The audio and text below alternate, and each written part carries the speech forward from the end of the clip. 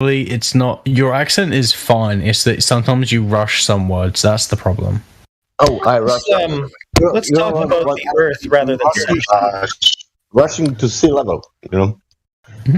Russian. I've dated many foreign girls. I understand accents. You are living on UK, like me. That's island all around. It's sea level.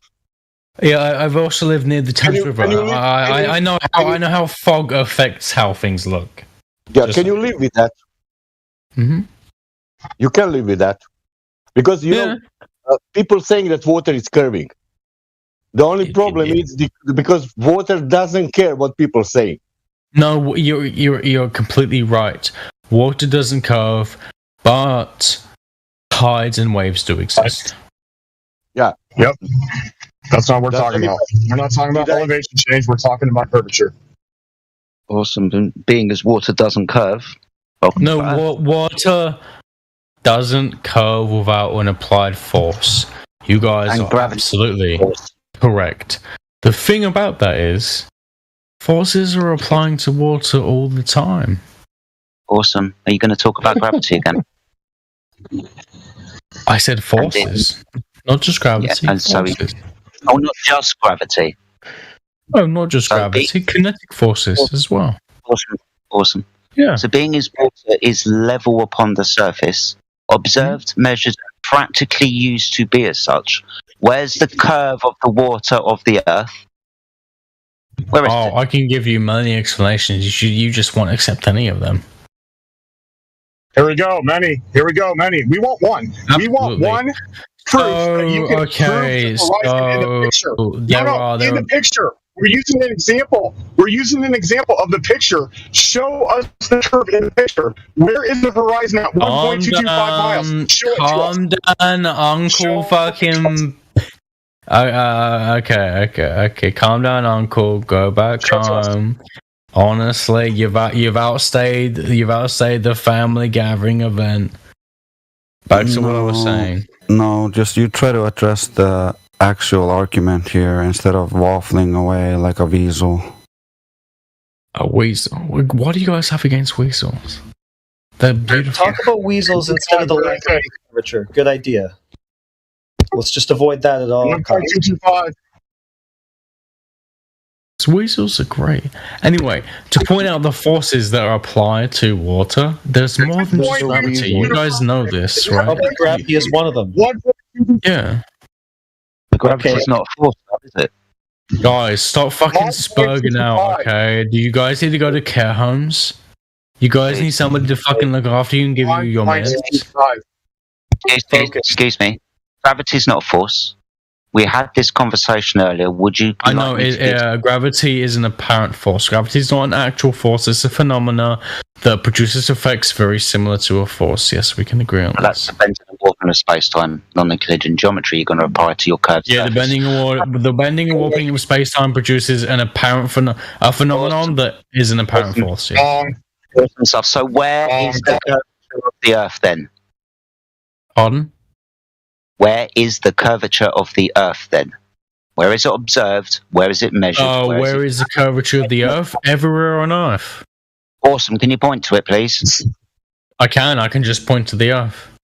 Awesome. So underneath me, that's flat. That's curving, is it? It's not flat.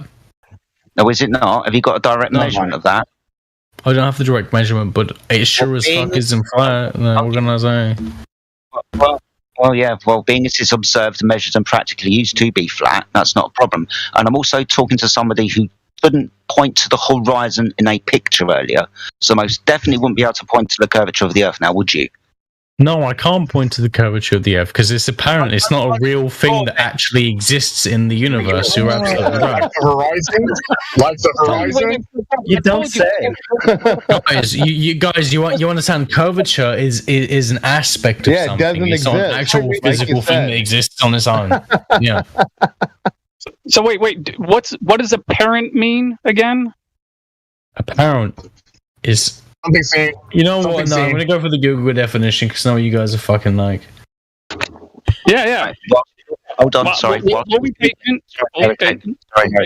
Okay, guys. So apparent, clearly visible or understood to be obvious.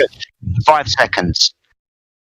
The next time somebody comes in and asks a question like Heretic, please don't jump in and start making comments. Right, so Heretic has asked a question. He's going to get a direct response from this man. Nobody else is going to jump in with that 10 pence worth. Do you get me now? Question, response, please. Smell juice. So apparent means clearly visible or understood to be obvious. Shut up. Seeming real or true. Can this guy shut up? Prove the globe, silly goober. Well, guess what? I'm gonna piss on your fucking nan. Anyway, seeming real or true, but not necessarily so. Similar to the word ostensible. Okay, so quick question: could you restate that statement you just said about the curvature of the Earth, where you said it was apparent, not actual? It's not actual. So it's apparent, clearly visible or understood to be obvious, seeming real or true, but not necessarily so. Absolutely. It seems to be wait, so. quick question. Is the curvature of the Earth apparent or not? It's apparent, obviously. So it's actual?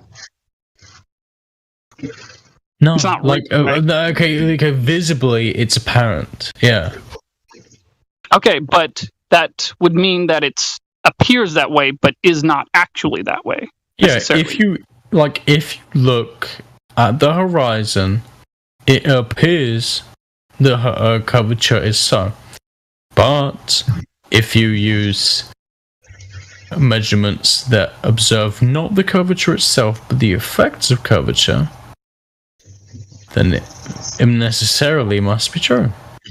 Well, wait, hold on. I just realized I got a little ahead of myself because I just realized that even in that sentence, you're misusing the word apparent, or at least from my perspective, you are. It's more subjective at that level. So I would say subjective. We will cling on to that word. Continue. So it appears the base word. All right. So I would say the Earth does not appear to be curved, but you would say it appears to be curved, right? Mm-hmm. All right. But you do understand that apparent does not mean actual, meaning that something can appear to be one, but it does not mean it is that way. Mm-hmm. All right.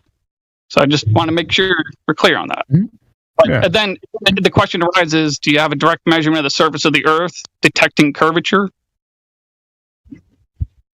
No, because what you guys mean by direct measurement is not something that could be produced for something that can't be directly seen, but has to be seen through its consequences. So you can directly observe the effects of curvature, but not. So guys, let me give you the example. You can't directly see God, but you can see the consequences of God, right? Oh boy, here we go again. That's the non sequitur. Listen, April, that has nothing to do with what we're talking about. It's a non sequitur to what we're talking about. Nothing to do with it. All right. Human society, you don't see it, you see its consequences. Okay, but how do you know that those are consequences of curve if you've never observed curve? Wouldn't you have to have proof of the curve, confirmation of the curve, to know that any of these things are effects of curve? No. You don't have to prove the curve to know that something you're looking at is an effect of curve. Say that again, please, and say it slower this time. Really listen to what you're saying. You don't have to have proof of the curve to know whether something you're looking at is an effect of that curve you don't have proof of. Do you realize what you just said? Yes. Can you say it again, this time slower. This time I want you to stress the A's and R's. Twice is enough. No, you're just going to answer now. You're not going to ask him to repeat it slower. You're not going to troll him like that, my motherfucker. You're just going to answer the question. Yeah. How do you know that any of these are effects of curve if you can't directly confirm the curve? Yeah. You don't know the curve is there, so how do you know you're looking at an effect of it? Do you guys know proof by contradiction? By any chance? Proof by contradiction. Can't answer? You can't answer. You can't answer? No, I'm asking you guys. He asked you the kind of question where you're not supposed to answer with another question. I can't answer. I'm just asking you a question. You can't answer. Okay. Yeah, so you don't know that you're actually looking at the effect of any curve. You just imagine that to be the case. Because you don't know there's any curve there to know that there's any curve having any effect on anything. You just imagine. A follow-up question, is it possible that you're only assuming that to be the case because you were raised to believe that? Is that possible? No, I'm an extremely open-minded person. Most of the beliefs I was raised with, I don't currently have. I often have beliefs in opposition to the things I was raised to believe, actually. So I'm very much a person who can change their mind. Well, that's good, but that doesn't answer my question, technically. Well, no, it's not good, because most of the things that I believe in are not things you would agree with, so you would say, oh, it's disgusting, you change your mind, but, anyway. I get that, but the question, you still didn't answer the question, technically. The question is it possible that you're only assuming this or that effect or whatever to be an effect of curvature because you were raised to believe that? Is it possible that you only believe that because you were raised to believe that? No. It's not possible? No. You're going to say that? Really? Mm-hmm. Well, that doesn't sound very intellectually honest to me, but whatever. Oh, it sounds quite intellectually honest. How do you validate curve as the cause of any of these effects? By having a basic understanding of non-Euclidean geometry. Okay, someone else is gonna have to take this. I got a call, 1 sec. So you mean you affirm the consequent then? No, here's the thing. I understand that the universe has geometries that aren't Euclidean, and the universe also has geometries where results are based on things being literally light years away. And I also understand the universe has some effects based on geometries that are based on vector spaces. These are just begging the question fallacies. This has nothing to do with trying to prove the curve. Say that again? These are just begging the question fallacies. You're just begging the question because your whole religion is nestled in your cosmos that you believe in. Therefore, your religion is true and your Earth is curved. Okay, can you explain begging the question fallacy? I know what it is, but I need you to explain it because I don't believe you fully understand it. And I want to when your conclusion is in your premises, it is called the begging the question fallacy. He does know it. That's good. And so why is your conclusion within your cosmological paradigm? Explain that one for me, please. Why you were just saying how you know about the non-Euclidean geometry in the cosmos and all this bullshit. Like this has nothing to do with proving the curve on the Earth. It absolutely is. No, this is you talking about. Well, no, you're begging the question by assuming that the Earth doesn't require proof because your beliefs contain the Earth as a globe. That's not logical. It is. You just misunderstand what logic is. It's called being irrational. It's called the begging the question fallacy. It's not logical. No, it's not.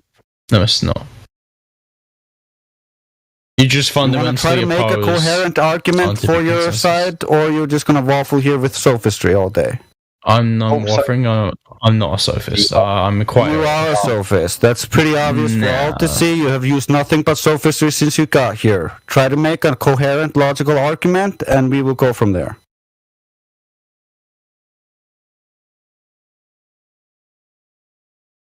We're waiting. Waiting for what? Your logical argument instead of the sophistry you say you don't. Arguments about what? I'm so, like, you guys have me so disorientated all the time. Yeah, we gave you a modus tollens argument, and you said you couldn't see the horizon. You don't know where the ground and the sky are. You're retarded. Yeah, we know. You call me retarded? That's not very nice. I assume you're trying to offend me. I know it's not very nice, but that's just my opinion of you after having listened to you using nothing but sophistry and not a single ounce of fucking logic. I'm actually mentally disabled. You're being very mean to me. You're a bully. Well, maybe you should go then. No, I shouldn't have gone. I'm speaking about your disabilities. I'm still very intelligent. I am mentally disabled. I'm not saying anything about that. I clearly specified. No, you're a bully. I clearly specified. You bully disabled people. Why I call you a sophist. The subject is done. You're a bully. Why I called you a retard, because you're a sophist, and only because of that. That has nothing to do with anything else. Well, no, that's just what I call sophists. Sophists have been some of the smartest people I know. They've been so smart, they've managed to fool the masses. Sophistry is something that we actually see amongst the smart people, not the stupid people. Victim. No, you see it mostly from Machiavellian types and narcissists. Exactly, the smart people who have the intelligence to manipulate people, not stupid people. Don't misunderstand what sophistry is. Sophistry isn't. I've seen plenty of dumb sophists, my friend. It has not. It's not equal to intelligence. No, just but like it is correlated proven here tonight. It is correlated with intelligence. Victim. I'm not a victim, no. I'm mentally disabled and I have been bullied. But yeah, I don't really care. It's whatever. Hold on. Yeah, every single time that someone's raised their voice or used a word you don't like, victim. You've also made up the fact that you probably not even disabled. You're a victim and you want to be a victim. No, I am disabled. No, do you want to see my benefit claims forms? I can prove to you I'm actually disabled. Even be up for discussion, mate. You shouldn't even bring it up. I should do though. He called me a retard, bro. Like it's fucking bullying, dude. He tried to make me feel bad about being mentally disabled. Do you want to be a victim all your life? Do you want to be a victim all of your life? Oh no, I don't pretend to be a victim. I'm doing quite well. Shut up. Stop. I'm attractive and I'm smart. There are parts of my life I really love. Awesome stuff. Yeah. So stop being a victim and let's get back on subject. I'm not trying to be a victim. That's what I'm talking about. No, don't do that. I'm pointing out how he's being a bully. Don't say I'm being a victim. Yeah, I'm not being a bully. I clearly defined for you what I was talking about when I used that word. I'm not talking about what you are talking about. So you're just building a straw man and trying to burn it because you're irrational. Okay. Okay.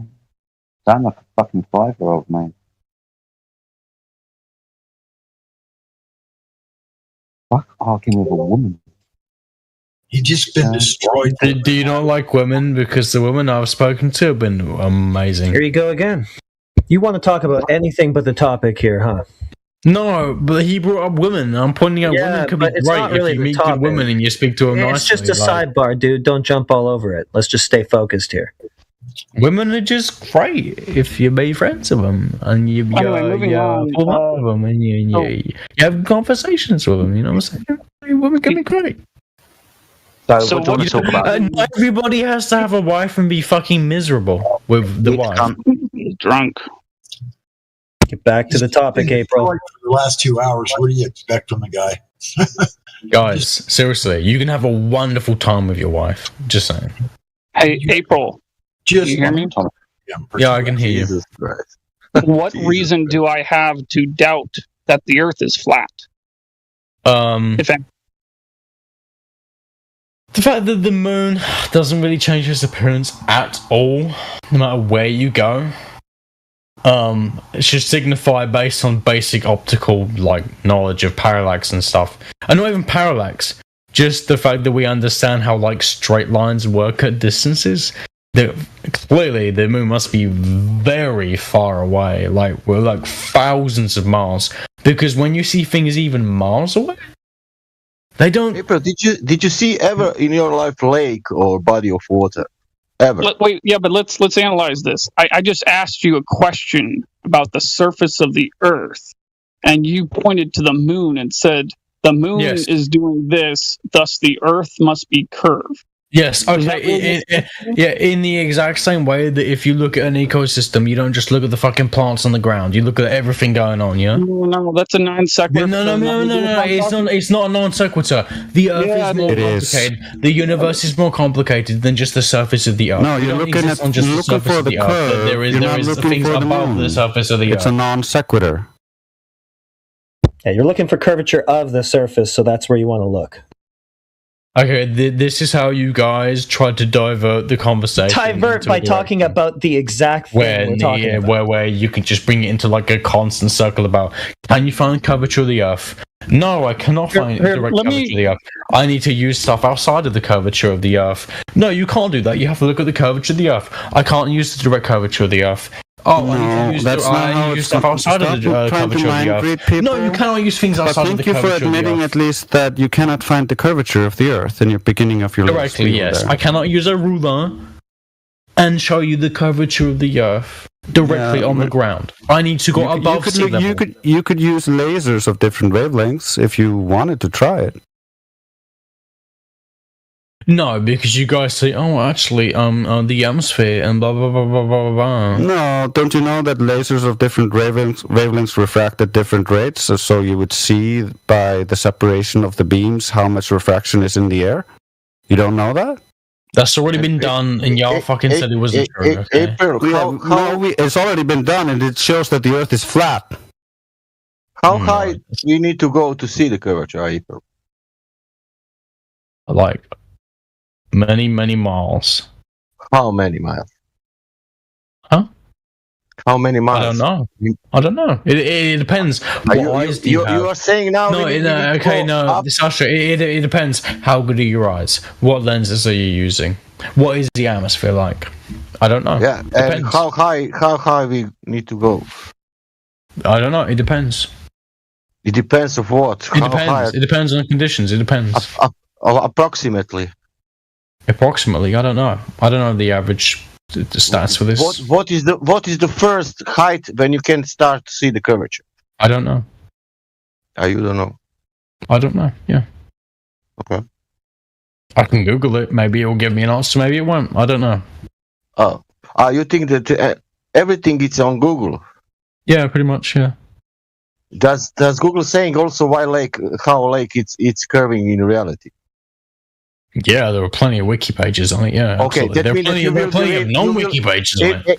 Okay, April. That means that you will Google and believe that what some people think about that lake, or you will believe that lake. Go to that lake and see yourself. Maybe it's not curving. Do I believe what lake? Yeah, because I can Google it and somebody can say, look, this lake, it's going up cylindrical, or whatever. It's spiraling, It's spiraling every 1 mile, and have waves like 30 meters waves. And I say, oh, fuck, let's see that. And I go to that lake, and that lake doesn't have like a wave, not even like 20 centimeters.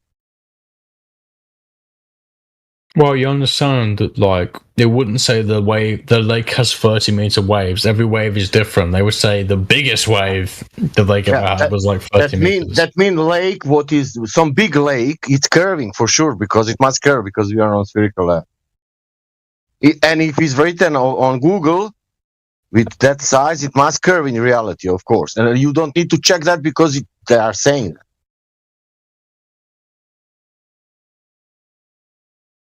The problem is you need to live with reality now.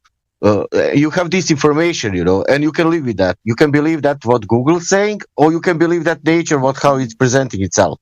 And that's on you now. It's not, nobody wants that you... Well, you guys don't even believe in nature. You guys don't even believe in evolution. No, I believe in nature. I believe that lake doesn't curve and the ocean doesn't curve. Do you believe in evolution? No, you don't. You don't believe what nature shows you. That's a false equivalence. You know how people in Switzerland... theory is not nature. April, you know how people in Switzerland calling sea level? People in Switzerland, how they are calling sea level? Something sea level, something Switzerland. What? Yeah, how people in Switzerland saying for the sea level, how they call that? I don't know. They call sea level. What? Okay, and which sea level they are using for measuring mountains? I don't fucking know, dude. I don't know about Switzerland. What? Yeah, but Switzerland, it's not on the sea. It's inside of the Europe. I don't know. They just use, fucking global average. I don't know. Global average? Maybe. I don't know. I told you I don't And know. what is telling you sea level? Is that maybe average called 0 point? I don't know. How you? What is that in UK? That hills? You know what you have hills in Scotland. Is that elevation above the sea level? What? What? All around UK, it's a sea level, not sea curve. Sea level is different at different elevations. Not different elevations, sorry, different, not elevation, what the fuck's it called? Different... Yeah, I go to one hill. Wait a second. It's latitude. Listen, I'm in London, and I go to one hill, and then that hill is 100 meter. And now I go to Birmingham, you know, and I go to another hill that is 200 meter hill, you know, and I'm 200 meter above the sea level, also in Birmingham, and there was 100 meter in London above the sea level. But sea level is the same, you know, it doesn't curve. And that land doesn't curve also. That's like asking Yo-Yo Smasher. That's like asking, why do you call yourself a mathematician? You don't know all the math in the world. Okay. I know what is sea level. Sea level is an average. You know, but it's a level, you know. We have tides all over the planet based on of course, tides more or less, you know, but on some distance, you know, for example. Exactly. So this idea that there's an exact sea level, it just isn't true. Yeah, but for example, you have the guy who made a photo distance, long distance photo. It's like 275 miles, you know. And then he got some mountains there with elevations, you know, above the sea level. Okay. Hey, what's going on, you guys?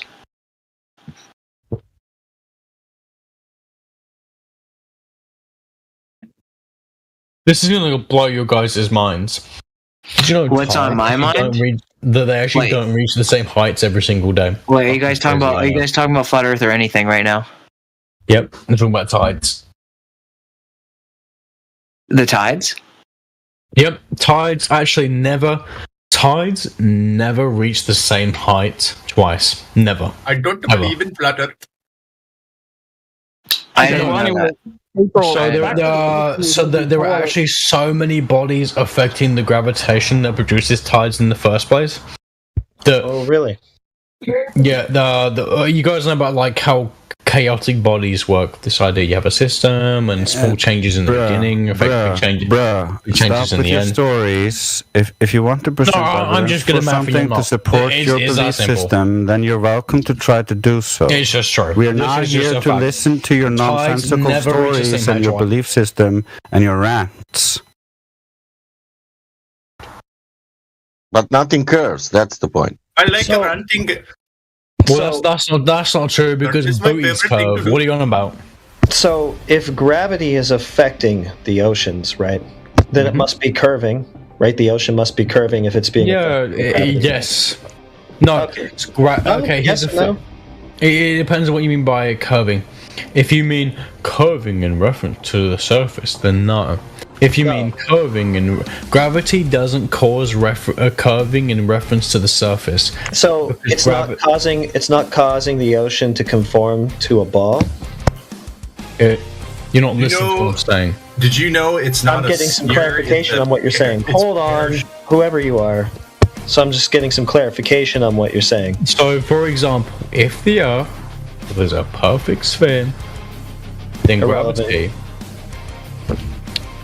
Irrelevant. I didn't ask about the shape of the sphere or whether it's perfect. Given the explanation I asked about whether oceans are conforming to it, meaning that they would curve around its surface. See, this is why I educate people who are 18. Okay, educate me then. I'm asking for you to do that. Do the oceans conform to the surface of a sphere, imperfect or otherwise? Doesn't matter. That's the question. Okay, go. The Earth isn't a sphere. Okay. So what? There's your answer. The Earth isn't the sphere. So your question. Okay. So what is it? So what is it?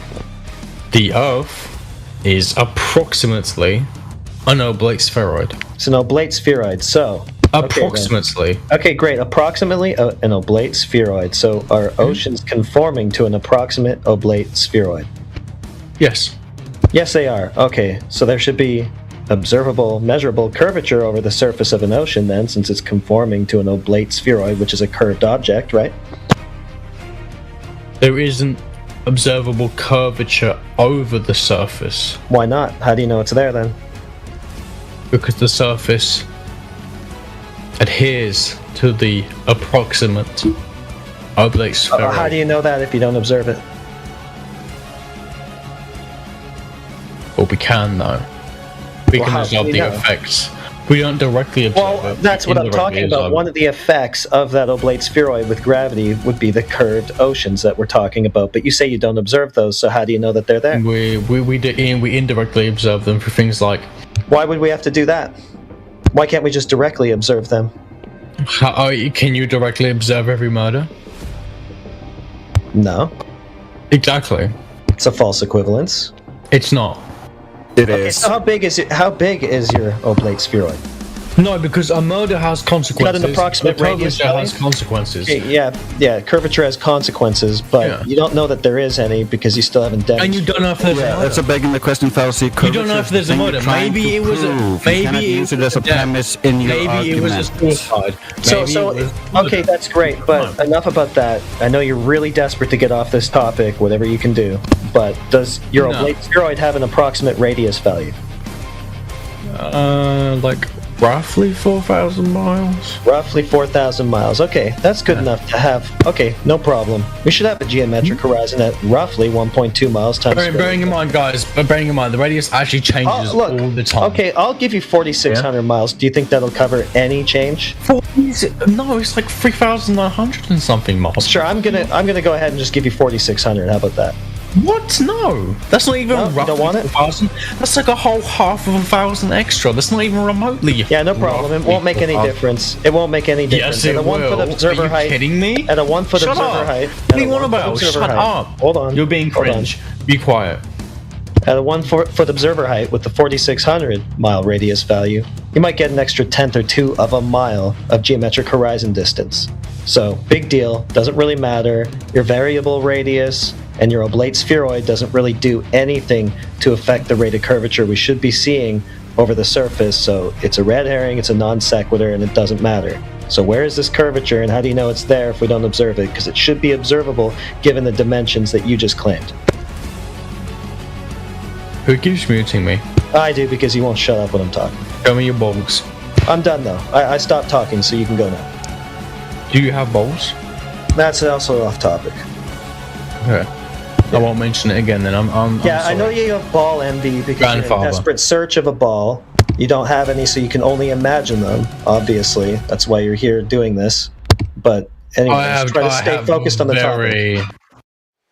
I have wonderful balls. Yeah, see, I shouldn't have even said that because now you're completely distracted. So let's go back to the topic, right? Given the radius that you've claimed, right, there should be a pretty observable amount of curvature. We've just talked about the formulas, right? We're not observing it. Why not? Where is it? How do you know it's there if we don't observe it?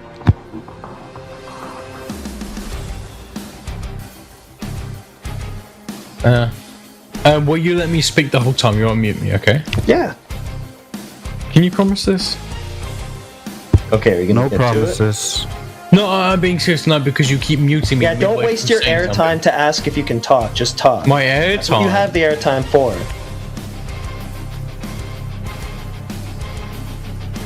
Okay, now you're gonna waste it on not talking. So you're either gonna not talk about the topic or you're not gonna talk. Not a lot of glow proof to be found there. What's the question? Sorry, I forgot. I was too busy. Well, yeah, you gave me the approximate radius value. From that, we get the approximate rate of curvature, the geometric horizon distance we should be seeing, right? So we have all of that now because you've given us the radius, right? We're not observing it. You've said yourself that we can't observe it, even though it should be observable, given the geometry that you've claimed. So the question becomes, how do we observe it? How do we know it's there if you don't observe it? Can you observe the entire border of Spain? Okay, it's another non sequitur. No, seriously, can you observe the whole border of Spain? No, yes, seriously, that it was a non sequitur. Try to answer the question. It's not you guys don't understand what non sequitur means. Yeah, it doesn't follow. It has nothing to do with what I just said. That's not what non sequitur means. Yeah, it is. No, non sequitur means of the logical. It doesn't logically follow. Okay, so start again. We're trying to find this curve. You say it's there, but you also say it can't be observed. That doesn't logically follow either. How do you know it's there if it can't be observed if you haven't observed it? What are you talking about?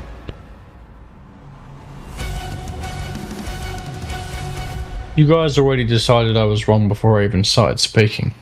You won't speak. You waste all your airtime saying stuff like this instead of telling us why you're right. Yeah, that was a mind-reading fallacy as well. Try to answer the question. Mind-reading fallacy. Okay. Yeah, when you try to divine other people's intent and what they think or what they're gonna do. That's a fallacy. And the biggest amount of projection ever. Yeah. So how can you know? How can you know? Oh my god. I can't even point out how there are things that are simply too large, too round, that I can't show you them they're in not like too a laboratory. Not too large. Once again, you've given us the radius value. From that, we can derive the rate of curvature. We can derive the geometric horizon distance. It's not too large to observe, geometrically speaking, based on that radius you gave us. So why don't we observe it? And if we don't observe it like you agree we don't, how do you know it's there? But we do observe it. Oh, okay, now we do. Okay, where? Yeah. We know that the Earth is a globe based on the fucking pounds of stars. Oh, now we're looking away from the surface again. We're looking away from the globe itself. Yeah, and this is exactly. This is your obfuscation. No. Yes. No, looking so something anywhere away from the surface can never affect the surface.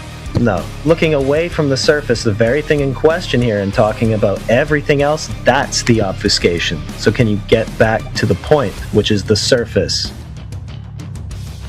Why do you keep muting me? Because you don't shut up and because you keep going off topic. You hate my voice, don't you? No, because we're going to go directly to the surface, right? The thing that you're saying is curved, and we're going to find the curvature there directly. We're not going off of it. We're not going somewhere else. We're not looking in the opposite direction. So when you do that, yeah, I'm just going to mute you and bring it back.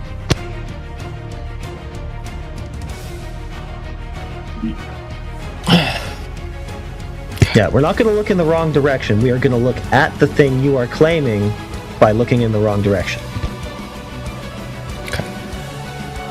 So how can we directly observe it? Given the dimensions you've claimed we should. It's not that big. It's not too big. Tell me, what does directly observing curvature mean? What? Looking at it. What? Looking at it. Seeing curvature. Yeah. What if the curvature... What if the curvature can be shown to exist, but is too small for you to see with the naked eye at the surface of the beach? Right. Well, like you say, we should see the effects of it, the main one being a geometric horizon. That should be the main effect. I never said you had to see it with the naked eye. Well, we should see a geometric horizon. If not with the naked eye, then for example, bacteria exist. You believe this, yes? Okay, it's another irrelevant thing. Because it's not irrelevant. It's not irrelevant at all. It's not irrelevant at all. You can say it's a non sequitur. You can say it's not irrelevant.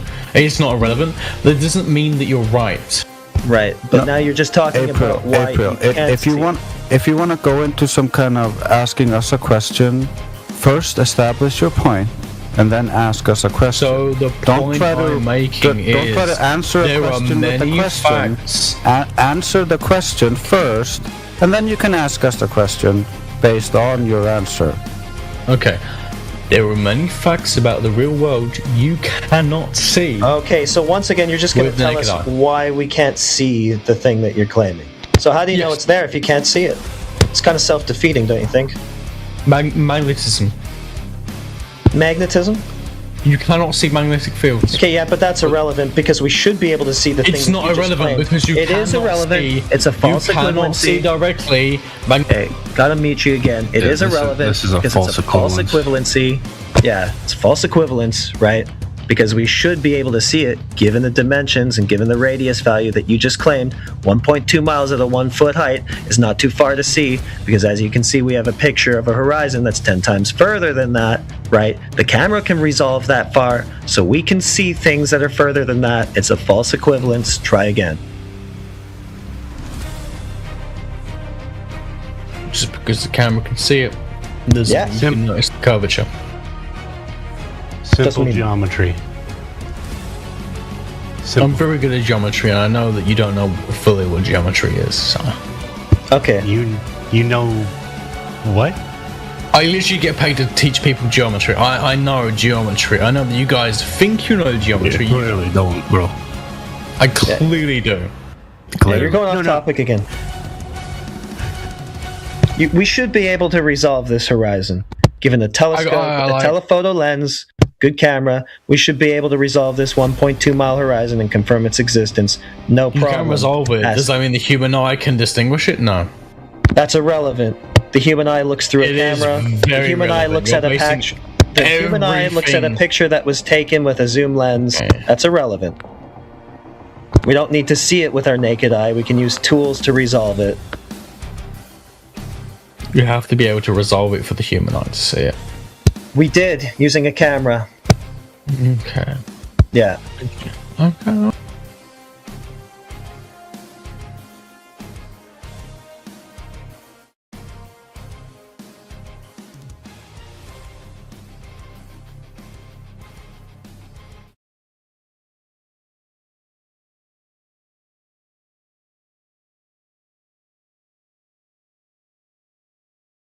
Welcome to the 24/7 Flat Earth Discord Globe Logic compilation.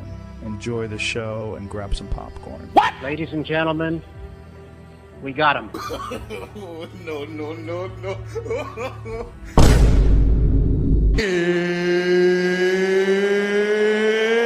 It's time! The geometric horizon is behind everything and in front of everything at all times, unless something is directly in front of you on a flat surface. What? It's a globe, guys. The geometric horizon doesn't stop. It doesn't end. Wait, so your claim being that the Earth is, we're not moving and everything around us is moving is based off of an observation? So, how else would you base it off of? Do you have anything that's non-observational that would give you any indication as to the Earth's movement? The numbers. What? Well, you can't. Wait, the numbers? The numbers don't lie, bro. Bro, what are you talking about, man? You can also take samples of the elements of the sun. You can also take samples of the elements of the sun. Not the cap. If you can't observe yourself, if you don't have a mirror, and you can't see your limbs, you just can see straight. You can't see your nose, you can't see your body, but you're living in reality, and you see all those people, and you communicate with people and everything, but they're not allowed to tell you how you look like. You're gonna make the assumption that you're actually the same person. Just not what your hair looks like, what your eye color looks like, and all of that detail stuff. But if essentially, you're the same as everybody else. So why should we be any different than the other planets in our solar system? That's my point. That analogy being used, that analogy illustrates that that's a weak inductive inference. And it doesn't adequately substantiate the concluding premise. But wait! There's more! That's what the analogy illustrates. Yeah, it's not a solid one, but it's just one part of it, of course. What valid scientific experiment exists in astronomy?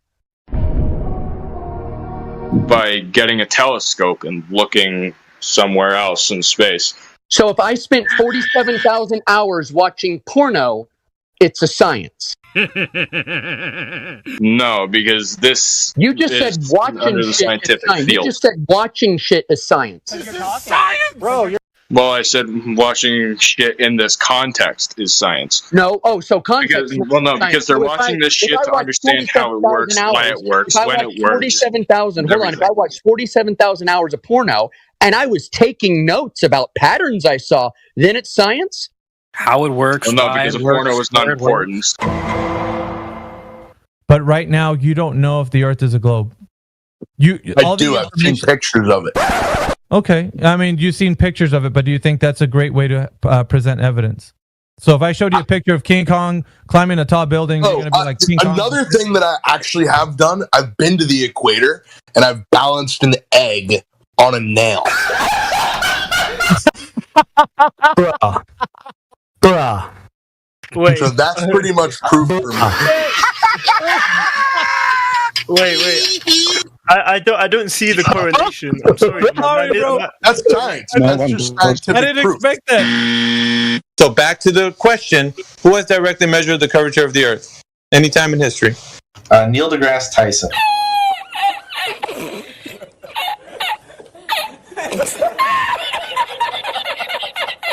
Okay, what did he do? What was he went and he did the calculation that he learned in school. What did he do so that we can know that there's drop over distance? Tell us the method. I don't fucking know. Why do I need to know?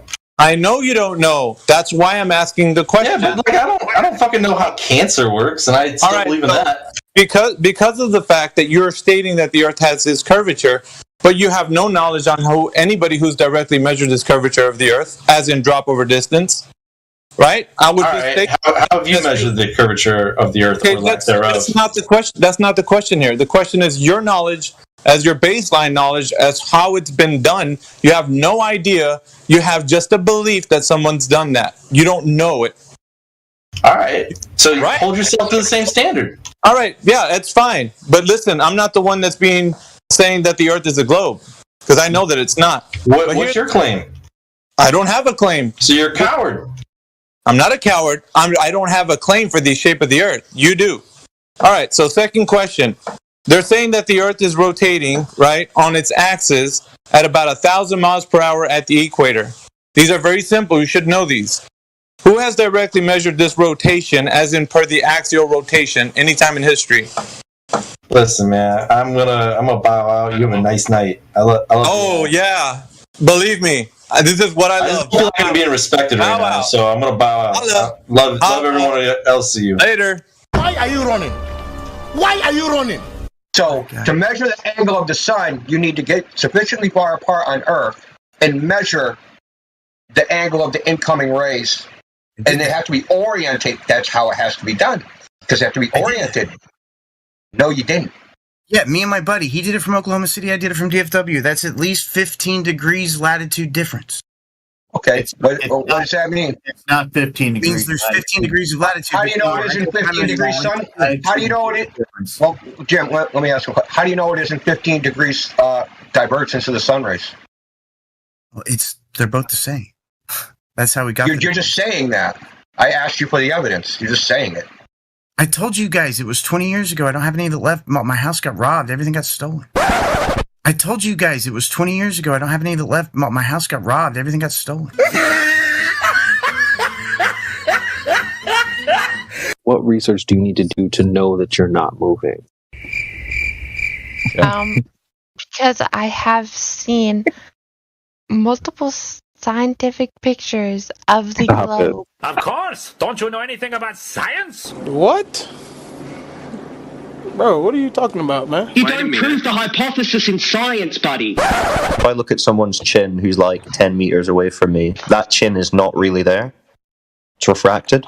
It will be refracted. What about someone else's chin? What about someone else's chin? Well, if I'm sitting... Well, that would technically be apparent, but it would match much better to the geographic at close distance, because the distortion would be almost none. Physical Earth curve is like your chin. You can't look down and see your chin unless you've got a freakishly jutting chin. You can only ever see it in a mirror or in a picture, right? Plumb line straight or curved? Again, you're talking to me. Are plumb lines straight lines? So you're gonna mute me every time? Are plumb lines straight lines? Fuck you. Are plumb lines straight lines? Is the claim here that the pylons of the Heretic, bridge if you're gonna built keep away talking from each over other? me, I'm not gonna. Are plumb lines straight lines? Did your mother have children that lived? Are plumb lines straight lines? You literally can't answer. Uh-oh. A plumb line goes straight down. It goes straight down. Okay. Goodbye, globe. Oh, Ed, explain Yeah, your proof. let's- Come on, dumbass. Explain your proof. Right there. Why are you so As soon as you angry? start talking, What, you going to refute the entire field of geodesy now? They don't say that plumb lines are straight lines. Guess you shouldn't have invoked that to prove a globe. Plumb lines are curved lines. Now you're saying they're straight and they tilt away from each other. Well, not on the globe model, they don't. So I guess we're done here. are we? You think you've won? It's amazing, Heretic. You know what? Yeah. That's why my You don't even know what the plumb lines you're trying to prove the tilt of are in the paradigm that you're trying to use them to prove. So yeah, we're done. Yeah, I know. The formula is for the physical horizon that exists. The one that you see is an optical one because of optical effects. You're reverting back. The reason that I interrupted the conversation this time is because you said that boats in the sun go over the horizon and it's optical, and then we were like, well, how do you know? They go over the physical horizon and you see the optical horizon. Yeah, okay, but then your conclusion was that it was a globe. How? Because you assume it, and because it fits the model. It's a reification fallacy then, on top of begging the question. Fred, let me interject. Yeah, go ahead. It doesn't fit the model. Pay attention. It doesn't fit the model because you just said it goes over the physical horizon, but you only see it go over the optical horizon. That is a model that's not fitting, brother, because you see it doing something that it's not doing. I agree. It is a model that doesn't fit because there's not enough variables in the model. The model only describes. Thank you. The model only describes the physical model, and the picture stop. is Now you have to stop, because when you were talking to me, you said that begging the question is okay because it fits the model. You just told him it doesn't. It's rewind time. It fits the model. I agree. It is a model that doesn't fit. So you think you see left to right curve on the top of a mountain? Yeah, yes, and you guys should accept that to be the case. This is why we should accept it to be the case. It's very slight. Oh, it's very slight now. Well, how slight is it? Well, is it distinguishable to the naked eye? Probably not, actually. Oh, right. So when you go up a mountain, you don't see curve like you said. So you just lied. Jedi said when you go up a mountain you can see curve. I said you can measure drop. No, I did not. Don't put words in my mouth. Don't put words in my mouth. I said going up a mountain you can measure drop over distance. No, you just said you can see put left words to in my right mouth. curve going up a mountain, you liar. No, you said you could see left to right. Rory did. That was earlier. You just said right there when Jedi asked about left to right curve, and I asked about it to clarify. You said yes. Then you said it's very slight. There's one guy called Rory who climbed a mountain and he took a picture and he saw that it was curved, but no one else can see it. And you can't see it with your naked eye, despite just saying you went up a mountain and saw it. So you're a liar, Ruhith. And it's all recorded, and it's pathetic, and it's sad. Do you think you see left to right curve on the top of a mountain? Yeah, yes, and you guys should accept that to be the case. Gotcha, bitch. Yeah, well, here's the thing. The Big Bang was created from nothing, and they replicated creating something from nothing. No, they didn't. No, they didn't. Yes, they did. No, they didn't. They created a property from graphene by creating electric fields. My God, dude, listen to what you just said. They created a property from graphene, which means it's not nothing. What is it made out of?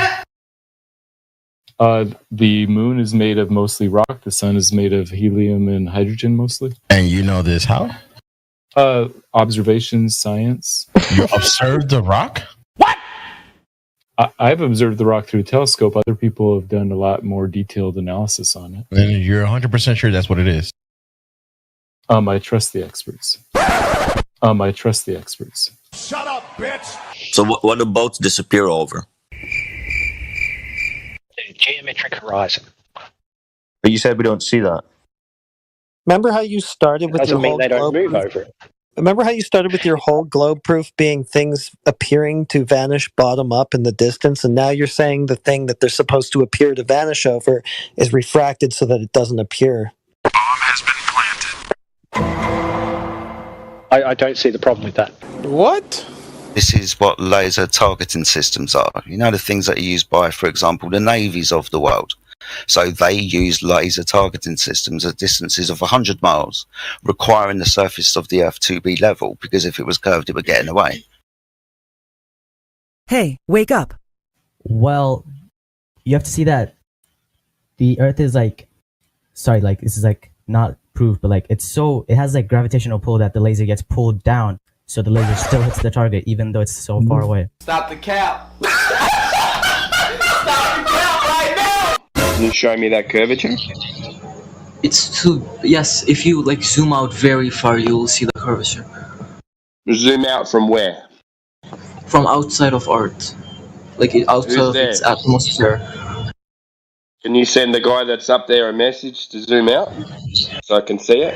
You have pictures and videos. I sent you a video.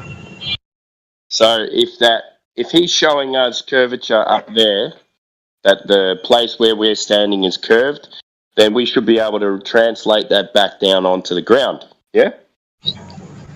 Not really because of how gravity works. No, because of how gravity works. If you go down gravity. So we can't measure it. We can't measure it because of gravity. Yeah. What is gravity? You have no idea. Okay, next question.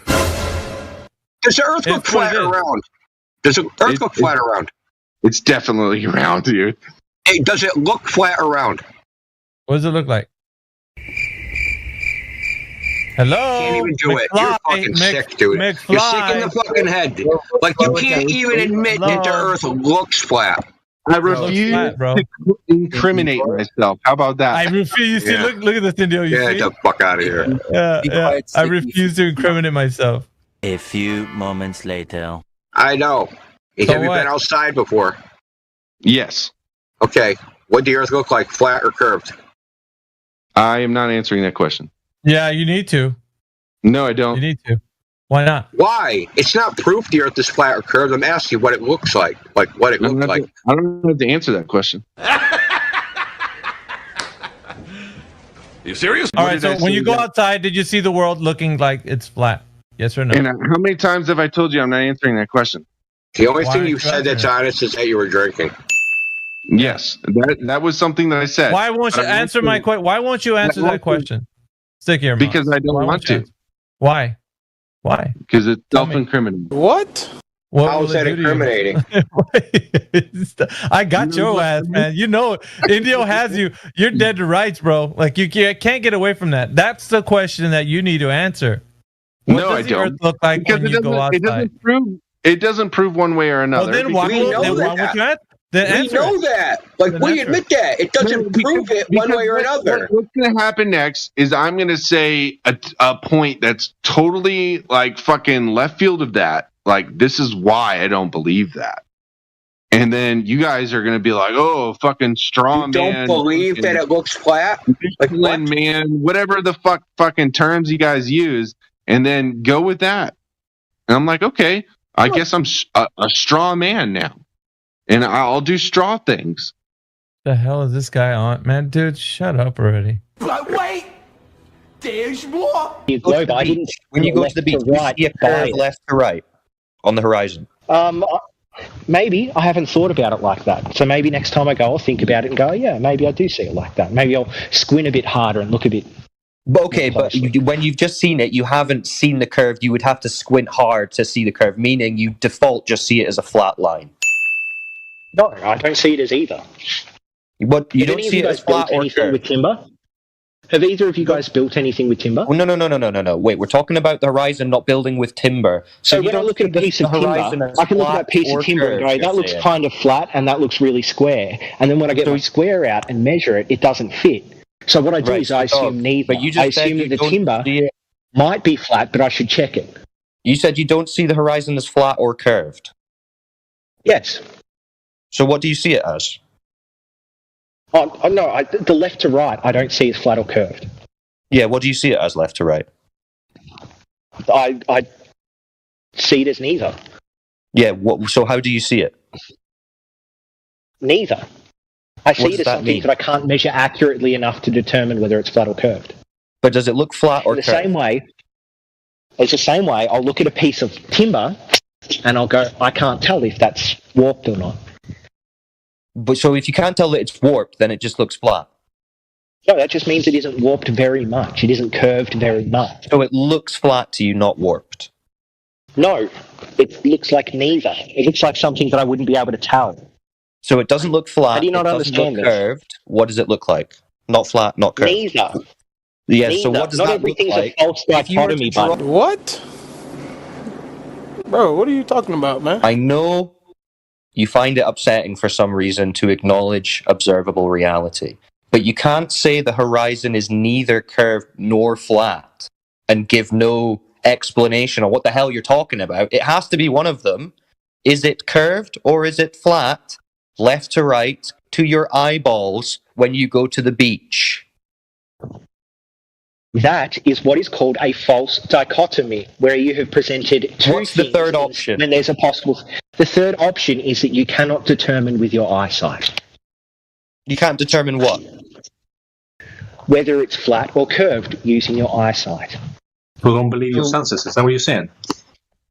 Of course, I don't believe my senses. I believe them up to a point. But again, if I look at a piece of timber, I can't tell if that timber is 2 inches or 2.148 inches. So I need measuring devices. Great, sir. If you were to have a drone and you fly it up a couple hundred feet, you could actually see the curvature. I can't believe you just said that. My detector test determined that was a lie. So tell me, why is the sun 23,000 times less bright on the horizon than it is at solar noon? Because it's like, well, what are you talking about? Less of it is exposed to where you are. Yeah, so why can I look at the sun directly with my eyes on the horizon, but if I look at the sun when it's at noon, I'm blinded? Huh? Like, well, it's... Why can't you just answer your question? Why can I look directly at the sun and not be blinded when it's on the horizon, but if I look at it when it's directly overhead, I will be blinded? Because there's less of it to look at. There's less of the sun to look at? Yes, because it is blocked by the horizon. Man, you gotta clip this. Clip cord, bro. That's the most retarded thing I've ever heard. There's less of the sun to look at. It's not because the air is thicker. Finn Bob, go ahead and demonstrate how the thing that we're standing on is a geometric shape by way of measuring it. And you're like, let's get a big old tape measure. And come on, let's stop being ludicrous here. You know, realistically, how would you do it, Finn Bob? If you were really going to do it, figure it out. Calculating it. Calculating. Then you need Is to a calculation- verify through measurement. Is a calculation the same as a measurement? Yeah. What are you, fucking stupid? So let's make sure you understand. So we're talking about the surface of a sphere. You understand we're talking about the surface of a sphere, Yes. right? Yes. So you're trying to say we can have straight lines on the surface of a Yeah. sphere. Yes. Yes. I don't know what the hell's wrong with you. So if you're on the surface of a basketball, let's imagine, and you walk in one direction heading north, you're going to end up going back to where you started. Did you walk in a straight line? No. No. So you did. So you turned left or right? You went off your north heading? Elevation change. Oof. It's not a straight line. You can walk in a straight line over a mountain range. Your elevation changes, but it's still a straight line. What in the hell are you talking about, man? Do you know what a straight line is? Yes, it's the shortest distance between 2 points. Is there any curvature on a straight line? No, it's the shortest distance between 2 points. Okay, you just finished saying that there's no curvature on a straight line at all. So a mountain wouldn't be a straight line because you're walking up and down the mountain. Yeah, Is that a straight line? Yes. Stop the cap. You're telling me staring at the sun is going to tell you the geometric shape of the Earth? Yes. It tells you a lot. Yes. How it is tells that you an awful lot. Lies! Lies! Lies! Lies! Lies! So other than dropping something or us just being on Earth, what can we do that could prove that the Earth is a globe? Like what proof is there? You can, I guess, you look at other celestial bodies. And you realize that if they're spherical, and then but it's always going to be gravity at the end of the day. You don't know that you're on a planet. Oh my god! On a scale of 0 to 100, how sure are you that you live on a ball? I'm like, I say like 99% sure. Damn, I'm like 90% sure. What's giving you the most confidence? I'm 10% sure. I'm 10% sure that it would probably don't, right? Like, so what's giving you what's the main thing that's making you think 90%? Appealing to authority. Gay. 6378. 60.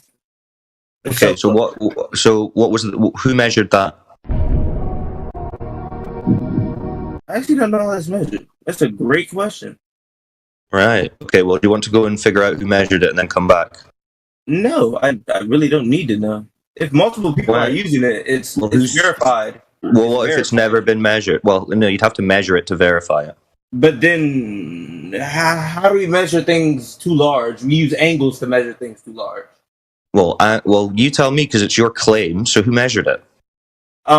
Well, I would never think I need to measure it, but we can do it with angles. Well, someone would need to measure it. Well, I'm saying we could do it with angles in here. Do you want me to screen share and do it with angles? With angles of what? With the angles around in the world around us, bro. Angles of what? Things, the Earth, things in the angle of Earth. What is that? Relativity. Angles in relativity. What? Angles the angle in relativity. No, the angles in relativity. I'm not saying the law of relativity. What are you talking about, man? I'm saying relativity as a concept. I'm saying the angles from what? Concept. The one that you learn in like first grade, bro. Not the one you learn in college. An angle from? What are you drawing an angle to? You can draw an angle from anything. Yeah, but what are you drawing an angle to? So an angle, right? You can make it out of fucking nothing, bro. You can make it out of fucking nothing. You can just make an angle, bro. So, okay. Let me say it like this. Okay, you can put a square inside a circle and you made a fucking angle, right? Is that easy to understand? How would this tell you the radius of the Earth? Oh shit! Oh shit! Oh shit! You would have to know trig and calc. See, this is fleeting. I know stuff that you don't know. Trig would use a flat baseline, wouldn't it, for an angle? No. Yeah, well, that's what they technically do for the Earth. Yeah. So they give it a flat baseline of the angle. Yes, they give it a flat baseline. Right, so it's a flat baseline. Yes, right. Yes. So how does that work on a globe? You just chop that bitch in half, bro. So the baseline would be flat. Yes, if you split the globe in the middle. Right, so not curved. But then the same trigonometric rules still apply, though. You just have to double it back. It's simple algebra, bro. Angles in relativity.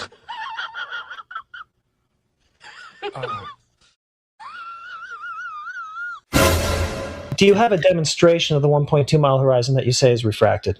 Because you just gave two ways to be able to demonstrate that and then said, well, no, nobody ever did that. Yeah, again, I can reverse engineer it to get a 1.22 by incorporating refraction. I can reverse engineer it to get a 1.22. You made a claim that Snell's law is built upon experimentation. We all agree it's built upon experimentation with two different mediums. Can you give me experimentation of a singular medium? All right, Snell's law comes from Fermat's principle. It is derived from Fermat's principle. That's correct. Can you give me... Okay, so you accept Fermat's principle then, correct? Do you accept Fermat's principle or not? You need two mediums. You need two mediums to invoke Snell's law. Do you agree? Or a gradient. Okay, then Snell's law is a special case of Fermat's principle. Why can't you show me an experiment of that? Oh, I can show you the mathematics of it.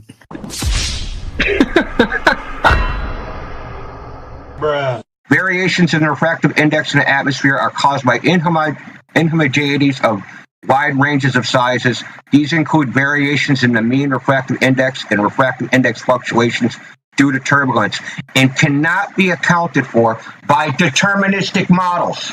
Do you know what a deterministic model is? I do know what a deterministic model is. Cannot be accounted for by deterministic models. That cannot be accounted for by That's right. Refraction cannot be accounted for by deterministic models. That's why I'm asking you, where's the model that makes prediction? There's no deterministic model for atmospheric refraction, terrestrial refraction, or whatever you want to call it. There is no model in existence that makes accurate predictions. There never has been, and there never will be. I am saying that if you knew all of the atmospheric conditions from there to doesn't matter, dude. They've tested it. They've tested it. Do you understand that you have a model, and then you go out and you collect data, then you plug the values into the model, and you see if the model matches observation, right? Yeah. When they do this exercise, let's call it, they don't get reality. What's so hard to understand about that? That the models don't work. That's why I'm hammering on this, is because you think that there's some scientific fucking overlord out there that can predict refraction. No. There's no prediction of refraction. Doesn't exist.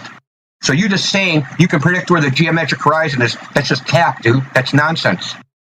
What I am suggesting is not something that would work in the real world. I am suggesting that if we had a deterministic... Michael, sorry. Now we can't do this in the real world. Why the hell do you believe? You never could. Yeah, so where's the direct measurement of the thing that you believe in? Why are we now listening to your imagination? Why? Physics is deterministic. Oh, God's sake. Holy smokes, dude. You do understand about quantum physics, which is indeterministic? Anyway. You do understand we're ignoring quantum physics. We're out of the realm of quantum physics at the moment. Yeah, you do understand that everything you've done for the last half hour is beg the question. The heliocentric model predicts. Awesome. So the Earth is a ball then. We want proof of the ball, proof of the assumption in the first place, not just backwards engineering of all observations to it because of refraction. I can reverse engineer it to get a 1.22. Shut up, bitch! Right. So it's subbing in propositions for these variables. Suppose that P is gravity. Suppose that Q is the Earth is round. Right. So if gravity exists, then the Earth is round. If the torsion bar twists, then gravity exists. The torsion bar twists, therefore gravity exists. Therefore, the Earth is round.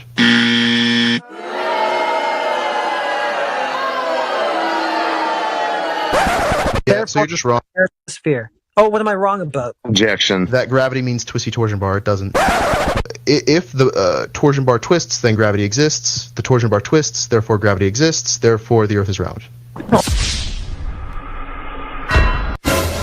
Galileo used a ramp to study rolling balls, showing the acceleration enough to measure the time taken for the ball to roll known distance. I didn't hear the first part. Did you say Galileo? Yeah. What did he do again? You asked me who was the first person to measure drop over distance, and I said it was Galileo. Okay, go ahead and give us the information on how he used a ramp to study rolling balls, slowing the acceleration enough to measure the time taken for the ball to roll a known distance. He measured elapsed time with a water clock using an extremely accurate balance to measure the amount of water. Now show where this has been measured on the globe. Drop over distance on the globe, not on the ramp. I'm just telling you, Galileo.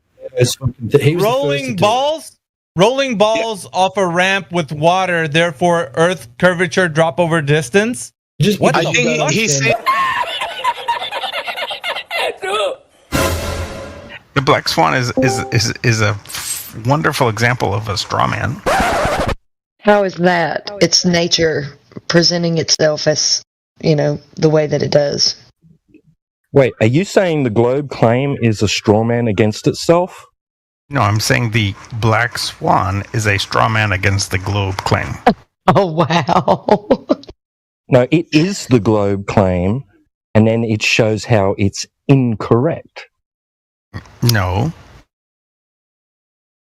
Okay, detail which part of the black swan argument is the straw man. The part where it says the bendy cranes don't matter. Oh, where does it say that in the argument? Oh, are we doing the whole if P then Q thing? Yeah, the modus tollens. Yeah, where does it talk about reflection? Right. That's an incomplete thing. Modus tollens only works like if we agree on the P, then the Q. But if the P is in contention, then the Q doesn't follow. So you don't agree with the P? No, not at all. Oh, so why are we arguing about Earth being a globe? What? There's also horizon way beyond where it's supposed to be, so there's that too. Yeah, what's blocking the bottom of the oil rig there? Not a hill of water. So yeah, actually, that's exactly what it is. And if you look at how much is actually hidden. Okay, buddy. What are you, fucking stupid? A hill of water. You yourself had conceded and said, "Yeah, definitely something to contain gas." Right? Is there a way to contain gas without it? Without a container. Without a container. No. Right. So what's containing your globe? Right. So you yourself. No. That's not the claim. No, that's not the claim. That's not what they claim. What is it? You're just going to make up your own cosmology. You can't do that. No. So that one.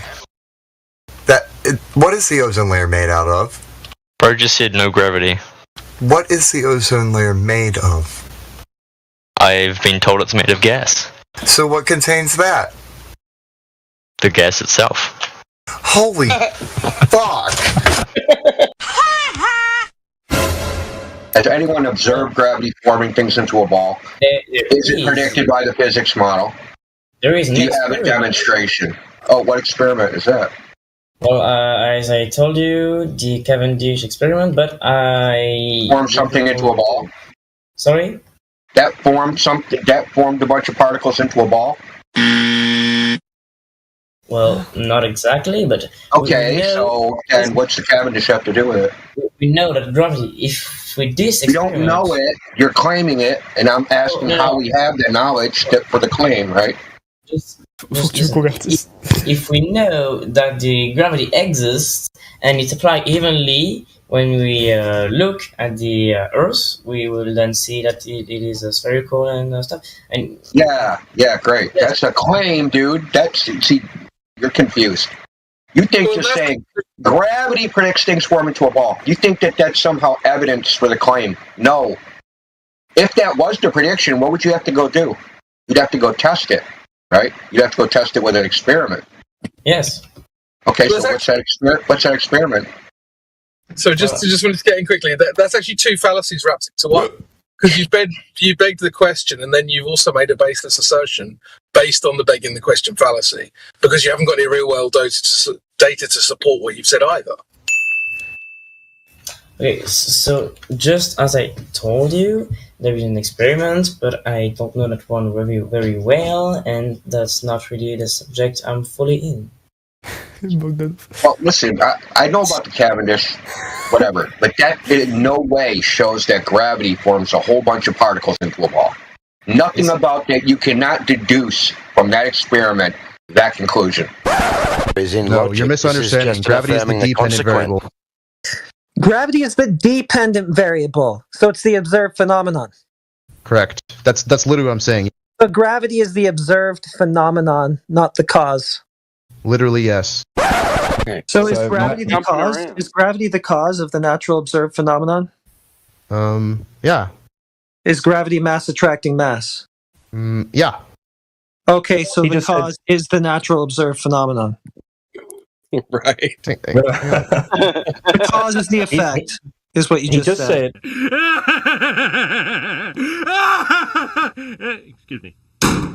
You said Eratosthenes, right? Yeah, Eratosthenes, yeah. So we've got shadows, 2 different points on the surface, 2 different length shadows. That tells you that the surface is curving. How? Searching. Oh, shit. Here we go again. Searching. Wait, hold on. That's great. I'm sorry. Is this so like you're asking if how we know it's like curved? Is what He's googling it. No, man. no. Well, I mean, no. So No I bones, already have this information pulled up. So how we know that it's curved is we can observe from two different. But that wasn't the question. That wasn't the question. Well, I'm not Let me finish. No, you're not answering the question. Brother. Let me finish. No, it's not about finishing. We're trying to stop you from being like you're not even on the right. You're not answering the right question. Remember, I gave you an example. If you told me how tall you are, you're like, well, what method do you want? Any method, as long as that's measured, it's verifying how tall you are via measurement. So maybe go ahead. Going back to the experiment here, there are 2 different like shadows taken at different latitudes, and the way that this works, the way that we know that it's round, is because the only way we would be able to do this is if we see different angles. Really? Of shadow that the shadows project. So you're saying that on a flat surface... Wait, so just to clarify, you're saying that on a flat surface, we cannot have different angles to a single light source. And yeah, but those angles on a flat surface would be wildly different. And well, why would they be wildly different? What would they be instead? Actually, what are they? What are they, and what would they be instead? Because on a flat Earth, you're dealing with a flat plane, relatively speaking, and with that. Okay, so the angles. So the angles would be different than what they are. What are they? Searching. What do you mean? What are the angles? What's your angle? I don't think that's necessarily. So you don't know what the angles are, but you do know that if the surface is flat, they would be something other than what they are. I don't think that the angles, the exact angles, are relevant here, but I know that they're. Well, they are relevant because your claim is they wouldn't be what they are, but you don't know what they are. So how can you say that? If you haven't been high enough to see a curve, how do you know it curves? It curves. I believe in basic science. We've been going through this in just basic physics classes, how the Earth is round due to the principles of gravity and whatever. And I just believe in that because I have no reason to not believe in that, Okay. Belief. It sounds like a faith. Science! Bro, you're shaking. Science! Bro, you're shaking. Science! You're shaking. This is the science! You're shaking, bro. You need some medication. Yeah, I found a great evidence for the art of being round. Okay. Post it in live stream. Okay. No one smart, like who has a high IQ and stuff, believes in flat Earth. See, that's not evidence. But that's good evidence. Like everyone smart believes in like round Earth. Wait a minute. Who are you? So what reason do I have to doubt that the Earth is flat? Because it's stupid belief. Come on, Orion. It's stupid. Fucking, that's it. That's, oh my God. Let's just spin the wheel on the fallacy wheel. Let's spin the fallacy wheel and just go through the whole thing. Flat Earth is dangerous. Shut up, bitch! No, bro, like the water that you see in the picture is not real.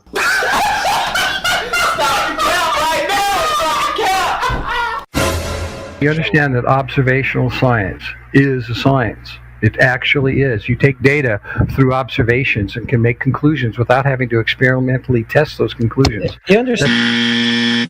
If we were, like, as you say, you would have to change the independent variable according to what we're actually trying to measure, in this case, gravity. And so, obviously, on Earth, gravity is relatively consistent. There's very, very small deviations that you would be able to detect with the human eye, but you would have to go somewhere else that has a different kind of gravity.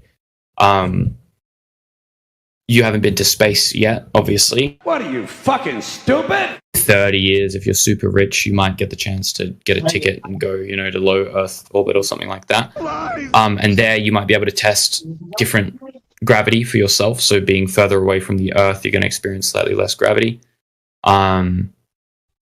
If you went to the moon, hypothetically, then we could do a test, and we have, video evidence, whether you want to believe that or not. But I choose to believe that the when we drop a object on the moon, it falls slower due to the fact that the gravity is different, all else being equal. So we're dropping the same mass, except the mass that is being dropped towards is different. On Earth it's bigger, on the moon it's smaller, and thus that attraction force is lower.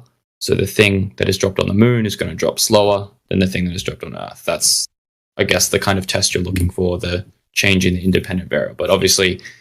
Bro, what are you talking about, man? When do we see the geometric horizon? That's the question. The geometric horizon is a theoretical construct. You don't see it. We see we see in real world. Okay. So when you said before that the horizon is the bit that the boats are going beyond and the sun's going behind, when it was physical, you're saying that's only theoretical now? No. The geometric horizon is a theoretical construct. You don't see it. Gotcha, bitch! How do you get a right angle triangle on a sphere? You already asked me that question. Yeah, I keep asking it the ball tarts because I'm here to make a point. Yeah, so as I already said, if you recall, as I said, you measured at different points because you can find a flat surface. Okay. No, you can't. Go ahead, just as you could find a flat surface. No, you can't. I don't give on a basketball. No, that so would you can be more find than 180 degree. Go. I want. That's 360 degrees. Yeah. I want you to use 360 degree right triangle. Did you kidding me? Did you just say there's a flat surface on a basketball? Yeah, so like if you measure a small enough, portion, if you small then so as I was saying, there is no truly flat surface on a sphere. Give us a citation. There is flat sphere. There isn't. You're a dumb fuck. I've had about enough. You're a dumb fuck. Just as you could find a flat surface you can't. on a basketball. What? Where did you learn level is curved? So I didn't learn that. I kind of figured that out. Oh, really?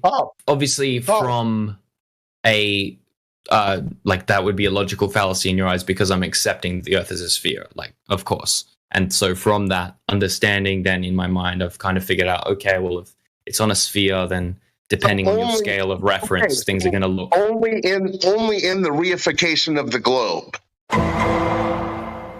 Do you apply this logic? Yes, of course. Okay, we're talking about reality. Do you see the difference? But do you understand that in my concept of reality, it is a sphere? I understand that in yours, it's not. Oh my goodness, dude! I'm not even talking about the globe right now. I'm just talking about what level is, what flat is. Is flat level? Okay. It's flat curved. Is flat a sphere? I mean, what's going on in your mind? Sure. So flat is level. But I would say that any water that you find is going to be... What's the difference between flat level and curved level? Well, curved level is going to look as flat level does at a small scale, but the more you zoom out, the more it's going to look not level, and it's going to look more curved and curved and curved. Obviously, the more you zoom out on a flat Earth, it's just going to look exactly flat no matter what scale. Okay, so curved level is actually curved. Yes, curved level is more like a tangent. So flat and curved are two different things. Yes. Yeah. And level and curved are two different things. Is that what you just asked me? Maybe not, but yes, they are two different things. Okay, there you go. So what's going on? It's from NASA. It's a reliable source. No, reliable, nothing. Back up. TV. Can you calculate something that's 50 feet above the air? If you calculate it, you might want to go measure it to verify it, right? Yeah. You can measure it, but how would you do that? How would you do that without a tape measure scrolling up there? How would you do that? Elevation? Elevation angles. Elevation. Oh, okay. Now we're getting somewhere. So, what about the same thing? What about the same thing for? Do you guys know what a sextant is? Yeah. Do you know what a triangle is? Oh, dude, do I know triangles? Talk to me about some triangles. You know about 180? It was at this moment that he knew he fucked up. You know about 180? Talk to me about 180. Talk to me about how you can calculate your location in the middle of a fucking ocean where you can't see fucking dick but ocean and horizon. Yeah. How do you know where you are on the earth if you can't calculate with the sky? What is a triangle? Triangle is 3 straight lines that they form angles that equal 180 degrees, right? 3 straight lines that form angles. 180. I was saying that. Yeah, dude. You know about straight lines. Straight lines. Straight. Are you not listening? Are you not listening? Straight lines. So in order to have 3 straight lines, you cannot have a curved adjacent. Correct. Correct. Gotcha, bitch. Game over, dude. Flat Earth. Curved any line. You didn't say anything. Game over.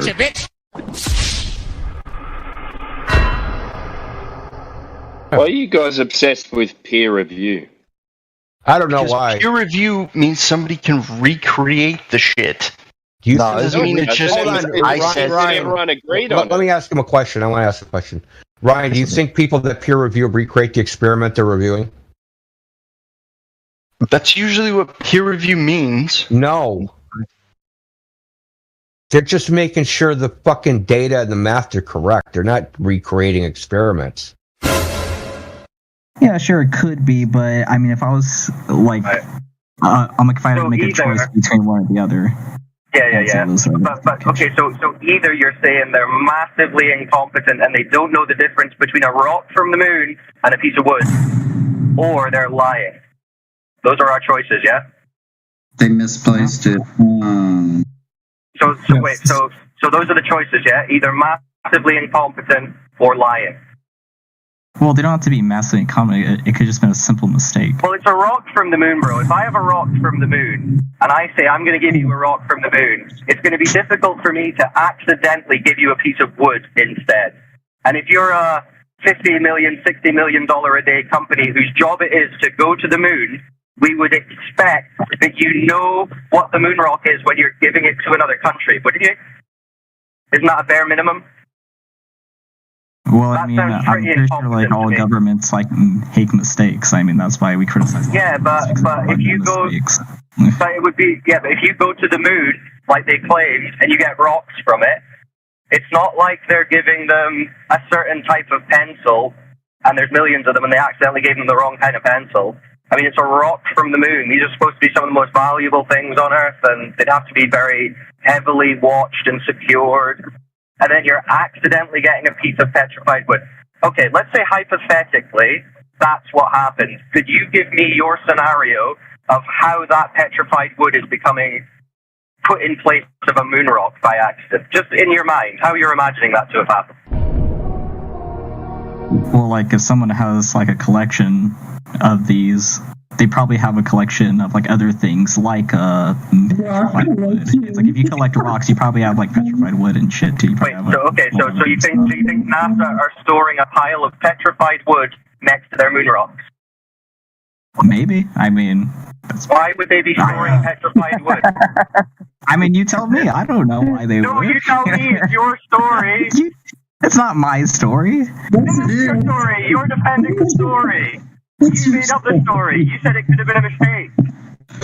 Yeah, I'm saying it could have been a mistake. NASA's in their petrified wood store about to fuel their fires in the office. And then someone accidentally goes into the moon rock cupboard and drops everything and goes, "Oh shit, we have to leave for the flight to Holland." Grabs all the bits, but he accidentally grabs some of the petrified wood that they're using for the office fire. Is that maybe what happened? I mean, who knows? Listen, listen, listen, listen. Fuck up, fuck up, fuck up, fuck up. Get out! Get out!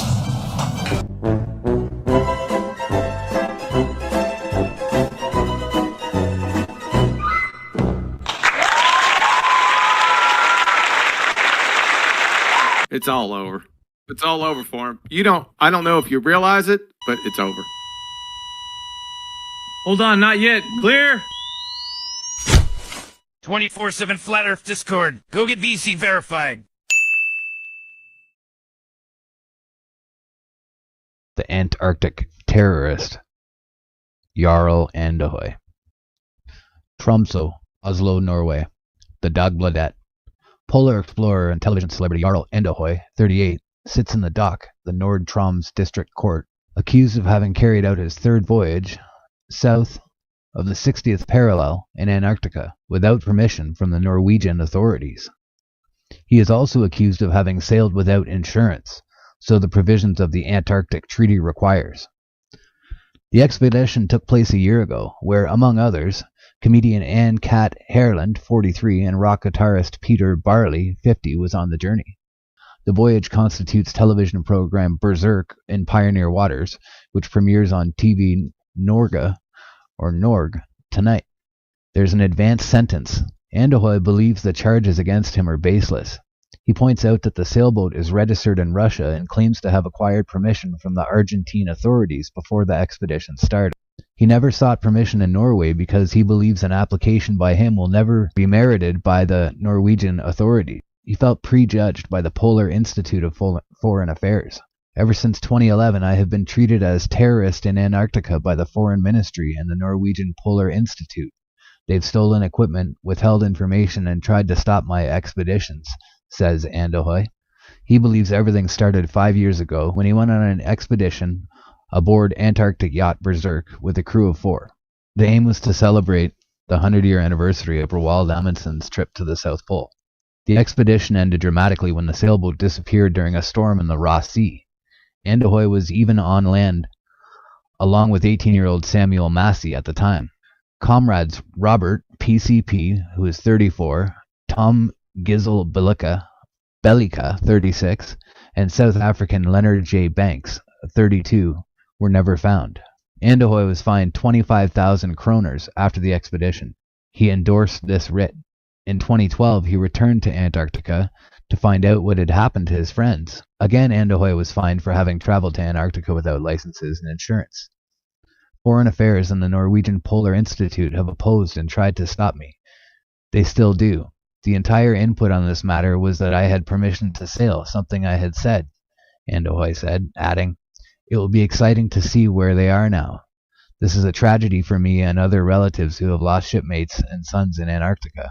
The essential question is if there was an accident that was just swept under the carpet." Foreign Ministry rejects accusations of the Arctic explorer. Andøy's claims fall on absurdity. Beyond this, we do not want from the ministry's side to comment on an ongoing trial, says Pressevakt at UD Astrid Sail to Dagbladet, the newspaper. The head of section at the Norwegian Polar Institute, Birgit Njastad, testified in a criminal case against Andøy.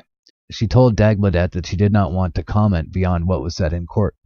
The documents showing Andøy alleged authorization of Argentine authorities for permission to conduct the voyage was sent over to the prosecutor late Tuesday night.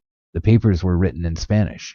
They were assessed whether grounds for the examination. The reason is Andøy complained that the dismissal was a violation of protection zone determination, believed they died unnecessarily, and would like to shed further light on the circumstances of the accident.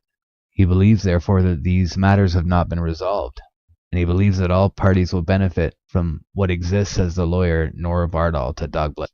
3 crew members, Robert and 32, Tom, 34, and Leonard, 36, Antarctica on the Bezelschmitter and Horseshoe Bay, McMurdo Sound, before the Berserker disappeared.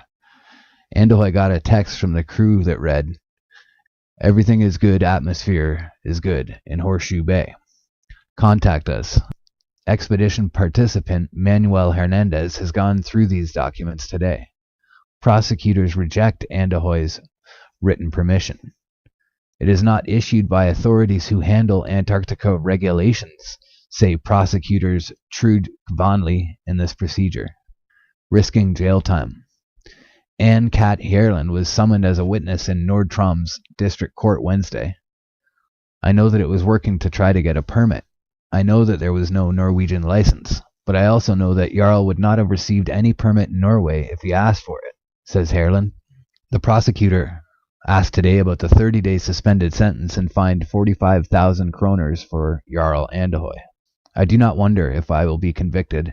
I am going to appeal all the way. I do not give up, says Andehoy. The verdict will be pronounced in about a week. So they're calling him a terrorist for going to the Antarctic. Jarl Andehoy was eventually acquitted. I think that this is only the correct one. I guess he's saying this is the only correct decision, or he agrees with it. Unusual attorney Lars' assessment of the events is not a police matter, says the ASBN or ABSN. The director of the shipping department confirms it received a case. It's unusual that police would be sending a case like this to us, also a special case. We previously decided to investigate this. Now we'll reconsider this information for us to choose. These accidents basically happen and we perform an investigation. We prioritize the safety on board vessels, particularly the HGV. We do not prioritize accidents of pleasure craft in the same way. Inset. The day before the Berserk disappeared, Andehoy got a text message from the crew which read, "There is a good atmosphere and all is well. We leave Horseshoe Bay. Contact us when you can. Want answers." Jarl Andehoy wants to know what exactly happened before the Berserk wrecked. Unanswered questions. It has emerged as a mystery for Andehoy. Now Andehoy wants answers. Troms and Finnmark, the public prosecutor, has forwarded the case to the Accident Investigation Board with instructions to assess whether there are grounds for further examinations. The reason that as Andehoy complained that a dismissal of violation of protection zone determination occurred when the Berserk went to Horseshoe Bay. Andehoy believes action was solely due to necessity. Its purpose of the complaint was to shed light on the circumstances prior to the accident. There are things in here in this matter that are still not resolved, and documentation that we still have not obtained, but that exists. All parties will benefit from that there are no secret issues prior to the event, says Andehoy's lawyer, or Nils Jorgen Vardal, told Dagbladet. Attorney Lars Faust's assessment meant that further investigation of the events is not a police matter, and that the cause, therefore, was sent to AIDN. Director Morten Kven in AIBN Shipping Department confirms that it has received the case. It is a bit unusual that the police have sending a case like this to us. It is also a special case. We have previously taken a decision not to investigate. We shall now consider this again, but there must be new information for us to choose to do it, says Kveim. Accidents of this type are basically not a priority of the Accident Investigation Board, the AIB. That we should prioritize the safety on board vessels, particularly HGV. We tend not to prioritize accidents with pleasure craft, says Kveim, which states that a full decision will be published in the next few weeks. On January 19th, it is planned to have a premiere of TV Norg's Berserk series. It was today the press viewing where the media got to see episode 1, half the episode 8 and episode 9. The last episode is an epilogue, and more documentary than the rest of the series. Here we see how the one before the crew parted in Antarctica took place, and it repeated calls about the risks of the mission. Several of the families wanted to stop the series. Today wrote VG that the mother of Tom Gizzle Bellica and parents of Charles Banks has chosen to summon TV Norge for the series. A temporary injunction was filed yesterday to stop the series, but hopefully their stance may be changed under certain conditions. There is the documentation for this. We believe, however, that we are on safe legal ground, says TV Norge boss Harold Strom Dagbladet.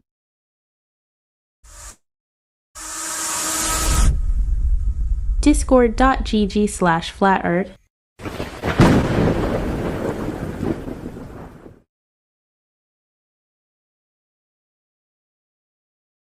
Sorry.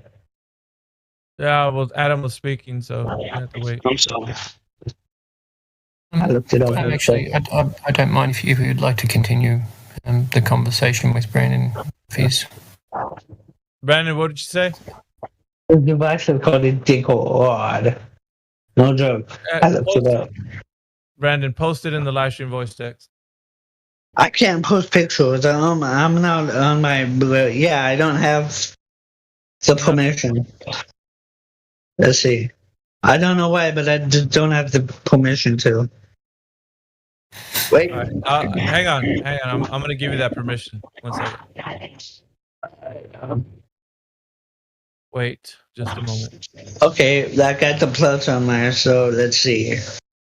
All right, I give you. I'm actually going to give you the globe earth roll back again. I don't know why it's not on you right now.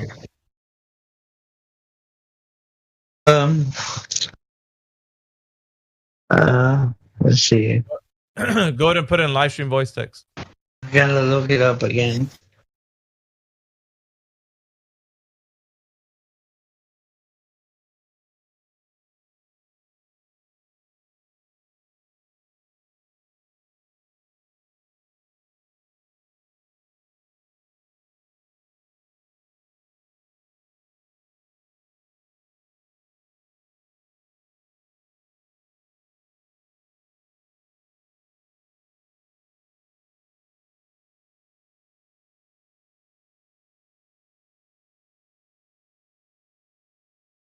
Shout out to Shekel. What's up, Shekel? Just see you in the chat, bro. Hey, we sent there was a guy named Ray 2 that came into our chat yesterday. We sent him your way over there to the Muslim server, bro.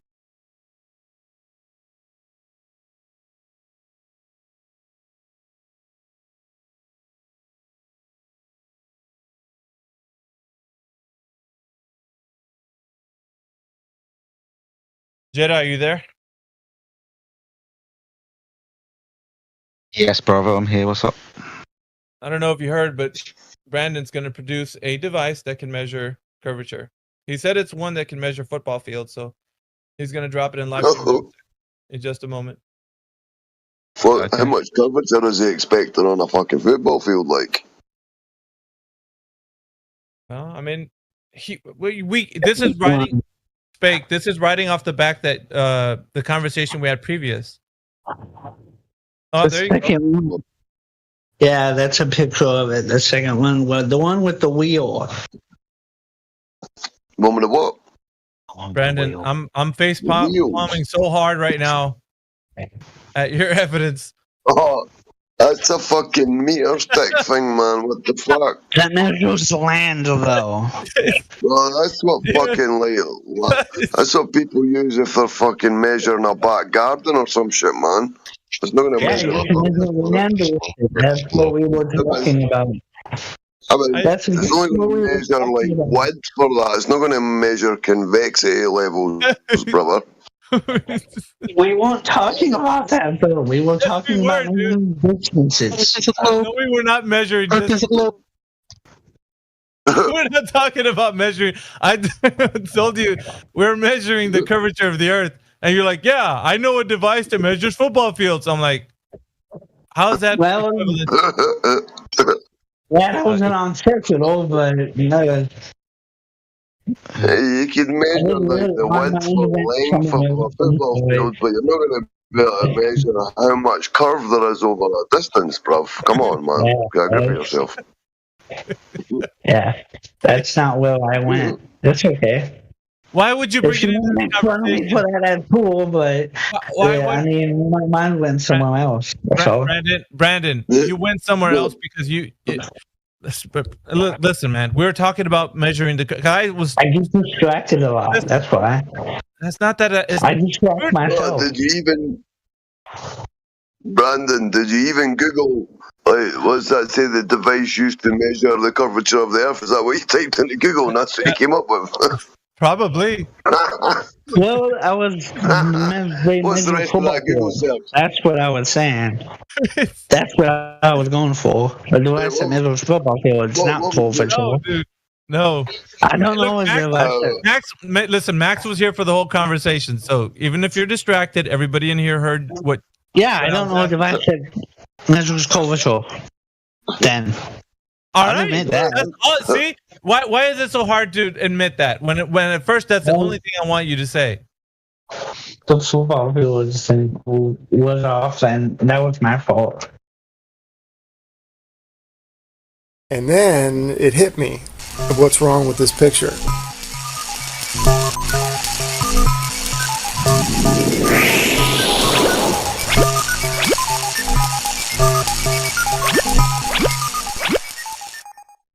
Hello everybody, P-Brain here.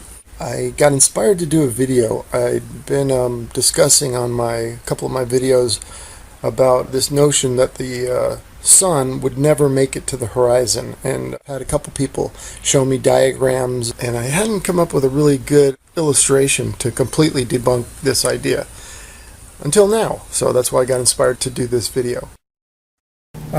First of all, let me just say I don't know how high the sun is, so I'll just go with the 3,000 miles that many flat earthers use, and that's what I'm going to use for this video. This guy sent me this picture, and he's got all the maths included, and it looks good, you know. At first I had a little tough time with it because there's a couple things true about it, right? It's showing the sun traversing over the ground, over the flat earth, and it's parallel to the ground. So it had that going for it. And it's showing that when the sun is further away from you, it angles down, just like perspective. Same as this guy, Daz the cameraman or something is his name. He has a video out and he shows this picture. And it's the same thing. It still shows a parallel sun to the ground. And instead of moving the sun, he's moving the observer. But it's the same diagram. If you flip it upside down, it looks like identical. Anyway, so it's the same notion. So I was a little bit perplexed. I was like, wait a second, you know, makes you start to doubt. But I mean, I know it's wrong, but I was like, wait a minute, it's got perspective. It's so I thought. And then it hit me. What's wrong with this picture? What's wrong with this picture is that they are attempting to calculate visual angles to the sun from a non-visual, non-perspective drawing.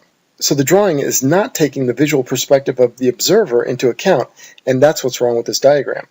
You see, you cannot calculate visual angles to convergent positions, which is where the sun is from the observer, by using non-convergent parallel lines, which is what they're doing in the diagram here. They have two parallel lines and they're drawing visual angles to it. It's true that this drawing is an accurate representation of actual relationships and positions of the observer to the sun, but it's a non-perspective side view representation. So this diagram is not accurate at all as it relates to the perspective of the observer. So if we add perspective lines, we get a completely different picture. All right, take a look at this wall of lines. Now, this wall is not an illustration. It's not a cartoon. It's a photo. It's reality. Okay? This that they put up here, although it has a lot of truth, you know, in it, showing the parallel sun and all that, it's nothing but some geometry. I mean, they're showing us some angles, but it has nothing to do with perspective and how we would see the sun. So it's bunk. So in this next slide here, I'm going to superimpose these lines, the perspective lines, over on top of this. Okay, here we go.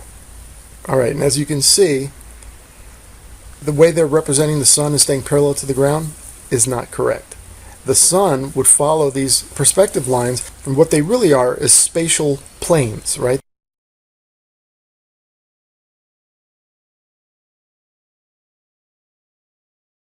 They're invisible spatial planes that are around your z-axis. Now your z-axis goes from your eyes, a straight line out from your eye in any direction. Okay, that's your z-axis. So anything parallel to that will start to converge toward that focal point or the horizon, right? In line with that z-axis. Everything does. Any lines going away from you are going to all converge. Yet this diagram that they show us, saying that these are the visual angles to the sun, have no convergence. The lines are parallel. See, look at these parallel lines and look how they converge. They completely go against this geometric drawing or these angles and these formulas. They don't work, friends. So anytime someone brings this up, bring them to this video, show them this picture, and this is the reality. The photograph is a reality. That's how we see everything. So this representing the sun is going away from you parallel to the ground. and then calculating your angles to the sun based on that is wrong, and it doesn't work. Okay, and quickly notice with this line of converging parallel lines or planes. Notice how the higher up they get, or the further away they get from the yellow line, which is your z-axis, notice how they orient themselves more and more vertically and less horizontally. Also notice how all the lines converge at the same point, the vanishing point. It doesn't matter how high they are, they all go to the same place, which, interestingly enough, means that no matter how high that object is going away from you, it visually goes to the same place. Okay, here's the wall of lines again. Notice that these are true perspective lines. These are parallel lines, but from the observer, which is this little guy down here, this is what these parallel planes or parallel lines would look like. They just happen to be represented by these wooden planks, right? But that's actual perspective. What they represent as the sun up here traveling parallel to the ground is not perspective, yet they are calculating angles based on a non-perspective drawing, right? Their maths are based on non-perspective lines, right? Two parallel lines. Well, you can't, because that's not the perspective of the observer. The observer sees these lines, the converging lines. So as you can see, this is the reality, the one here where the sun travels down. The green sun's here traveling down. That's our reality. Now, here's another interesting thing. The reason, too, that their sun will never reach the horizon in their calculations is, notice this. These spatial planes, as I call them, represent height or altitude, right? Look at their sun. It's crossing height lines, right? Because each one of these lines is parallel to the ground, even though they appear to be converging, and yet they represent different altitudes. So look at their sun. It's traveling higher and higher and higher and higher and higher in the sky. Well, of course it's not going to, this is why they think that the sun would be visible 24/7 on a flat Earth, and why the sun would never get to the horizon. They don't understand perspective. They don't get it or something. I don't know. But anyway, you can see the proper use, and this has everything to do with the observer standing down here. This is what he sees. The sun following the convergence lines and coming down, and these are both the exact same distance. And you can see the time stamps on them. So each sun is about 1,000-mile journey. It's traveling, and it goes below the horizon visually, and keeps going below the horizon from the observer. Like I said, this is a photograph. This is real. This is reality. They've just showed us nothing but a bunch of angles, showed a couple lines and drawing some angles. Oh, hey fellas, nice geometry, but it's not perspective. That is definitely not the perspective of the observer, and that's what counts. Debunk 100%. Their maths don't work. Their calculations are wrong. The sun will in fact set on a flat Earth from the perspective of the observer. All right. Thank you so much. Bye.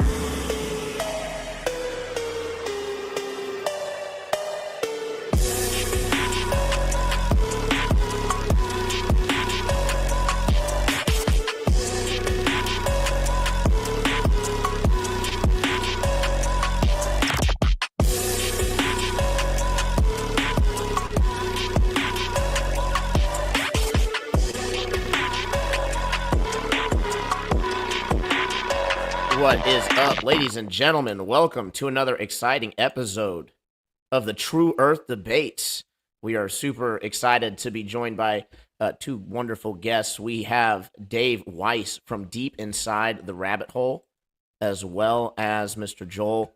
We appreciate your guys' time. Let me go ahead and bring you into the show and get things rocking and rolling. Thank you all for joining us over on the YouTube and the Rockfin. We have quite a few legends over there as well. Can't shout you out, until you chat it up, but not everybody's comments makes it up. As you know, for those who have been here, for those who are new, that's just how it goes. So click the link in the description if you'd like to support not only myself, but tons of other content creators as well.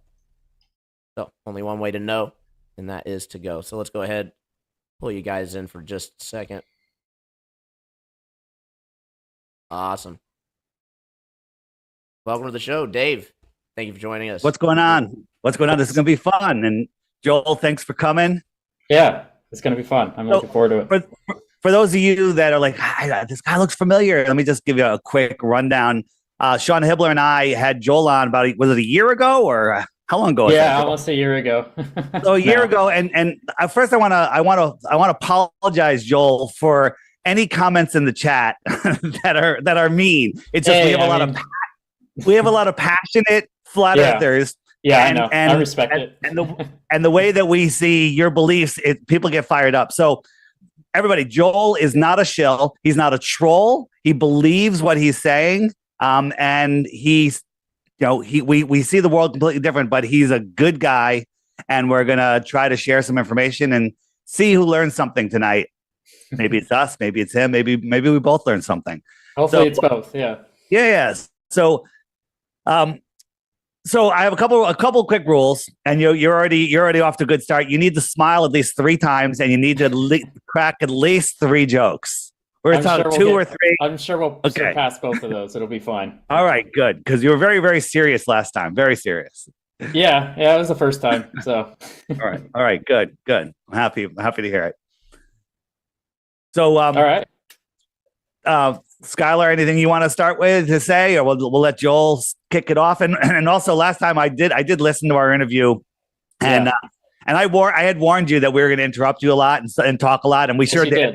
We're going to try to not interrupt you too much today. Likewise. All right. So you're Skylar? Sorry, Yeah, it's all good. Joel, we just met, so it's nice to meet you. Thank you for giving your time and attention to this very important matter. I feel like the True Earth debate is probably one of the most, it's starting to be the shoe on the other foot, right? But it was for a long time one of the most underrated but controversial conspiracies out there. So controversial that even the YouTube heads got pulled into Congress and said, well, what are you going to do about the conspiracy videos, the flat earth videos, and so on and so forth? And so now we have seen the results of that with a completely stacked deck as far as the search algorithms go. But neither here nor there. It's nice to meet you. I run the True Earth Debates. I'm also on Dave's team here. I believe we're on a stationary plane with topography over top. We actually build all of our useful data about the Earth off of a flat plane. We have the sea level. We have sonar mapping the oceans as flat. We have, as well as radar waves going over 10,000 miles. Lots of other evidences that seem to indicate that, there's no curvature in sight. So I'd like to go ahead and pass the floor over to you. What do you think is the biggest reason why you believe that you're on a spinning space rock? The biggest reason? Oh, hold on. Dave is muted. Yeah, you're muted, Dave. Yeah, hold on. I do that once every show. Just Joel, we asked Joel to do last time he said, I'm going to go do the math. I'm going to come back. And he came back and said, hey, I want to talk about these 3 things. And I agreed that we're going to talk about those, but then we're also going to talk about others. So Joel, you can answer that question right now if you want, or you could start wherever you want. I want to make this I want you to lead the conversation. Well, in good faith of, I guess, following on from our last discussion, and this is sort of like a sequel, if you will. Like you said in the last interview, you guys hit on the inverse square law a lot, because I was bringing up math a lot, and you were like, well, if you like math so much, it doesn't really work out with, us being able to see Polaris. It's way too far, 433 light years. So I was like, okay, I wrote that down. I said, I'll do the math, and I did the math, and I wanted to share it with you guys, if that's fine. Sure. I wrote up the little paper here. It's only 4 pages. It's not crazy. It won't be. Or probably, yeah. No, well, it's because it's a lot of diagrams. So like visuals. I got it, but I have a question for you. How do we know that Polaris is 433 light years away? And I believe mainstream science is trying to decide if they need to subtract 100 light years from that number. So to me, in my world, the way I see it, it's a made up number. Well, that's going to be off like spectroscopy and things like that, and chemical makeup and maturity of the star and things like that. So we can measure the type of light that's emanating off of it, and then we can basically figure out how far it is from that. That's one of the ways anyway. But right now we're kind of just giving the 433 light years somewhere in there as a given. So if it's all right if I went through this with you guys, it's not crazy or anything. The craziest part about this is unit conversions. That's it. Like converting light years to meters and things like that. So I'm going to do my absolute best to not get mentally fatigued. Okay, I'll try and go quickly. It shouldn't go too much longer than the intro. Touche. There you go. It's one. You're good. Alrighty. Can we see this? Is this seen? Yep. Okay. All right. So I wrote this. So I'll just sort of paraphrase through it. The question is, with the inverse square law, how are we able to see the North Star? Okay, Polaris. So the way that we kind of understand it, we have a point source of light like a star, and you can imagine that light emanating off of it, in sort of circles, like spheres coming off of it. So we're interested in the intensity of light at any distance from the center. And so we would have to know the surface area, the area of these spheres, of any one of these spheres, like however distance you want to know, which is going to be given by the radius. So in this case, the center's there, radius is the distance, and the surface area is the area around the sphere. So this is basic formula, like first grade math kind of stuff. So the inverse square law is basically this. I think first grade is a bit. I definitely didn't learn this in first grade. I'll just say that. Well, I just meant like formulas for like basic formulas, like volume, area, perimeter, surface area is one of those, is what I meant. So 4 pi r squared. And so, all right, so this is kind of what's happening. So imagine these are the different spheres here, right? And so, like you were saying, Dave, the further away you get, so at 1 distance away, you have a certain intensity. Then you go 2 times as far away, you have a quarter of the intensity. And then 3 times as far away, you have a ninth, and so on and so forth. It's kind of, it's just a simple. And then this graph here kind of displays that relationship. You've got distance on this x-axis here, and then the intensity here. So you can see 2 times as far away, a quarter, 3 times, 4 times, and so on and so forth. So it gets dimmer, obviously, the further away that you get away. The big important part here to realize is that the further away you get, the less difference there is in brightness.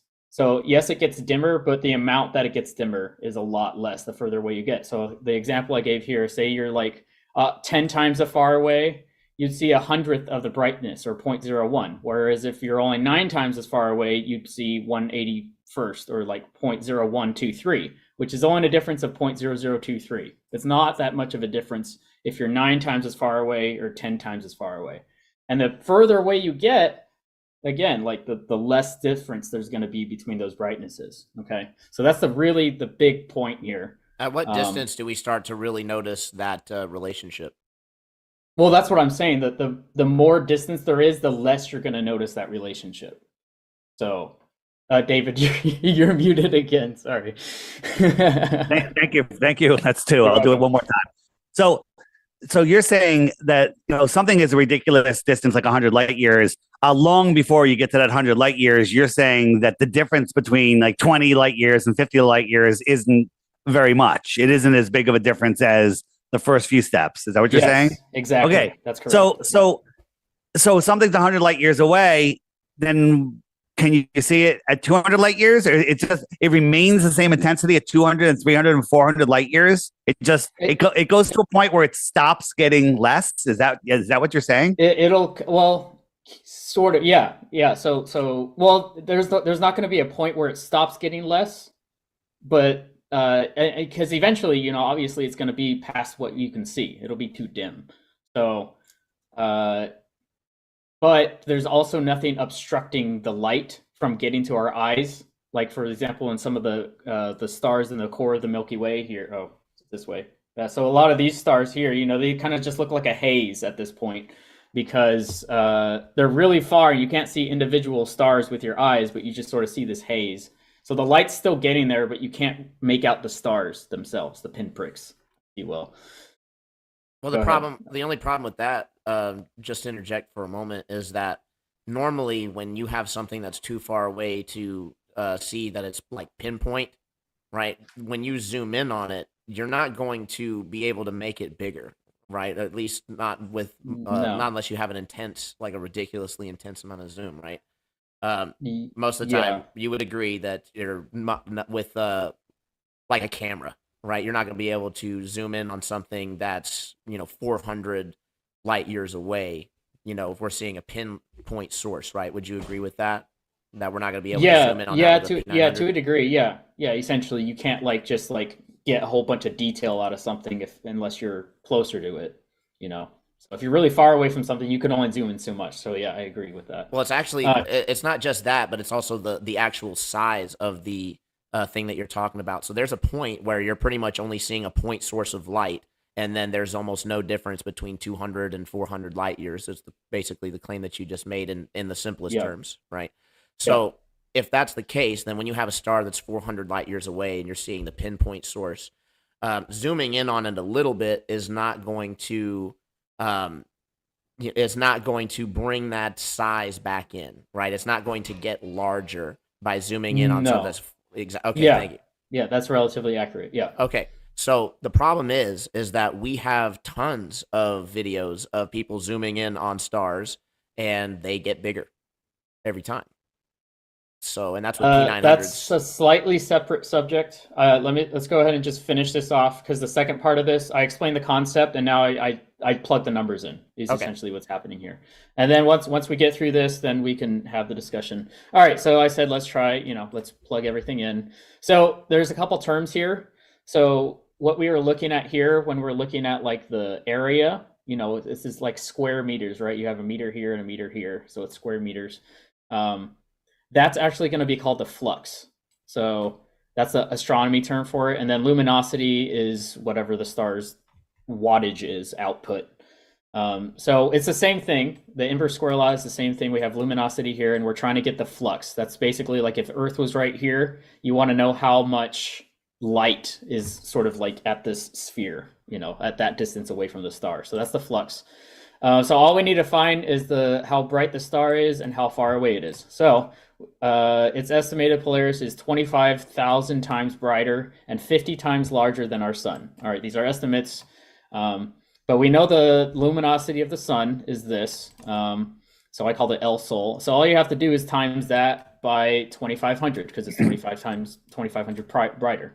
So we multiply that out, we get our luminosity. So this is the supposed wattage output of Polaris. So we have our L. And then here it's 431 light years I put here. You could say 433. It's going to be kind of negligible at this point. Would you agree that this is all theoretical? No, I wouldn't. A lot of these are hard numbers. So which one would you say is the hard number? Well, certainly the luminosity of the sun. How did we get the luminosity of the sun? You can measure it with spectrometers and with light measurements, essentially. Like you can measure how much light is hitting a sensor. Okay, that's Joel, fair. do you have any examples of anything that's twice as bright as the sun? I mean, there's plenty of stars. Like stars. No. When you look at a star, you can theorize that it's whatever number brighter than the sun. But do you have any examples around here of something brighter than the sun? Twice as bright. The issue with that is the sun is giving off all wavelengths on the electromagnetic spectrum. So I could find something that's brighter in the visible spectrum, but not like on all wavelengths. I find it hard to imagine something twice as bright as the sun, but let's just go 10 times as bright as the sun. 10 times as bright as the sun. I don't think there's anything brighter than. I don't think there's anything even visibly brighter on the visible spectrum brighter than. But let's just say 10 times. Let's just pretend that we can do something 10 times brighter, which is unfathomable to me. And you just carefully, because you're doing some equations. The equations are not empirical evidence. Saying this star is 25,000 times brighter than the sun, and you just roll it off like it's a fact, but you have zero evidence of that other than. It has to be if you pre-assume space is real and stars are far. Well, I also wanted to get not necessarily because there's neutron stars and there's very dim stars as well. But I wanted clarification on are we talking about the sun's apparent brightness, like its visual brightness to us, or are we talking about its actual actual brightness? Okay, so how did we get that compared to its brightness to us? We sent probes into it. So I know you don't believe that, but that's how we got that data. That's why it's. Do you have any evidence of those probes going to the sun? Yeah, you can look it up. I don't know what their names were. You can look it up, and it's written by NASA. I believe last time. I think that was actually a Russian probe. Was the one that went to the sun. Not Russian, China, Japan, NASA. Well, I mean, you gotta. We don't have to believe the story about Narnia. No, you don't. That's what I'm saying. I could say these things happen, but it's kind of hard because I know you guys don't believe it, but that's what am I supposed to fall back on? I guess. But that's kind of where our problem is that we're looking for what we can actually verify, and we're always having to rely on these stories from the accused, right? And so it's just not. I mean, it's really not very good optics for the globe model. All right. Well, let's just continue. We got to find the distance now, right? So we only have 431 light years, but our flux measurement is supposed to be in watts per square meter. Okay, so we can't use light years. So I converted light years to meters, and then 401 light years is this many times that many meters, which are how many is in 1 light year. And so we get the amount of meters. This is how many meters away Polaris is. So now all we do is we plug that in. We get the luminosity of Polaris, and then we get the distance. All I did was plug those in. This is the luminosity and the distance, squared the distance, multiplied it by 4 pi, and then I divided them. And I got this really tiny number, right? So 4.61 times 10 to the negative 9th watts per meter squared, which is really small. That's this many zeros. The sun, for example, is 1400 watts per square meter. So that's in the positives, that's not in the positives. That's past the decimal point. That's 1400 watts per square meter. This is 0.0000, like really, really small. And so for a comparison, and by the way, the human eye, the lower limit is in the magnitude of 10 to the negative 10. So anything below 10 to the negative 10, our human eye wouldn't be able to pick up. And then another reference is one foot away from your average candle, which is how we get luminosity measurements as a standard. That's going to be 0.01576 watts per meter squared. So it's still pretty small. It's a small, it's a relatively faint light. So then I looked at all of these other stars. So we have Sirius, which is the brightest star in the sky. It's only 9 light years away. And that's still 10 to the negative 8th. And you can see that sort of relationship here of how they're not that different. It's because we have 10 to the negative 8th, negative 8th, negative 8th, and negative 9th. With all these different, Rigel, I never know how to say that, 773 light years away, and that's still negative 8, while Sirius is only 9, and it's still like negative 8. So you have a bunch of different variables in size and intensities. But you have Polaris at 431, and it's only at negative 9, and that's above our limit of being able to see the star. So with all the numbers, with the distance, and with the size, we would be able to see Polaris with the inverse square law, and that's essentially kind of how the numbers would work out. We can now have discussion about the sources of that stuff and all of that good stuff, but with the numbers that we purport to have now, it does work out. You know, it's not against it. So I'll throw something in, and then Scarlett, you can go. Everything that you're telling us is you're great at math, by the way. You're awesome, and great charts and everything. And I could actually show you a chart of an unknown island off of Japan, one of the 7,000 that they just found. And there's an amusement park there with the biggest roller coaster in the world. And I could show you the coordinates for that. I could show you how far it is. I could tell you the specs on the roller coaster, the G-forces. I could show you all of the building plans, everything all about it. And everything will add up no matter how you look at it, sideways, forward, reading it, upside down and backwards. Does that make that amusement park on that island real? Or is it just theoretical? Right. So everything you're talking about is theoretical. You're pre-assuming that space is, infinite and expanding. You're pre-assuming that those lights in the sky are billions of miles away and 25,000 times brighter than the sun, to me, which is absolutely insane. 2,500. 2,500. Well, if it was twice as bright, that's still insane to me. And so this is just a quick quote. All of the theoretical work that has been done since the 1970s has not produced a single successful prediction, says Neil Turk, director of the Perimeter Institute of Theoretical Physics in Waterloo, Canada. That's pretty intense. Well, what about all the theoretical work done before the 70s? Like what? Like general relativity. I'm not a fan. That's the big one. Not a fan. Yeah, so actually about to, there's a big discussion on upending general relativity amongst even mainstream physicists. It's actually, when you look at that coupled with Big Bang Theory and what they've been teaching in the mainstream schools, there's actually 16 predictions that the theory gets completely wrong. And the James Webb Telescope has actually only apparently furthered the mystery. I know for us, it's like a catch-22. We don't believe in the James Webb Telescope, right? So why are they, spinning these different narratives? I think it's for confusion. But in any case, even if the data is real, right, the data is not lining up for the expectations of general relativity. But again, that's kind of a different topic than the discussion of the stars. When we my main point was just because a majority of the last interview was saying how the inverse square, we shouldn't be able to see Polaris. And so at least with the numbers that we have, we would be able to. So I mean, theoretical numbers, you're making a statement that they're observations. Hold on. You're not making an observation. You're making a statement. I'm making, yeah.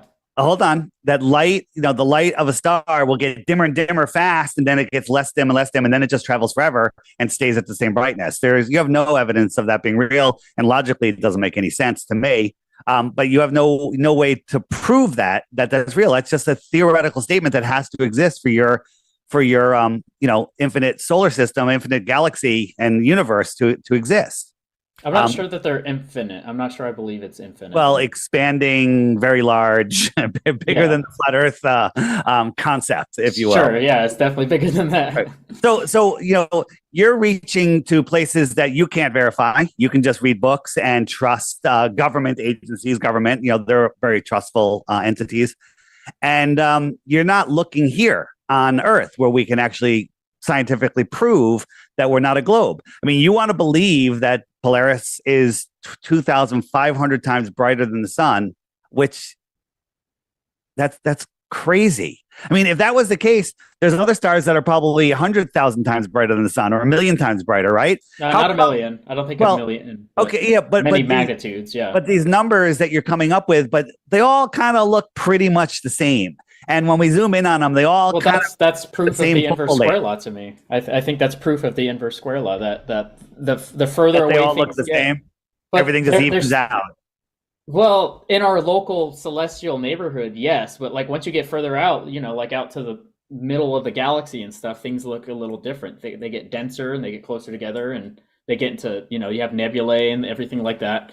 So, and then you have other galaxies, and then you can zoom into and see specific stars in other galaxies. Do you believe in the James Webb Telescope? Well, yeah. Okay. So the James Webb Telescope, it finds a spot called Lagrange point 2, and that's where the gravity of the sun and moon and the Earth, and it just finds that perfect spot. Okay, yeah, it's a saddle point. Yeah. So over the course of 6 months, the sun and the distance between the Earth and the sun change. I had all the numbers before, but as it changes, it would have to move like it's in a tractor beam. Okay, it would have to move, and it's moving like very fast in two different directions. Throughout the year towards the sun and away from the sun, and you're just believing that tractor gravity is holding it in the perfect spot. Here's my question though: if you watch the launch, did you watch the launch of the James Webb? Yeah, I did. And it was over Earth. Maybe this is that's not it. That's me making a James Webb image. Let me just find something here for a second. You good? Where is it? Here it is. I think this is it. So this is the launch. Let me just see if this is the video I want. And it's up in space. And then is it deploying here? All right. So it's the next one. This is it. So here it is, and they're showing us this beautiful curve of Earth. They always show us this beautiful curve of Earth. So it's ejected it here. Now, how many miles away from Earth is that? Is it 1,000,000 miles away? It's not 1,000,000 miles away. It's a couple hundred miles away. Right? Yeah. Let's round up to 1,000. Let's say it's 1,000 miles away. Got a great shot of Earth. Somehow we can see through all the atmosphere and see the perfect edge of this. And here it goes out here, and it's going to deploy. Let me just jump forward. It's gonna and if you watch, the signal's breaking up here, and it's only 1,000 miles away, probably a lot less. And it's going away. It's already ejected from the rocket. Yeah. And I'm going forward, and it's out. It's now putting out its solar panel. Right. How does it go park itself 1,000,000 miles away? What gets it to the Lagrange point? Well, that's literally rocket science, man. I mean, that's orbital mechanics. They exceeded the escape velocity of the orbit, and so it was no longer within the. So you're saying the rocket is in orbit and it pops the satellite out, and then that satellite knows to go 1,000,000 miles away and park itself. Is that what you're saying? No, not necessarily. It doesn't know to do. It's. How does it get there? How does it get there? I think you need to know that it's constantly correcting itself. How does it correcting? Does it have engines on it? No, it's got I don't know what the nozzles, pressure nozzles. I don't know what they're called. So the satellite has pressure nozzles that are pushing against what? What are they pushing against? You don't have to. It's not the pushing against. It's the fact that it's pushing something of itself out. So it's equal and opposite. And what is it pushing out? What is it pushing out? Pressure, air pressure. Gas. It's pushing air out. Gas. So have you ever seen where we take a vacuum chamber and we put a little rocket and a fan and all sorts of stuff and nothing moves? We just light it and it won't. There's no propulsion. There's no pull. There's no push. We hang a feather in front of a fan and there's nothing. There's nothing. So we could argue that all day. It doesn't matter. Yeah. You're saying that this thing with where are the thrusters on here? If you take a look at it, I don't see. I think I can actually see them right there. There's one at every corner. At every corner. So those four are going to take it out of orbit and park it 1,000,000 miles away. That is a faith. That is a religion. I have another big question. Big one for I think it's just math, right? Well, I'd like to see you try to use math to get out of this one. So we know that there's something called back pressure. That's how all our pressurized systems work when we're dealing with gases with the pumps, right? So we have atmospheric pressure pushing down. Without that, the gas will escape the pumps, right? So out in space, there is no back pressure. So what keeps the gas from escaping? Gas from what? The thrusters. Well, they're nozzles. They open and close. Yeah, but see, okay, it's like it's a container. They're contained inside of the thing, and it pushes it out. And it's like if you were to blow in space, I guess. It doesn't mean it's just gonna deflate immediately. Can I ask what right here? They're having this bad video feed.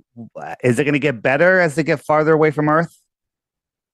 Are they going to be able to transmit some high-res pictures because they can't seem to transmit a picture here?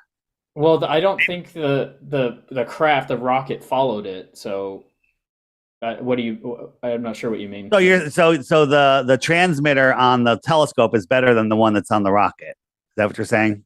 Yeah. I'll go with that. Yeah. Yeah. Well, I think we could go ahead and move to the next thing I wanted to talk about, unless you guys had something. No, we'll go to the next thing. And Skylar? I still had one thing on the stars too, because my point on the fact that we can zoom in on all the stars and they all increase in visual size in the camera lens is evidence that they can't be at these varying distances of vast light years away. So I'm not sure what footage you're talking about. Amateur footage. That's not just blurry. There's hundreds. Besides blurry. But you can just call it. I mean, I understand that you can just call it blurry, but even the blur, right? It's getting bigger in size. Like that wouldn't happen. It's a point source of. Yeah, so I'd encourage you to take a similar camera, or to ask someone to do this. Take whatever camera that you did that with a star, and do it with like a different type of smaller dim light. Put it off in the distance in a dark area, and zoom into it, and it's gonna look the same because it's a blurred. It's so exactly how you described earlier. Remember how you were well, when you do it here on Earth, the diameter of it is, or not the diameter, but the actual angular size of it is going to increase, right? Of the actual thing. No, it's going to get blurry, like he's showing that. That's blurry. That's blurry. Looks pretty sharp to me. No, that's what happens when you sort of when your camera zooms in too much, that it's not able to actually process the light appropriately. So all it's getting is just a bunch of random protons.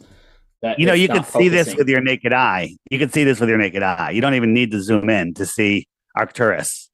You look at it on a clear night, and you can see this with your naked eye. Well, yes, it sparkles. It twinkles because of the atmospheric distortion in the way. The atmospheric distortion is doing this. If another interesting, an interesting way you can tell that, and I encourage people to try this as well. Look at Arcturus or Sirius or any other bright star when it's lower in the horizon, when it's near the ground, and then look at it again when it's straight overhead, and you'll notice a big difference in the distortion there, in the twinkle. Absolutely. You're looking through the atmosphere; everything's distorted. Look at somebody, a quarter of a mile down the beach, and they're going to be all distorted. Yeah. But you look at something over your head, you're looking through less atmosphere. So just because you can distort things by looking across the thickest part of the air column doesn't mean that's what that doesn't mean anything, actually. But why doesn't this one look like Sirius? Look like Arcturus? This is Sirius. Why doesn't Sirius look like Arcturus? Why does every star have its own personality, focused or not? That's a really good question, but that's kind of gets a little bit into spectroscopy, because they all have different chemical makeup. Obviously, it also depends on the atmospheric conditions of the day, the camera you're using, so that top middle one, for example, is very clearly out of focus. Absolutely, 100% agree. Let me ask you a question. They tell us that, we're looking at the star, we're looking up through all the layers of our atmosphere and all of the radiation belts and everything else, but we can tell what gas the star is made out of. How come they have never done an experiment here on Earth, like get a garbage can, fill it with whatever gas you want, put it a quarter of a mile down the street, and then get somebody with a spectroscopy instrument, spectrometer. Spectrometer, thank you, and have them tell you what gas is coming out of the can. No one's ever done that. Well, that's okay. I think that's just because. So what spectroscopy is measuring is actually the wavelengths of light, and the different types of wavelengths of light will indicate different sort of gases. So I have a challenge where we get a garbage can with a big bright light in the bottom of it. We fill it with a gas, and then we have somebody with a camera, let's say a mile down the road, half a mile, and they can tell me what gas it is. I'll point the light towards them. I'll pull the top off and let the gas escape with the light behind it. And you think that somebody can do that? It's never been done, right? They haven't tested these instruments here on Earth. And they just shoot them in space and go, oh yeah, well that's hydrogen, oxygen, and that's we can tell what that is. It's all, again, theoretical nonsense. Well, the trash example is just that's not exactly what's happening. So well, what you're saying is you could see the light and the gases in front of the light. I'm giving you a light with gases in front of the light. It doesn't have to be a garbage can. It could be a beaker. It could be whatever you want. We can put the gas in a beaker and put a light behind it. And you think you can tell me what gas is in that beaker? So I say you can't. It's the thing is it's heated. It's actual gas fusion. You know, this is an actual active chemical reaction that's happening. That's the thing that's giving off the light. It's not just like a light with gas around it. Where else do we see that? And where do we see that terrestrially to be able to make that comparison? Well, it's only with stars. You know, those are the only stable fusion reactions. I mean, unless you want to blow up an atomic bomb, you know, because that's the one time that we have done fusion. Let's pretend stars are real and that they're spewing out gases, and then we make a device here on Earth. We can look at it and tell you what it is. How did they adjust it? How did they set it so they can know that it's right? What proof do they have that they're right? What evidence is there that any of it is right? I'm sorry, Dave. That was just a very general question. I'm not sure I got the when they take their instruments here, their spectroscopes. I can't say what's the word. It's okay. Just spectroscopy. I have a no. The instrument itself. Spectrometer. Okay. So they're taking that and they're looking at a star in the sky that's burning off gas or whatever, and they can tell what it is. How did they calibrate it? If they never did it here on Earth, they're looking up at theoretical planets and stars, and they're telling you what gases are there. It is all complete and total theoretical science. None of it has been proven. Not astronomically, you know, like we haven't done it astronomically, but we know what types of light and chemicals give certain. We know the characteristics of certain chemicals, you know, and how they fall on a spectrum. That was a close one.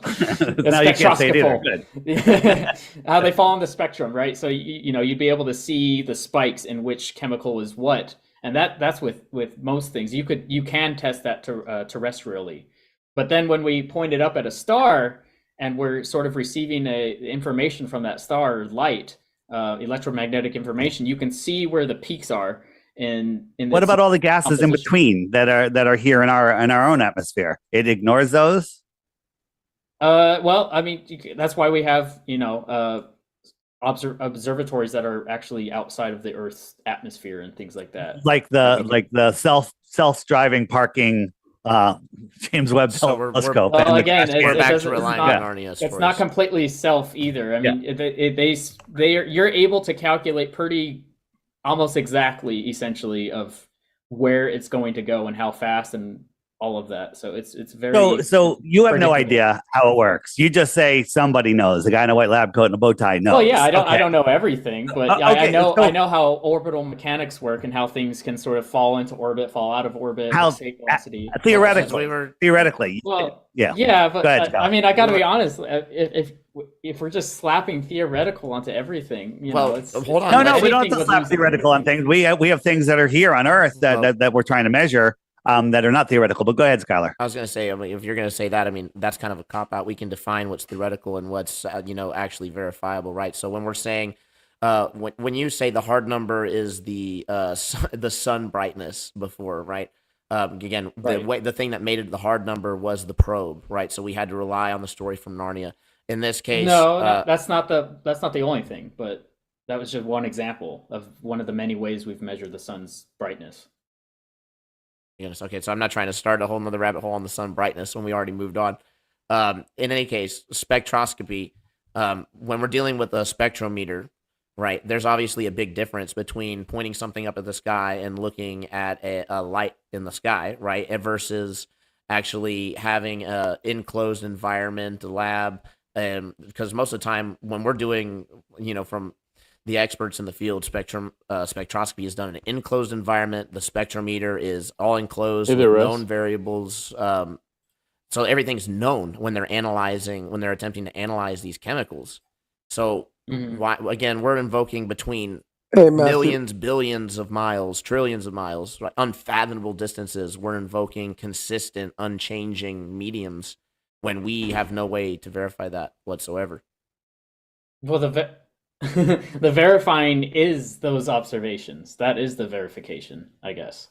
So, I mean, I know you guys deny it, but that's the verification, is you can take the same sorts of instruments and measure the same types of things, and you get those observations, then we get these numbers that we work off of. So Aristophanes, with his sticks and shadows, he measured the length of the second shadow. Hold on a second. And he said, all right, the Earth's diameter is so-and-so. And then later, somebody said, the Earth's diameter is so-and-so. And if we took a stick and a shadow and we put them 5,000 miles or 500 miles apart, those measurements would actually equal the Earth. So you're self-reifying your space with space. You're using space as your proof of space when there's no proof of space. It's also interesting how confident you are in spectroscopy when, the people at the top actually aren't that confident. They're like, yeah, there's tons of problems. There's tons of things that we're trying to weed out. And a lot of times we do end up with unexplained phenomena. So again, you're just kind of relying on the authorities, right? Because, I'm just like you. We were spoon-fed one model. But when you actually talk to the people who are doing the work, people like George Ellis, they admit that there's a range of models that can explain the observations, but cosmology is choosing them based on philosophical grounds. Yeah, there was a lot there, but we're both sort of appealing to some sort of authority at some point. So well, let's stop doing that. Do you have was there a third topic you want to bring up, or can we discuss something else? I've only got through one so far. Okay, all right. I thought that was two. Go ahead. So the next one, then maybe we can interject after that one. The next one was this video that I got. I do want to shout out Karen B with the super sticker. Appreciate the shout out and the support. It does help out the channel a ton. Be sure to, if you guys enjoy this kind of content, then definitely check out the GoFundMe. We're trying to make it to Flattoberfest. There's only one way to find out if I'm an AI or not, and that's to get me to Flattoberfest, where you have a chance to shake my hand. That is true. Joel, I don't know if Skylar's real. He could be AI. We're trying to get him to Flattoberfest. You should come to, where do you live? You should come to Flattoberfest. It's in Las Vegas in October. Oh, I'm in Ohio, so it's pretty far. If I was closer, maybe. Okay, so let's go ahead and move on to this. I thought this was interesting for you guys to look at. So I'm sure you've seen stuff like this, but I guess the interesting thing of note is the direction that this was taken. Okay. So in April, I went to Australia to meet with my fiance, and we went to Kangaroo Island, and this was looking directly south. So I'm curious what sort of explanation that you guys might have for this sort of observation. Because obviously, like on the flat Earth, so this is kind of where I was looking out. That's the way that the angle was with the camera, and we see these stars rotating in a clockwise direction around, I think the rotation point's somewhere around here, right around in there. So that's technically, for me, that would be the celestial South Pole. So if you were to, on a globe, to extend the South Pole out and sort of is the Southern Cross in that picture? Yes, it is. Yeah, it's right there. Okay. Yeah. So the Southern Cross is going around this way. Yeah, so when you're dealing with the star rotations, first off, just for data's sake, right? Did you happen to have like a compass or any way to verify the direction that you were facing? Yeah, I had a compass. Yeah. Okay, yeah, awesome. because we had to use the maps to drive there and we had to navigate there and everything. So, and we just looked out into the. I mean, if I zoomed into this map, this flat Earth map here, I would be standing on this edge of the island, looking this way. So, yeah. Sure. I mean, the thing is, when it comes to the stars, there's multiple explanations that we can try to explain what's going on there. None of them in any way actually prove the shape of the Earth one way or the other. That's why, as Dave's famous for quoting, shape of the lights in the sky don't indicate the shape of the floor unless you beg the hell out of the question, as the globe does tend to do. So with the observation, I've actually been challenged with 3 points, right? You have somebody on each continent at the same time looking out apparently south, right? So there's a couple of issues. For one, I do understand that you have a map that you can use to navigate locally. However, when it comes to the larger scale, there's also something called magnetic declination. there, when we actually tried to navigate using a globe back in the 1800s, we were wrong consistently. So we went back and we made all these corrections. And I say we, the British military did. So went out and made all these corrections, and now we have our ever fluctuating magnetic declination map that's almost impossible to predict more than a few years out. What predictions we do have are iffy at best, but we're still going to invoke that maybe we'll have a shift in a couple thousand years. This is actually going to determine how we navigate.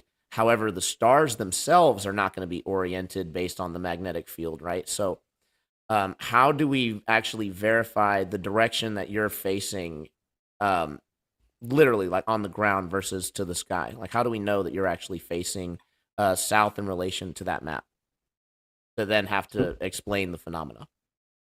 Well, because I could see where we were through GPS, and you can see on the island, you know, because so Kangaroo Island is an island, right? So we have to go out to the island, and it only has certain sides, and we were staying on one side of the island, and so obviously we could see that we were not on the other side, which was toward the north, and we knew that because when we took the ferry over to the island, we came off of a certain part of Australia, the southern out of South Australia near Adelaide, and then we came onto Kangaroo Island, and we went towards to the left, you know, and on either a globe Earth or a flat Earth map, you're still going on to one shore side of. So long story short, you use GPS, right? No, because we could see. We drove 10 hours from Geelong, Australia, in Victoria near Melbourne, all the way over to South Australia. You know, if the circle was like 5 miles in diameter, you wouldn't even realize that you're making a big circle, right? That's why people get lost in the desert constantly. So I mean, to say that you know definitively the orientation that you are, based on like something like the GPS, or that, oh well, we were just traveling and it didn't feel like we were turning left or right. That's not very definitive, right? Well, there was no inaccuracies. I mean, there was nothing to say that we were wrong, and we never. Well, if it was backwards, let's just for a moment, and I know that we're going into conspiracy land, right? We make no bones about it. There's a conspiracy, right? If there was a conspiracy and we're dealing with something that is a projection from reality, I mean, why wouldn't they make it accurate, right? People would figure it out immediately if the maps weren't adding up. But I would add that people actually aren't navigating using a globe Earth, right? They're actually navigating using flat maps. Most commonly, the Mercator projection, 99% of maps are flat. There's only one map that's not, and that's a globe. And it's not even really used for navigation, right? When it was, it failed, and they had to invoke a changing magnetic field. Okay, but this is kind of hard to discuss, because I feel like it's so like point blank. Like even if the maps were distorted or the GPS got me to the wrong location, I was still on a certain, like I could see the coast. I was on the beaches, and you could see the consistency with that, with satellite imagery, with GPS, with maps, with compass. I mean, it was all, there's nothing wrong with it, I guess. Joel, so first, when navigators are using compasses, they're in the south, the farther south they are, the more out of sync they are. They find themselves 20, 30 miles a day off, according to their compass. So what NASA has done is they've taken all those data points and they've programmed them into GPS. Anybody can use GPS, but nobody is allowed to see the source code, because if we saw the source code, we'd say, whoa, why are they making all these adjustments? So you have no idea what direction you're facing down there, but let's pretend you are facing south. That we don't even know if the southern stars are a reflection of the northern stars. We don't know what they are. We don't know what stars are. We don't know anything about them, and their motions have nothing to do with the ground that we stand on. Can you admit, if we're on a ball, that there's physical curvature? Yes. Okay. So if I'm on and wherever you are, let's just say it's the top of the ball. Okay. So I'm here on an airplane, and I'm looking at it's a perfectly clear day. I'm on the runway, and I could see stars on the horizon. So I'm looking this way, and I see stars right on the horizon. Right? Yeah. Right. So I'm in Germany, and I'm going to fly to Brazil. So I'm flying down over the ball, and when I get down here, those stars that were on the horizon are now over my head, right? Well, it depends. It depends, like how much the Earth is rotated in that point. But yeah. Well, the Earth is rotating this way, not this way. So I'm going from the north, right? The stars on the horizon. If I stayed there, and the Earth is rotating, those stars are going to stay there. That's right. If I go down, those stars should be on the top. So I want to show you a video that a pilot gave to us, and this is from Germany to Brazil, and it's a time lapse. And if you look at the stars, they're not rising up. You would think that they would rise up, but they're just the only time they move. Yeah, that's an awesome example of him going along with the Earth's rotation. No, so this is what Google Earth says that flight should look like, right? Yeah, Google Earth says Google Earth isn't rotating actively. it doesn't matter. The rotation, the east-west rotation, has nothing to do with north-south navigation. The stars, as he's diving over the Earth, these stars should go up. So this is reality versus Google Earth that is simulating what we're supposed to see on a ball. There's a problem. There's a big problem there.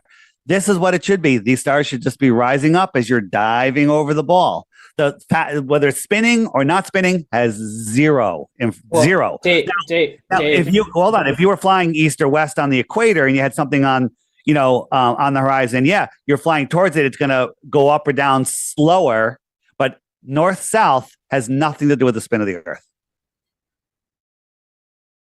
Wait, you said he's going from north to south? Are you saying he's going to north to south in that? Yep. North video? to south. Yep. Yeah, that's why you see the stars rotating this way. Where was he flying from? From Germany to Brazil, I believe, or somewhere. Germany for somewhere down below the equator. Okay. Trying to think. And you can think. Here's one. Think about it, and maybe not. Right I just think, Dave, that the answer is the Earth's rotation, and so to say that has nothing to do with it, that's just dismissing the main reason that would happen. Well, let's look at the Earth's rotation. You got a plane here in the north. Let's call that Germany, and they want to fly here. Okay, right? But the Earth is spinning, and by the time he gets here is now over here.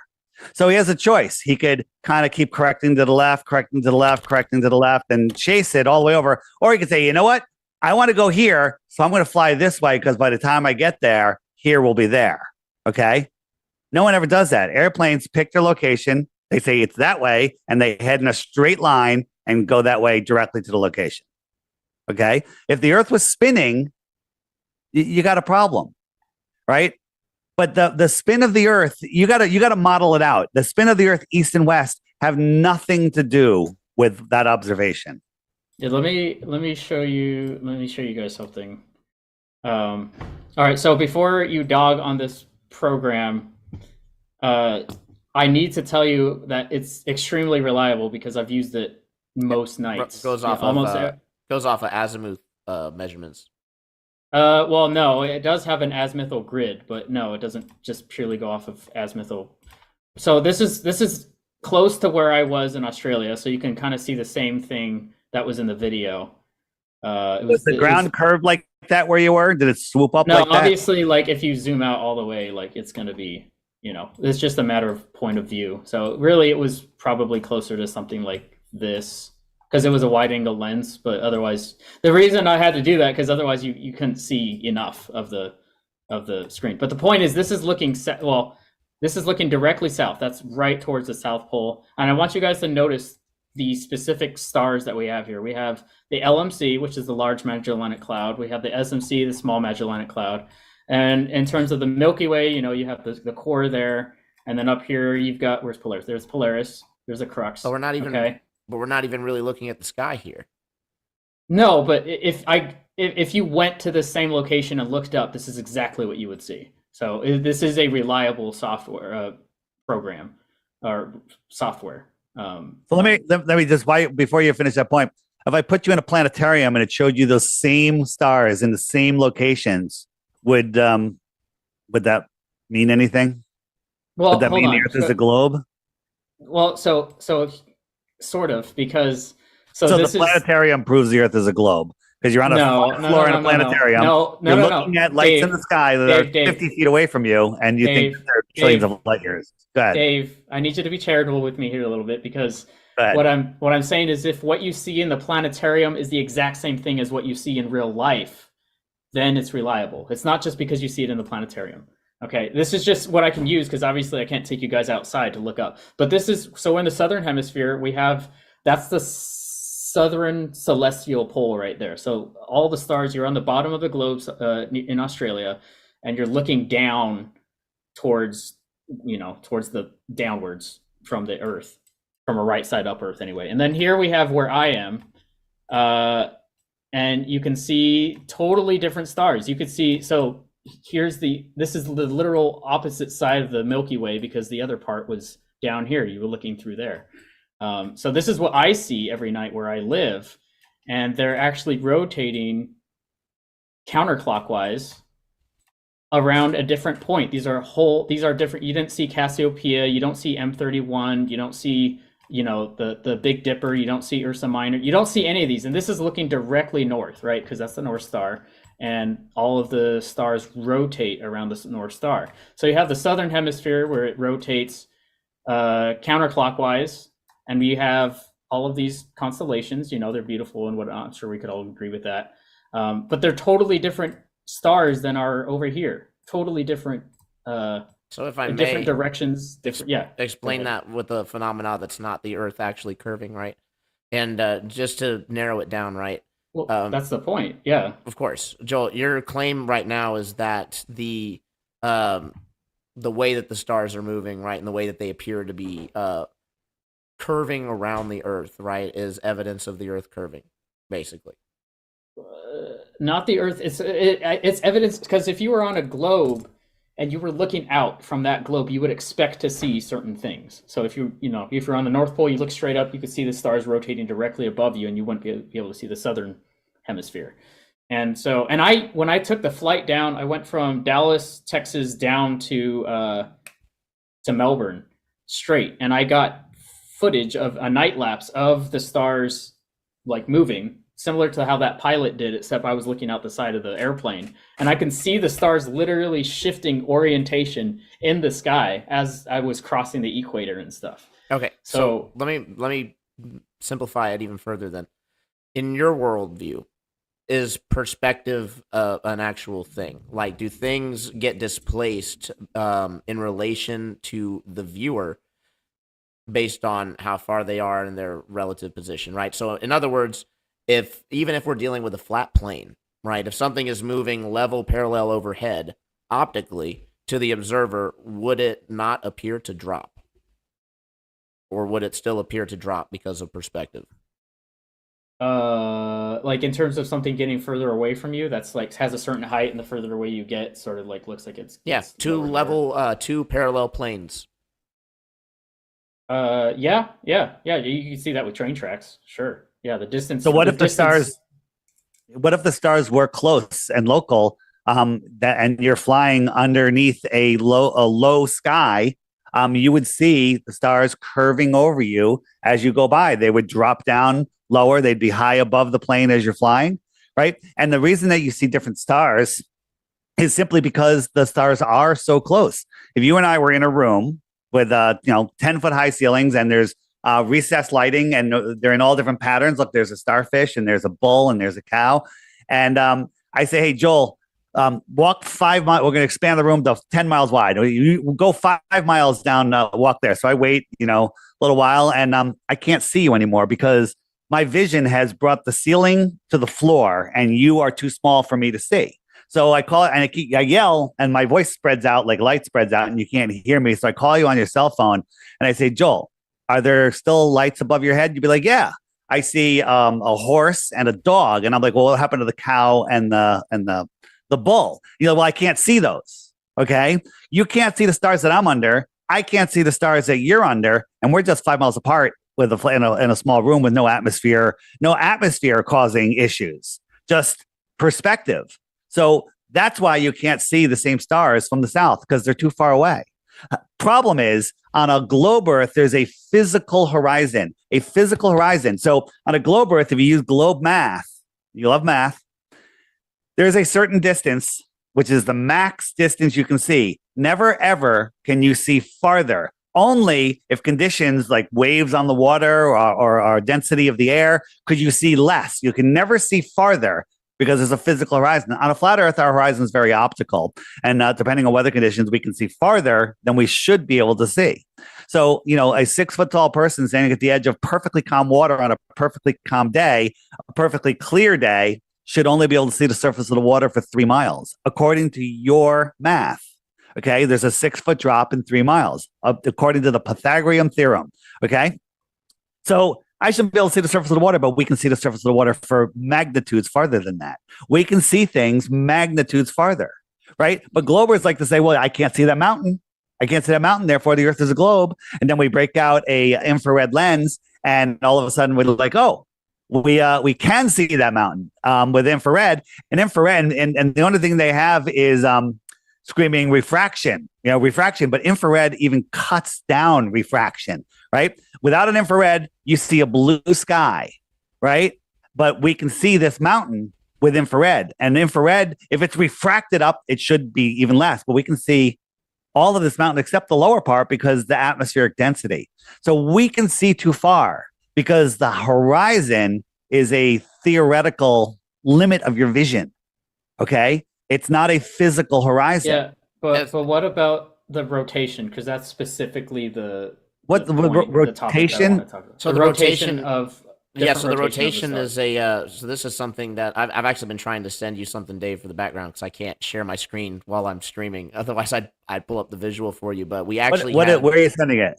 Well, no, it's just too big to send. So I tried to send it in my email, but it wasn't working. But anyway, in any case, Walter Bislin actually did us a favor on this and actually modeled out what the stars would kind of look like on a flat plane. They did use arbitrary stars, so it's not like you can see specific constellations or anything like that, but it basically just shows the general position of where the stars were and then what it appears to be optically to the observer. The reason why this happens is there's a huge discrepancy or a miscommunication in what we're actually dealing with. So we're dealing with measurements in our visual field.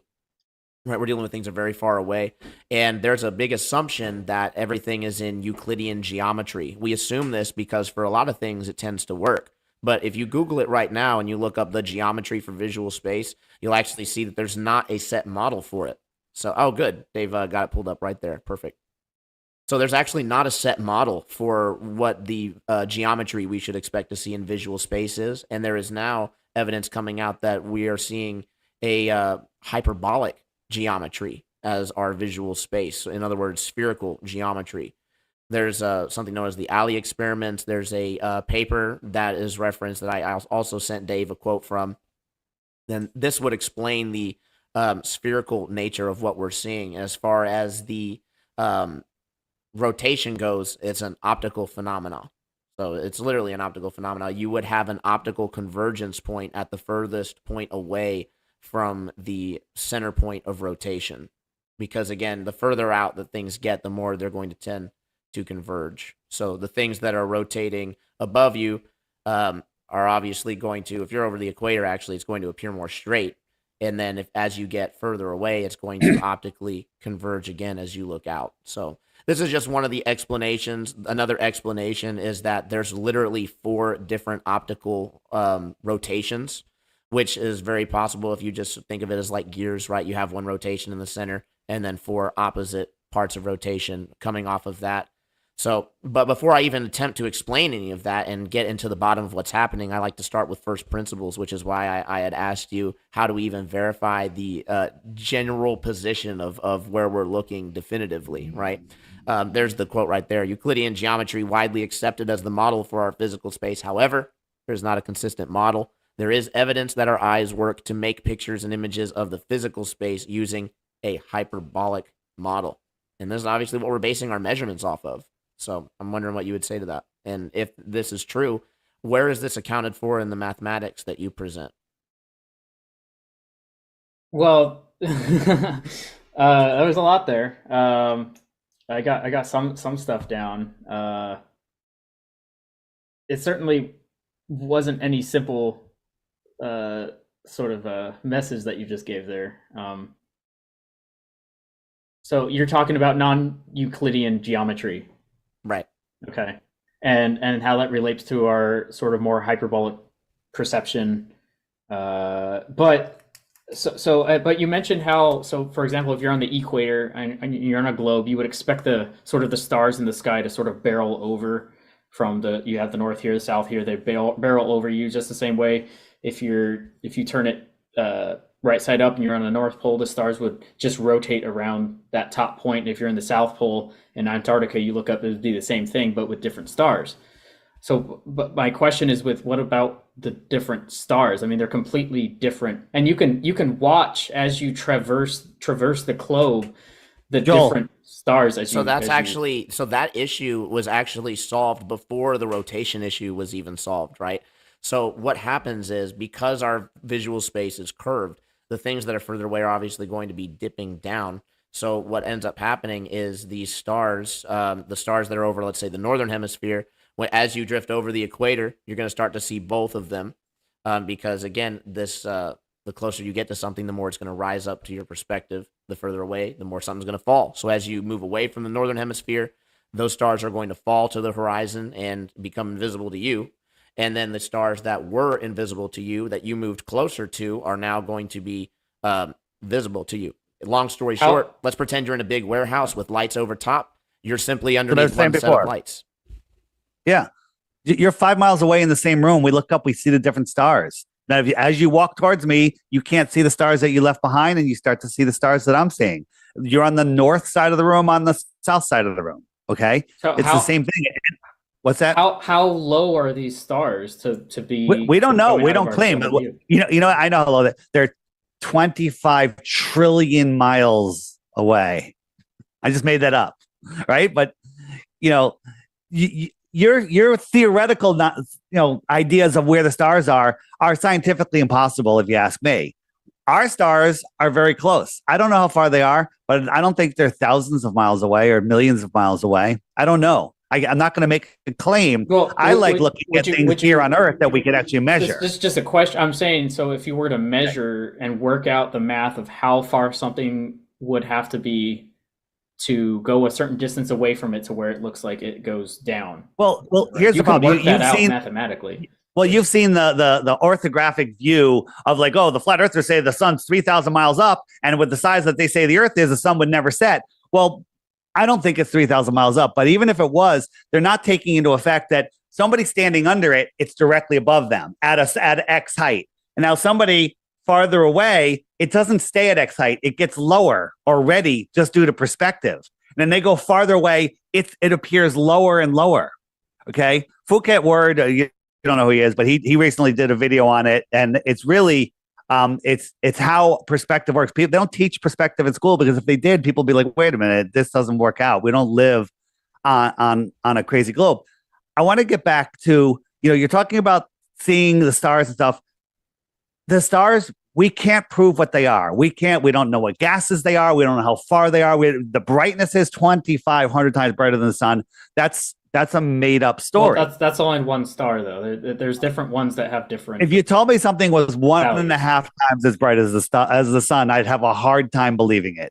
Okay, well, because the sun, because no, you have no examples of anything brighter than the sun. Let's say, they could do something in a lab, and they say it's 10,000 times brighter than the sun.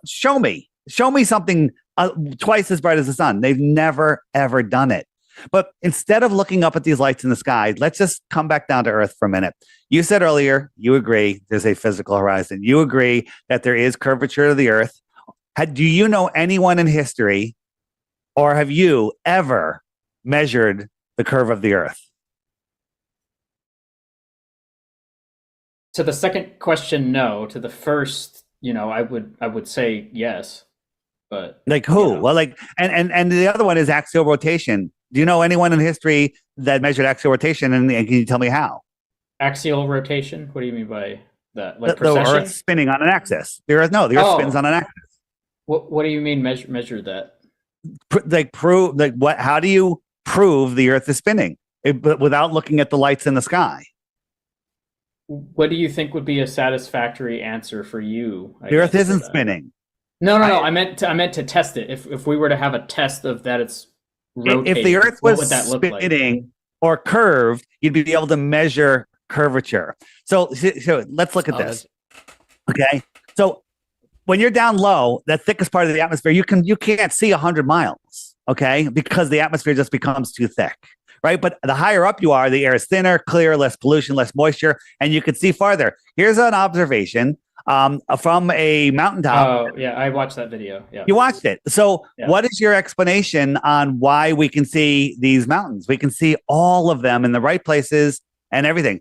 The tops of these mountains should be over 40 miles below the curve. Now you can say, well, the curvature calculator is wrong. It's a parabola. You can say whatever you want. Oh, it's the hump. It's the Sagitta. Okay. Only 20 miles. The tops of these mountains, which is nonsense, should be 20 miles below the curve, but we can see them. What is your answer for that other than refraction?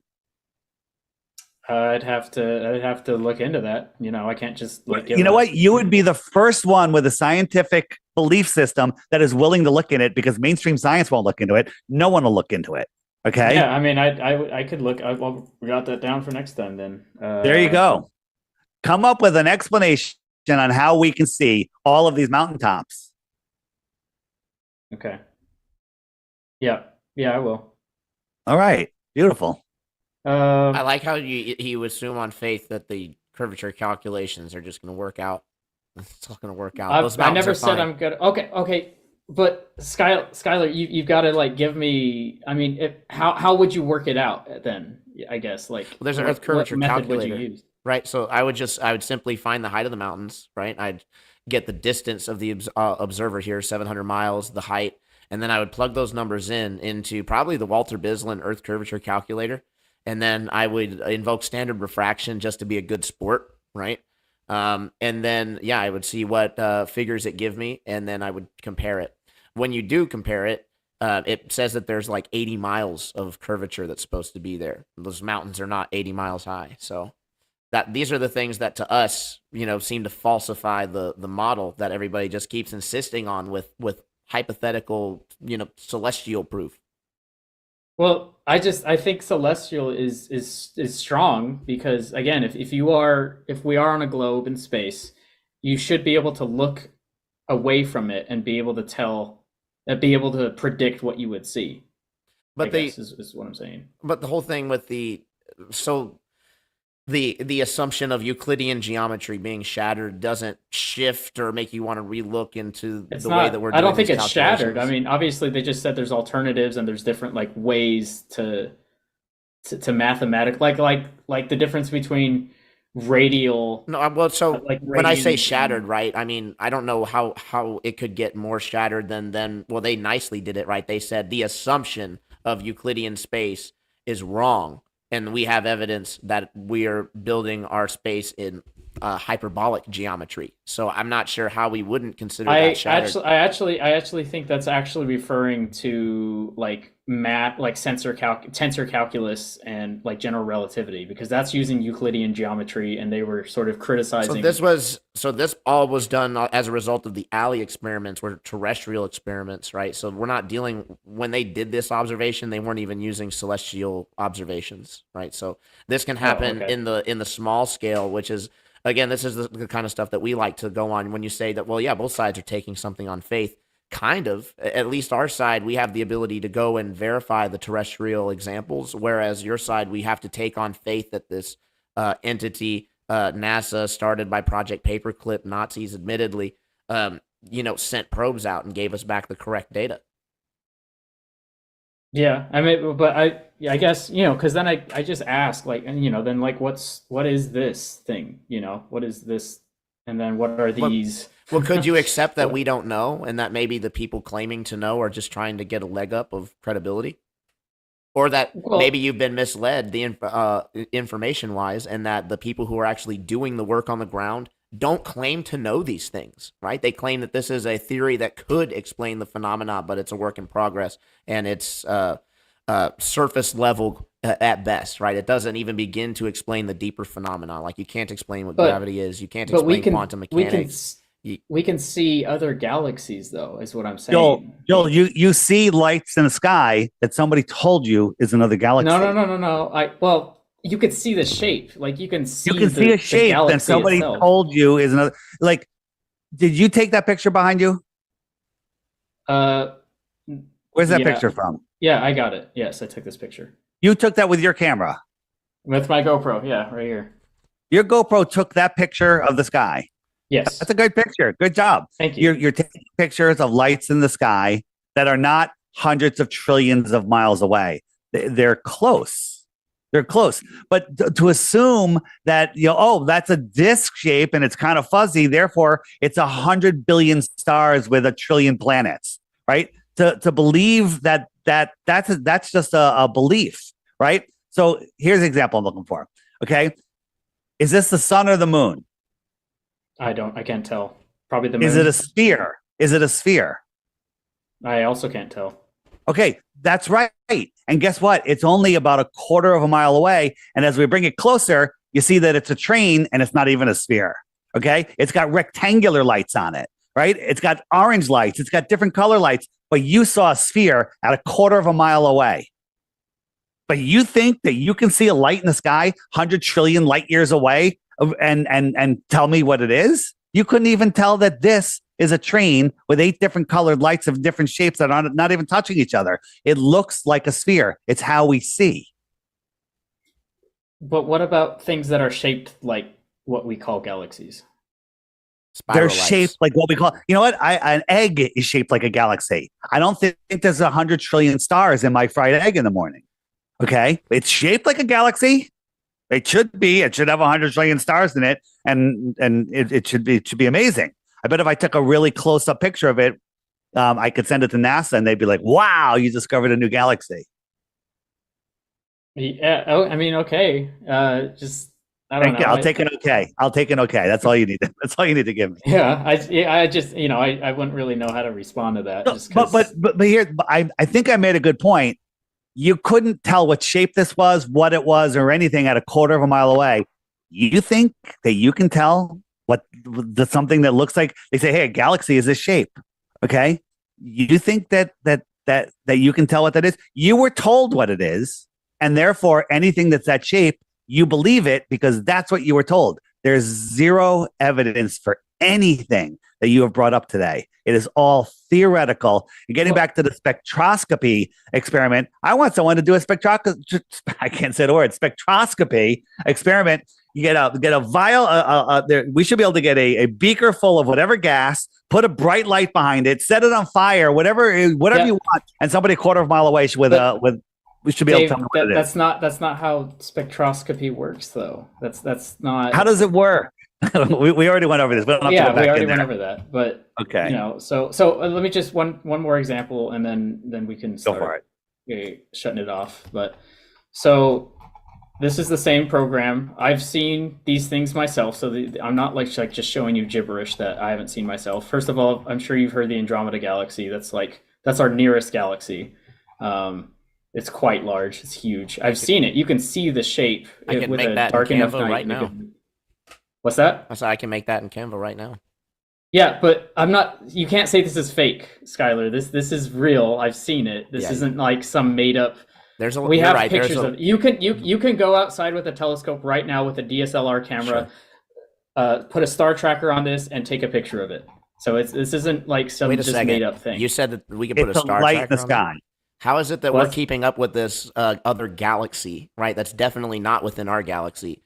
And when we're whipping through space over 1 million miles per second. Well, because space is really big. So here's another one. So here's the Whirlpool Galaxy. I've seen this one too. You can see the shape. You can see the smaller galaxy here. It looks like it's kind of sucking it in. It's really cool. And then here's another one that I've seen, the Triangulum Galaxy. Skylar, what if there was a book that said that these are spiraling lights that were just a couple hundred miles away? And that's what you were taught. Now, if I showed you all these and told you that there were galaxies trillions of miles away with hundreds of billions of stars that are bigger than. But my point is, you could defend either one of them with an equal amount of evidence, which is zero. I'm saying so. Try not to do a spit take. It's sort of like what you're calling it. It's just a matter of it's like semantics of what you want to say that it is. And then, of course, this would be our galaxy that we're inside of, so we're inside, that's the center of it, and you can kind of look away from it. So this is our Milky Way, obviously, and any of us could see that. It's not obvious because you were told that. You're pre-assuming. No. I'm saying that this is all stuff that you can go out and see yourself, and that you can take pictures of. But you couldn't tell what a train light was, right? It's a cool story, bro. It's a cool story. So you have zero proof of it. You were told that it's a galaxy. You were told that it's trillions of miles away. You were told it's 2,000, or you figured out on your own that it has to be 2,500 times brighter than the sun. These are all things that you have zero evidence of. Zero. But wouldn't the evidence be the observation, like looking at it? The observation, but as I said before, if you were taught in school that these galaxies were actually energetic sources of spiraling light that are, a couple hundred miles away, that would be your story. Well, hey, and then there's another one. There was something. One of the biggest debates in astronomy was actually this exact point, when we believed that the Milky Way was the entire universe, and we didn't believe there was other galaxies. We didn't even know what a galaxy was, and so where'd he go? I'm still here. I'm here. Right back. Okay.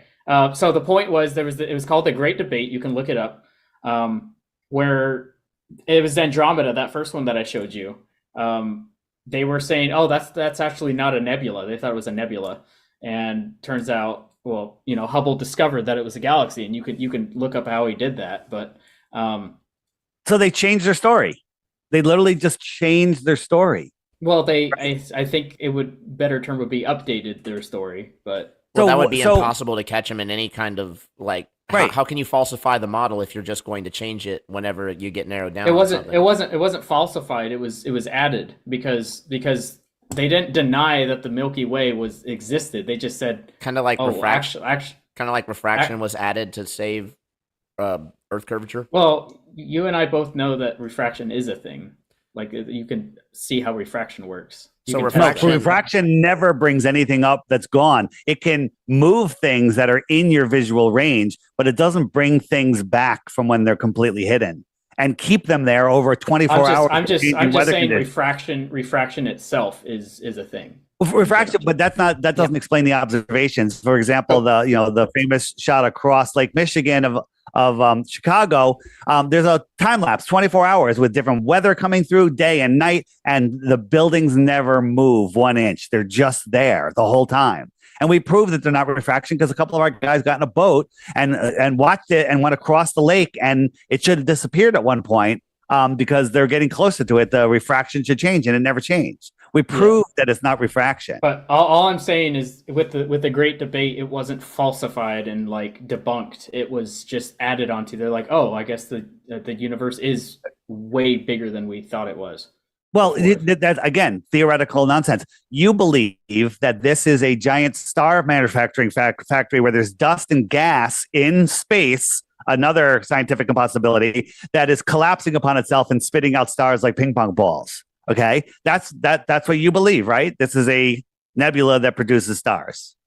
Yeah, that's the pillars of creation. Yeah. Yeah. So cool story, bro. It's a cool story. It's not even a cool story. It's ridiculous.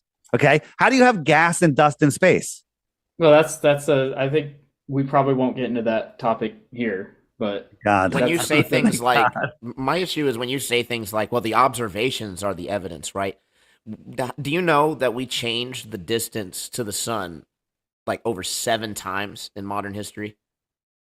Yeah, probably. Okay. We updated it. I think we got more refined. Do you know why that's significant? Yeah. Do you know how much they changed it by, first off? Do you know how much they changed it from? No. 1,000 miles was the first predicted distance. So they have... Who did that? I can't remember the exact names of everybody who did the predictions. But in any case, we end up now, obviously, with our figure of 93 million miles. You admitted yourself that, they probably changed it to update it, right? So here's the issue. We base a very important unit of measuring all these other distances off of our perceived distance to the sun, which was the astronomical unit. It's also how we defined our speed of light, right? We simply define it as constant. We think that the sun is so far, and then we measure differences in angle. So it's pretty funny that we don't actually have a, in my opinion, a real measurement, a direct measurement of light. It's an inferred measurement.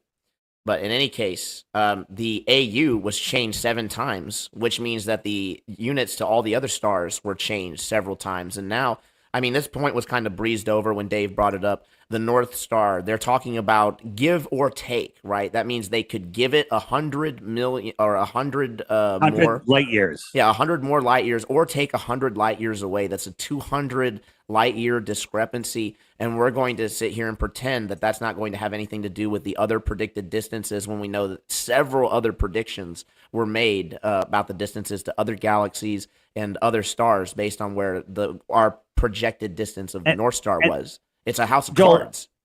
Joel, the mainstream science, if you don't agree with them, you don't get published. So mainstream science tells us it's 93 million miles away. But during one of the recent solar eclipses, a bunch of truthful, honest, researching amateur astronomers said, "Hey, they did the math, and there's something wrong. The eclipse doesn't work. The sun has to be farther." And I forget the number, but it was significantly farther.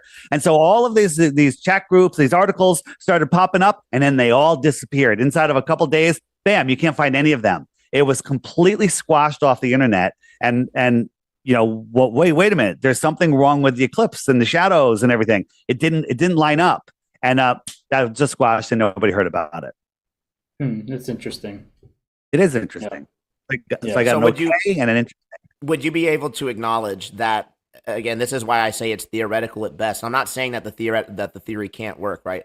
It very well could, but we can acknowledge that the observations on their face are not proof of themselves. In fact, you even stating that is a literal begging the question, or also known as a reification logical fallacy. If an argument is logically fallacious, then that means it's not good support for that claim. Not necessarily that your claim is wrong, but just that argument is not a good argument for that claim. So when all of your arguments pretty much are like that, it's flat earther fuel. No, I don't think all of my arguments have been like that. Not all of them, but yeah, it is a. What'd you say the specific name of that fallacy was? Reification. Reification. Yeah. So yeah, I mean, it's hard. It's. I could scrub through this whole video and watch it back, and I'm sure all 3 of us has made plenty of logical fallacies in the stuff we said. So it's kind of really, really hard to avoid. But yes, and to your point, it doesn't necessarily make it valid. So I guess it is a sort of pleading the question or begging the question. But I guess that if I acknowledge that, I also like if you guys could maybe acknowledge that if on a globe model, those celestial movements would make sense if it was a globe. Which one specifically? The rotation, the celestial rotation. Sure. It would make sense on a globe. Yeah, I'd give you that. Okay. Yeah. All right. Well, I think this was productive. It was very involved, very in depth.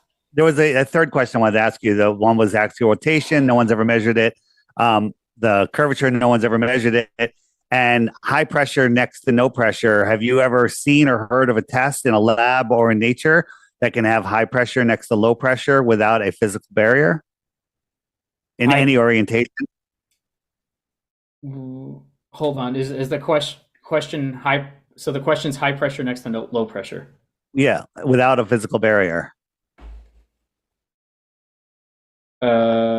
Hold on. Let me see. I'll write this one down too. I mean, but the thing is, when you start talking about these things, you have to start using things like Boyle's law and fluid mechanics and all this stuff that is mathematical, So it's hard because when I sort of like start responding, I don't look at it that way. Math is not empirical evidence. Well, yeah, but when you're talking about these concepts, the way that we understand how things interact, how things high pressure and low pressure, why it goes. Here's an experiment you can do. Get a cue, a box that you can suck all the air out of, right? And carry it around with you. Let's say it has a little trap door that can be opened on the side, on the top, on the or the bottom, right? Is there any place, any altitude, any place in this world where you could open that and it wouldn't equalize instantly?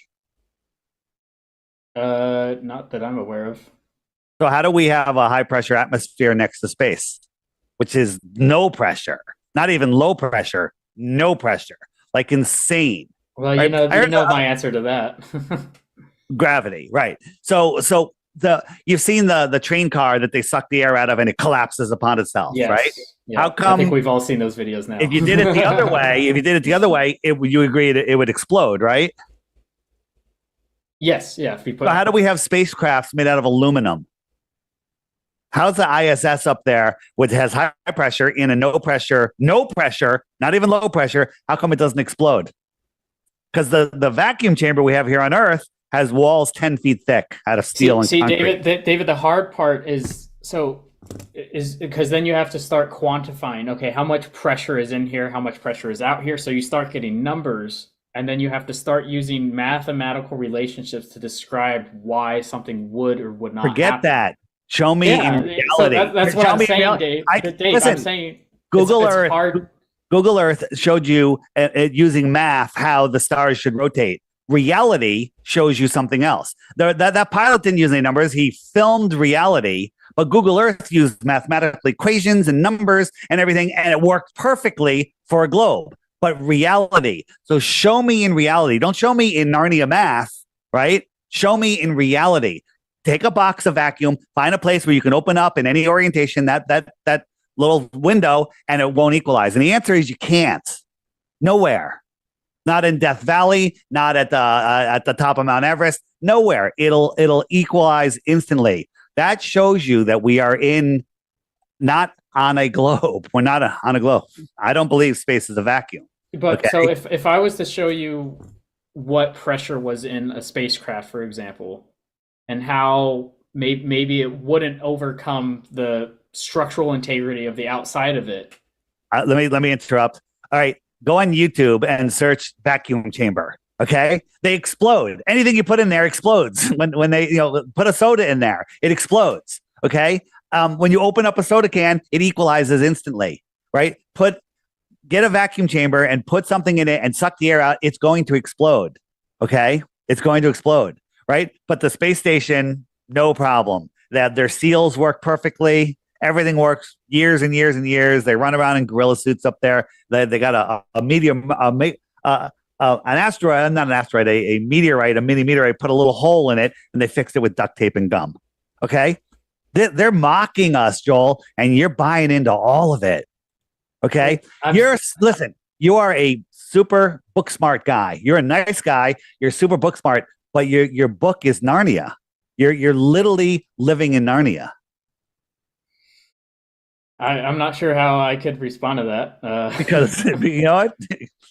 Narnia is kind of a nice place. It's kind of fun there, I heard. Yeah, I would agree. But I wouldn't know though. No, of course not. Well, what do you make of the? I mean, I know it's one thing to say that we just disagree with your beliefs, right? I mean, that's one thing. But what about when you have the people, I won't even call them the so-called elite, but like some of the people who have come out with some of these theories, like Kepler, saying that we need to, or sorry, was it Kepler or Hubble, that said that we must avoid the unique position in the universe at all costs. Such a position is unwelcomed and would only be accepted as a last result, as a last-ditch effort to explain a phenomenon. In other words, what he's saying is we will make up anything, literally anything, including magic bendy light, in order to save a model that will mean that we can explain away some certain observations. Observations, of course, that we're not moving, that we're at the center. And believe it or not, observations that we are, in fact, not curving. Again, those would be radar. We have radar propagation over 10,000 miles, and it apparently operates in the manual off a line of sight, meaning you point and shoot where you think the target would be. There's no calculation for bouncing it off of the ionosphere. And we even have radio waves that go over the 100 megahertz broadband, which means it goes through the ionosphere. We have clocked those at over 2,500 miles. These observations alone, by themselves, destroy the curvature claimed by the globe. And so we don't have good evidence of its curving. We have evidence that it's flat. We have no, as you even admitted, no evidence for the celestial model that doesn't beg the question. So there's no. When did I admit that? Oh, that doesn't beg the question. Right. Reify. That's why you don't know how to answer when you say, when we accuse you of living in Narnia, right? Yeah, Because right. there's- But that you just, I granted it to you when you just said that, because you said we have observations of this stuff happening. Right. So you were you doing the same thing, but I gave you that because, you know, you can't always avoid that. It's a very particular fallacy that's one of the hardest to avoid, besides like the fallacy or something like that. But, you know. So Sure. you Well, said we the have- same. I need to say that you made the same claim. We have these observations as evidence for the flat Earth, and that's kind of almost exactly what I was saying. But the with difference would be celestial between, and I could give it to you that that's a reification, right? Because just because it shoots as if it's flat doesn't necessarily mean that it's flat, right? It just can hint at that, right? So I would give you that. Yeah. But the difference between our observations would be, again, that we can recreate ours here on the ground. The things that prove out your observations demonstrably are probes, NASA, again, and everything that relies on the accused or reifies the issue. Well, what about astrophotographers, like amateur astrophotographers? They take pictures of the sky. What about them? Well, I mean, because they use a lot of these theories and methods, and they use these star trackers, and they use. So what they use. So the only thing that you need to know in order to be an astrophotographer really is the cycles, obviously, of the celestial bodies. But then also you just need to know how much they move in a day, which is about 1 degree per hour. So, I mean, as long as you know that, I mean, you don't have to do advanced these calculations, this assumption, right, that you have to know the layout of the cosmos as NASA and the mainstream presents it in order to take pictures of the things up there it's actually ridiculous when you look into it. It's not even claimed that that's the case.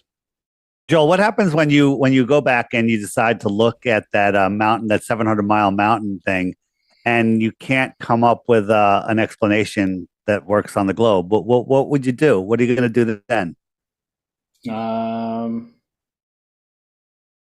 Well, that's hard because it's very hard for me to just not accept no explanation. So I mean, I feel like I would keep trying. And here's the thing: that observation, although it's not easy for anybody, but anybody could go there and do it themselves, right? It's not. We don't have to go to space. You could do everything I showed you yourself too. No, you can't. You're looking at things that you can't tell. Right? If I didn't move that train forward, you can do all sorts of measurements, and you could say that light was 250,000 miles away when it was only 1/4 mile away, and you could say it's spherical, but when it wasn't spherical, you can say anything. That's not.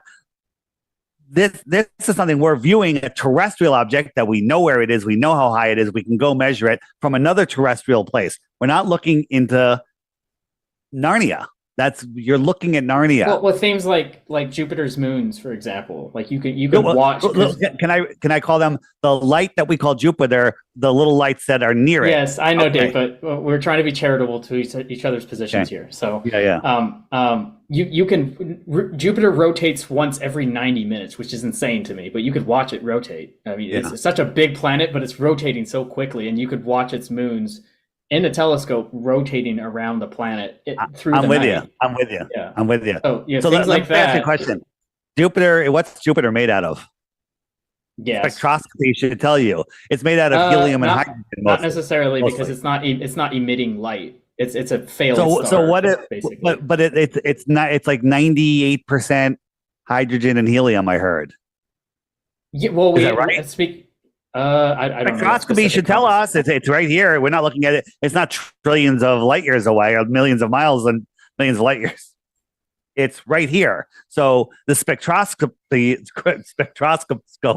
trying to say both words at the same time. It should be able to tell us what Jupiter is. It should be able to tell us what Jupiter is. Okay. So mainstream science says that it's correct me if I'm wrong, Skylar, it's helium and hydrogen.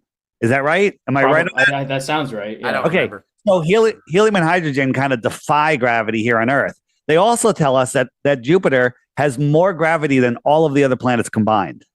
How much helium and hydrogen does it take to create more gravity than all of the planets combined? A lot. Quite a bit. And so more of something that's lighter than air. It doesn't make any sense. And then if you were on Jupiter, that's lighter bright, than oxygen and nitrogen. But yeah, how NASA says that from Jupiter the sun would be very small. It would be like a quarter of the size. It'd be like a large star. Sure. Yeah. Okay. So you have to believe if you're on Jupiter and it's a gassy surface, I wouldn't call that very reflective. I'd call it kind of light absorbing surface.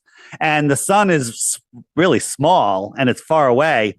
You have to believe that far away sun is lighting up the gases, reflecting off of them back to us. And it wasn't yesterday, but the last time I saw Jupiter in the sky, it's the brightest thing in the sky next to the moon. Okay. Yeah. So how is that light getting intensified, reflecting off of that non-reflective surface, traveling millions of miles back to my eye, not getting any dimmer, getting brighter? How is that possible? How come when I look at a rock on the ground at noon that's much closer to the sun and much more reflective than a gassy ball, how come it's not shining bright in my eyes? Because I'm right next to it. Okay. It's not as bright. When you look at Jupiter in the sky, it's as bright as the sun. It's just smaller. It's a light. It's as bright as the sun. It's just smaller. Right. But I should be able to look at a rock on the ground and it should be brighter than Jupiter, but it's not. It's not. Make God great again says Flurfers just don't know how time traveling eyesight works. Obviously, Dave, we probably should just pack it up, call it a day. Okay. I'm just kidding. I don't understand. It's not getting brighter. Let me ask you a question. It's just reflecting the light off of. Is the light reflecting off of this blinding you right now? No, it's not the sun reflecting off of it. Should. Now, if the sun was over there, outside, hold on. Yeah. If I was outside and the sun was over there, it would still just look like this. And this is actually I'm pretty fucking bright in here. Okay. The sun reflecting off of this, you can just see it. It's not a light. You look up at Jupiter, it's a light, right? But you have to believe that a distant sun, a smaller sun, is reflecting off of a non-reflective surface, traveling millions of miles to my eye through my atmosphere, and I could see it as bright as the sun. I'm sorry, you're not thinking if you're believing that's what that is. The only reason that you're defending it is because it has to be that way, because that's the way it is. Well, I just don't think that position that you're describing is accurate, because. All right, explain to me how we see Jupiter as bright as the sun. Well, it's a bright light in the sky. It's bright light in the sky. It's not nearly as bright as the sun. Okay, but it's brighter than any star. It's bright. It's literally a light in the sky. How is it lit up? Explain to me how it's lit up. Well, because it's reflecting what's showing behind your screen there. It's reflecting the sun. Yeah. Okay, so how come when I look at a rock, I'm standing next to a boulder here on Earth, that's a smooth boulder, and it's kind of reflective. How come it's not as bright as like Jupiter is bright? It's literally like a small piece of the sun. It's like a small piece of the sun. You know how big Jupiter is. So you're not explaining how that light is intensifying. Well, no, it's not intensifying. What I'm saying is you have a massive, massive planet, a planet. It doesn't matter. It doesn't matter because the sun. Hold on. Let me just finish this point. They say the sun's 400 times bigger than the moon and 400 times farther. Therefore, it's the same size. So if I look at a rock that's this big and I'm 5 feet from it, okay, well, Jupiter is so far away that it looks smaller than that. It doesn't matter. I'm right next to this. The sun is shining on it. It should be blinding me, but it's not. And the sun is closer to this, right? It should be blinding me. That argument alone completely destroys the light in the sky being a gassy ball planet that they tell us. What are you seeing when you look at it? As Skylar said before, I don't know. I think it's something to do with creation. I think we're all part of this living system, and those lights in the sky are part of this system. That's why astrology is what the real elite use, and astronomy is for the masses to keep them believing in space. Well, I certainly don't believe in astrology, but well, that's of course because you believe in astronomy, which is complete and total hypothetical BS with being nice.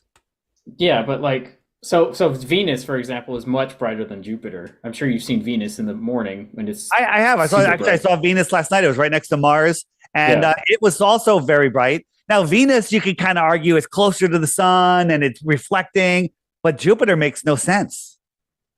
Jupiter makes no sense. Well, it kind of because you can't see like Neptune or Uranus with your naked. Well, because they're not what they say, right? They're not what they say. But then what are they? I guess if I were to accept, okay, they're not planets, then what am I supposed to do? That's not. I guess what Listen, do you do I with don't that? know. I'm not responsible for coming up with the answer when you don't know what something is. I don't have to come up with a replacement model. But if we look at Jupiter, hold on a second. This is what I want to show you. This is from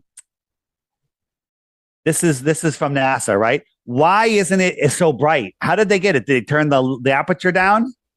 I would need to know the exact source for that. I don't know. Actually, I'm sorry, that's the wrong one. That's a pond with ducks. Nice. That's not what I was doing. That's good. Yeah. Come on. I said you have to have a joke. Okay. Yeah, that's funny. All right. It's even funny because yeah. That's real, here's though. Jupiter that NASA has. I'm trying to find the one. Oh yeah. So this is the a space probe that took a picture of Jupiter. How did they get? What did they have, a solar filter on there? Because Jupiter. What did you say took that picture? This is from NASA, from some Voyager or whatever. It took this 2014 and 2016. So it was a passing by. Yeah, but again, you have to believe that this is real, and none of the clouds changed over 2 years. Every cloud is exactly the same. Are we just gonna breeze over how those look literally identical to the little miniature That's what we're talking Jupiter? about. The one I just showed. Yeah, it's identical, and these stuff like this, and the Jupiter's not the only one. They have one of the moon too. I've heard that from. Well, Skylar, they use this picture to make that model. Come on, it's not the other way around. That's crazy. I do think you're right. I do think I don't know. I'd have to look at exactly. I'd have to see what they said about those images specifically to see. I'll tell you what they said. They found out that Jupiter has a magnetic core because they filmed the Northern Lights. Yeah. That's crazy. Come on. Now let me ask you a question. Did I put this in there, or did NASA put this in here? Do you know? Can you prove either way? No, I don't know. Okay, but that's when what I'm you saying. I'd have to look at it myself. So if I put it in there, did I do a good job? Sure. Really? That's good. That's believable. So if NASA put it in there, then it has to be real. Do you see the bias that you have? Not see how I'm not just accepting it though. Like I'd have to see. I appreciate that. You can see both of you can go and look at Jupiter, and it looks just like that. Is what I'm saying. It looks just like this. This is the new picture of Jupiter that NASA just gave us. All right? You believe these are paintings. It actually doesn't look like what you're talking about unless you use some digital imaging and rendering with it, right? You're not going to get Jupiter. No, that's not true. You can see it. You can see some blurry. You can see some blurry bands bands and a little. I'll give you. You can see a little spot and some blurry bands, but nothing to the detail of what NASA's claiming. Well, with a legitimate telescope, you can with a big Dobsonian 12-inch telescope. It's just purely optics. It just has two mirrors, right? Three mirrors. Joel. And it can look like that. You can see it's not just blurry bands. You can see the detail and the red dot and everything. So Joel, if you do the research and see that the 2014, 2016 photos are both claimed to be from NASA and all of the clouds are the same, what will you do? What's your excuse? What will you say? Well, I'd have to see what they say about it. Let's say they say these are two separate pictures. The second one showed that there's Northern Lights. Okay. What will you do? Because you now have evidence that they're lying because all the clouds are the same. When they show us this, the clouds don't say the same. This is just over a couple of days. Okay. Right. The clouds are moving, right? But they showed us 2 years apart. The clouds are the same. So I'm not saying that, you have to do your own research. When you find out that that is both official from NASA, can you completely say NASA's a complete and total fraud and throw out everything they've ever given you? Or are you going to make it? Well, I wouldn't go to that extreme because that would be a slippery slope fallacy, which I'm sure you're aware of, Skylar. But it's you can't throw the baby out with the bathwater. But it's the burden of positive claims and letting things pass through the lens of empirical of what can be empirically verified and what can't, right? We keep having to, on the Globe side, rely on the story from people who came admittedly from Project Paperclip. If you don't know anything about that, you should definitely look into it. No, I know about it. Yeah, it wasn't just America, though. That's actually what people don't understand. It was America, China, Russia. It was all the big countries took the Nazi scientists and then employed them in their own scientific programs, not just the space program, right? So for us to just blindly agree that, okay, what they're giving us is factual when they do show us like horrible footage like this, like you can make stuff like that super easy today, and all you need is a little bit of theater magic to do it back in the day, right? If you take in even 1 year of stagecraft, then a lot of the magic of NASA just kind of falls away. Yeah, I think again, well, I take things on a case by case basis. So like, I'll look into the mountain things. I looked into the inverse square law thing. I'll look into the high pressure versus low pressure thing, and then I'll look into the 2014. So did you make those images, or no? Those are from straight off of NASA's website. So you didn't make those. Okay. So yeah, I'll look at those and I'll see what they say about them, and then I'll also reference those against other amateur images that we have.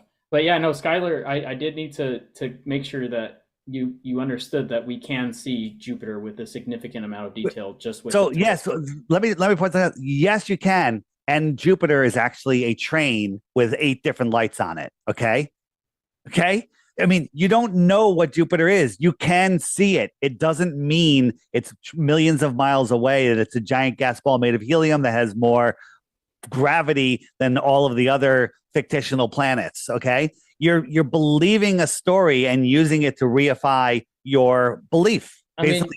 Yeah, I guess in general, but doesn't mean the story is necessarily false, I guess. So we all accept a narrative perspective of reality ontologically. Okay, so quick question. You have to start somewhere. Quick question about Jupiter for clarification. The method that you use to get the clear picture of that, is that similar to the method that you use to also get the clear pictures of Neptune? Where you have to allow so much photons to come in to build out the picture, and so it doesn't give it long to you. exposure. Yeah, exactly. It doesn't give it to you instantaneously, right?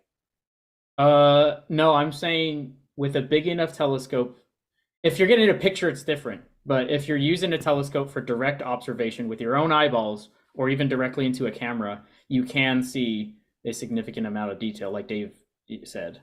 So I mean, and I guess then you can also see its moons around it. I can agree. I'll even give you the moons. I've actually seen amateur photographers with cameras take pictures of the moon. So I'm not saying that you can't see that.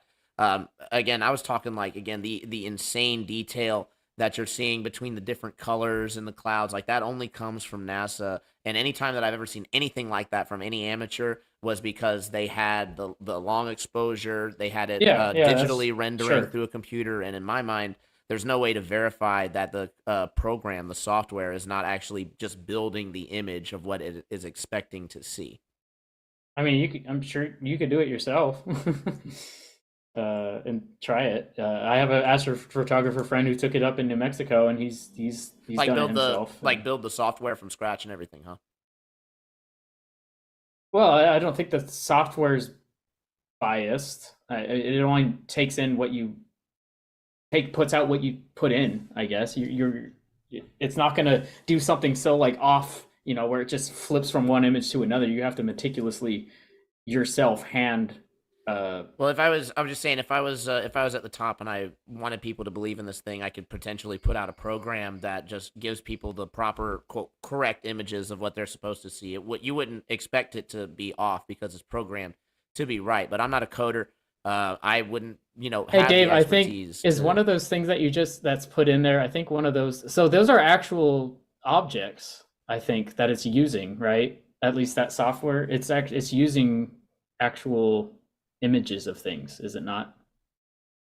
It's all CGI, all of it. It's using CGI images of CGI images.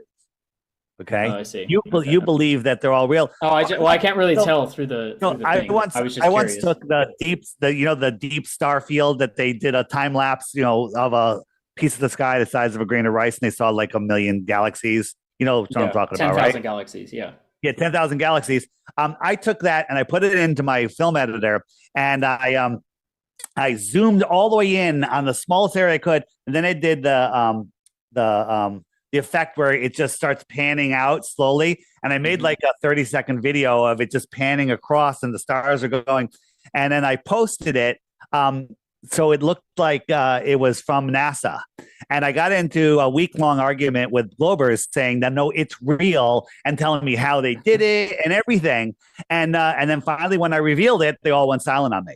So yeah, it's kind of funny because on Facebook, I'll call out, there's a lot of space. Well, this probably sounds funny coming from me, but there's a lot of legitimately fake space stuff that comes out, and I'm always the first guy to comment that, and everyone's like, oh my gosh, it's so beautiful, and like, wow, it's like, no, this isn't real for X, Y, and Z reasons. And it's a halfway there. It's a huge niche that's actually muddying the waters quite a bit. Yeah, it's really unfortunate for, I think, both of us, honestly. Well, we're not the ones with the. Honestly, it's not so much of a problem for us because we don't have the positive claim, right?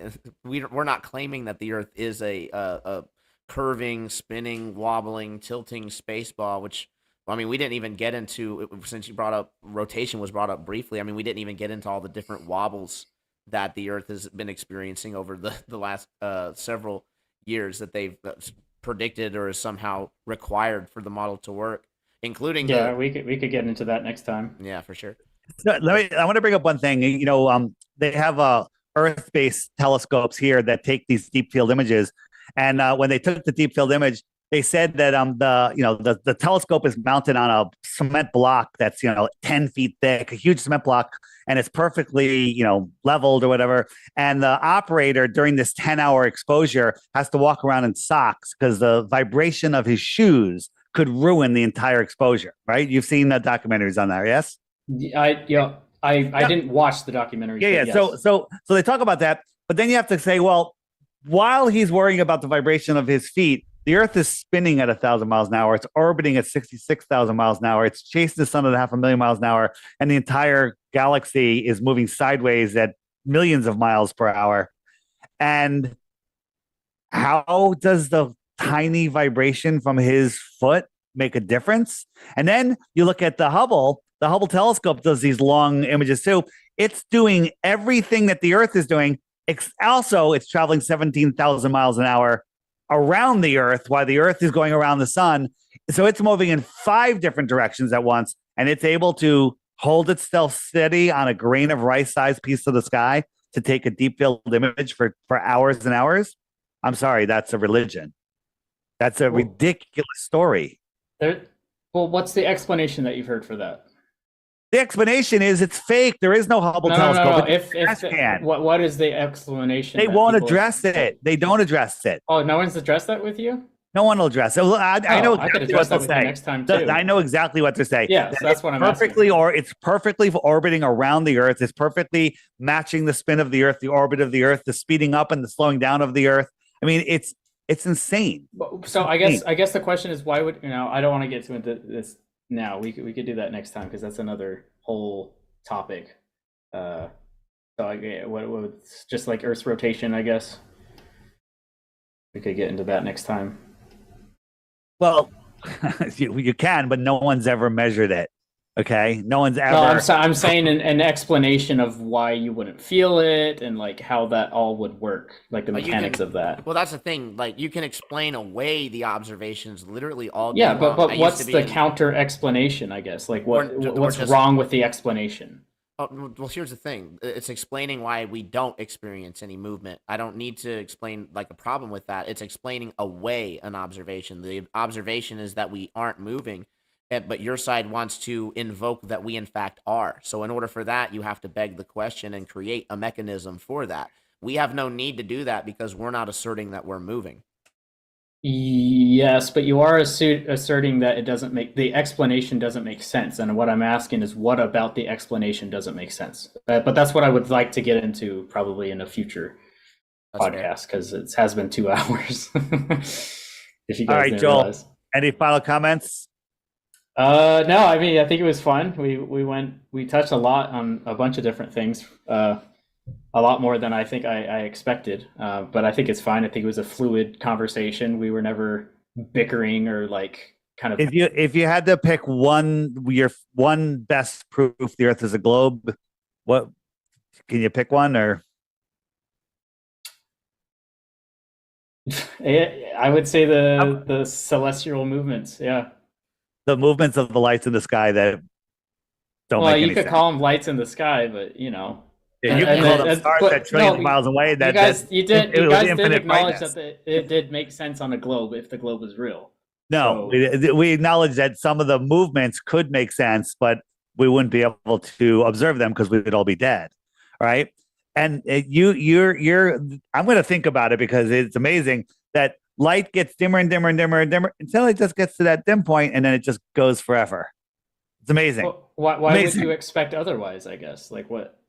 Because light spreads out and it keeps spreading out until it's so dim that you can't see it, and that happens very quickly. Well, yeah, until your eyes can't see it, but it's still there. Like, well, we can still. So how we think stars that are hundreds of trillions of miles away? So like in a galaxy or something? No, like stars in our solar system. Well, 100 billion miles away, whatever. We can see other galaxies that are 200, as you said, 200 light years, right? Andromeda is 2 million light years away. 2.4. 2 million light years. How many miles is that, dude? Well, so I guess what's stopping those photons from that galaxy of coming to Earth? They're not nothing. They spread out. They spread out. They spread out. They spread out. They like this intensity of light here, 10 feet away, it has to spread out and fill this much area, and then 20 feet away, it has to spread out and fill a bigger area, and it becomes less and less and less. Right, but it doesn't become non-existent. I guess it doesn't go. It doesn't. It just goes forever, and you can see things trillions of light years away. But what's wrong with that? Like what? You know, it's because it makes no sense. That's why. Why doesn't it make sense? No, here's what doesn't. This is what doesn't make sense. How big can you blow up a balloon before the plastic's gone? Can I blow it up forever? Because the balloon's going to get thinner and thinner and thinner. But in your world, after it gets to 10 feet wide, it can go to 1,000 feet wide and 1,000 miles wide, right? At 1,000 miles wide, you couldn't find the surface of the balloon because it would be gone. Just like light, just like sound. What were you going to say, Skylar? If the photons are spreading apart, then at what point are the photons so spread apart that there's not a photon to hit your eye?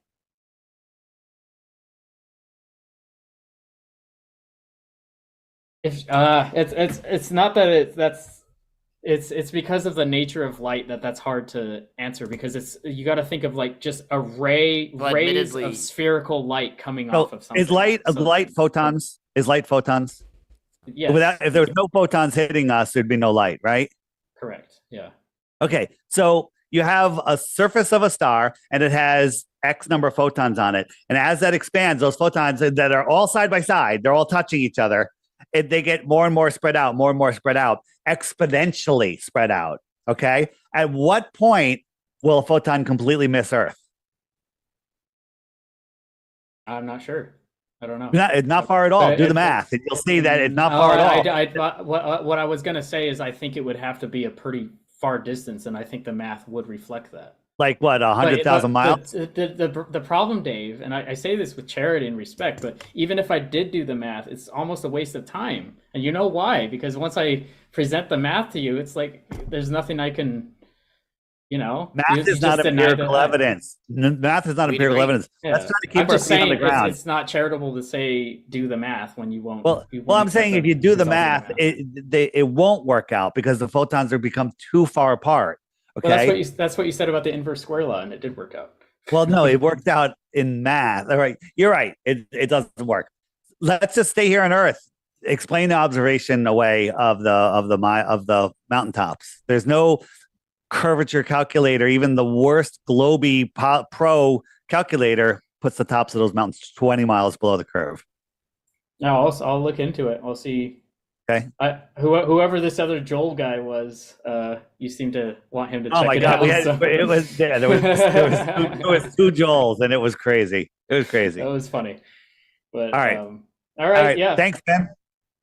Yeah, absolutely. It was All been right. fun. Nice to meet you, Skylar. Yeah, Joel, It's a thanks for pleasure. coming on. It was very nice to meet you. Just to let you know, if you ever want to dip your feet in this again, I do an open panel usually tonight at 10 p.m., but we did this instead. So I was definitely happy to change it up a bit, give the audience a little something different. And I know What's that, your YouTube?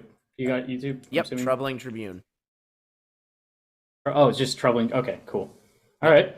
Yep, Well, simple. awesome. Yeah, I hopefully it was sort of productive. It's swapping perspectives and whatnot, and giving our sides, and that's what we were here to do. So, Absolutely. All right. hope you guys enjoyed it. If the Globies, anti-flat earthers, could be as nice as you, well, life would be amazing. Life I is agree. amazing. Certainly, It'd be is. more And amazing. that's Dave. That's why I told you I even started doing this in the first place, seeing how you were treated.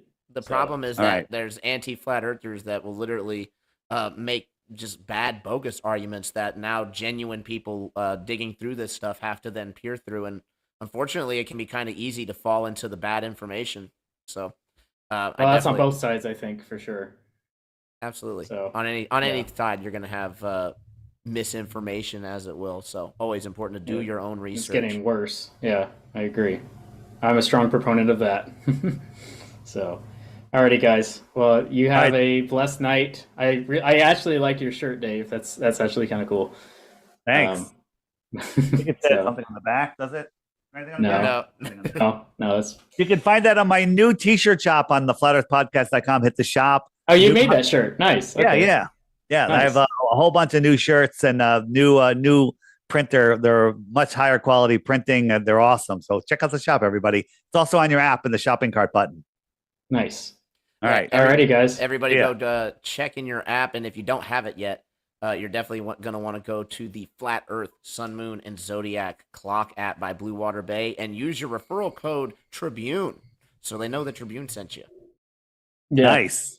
Also glad that we were all able to avoid the ad hominem fallacies. That's always nice in any kind of disagreement. We almost poisoned the well a few times, but I think we did a pretty good job. Yes, I agree. So anybody who's wanting to comment or whatever, like I ask that you just please, be respectful of both everybody. The chat was actually pretty was okay. Flat Okay, earthers it are was some okay. of the they could be quite passionate. They become passionate, and I used to do it too. So sometimes I do too. Alrighty, guys. Well, you have a blessed night. Alrighty. We'll do If it you again. want to check out the outro, we're gonna play some an epic outro on our way out. So for you guys just joining us, if you want to stay for just a moment, it'd be absolutely awesome. Dave, did you have anything else that you wanted to add on before we call it the show? No, that's it. I'm good. Thanks. Awesome, man. All right, you guys have a wonderful night. I will see you on the other side. Peace. Peace out. All righty, guys. What an awesome conversation that we just got to have there. Let's move it on over back to where the heck is the theme page? There we go. Perfect. Awesome, man. Joel does indeed love space, but we definitely liked having him on. Great conversations. Hopefully we can have him on again and continue on. Maybe go for a trilogy of sorts, if you will. But while we go ahead and wrap it up, I do want to shout out just a couple people over in the Rockfin side as well as the YouTube. Been doing a lot of work, keeping it real busy. We got 25 legends over there supporting on Rockfin. There is a link in the description if you guys would like to subscribe if you have an account already, or if you don't, what better time to go and check it out, right? There's tons of content creators out there doing some great work. There is Jaronism, Karen B, Mark Sargent, myself, Mellow Dome, and many, many more. So if you want to know, you really got to go. But to shout out just a couple people, we got Willie, Nanny, Lord Byron, much love, as well as Fishhead Montana and Lord Byron, Roger Meadows. Alrighty. Lots of back and forth. I'm not going to try to scroll through the whole thing. John Osborne. Awesome. If I missed anybody, I'm the you are still appreciated. All right, let's head on over to the YouTube. All right, many thanks, Skylar. This was a great stream. Thank you, Benny Boy. It was a lot of fun doing this. We got Jesse Palmer, True Niece, Singeman, Lord Racer, Dither. It's hard to pronounce Dither, so you just naturally want to say Dirt because of all the anti-flat earthers out there. I do apologize. We also have JK, Jess Palmer, Sovereign Soul, Unchained Mind, Dr. Law. How is it that you are not a member? That's crazy. We have Justin Johnson just giving out tons of memberships. Absolute legend, putting the entire tribe on his back. We got Chillin', Joshua, Sarles, Thrash, List, Smith, Bill Wheel. By the way, we also have a members-only stream coming tomorrow night at 10 p.m. We are doing an Ask Me Anything, and I will be joined by my lovely wife, Miss Tribune. So it'll be a nice chance to get to know us a little bit better. Only have the members chat and members-only viewing to avoid the trolls. But we do appreciate everybody being a part of that. So if you want to join up, now would be a great time. Also get your absolutely sick emojis. We got the Mind Murked emoji and the True Earth Cosmology. There's many, many more. As you know, one way to know, and that's to go. Sign up today. Rob Glow, much love. Mel Low, awesome. Rob Glow and Mello. Martin Haley. We got Shifty Eyes, Shady, Donald Piaskic. Welcome to True Earth. Awesome. Sunglasses emoji. Miss Tribune, what is up? I can't pronounce that. Earthica Stashi. Probably butchered that. Sorry. Joshua Sarles again. Justin Johnson. What is up? That's super funny. You guys are awesome, man. All right. JK, I want to see a flat beard on Dave Weiss. How many votes did we get in for that? How many threes did we have in the chat for Dave Weiss growing out a beard? That'd be pretty interesting to see. All right. So if I am missing anybody, again, I do apologize, but there's so much back and forth. So it is what it is. We are going to go ahead and get things closed on out, but it is taking me just a minute to find what I'm looking for. Where? All right, guys. Much love to all the supporters, all the love, all the thoughts and prayers. We do appreciate it. And I will be seeing you guys either later tonight, right? For Witsit's got a show going on. We'll be in the chat. We may join the panel. Who knows? We'll see what goes down. And then we will also see everybody tomorrow night for the members only stream. It's going to be awesome. But until then, I wish everybody a wonderful night, morning, evening, regardless of where you're at on the plane. And I'll see you then. Peace.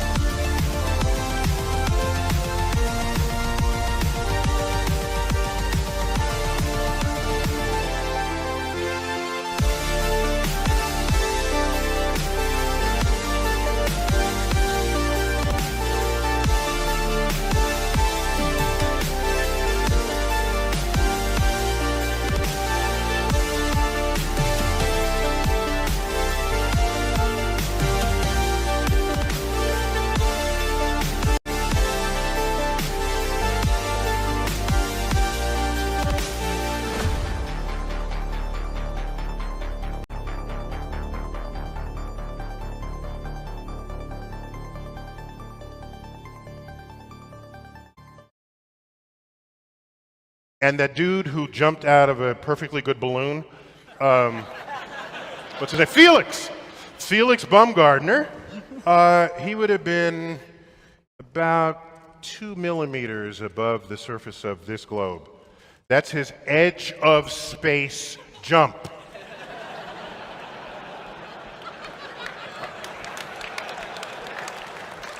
Now, you know, I don't. It's fine. He wants to. I don't have a problem if he does it, but the honesty of it would greatly diminish what I think people thought he was actually doing.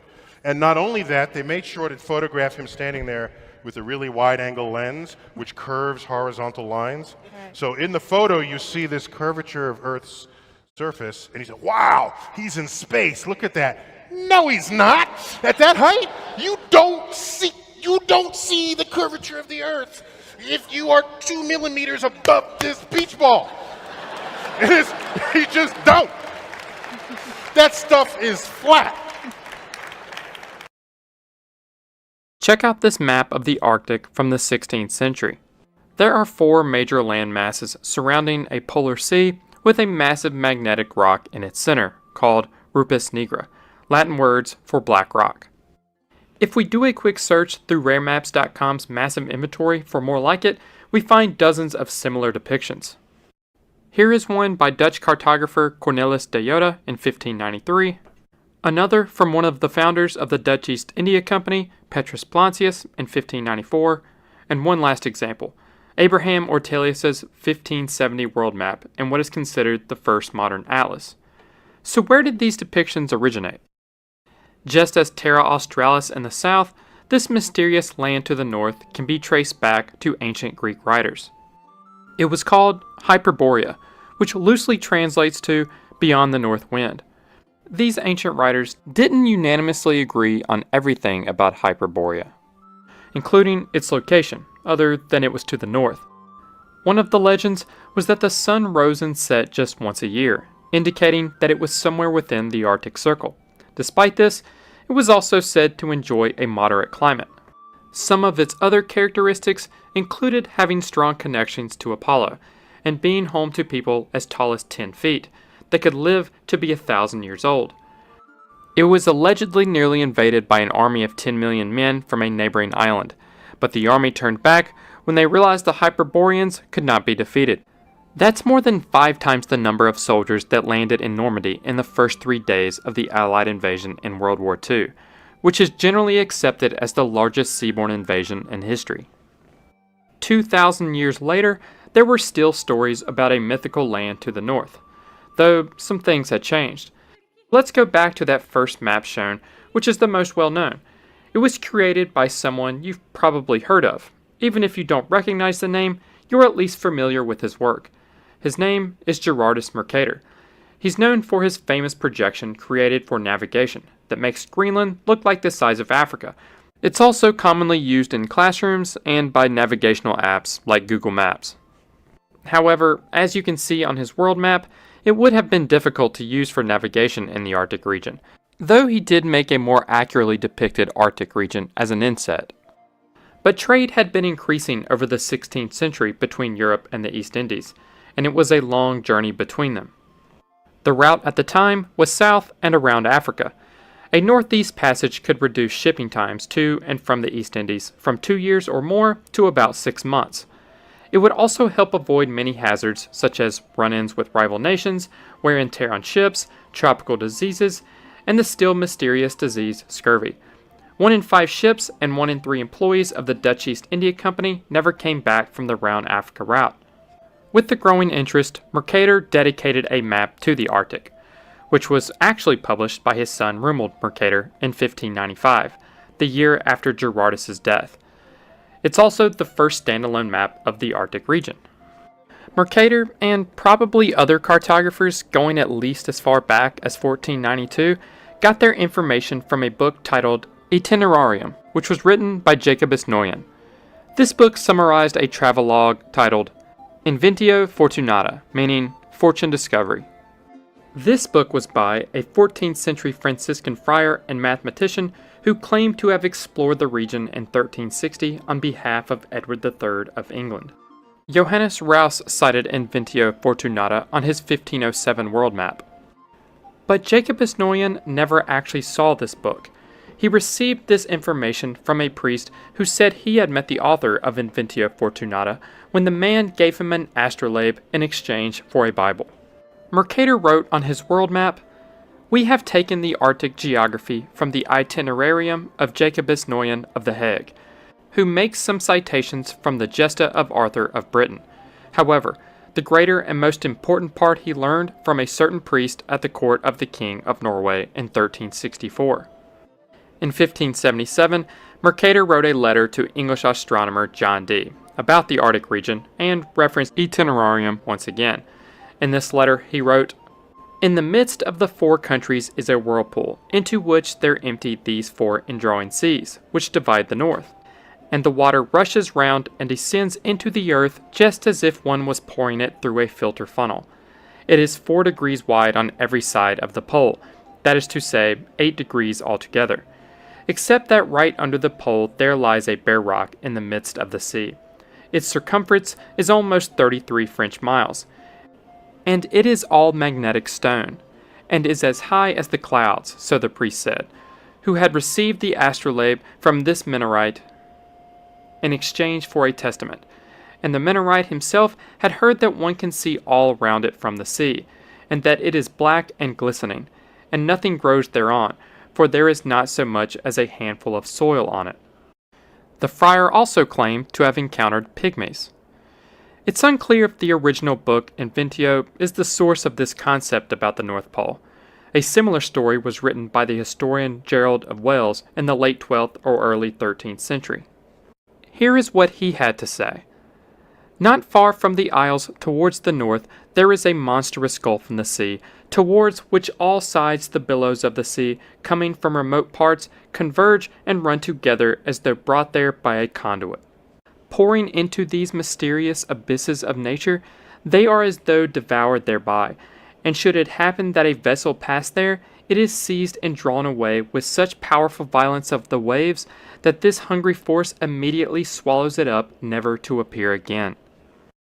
By the 1630s, Mercator's depiction of the region disappeared from maps, due to real discoveries and competing theories about the region.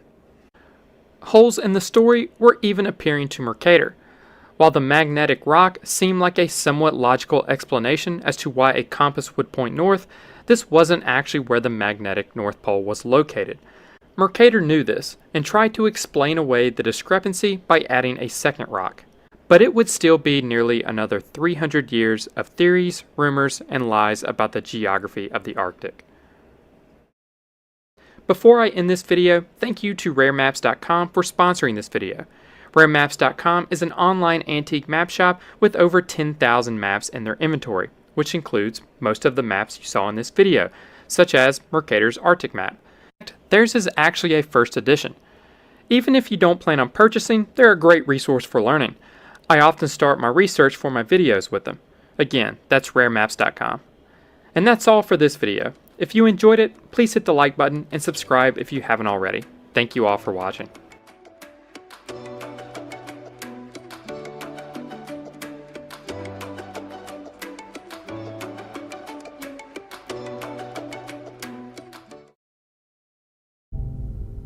Hello, everybody out there in YouTube land. This is Good Times for All, or Zachary Zabala if you prefer.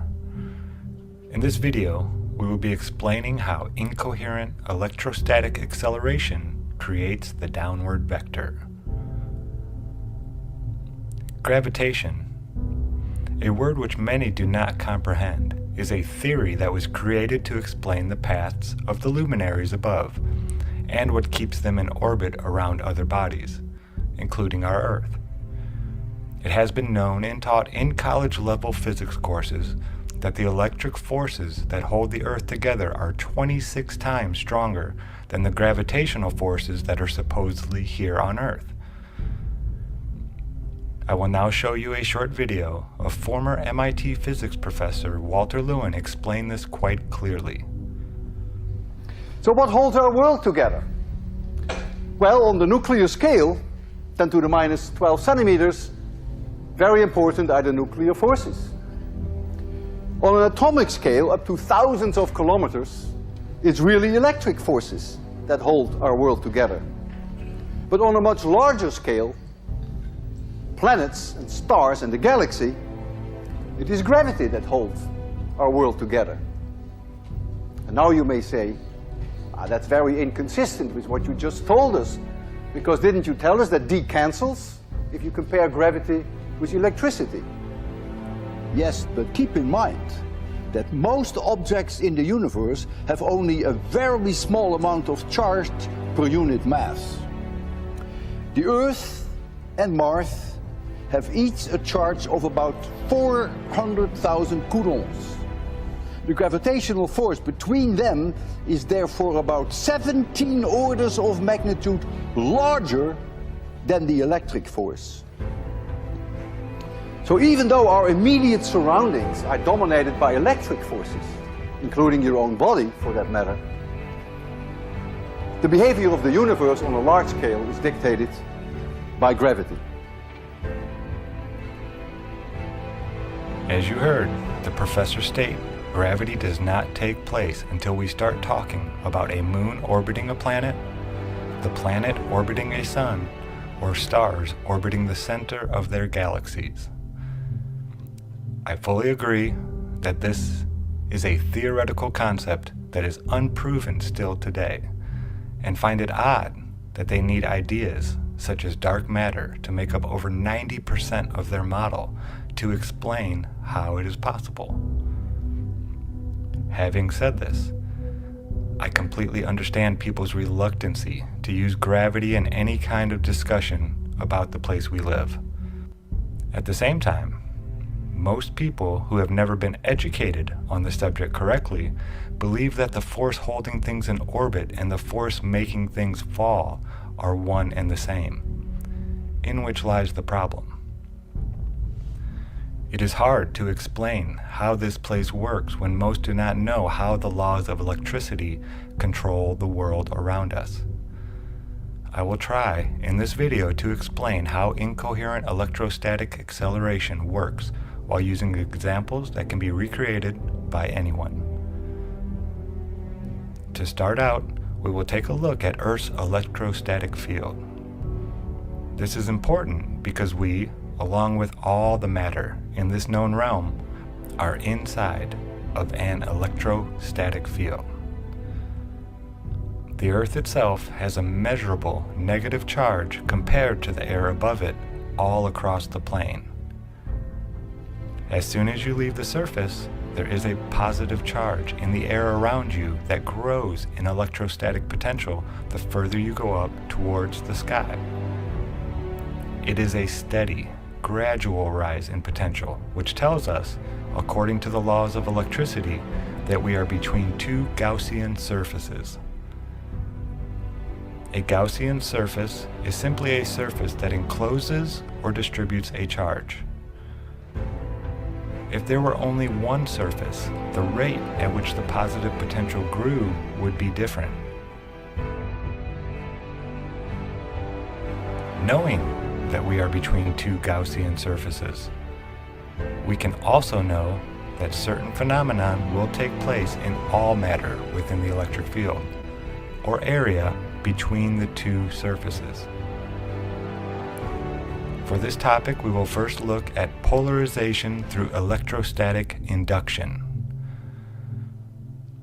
Electrostatic induction is a phenomenon where the positive and negative static charges on matter are slightly separated or polarized due to the electrostatic charge of its surrounding area.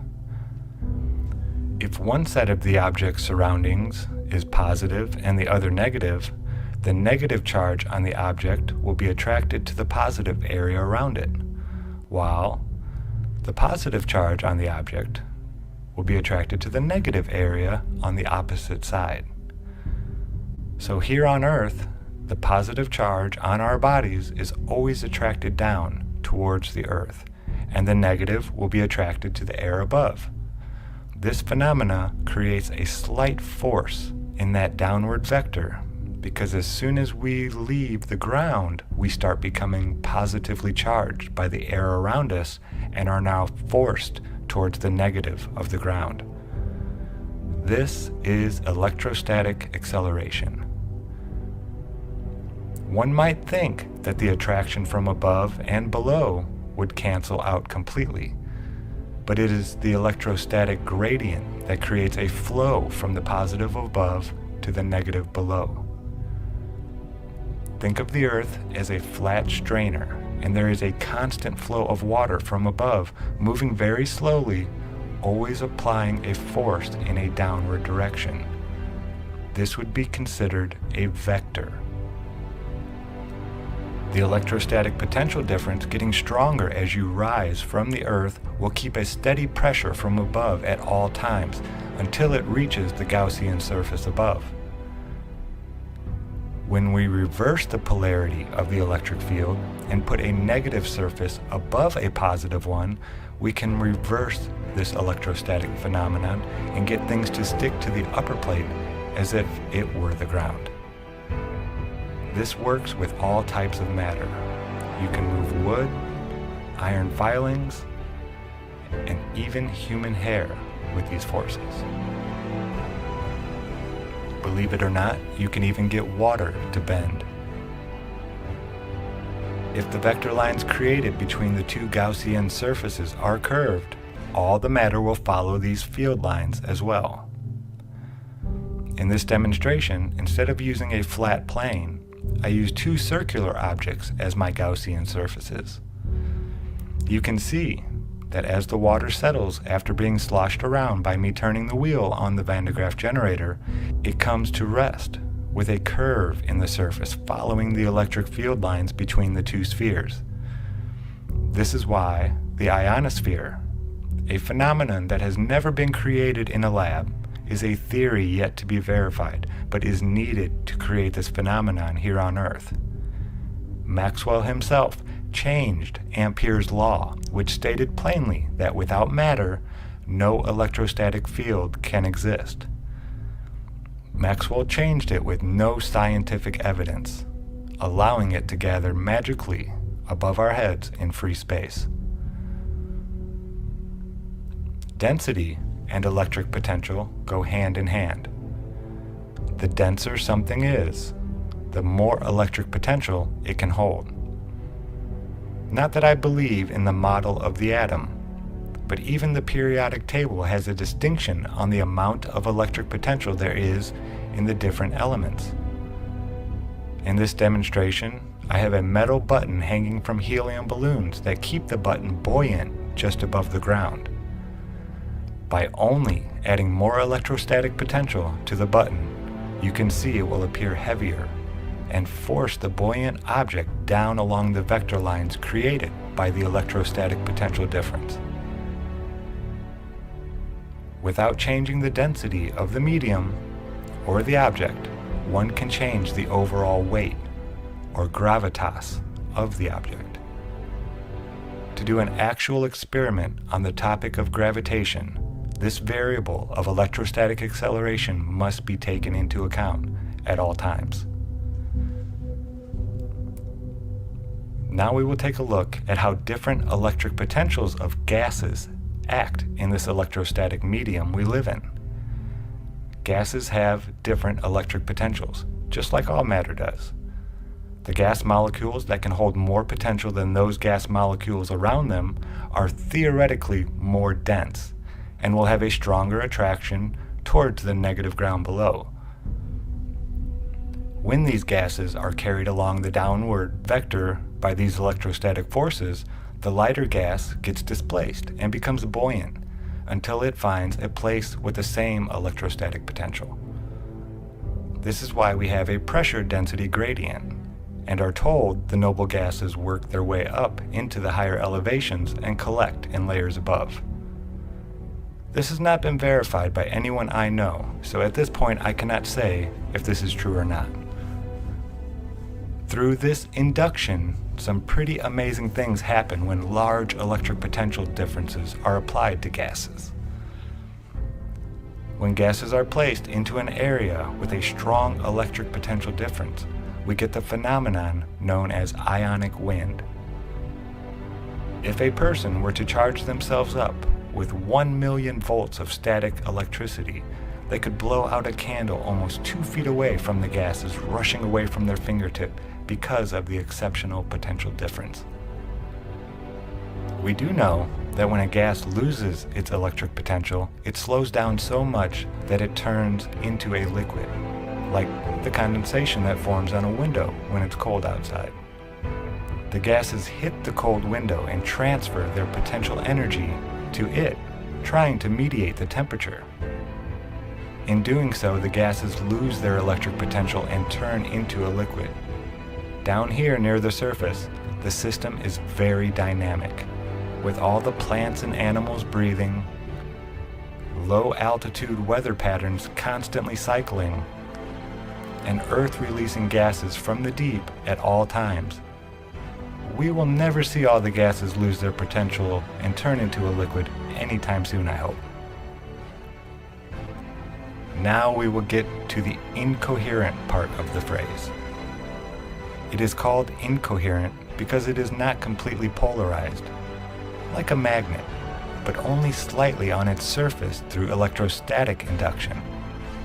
A magnet with all of its potential stored on opposite sides would be considered coherent. Now these forces are very weak and only apply a slight pressure along the vector they create. All other pressure mediations, such as buoyancy, atmospheric pressure, and temperature, are certainly stronger, but nonetheless, these weak electrostatic forces are ever present in the world around us, and I fear the day they may come to an end. Again, I fully understand people's reluctancy to use the word gravity when speaking of this place we live. So instead, let's call it what it really is: incoherent electrostatic acceleration. Let's teach those just finding out the nature of this world in which we live the correct way. The fact that we live in an electric realm with a static electric field you yourself can go out and measure tells us without a doubt that these well-understood laws of electricity create the downward bias phenomena we witness all across the plane. Instead of using the word gravitation, I ask you to educate yourself further on incoherent electrostatic acceleration. This is Good Times for All here, signing out. As always, thanks for watching.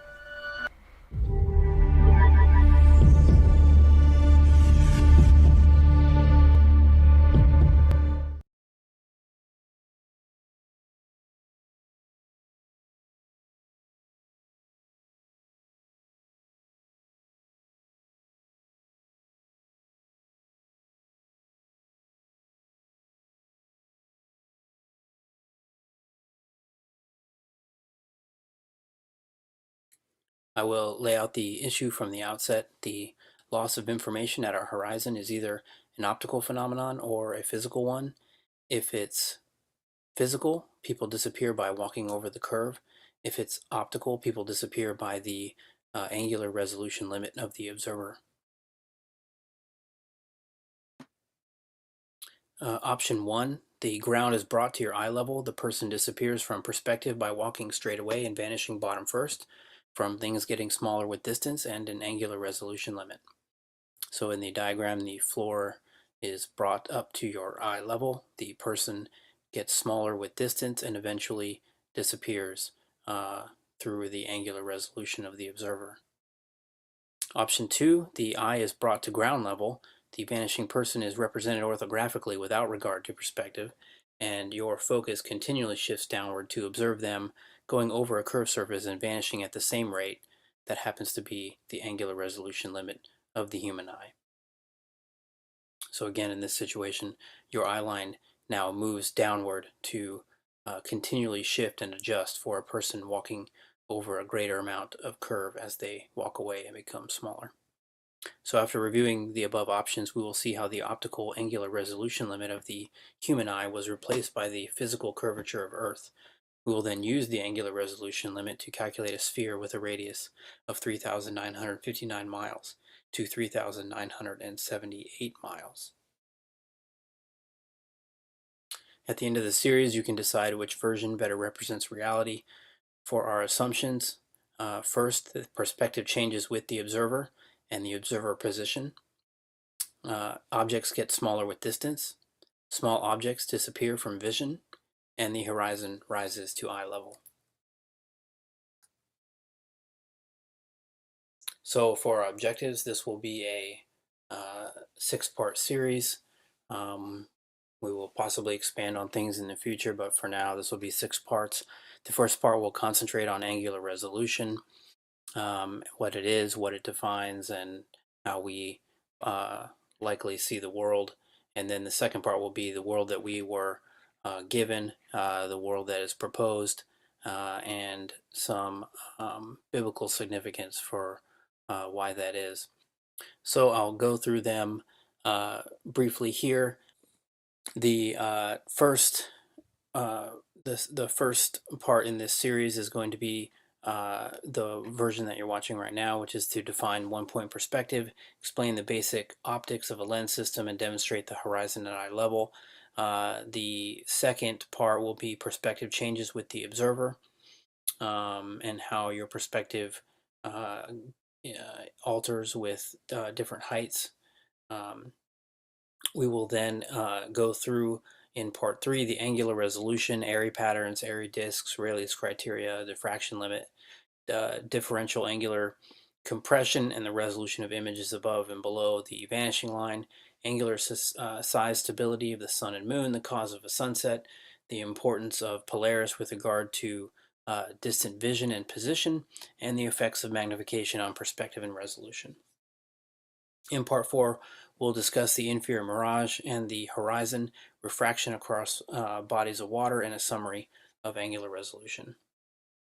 And then in part 5, we'll get to the world that is proposed. We will discuss a little bit about Airy's failure, the axial tilt, and the human eye vertical field of view as a means to derive Earth's radius. We will also discuss the derivation of Earth's radius by the extrapolation of the angular resolution limit of the human eye, and a derivation of the parabolic drop rate within perspective as 8 inches per mile squared. And finally, we will close on empirical evidence of deception and biblical significance.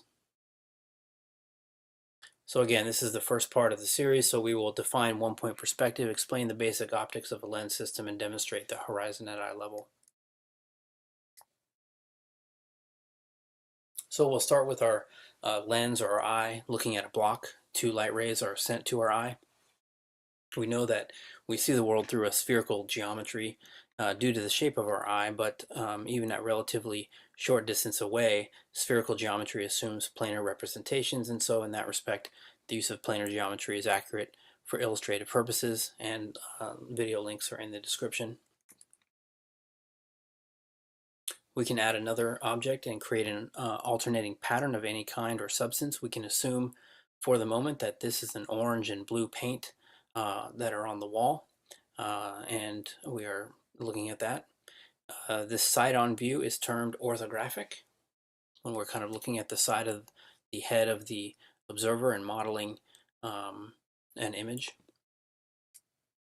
We can add a floor to our paint on the wall and a ceiling, and you start to see a corridor develop. We can shorten the distance to the object. The angles at which they are seen increase outward. So the yellow angles are wider than the green angles, and the green angles are wider than the red angles. We will make our paint stripes within this corridor roughly 10 foot in width, going down the corridor. So again, you can see how the yellow angles are slightly wider than the green, and the green are slightly wider than the red. And again, these are the light rays that are entering your eye from this object. If we zoom in, you can see that the closer the object has more divergent visual field lines than the more distant object. So the more distant paint on the wall is those red, green, and yellow lines that are more acute, extending out further at that 160 foot and 170 foot range. And then as we go closer into that 10 foot range, you can see how wide those angles are and how different they are. And if we zoom in on any one of those angles in the middle, you can see the effect as well. So assuming that those middle angles are extending way out far to orange and blue paint further out to the right of the picture of the screen, say you know, several hundred feet, those would be even more compressed. So again, the further the object, the more compressed and small this angle is as it approaches your eye. So note that these are parallel lines. If we lay some parallel lines down in our corridor that are parallel to the floor and the ceiling, we will start to see how this will become our perspective view. So again, all these are parallel and perpendicular lines to one another. The paint stripes are perpendicular to the ceiling, and then we have some parallel lines that we placed going down parallel to the floor and the ceiling. So when we render this to our perspective view, what we see may not represent this orthographic reality. It may not look like this. And these lines will not appear parallel, they will appear to converge. So keep in mind that the floor and the ceiling do run parallel, as well as any other line along the side that is parallel to the floor or ceiling. It's still a parallel line. It just may not look that way when we put it into perspective.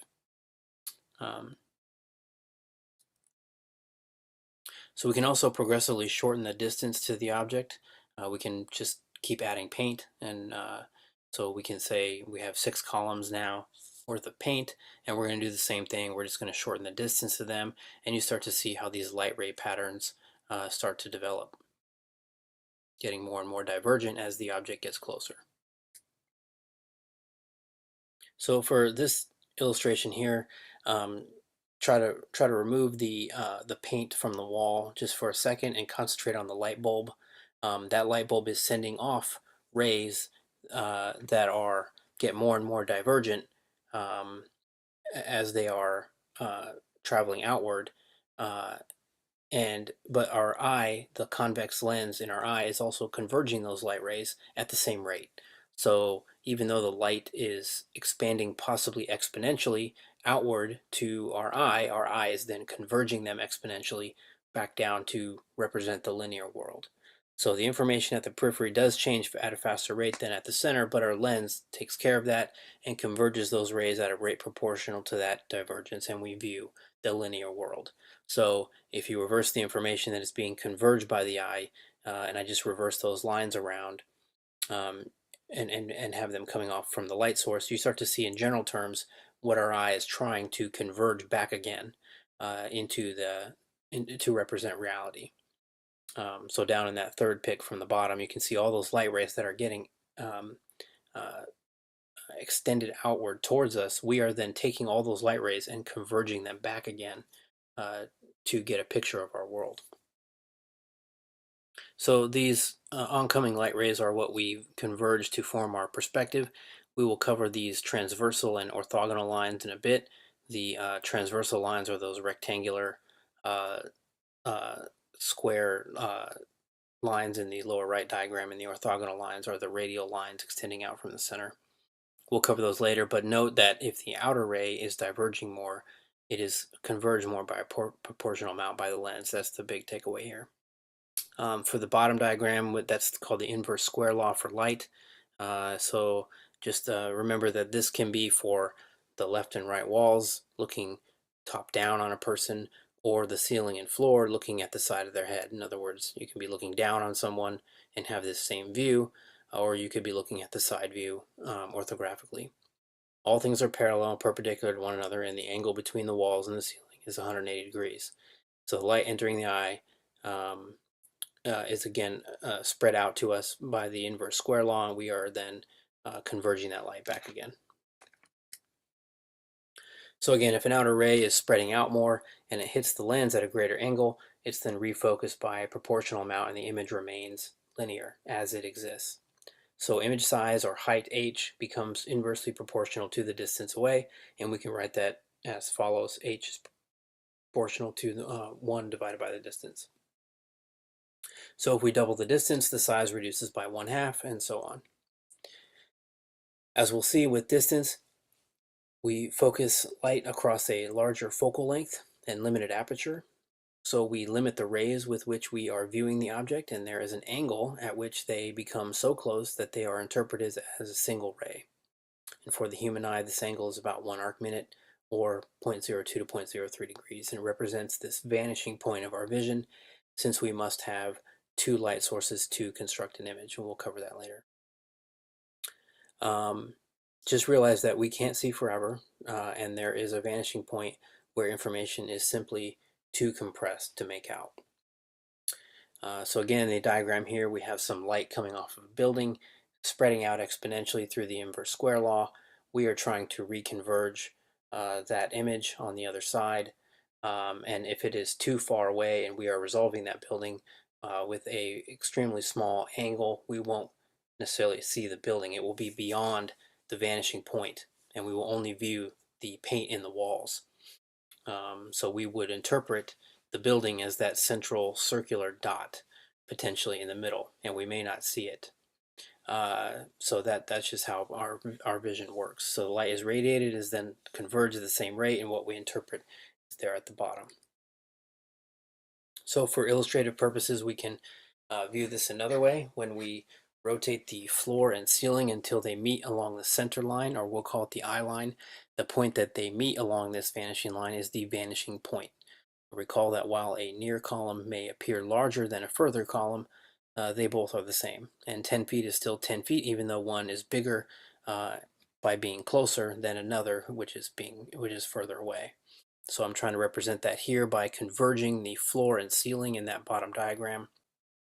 I do so by basically rotating those black lines from the eye being the vertical field of view at around 65 to 68 degrees, rotating them to that amount, and then the ceiling and floor essentially rotate down to meet a central point or vanishing point.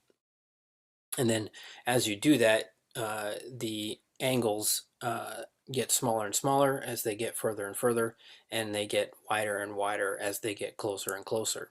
And so you can try to represent some of the paint in the walls as they would represent in that kind of a diagram. So I'm having them get a little bit bigger and bigger as they get closer to your eye. So again, it's just for illustrative purposes.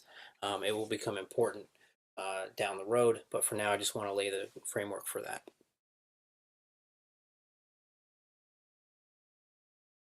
So objects linearly scale inversely proportional to the distance. So to prove this to yourself, measure out the distance in a space like a hallway or a corridor, and take a series of pictures at evenly spaced distances to an object, and you will see that as you double the distance, the size decreases by 50%, double it again, and it reduces another 50%, and so on. So you can do this with a hallway and a door, which is what I did here. Again, double the distance, half the size, so this 80-inch door changes apparent size with distance. So if you look at my corridor here where I compress the ceiling and the floor down the lower left to a vanishing point, you can see that the door may be a certain size closer in, but as it gets further out, the door is going to get smaller and smaller, and it does so inversely proportional to the distance. So at 120 inches away, it's going to be a certain size, represented by the yellow line. If I get 240 inches away and I double the distance away, the size will reduce by half, and if I get 480 inches away, it reduces by another half per, so it becomes 4. So we can rewrite our formula to compare these objects as a ratio. So height inversely proportional to the 1 over the distance for two different sets of distances and heights can be written as height 1 over height 2 is equal to distance 2 over distance 1. So the 80-inch door is half the size at twice the distance, or 1/3 the size at 3 times the distance, etc. But the door is always itself 80 inches. Just keep that in mind. It's just perceived differently. So in general terms, we can now translate this model to one-point perspective to see how the vanishing line or the eye line creates a vanishing point. It is the limit to our visual world. Recall that angles expand exponentially by the inverse square law as they near you and are then exponentially converged again by the lens so as to retain their same proportions. If they depart at a smaller angle due to a further distance, they are then converged at a smaller angle and appear smaller. And we will cover that when we get to the optics of a lens. So again, up in the upper left there, that's just an orthographic side-on view of some light radiating outward towards us and us reconverging it back again. And again, as it expands outward, it's then reconverged at the same rate. We can then collapse the floor and ceiling to meet along a vanishing point and re-represent our paint along the walls getting bigger as it's closer and smaller as it's further away. And we can rotate that view around to get the one-point perspective of the observer viewing down our corridor as below. So again, the vanishing point is that point off in the distance, and recall that even though just like the door got further away, it got smaller, it was still 80 inches. So these 10-foot markings are still 10 feet, even though they are further away and smaller. So we'll now go into some detail on the vanishing point. We see through a convex lens system where light is inverted on our retina and transmitted through our optic nerves, and optic radiation inverted and reversed again in our visual cortex to appear as if upright. So I'll discuss a convex lens system briefly, then apply it to our vision. So light bends through a prism via a process called refraction. It's a velocity change of light within another medium such that the angle at which it travels is altered. So the higher the refractive index of the medium, the slower the light travels, and the sharper the angle the ray takes as it travels through it. So we can make our arrows that are traveling through our prism on the lower left some kayakers instead to get a better understanding of what's going on. And let's say they connected themselves with a metal bar and they are going through this prism, which we'll think of as like some thick sludge. So, and this will be our refractive medium. So as the kayakers approach, the kayaker on the bottom there, he hits the thick sludge earlier, so he's going to get slowed down, and the top kayaker, he's going to be still continuing to go faster. So the metal bar is going to swing in line with the thick sludge, essentially. And then it's going to travel straight through that thick sludge, because all of them are going to be going at the same rate, until that top kayaker hits the good water, we'll say, or the non-sludge water first, and he starts going faster immediately. But meanwhile, the bottom guy is still stuck in that sludge, and he's going to go slower. Eventually, though, he's going to get out of that sludge too, and the whole light ray is going to travel down one more time. So that's how light refracts through the prism. And looking top down on the kayakers, the ones on the bottom hit the sludge first and go slower, and the ones on the top continue on. So the line of them is bent toward a new downward path, or whichever vector you're looking at. So if we invert the prism, the opposite occurs, and they will be going the other direction. So we can add the prisms together in such a way as to create a lens. So a lens such as the one in your eye or in your camera will converge all light, no matter its entry point, to a focal point. So essentially, if you have the same amount of thick sludge, and since light is traveling at the same rate through the lens system equally, top and bottom, the light will converge at the same point on either side of the lens. If you shine it through one way, it converges to a focal point in front, and if you shine it through the other way, it converges to the focal point in the back. So this lens is a convex lens on each side. We call it a biconvex lens. So we can create another focal point on the other side, just like we talked about. We can then simplify our prisms to a more standard lens and draw our focal points f1 at a given distance from our lens d1, and double that distance for a second focal point f2 at a distance d2. And then f2 prime and f1 prime just represent the focal points on the other side of the biconvex lens at the same distance, just on the other side. So from Abbe's criterion, we know that we need two incident rays to create an image. Again, vision is contextual.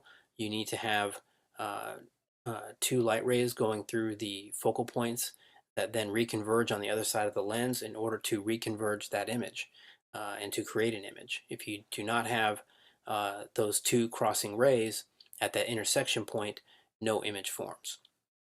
So if we put an object in front of the lens, the rays of light must enter by their respective focal points, or again, the image is not converged or properly resolved.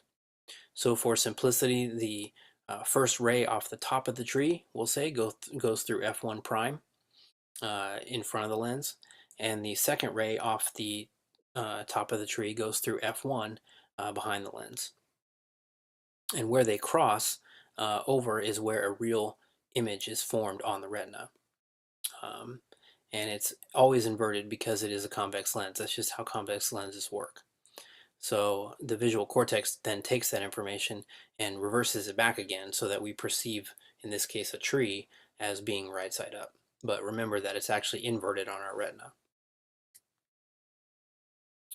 So I don't want to get into the physics of lenses too much, but the image is inverted and smaller on the other side of the lens if it's beyond f2,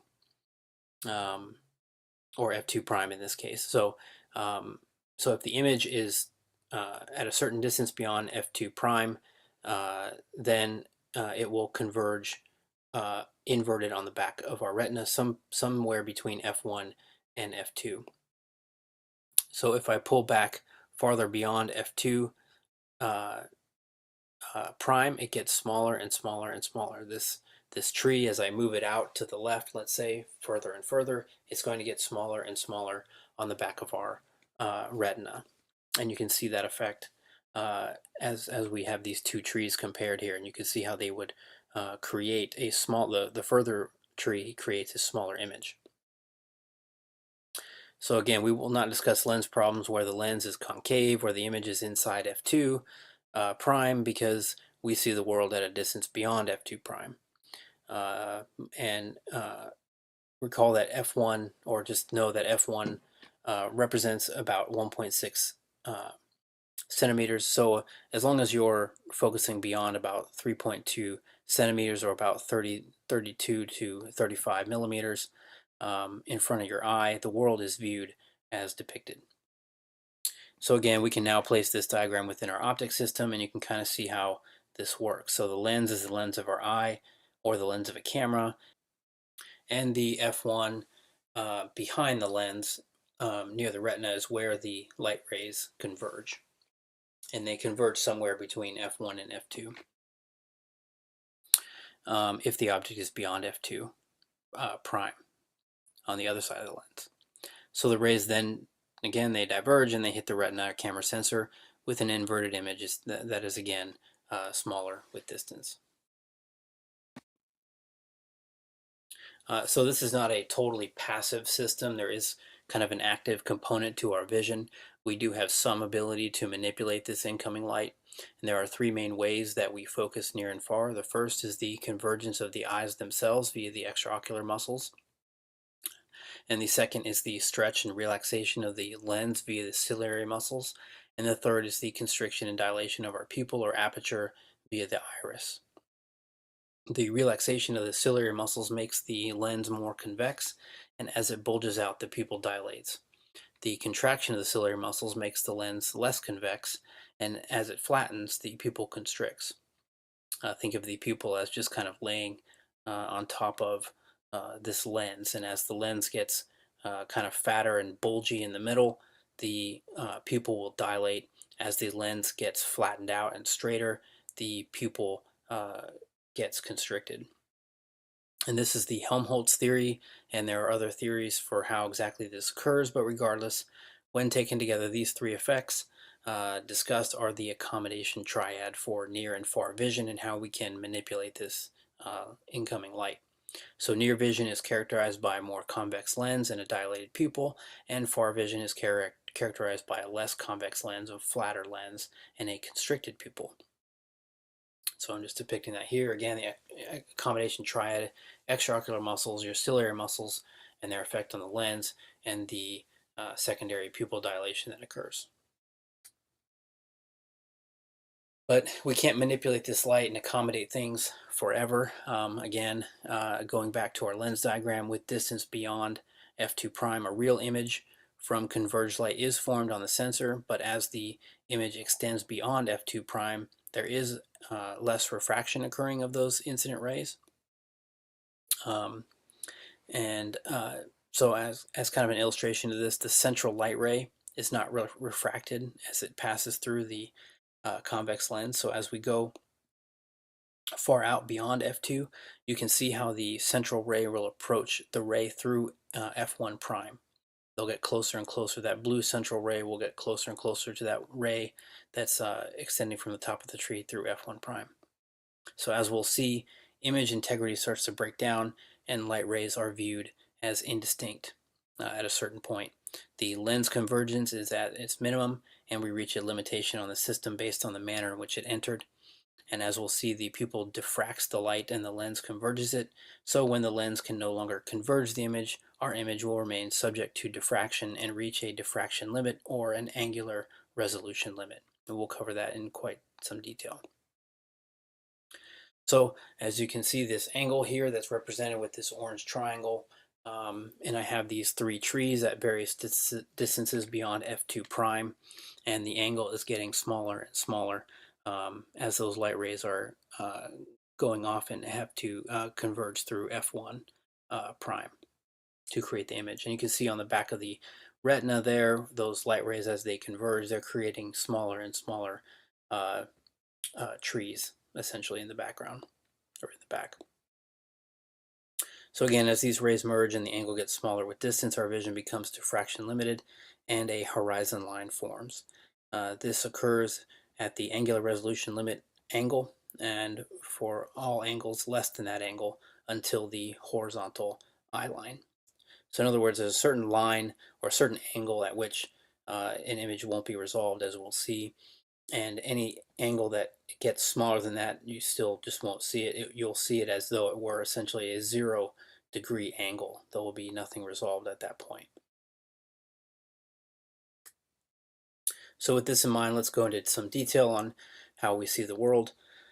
So up to this point, we've been equidistant from our ceiling, floors, and walls. Objects on either side of the vanishing line compress and expand relative to one another at the same rate. So again, we're right in the middle of the corridor, as we'll see with the next few parts. We'll see how that gets changed when we start to change our observer height.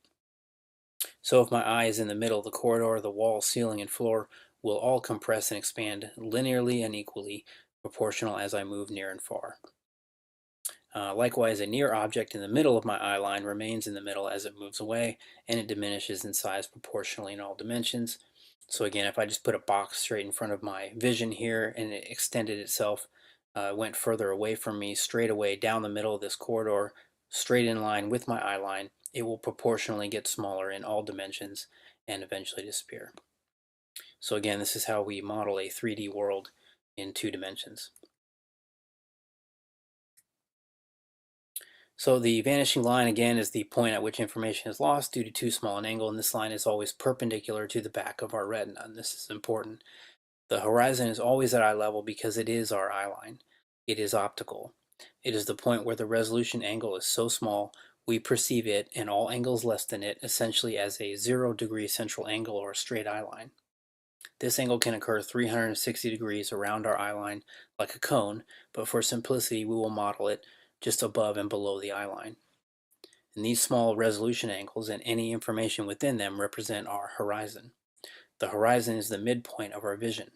So anything below the eye line, like a floor, is always the lower 50% of our visual field. And anything above our eye line, like a ceiling, is always the upper 50%. Same for the walls to either side of us if we had them. So if the ceiling were tremendously high, as we ascend in height, our personal horizon is always the point at which the top 50% of our vision meets the bottom 50%, or commonly where the sky meets the ground. As we'll see, when we get closer to the floor, more and more of that floor is compressed into that lower 50%. So if we were to rise in height, if the sky and the ground remain in the middle of our eye line throughout our ascent, the ceiling and floor have remained essentially parallel to one another throughout that time. just like when we are in a corridor and the ceiling and floor are orthographically parallel. So just quickly as a thought experiment, if you lived on a sphere and rose to any height above the ground with your eye line parallel to the ground, the horizon would drop away from the midpoint of your vision with any rise in height. And we'll cover the observer height later, but as you can see, when photographing the horizon and using the same reference points, the horizon remains constant from 30,000 feet to 300 feet. The observer does not tilt down to keep the horizon in center frame, which is again what you would have to do if it were a curved surface that you were standing on. So again, here in this frame here, you can take a series of photographs from a plane using a wing marker or using a wing as with several markers along it, and you can standardize those markers and you will see that the horizon remains the same from 300 feet up to 30,000 feet. So again, just picture yourself atop a large sphere and raise yourself upward. As you ascend, your horizon would get further and further away, but it would also drop further and further below you. In order for you to keep the horizon at the center point of your vision, you would continually adjust your vision downward to view this new lower and further horizon. This is why the horizon rising to eye level is so important and goes to the heart of the two horizon options presented. Either the ground ascends to eye level or your eye level constantly adjusts to descending ground. So for airplane observations, you can tape your phone to the window, set it within the window the same way each time. Sometimes if you're on an exit row, there'll be like a little outjet piece that will, like the handle for the door, and you can set your phone on that to standardize the phone however you want to do it. But you do kind of need a view of the wing because you need to assure that there's not this lensing effect that can occur when in certain airplanes. So again, these are just some examples that I've done several times, just going up with various distances. You can see again, using the wing markers, that the horizon remains the same throughout your ascent, and it does not drop away from the center point of your vision. And again, that would have to occur if you lived on any kind of curved surface. It would, with any amount of height, it would start to drop away. So again, this is that lensing effect I'm talking about. Airplane windows usually have 3 panes. The first one is an inner plastic material. The middle and outer panes deal with the cabin pressure. That inner pane is just kind of a protective layer. So you'll sometimes see pressure relief holes between the panes, sometimes you won't, it depends on the plane. But regardless of how pressure differences are relieved, since cabin pressure is significant at high altitude and decompresses with every single landing, there is sometimes a bulging of the pane such that it acts like a convex lens with increased cabin pressure. In other words, the higher you go up, the more convex the window becomes because you're getting greater and greater cabin pressure on the inside. So this is not always the case, but when it does occur, you will notice that the horizon drops and the wing is brought proximal by the same amount. So when the wing remains constant, the horizon will remain constant. And you can simulate this effect for yourself with a cooking lid or some other convex lens. You can see on the example in the lower left, you can just place the cooking lid against some markers, and you will see that in this case, the backsplash stone, the horizon does appear to drop, the red line there, but at the same time, the stovetop markers are brought proximal. So you will notice this in the plane as well. Here in the middle picture, you can see that the horizon does appear to drop relative to the window markers that I put down there, but you will also notice that the wing markers are also coming proximal and more proximal with height and with cabin pressure. And then on the lower right, there's another example of it where again you have a horizon line, but it does appear to drop in relation to the wing. But if you look at the markers on the wing, that wing has been brought proximal to your vision by roughly several feet. And there's another effect here, which is the blue line, which is this wing rise effect, which I'll go over here. But again, the horizon is brought lower with lens convexity, and wing markers are brought proximal at the same rate. So make sure you're keeping that in mind when you're doing these observations. So again, that wing marker, so you may have noticed that wingtip rise. This is common to wing construction and helps the wing adapt to air pressure changes. So if you see this used as a proof of horizon drop, keep that in mind. Wings rise in flight, the horizon doesn't drop. So in summary, when these effects are taken into consideration, you will see the horizon rises to eye level. And these are just some examples of some what these wings are capable of, and some practical examples of what they commonly do in each and every flight. So you can see this Boeing landing on this airstrip here on this runway, and you can see the amount of flex that's just in the wing, just from the few feet difference of landing there. And you can see this other one on the lower left, same thing, where it's on the runway, it's about to take off, and the wings, you can't see the tip in that photo. The wing is bent downward a little bit to the observer, and as the plane rises in height, you can see that the distal, or the more further aspect of the wing, is brought higher.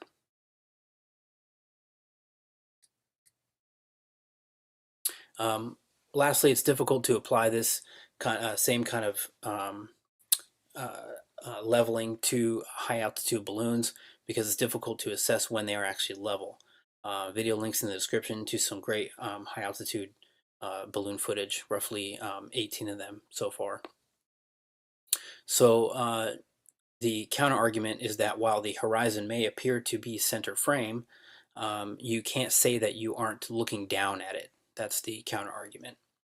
And also something to keep in mind, the sun can light portions of the Earth and make it appear to look like a curved surface at high altitude, but with scrutiny, and as the balloon camera turns and you view the opposing horizon line, either lit from moonlight or anti-crepuscular rays, you will see the horizon remain the same shape as it was at low altitude. And again, the sun does create somewhat of a like a disk pattern extending out radially from itself at very high altitude. And you will see this if you're not careful while looking at some of these images. You will not notice this effect. And so I've tried to kind of show that for you down in some of these high altitude footage screenshots. So when you standardize this image, as the balloon camera turns around, you will see that, again, you're not looking at a curved surface. You're just looking at what's being illuminated by a radial pattern of the sun. So also note that the effects of a fisheye lens and barrel distortions can occur. So you will find the same curvature rate in those cases at lower altitudes as you will at high altitude. So take, for instance, the Red Bull jump when he is at very low altitude over New Mexico. New Mexico is highly curved. When he gets up into high altitude, the curve of the Earth is the same as it was when he was barely over New Mexico. So again, as a summary of that, if the Earth is highly curved at a very low altitude, you know that that's not really how it looks, and it has the exact same curvature at high altitude. So again, it's actually flat low down, and it's actually flat high up. So cracking these codes is collaborative, so special thanks to all these great people who are doing great work every day, going out and doing observations and trying to analyze all this information and try to put it into some kind of coherent argument as to the true nature in which we live. So in the next video, we will discuss perspective changes with the observer, and how our perspective changes when we change our height or get closer to the ceiling, get closer to the walls, get closer to the floor, and how our observations will change. So hopefully in this video we've defined one-point perspective, explained the basic optics of a lens system, and demonstrated the horizon at eye level.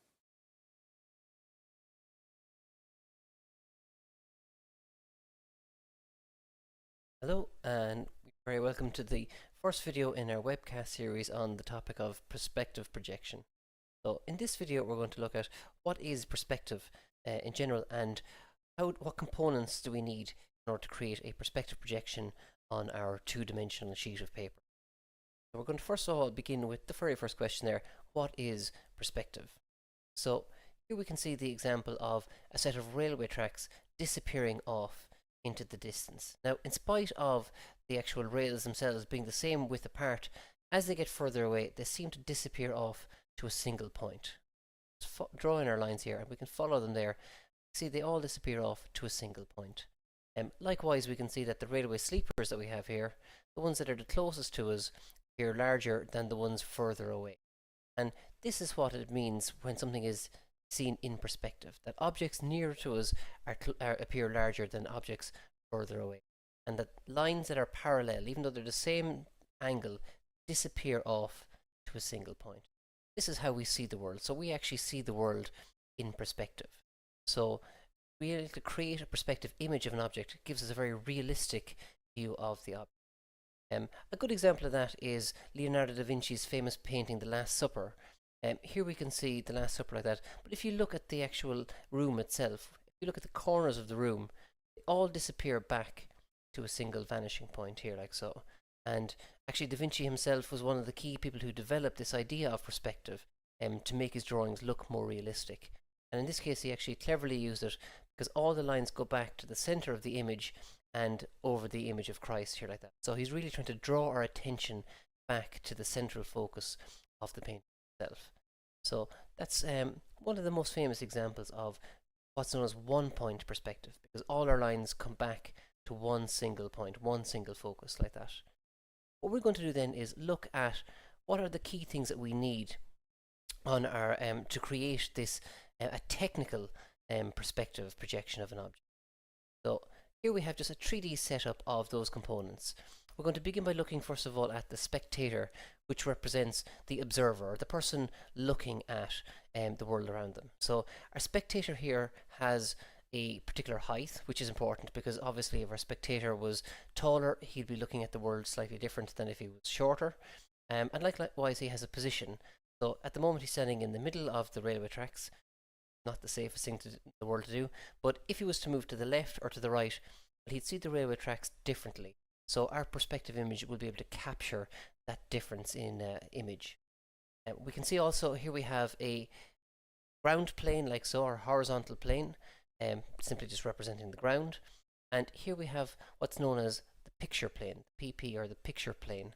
And that's something similar to a sheet of glass, a vertical sheet of glass. And it's on this plane here that we're going to draw our perspective image of our object. You can see where our picture plane crosses the ground, gives us the ground line like so. And we also have this line here known as the horizon line. And where our likes of our railway tracks, where they disappear, they finish off on the horizon line. And that horizon line is gotten by our spectator pretty much just looking straight in front of him, level with the ground. And that gives us our horizon line. So because he's looking level, whatever height our spectator is, the horizon line is going to be the same distance or the same height off the ground line, off the ground. So there are main components involved in creating a perspective image of an object. How we actually create the image itself is by taking, first of all, a vanishing point. So a vanishing point is gotten by getting our spectator to look parallel with whatever line he's trying to draw. So if the railway tracks are moving off in this direction, he looks parallel with that. You can see it gives us a vanishing point, and that's the point that our railway tracks are going to disappear.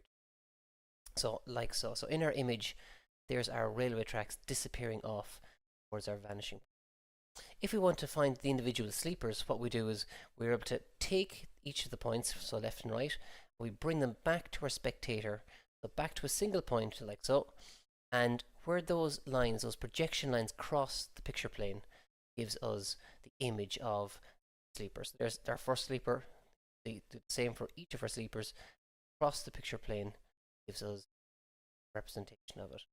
See, as they go off into the distance, they're getting smaller and smaller, and the space between each of the sleepers appears to get smaller and smaller and smaller, until eventually it disappears into this vanishing point over here. So they're the key components involved in creating our perspective. What I want to do next then is just look at how we actually use those to create our perspective image, and why is it that images that are closest to us appear larger than images that are further away. So what we're going to do is going to set it up in 2 dimensions over here and in 3D over here, same thing. So here we have our spectator seen from above, here's our railway tracks, and here we have our picture plane seen from above. So we'll just put in the picture plane over here. There's our spectator, there's our picture plane. So see the picture plane where it crosses the ground gives us our ground line, like so, and we're just drawing our ground line. So this is going to, and there's our picture plane. This is going to represent the front elevation looking in. So looking straight in at our picture plane where we're going to see our perspective image. We're also going to draw in an end view, just for the purpose of explaining things. We don't actually need to draw in our end view when it comes to solving our perspective questions, but in this case it just make things a little bit easier to explain. There's our picture plane seen from the side, and we're going to take each of our railway sleepers, let's draw them in again looking from the side. So that's our basic setup for what we're going to do. Now when we're starting off drawing a perspective image of an object, we first of all look at anything that we have as a true length or a true distance. So if we look at our railway sleepers here, we can see that the first sleeper here already on the picture plane, so that won't appear smaller. If it's on the picture plane, well, the image of it is going to be the same size as the object. So let's see that. So there's our original size of that. So we can take him straight up, and because that sleeper is on the ground, he's going to appear on the ground as well. So there he is on the ground. Okay, well that's our first one drawn in. What we want to do then is draw the next sleeper, second one coming back here. Draw our projection lines back to our spectator, and where they cut the picture plane is going to give us the image of that sleeper. So here we have it in our plan view. We can see we take them down to our spectator, down to our single point, and we see because they're narrowing as they go back to the spectator, width between them appears smaller, and that's actually the reason why things further away appear smaller, because of this angle that we're creating here, narrowing it, and when we project it up, that's going to be the new width for our second sleep. To locate the position of it, we're just going to bring it up to our spectator in our end view, where it crosses the picture plane. Again, we're going to bring it across. That locates the position of it, and you can see it's above the ground line as it goes off further into. So we're going to do the same thing with our second sleeper. Again, this is where it crosses the picture plane, gives us the image of it.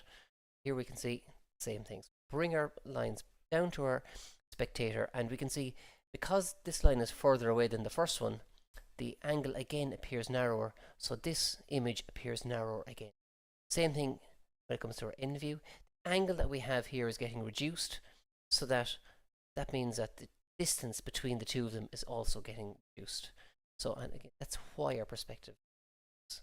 So same with the third sleeper, same way here, again joining it up to our spectator in plan and elevation, and that's going to give us a size. And this is the same thing for each one of the sleepers, so on and so forth, going off and off and off into the distance.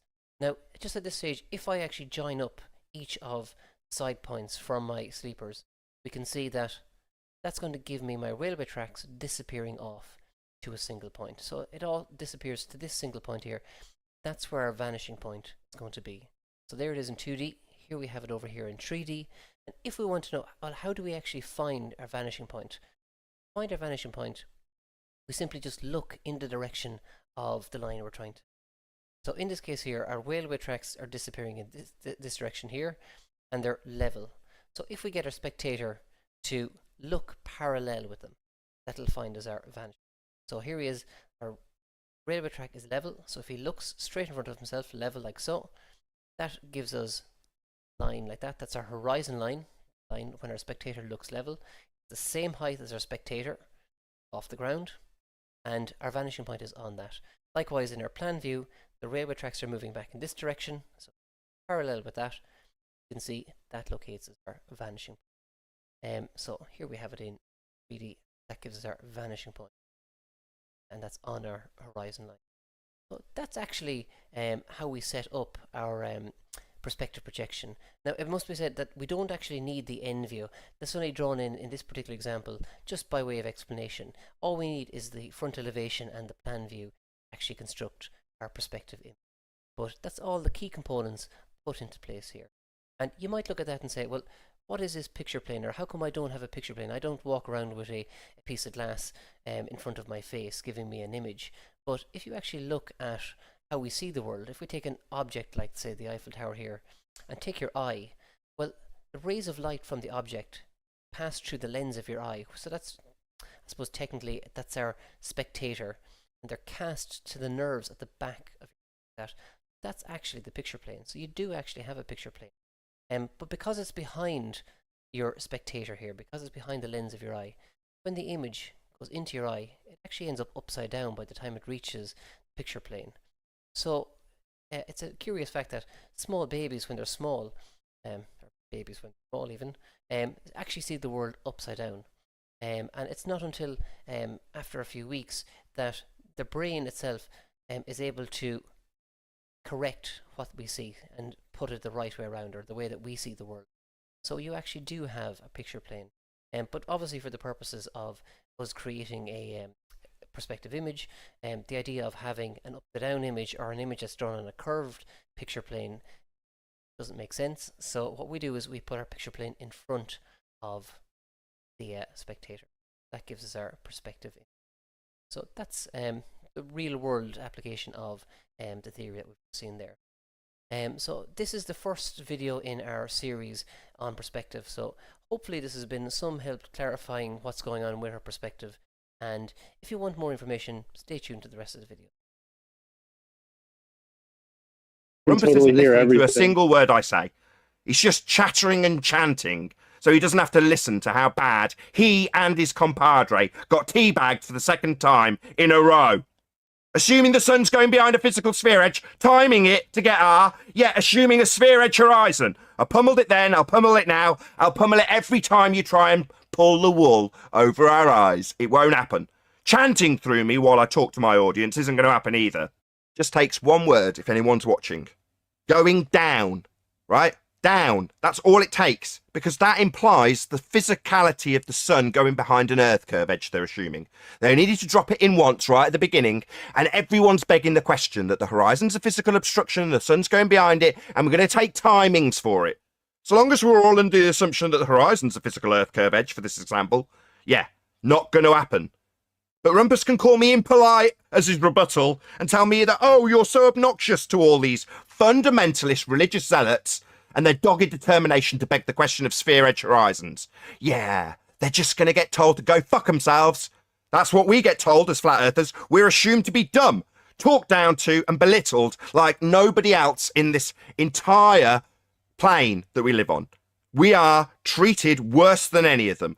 Yeah, I should respect a bit of politeness while he chants through me, which he absolutely did. Chanted through me. What? Chanted that he's going to assume Earth curve and I should have heard him out? No. As a flat earther, I am going to be so rude when I'm right. Because we've dealt with it for what, 6 years? Of nothing but ridicule? Now we're in a position of power. We're right. We can debunk your assumption of your assumption that the horizon's a physical sphere edge for the sun to go behind for your timings. Yeah, that already depends on you assuming a sphere. And we'll pummel it every single time. And if you think you're going to get any sympathy that I'm rude to you while I do it, tough. You won't. Maybe you should have been a bit more polite to me for the last 6 years. Then maybe I'd be a bit more polite to you fundy morons who think you're on a sphere. But you don't deserve politeness. You deserve to be told off. And that is precisely what I do here. And it angers you all greatly to the point where you feel compelled to come in and tell me off. That's how you all frame your visits. I'm going to tell Nathan what's what because he's so arrogant and doesn't understand the Earth's a sphere. And then you come here and end up with my nuts on your face.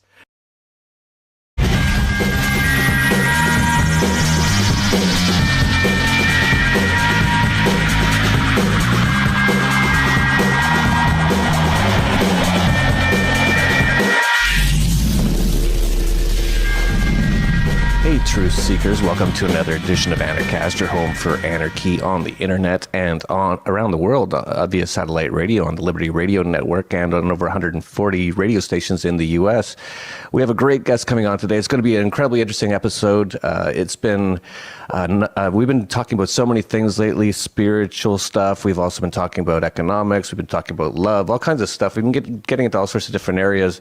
And one area we really haven't gotten into lately are conspiracy theories. And there's a lot to talk about that. And we actually, it's going to be an incredibly interesting episode. Let's just put it that way. We have who I consider to be the world's leading person trying to bring forth this theory on the flat Earth theory. And now, don't turn off your computer yet. Don't just laugh and go, these guys are crazy.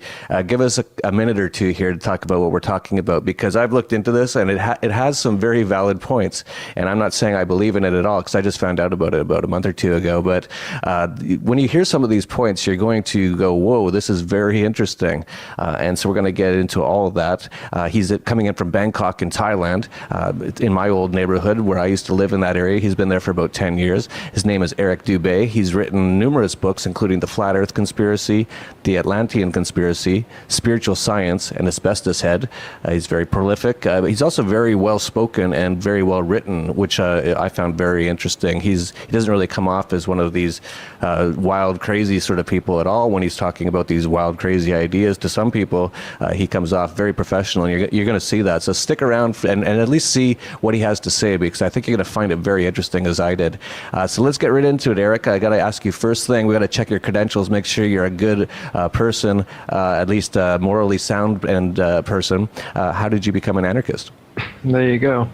Yeah, just trying to find what is the viable system of government. What is the only morally viable system of government? As you start ticking down the list, it's like a process of elimination, and you find yourself an anarchist or a voluntarist, because it really is the only moral option. If you hold morality above dogma of any other sort, then you're going to come to the point where you realize that all the other forms of government, they include taxation, coercion, a monopoly of force, violence, and the word government itself just means govern, to control, like mental, the mind. So it's like mind control. And in reality, it doesn't even exist. It's an idea. There is no such thing as government. There's just people who believe in this idea of government and then use this fallacious power they've given themselves over everyone else. And everyone believes it. And so that's how we're kind of corralled by this belief system called government that doesn't even exist in the first place. So I'm into things that exist, and so that's why I'm into anarchy. Yeah, government is conspiracy theory. Yeah. I really want to just jump right into this because I found it fascinating. Let me give you a little bit of the background about what happened here. So many people know that I've been researching many things over the years, not as heavily as you. I haven't written any books on it or anything, but I've been just looking into a lot of things. And I think the first one that just blew my mind was 9/11. And how anyone can look at what happened there and think that what the government said happened is true just goes to show the amount of mind control they have over people, because it's just physically impossible what they said happened. I'd like to see someone try to knock down 3 skyscrapers with 2 planes at free fall speeds in a laboratory experiment. Just build a model. Show me how that works. And then you go on and on. So 9/11, I'm 100%. There's not even a whisker of doubt that what the government said about it is not the truth. Once you see the evidence, you can't just think anything else unless you're completely brainwashed or totally deluded. And so I started looking into other things. I was like, well, if 9/11 wasn't what they said it was, what else isn't? And it's pretty much everything else. So I started looking into everything, and it's like every single thing was fake or some sort of a hoax or some sort of a setup. Even the Vietnam War, the Gulf of Tonkin, that's one's public, but no one talks about it, where the U.S. Army or Navy sank their own ship just to get into the Vietnam War, and that's actually been put out by them, and no one really notices. No one seems to care, as George Carlin said. They're all fairly not connected, so they're not paying attention. I guess the next one that really started to blow my mind was the moon landing. I'm not 100% sure it was fake, so I want to just be honest here. Like with 9/11, I will stand by it 100%. 100%, I have no doubt in my mind that that was not what they said it was. Moon landing, I'm about 98% now. I've been going up 1% per year for the last couple of years, the more I look into it. And so then I had a person send me some stuff on the flat Earth theory. And I was like probably what the people watching right now are doing, going like, oh, come on. Like, they can't, like, that's too crazy. I know this other stuff sounded crazy at the time, but that's too crazy. The place where we live has been a total lie. So I ignored him, actually. And this is sort of like a friend. I didn't ignore him, but I just said, yeah, I watched a bit. I don't know. That's too much. But he kept sending it. And then I started noticing all over the internet people talking more and more about it. So I'd watch another video or read another thing and look at this evidence. And finally, after a certain period of time, I was like, is there something to this? Because what's going on here? And then I came across you, and that's where this all started with me and you, is that I saw what you were doing. I watched a couple of your videos, your interviews, and you were the most well-spoken on it and the most rational. You've written a whole book on it, and you've got so much evidence on it. So I was like, well, and I found out you were an anarchist. I'm like, oh, well, that's interesting. He's actually a morally sound and a peaceful person, which is very rare. And that's a markup in my book any day. So maybe I should talk to this guy and see what's going on. So that's where we're at. I'm going to let you talk for as long as you want on this, and I know you're going to probably be giving us some images and stuff as you talk, if you'd like. I'd first just like to preface before you talk here that Aristotle said that it's the mark of an educated mind to be able to entertain a thought without accepting it, and that's all I'm saying here. I'm not saying that I have accepted the flat Earth theory. I'm just saying I'm entertaining it. I've seen they've got a lot of good information on why this could be true, and so I'm just going to let you go with that. So Eric, take the floor a little bit here and tell us, if you want, tell us a little bit about maybe how you found out about this theory or got into this theory, and then give us your best shot at explaining to someone who's never heard this before why this theory has potential or could be true. Sure. When they first started explaining it to me in school, I do distinctly remember raising my hand and not understanding how the spinning ball Earth would keep people and the oceans from falling off the bottom, right? And they tried to explain gravity, and, okay, I'm shaking my head and writing down the answers, and, over time you see the NASA images and you just go along to get along, but it was always a nagging doubt in my mind, so I brought that into my 20s when I got into conspiracies with 9/11 as well. That was the first kind of breakthrough, unplugging me from the Matrix kind of event that got me into the whole conspiracy scene in the first place. So I definitely learned how to suspend judgment while you look at evidence, like you were talking about, and you got to do that for this flat Earth thing, because you think you've got so much evidence and proof, and that the Earth is a spinning ball. You've seen it from NASA. You've heard some proofs that your teachers have given you. You've seen the globe on the desk for years, but in fact, the horizon, for instance, is always completely flat. And you don't feel any motion. So if you were just born today and looked out, you wouldn't assume that you're standing on a spinning ball. You'd assume that you were on a flat, motionless plane. So to assume that we are on a spinning ball is actually contrary to our common sense and our everyday experience. And there's also experiments that have been done to test whether we're on a spinning ball or not. For instance, amateur balloons have been sent up past 20 miles, amateur rockets as well, and the horizon rises all the way up with the camera up to 20 miles up, and it's flat all the way around. Now, in NASA images, they claim to be hundreds and hundreds of miles up, and then you start to see curvature. But if you notice, these images are often clearly CGI, computer graphic images, sometimes not so clearly. Sometimes the earlier ones were actually done through a round window. So they've used many different tricks throughout the years, but NASA is essentially Hollywood, and all the images that you think you've seen of a spinning ball Earth are faked. And all the amateur balloon and rocket footage that we've sent up there shows a flat horizon that rises all the way up. And that's impossible on a ball. No matter how big a ball is, as you rise up, you would have to look down to be able to see the horizon. The horizon would not rise up with you. That's a characteristic of an extended flat plane. And it's, when you're in an airplane, you can see out both windows and you can see the horizon at eye level at 35,000 feet and higher, both windows. But think about it. If you're on a ball, over a ball, no matter how big that ball is, you shouldn't be able to see the horizon out your plane window. Now, some people think that they see the curvature of the ball out their plane window, but in fact they're just seeing the curvature of the glass because the windows are all slightly curved to fit with the fuselage. And when you look at the horizon through a window like that, it does give a slight effect. And GoPros and traditional cameras, wide-angle fisheye lenses, they also give this kind of effect. So a lot of footage you'll see of the horizon, it'll warp, and sometimes it'll be convex, sometimes it'll be concave, but as the camera stops moving and stops tilting, it will always pan out to completely flat and on level with the camera. Again, this is just impossible on a ball. It doesn't matter how big the ball is. The ball could be 10 times larger. They tell us it's 25,000 miles in circumference. Even if it was 25 million miles in circumference, if you're above it, you're above it. You would have to look down to the horizon. But you just never will on the Earth, the actual Earth. So the horizon proof is one obvious one, a go-to. Another one is just the natural physics of water.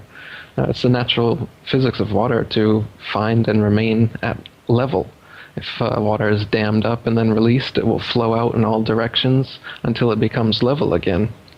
But on a spinning ball Earth, we would have to have oceans that were hundreds of miles of curved water. And this is impossible. I mean, they can't show you any example of this happening, but they claim this is what's happening on the Earth. And then they claim that there's a force called gravity that holds these oceans in just so, you know, that it's strong enough to hold the oceans in, but weak enough to allow, you know, bugs to take off and smoke to rise out a chimney. So the magical force of gravity, which was created by knighted Freemason Sir Isaac Newton, is basically their go-to answer that explains away anything they have a problem with.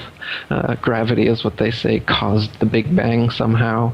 Gravity is what formed the planets and the sun. Gravity is what causes the planets to orbit around the sun and moons to orbit around planets. Gravity is what causes the water to stick to the planets. Gravity is what causes the tides from the moon. You know, you name it, gravity does it, as far as they're concerned. But in the flat Earth model, gravity is just density or buoyancy. In other words, an object in a medium, depending on their relative densities, will float or sink based on the friction between the two. So whether it's a gas, liquid, or solid, heavy, dense things sink and light things float. There really is an up and down in nature. They try to tell us that everything's a ball, and so up and down is an illusion. People in Australia are hanging upside down, and they don't know it. So that's another philosophical impossibility they kind of get us to believe by thinking that gravity sucks everything into the center of the ball and holds us under the ball. Meanwhile, gravity causes planets to orbit around us. So like I said, when they want to, gravity causes some things to stick to and we could become central, and sometimes it causes them to orbit things. Sometimes it causes big bangs, apparently. Yeah, gravity's a big catch-all term for whatever they want it to be. Am I right on that I heard that gravity really has never been proven? Like, what did they say gravity is? Like, do they even have like some sort of model, or is it just a word? Yeah, they've got plenty of calculations, and you know, you can look at Wikipedia, and they've got pages of complex mathematics that I have no idea what it means, and supposedly it all has to do with gravity. but again, in actuality, everything can be explained through density and buoyancy without assuming that there's this magical pulling force that pulls things towards the center.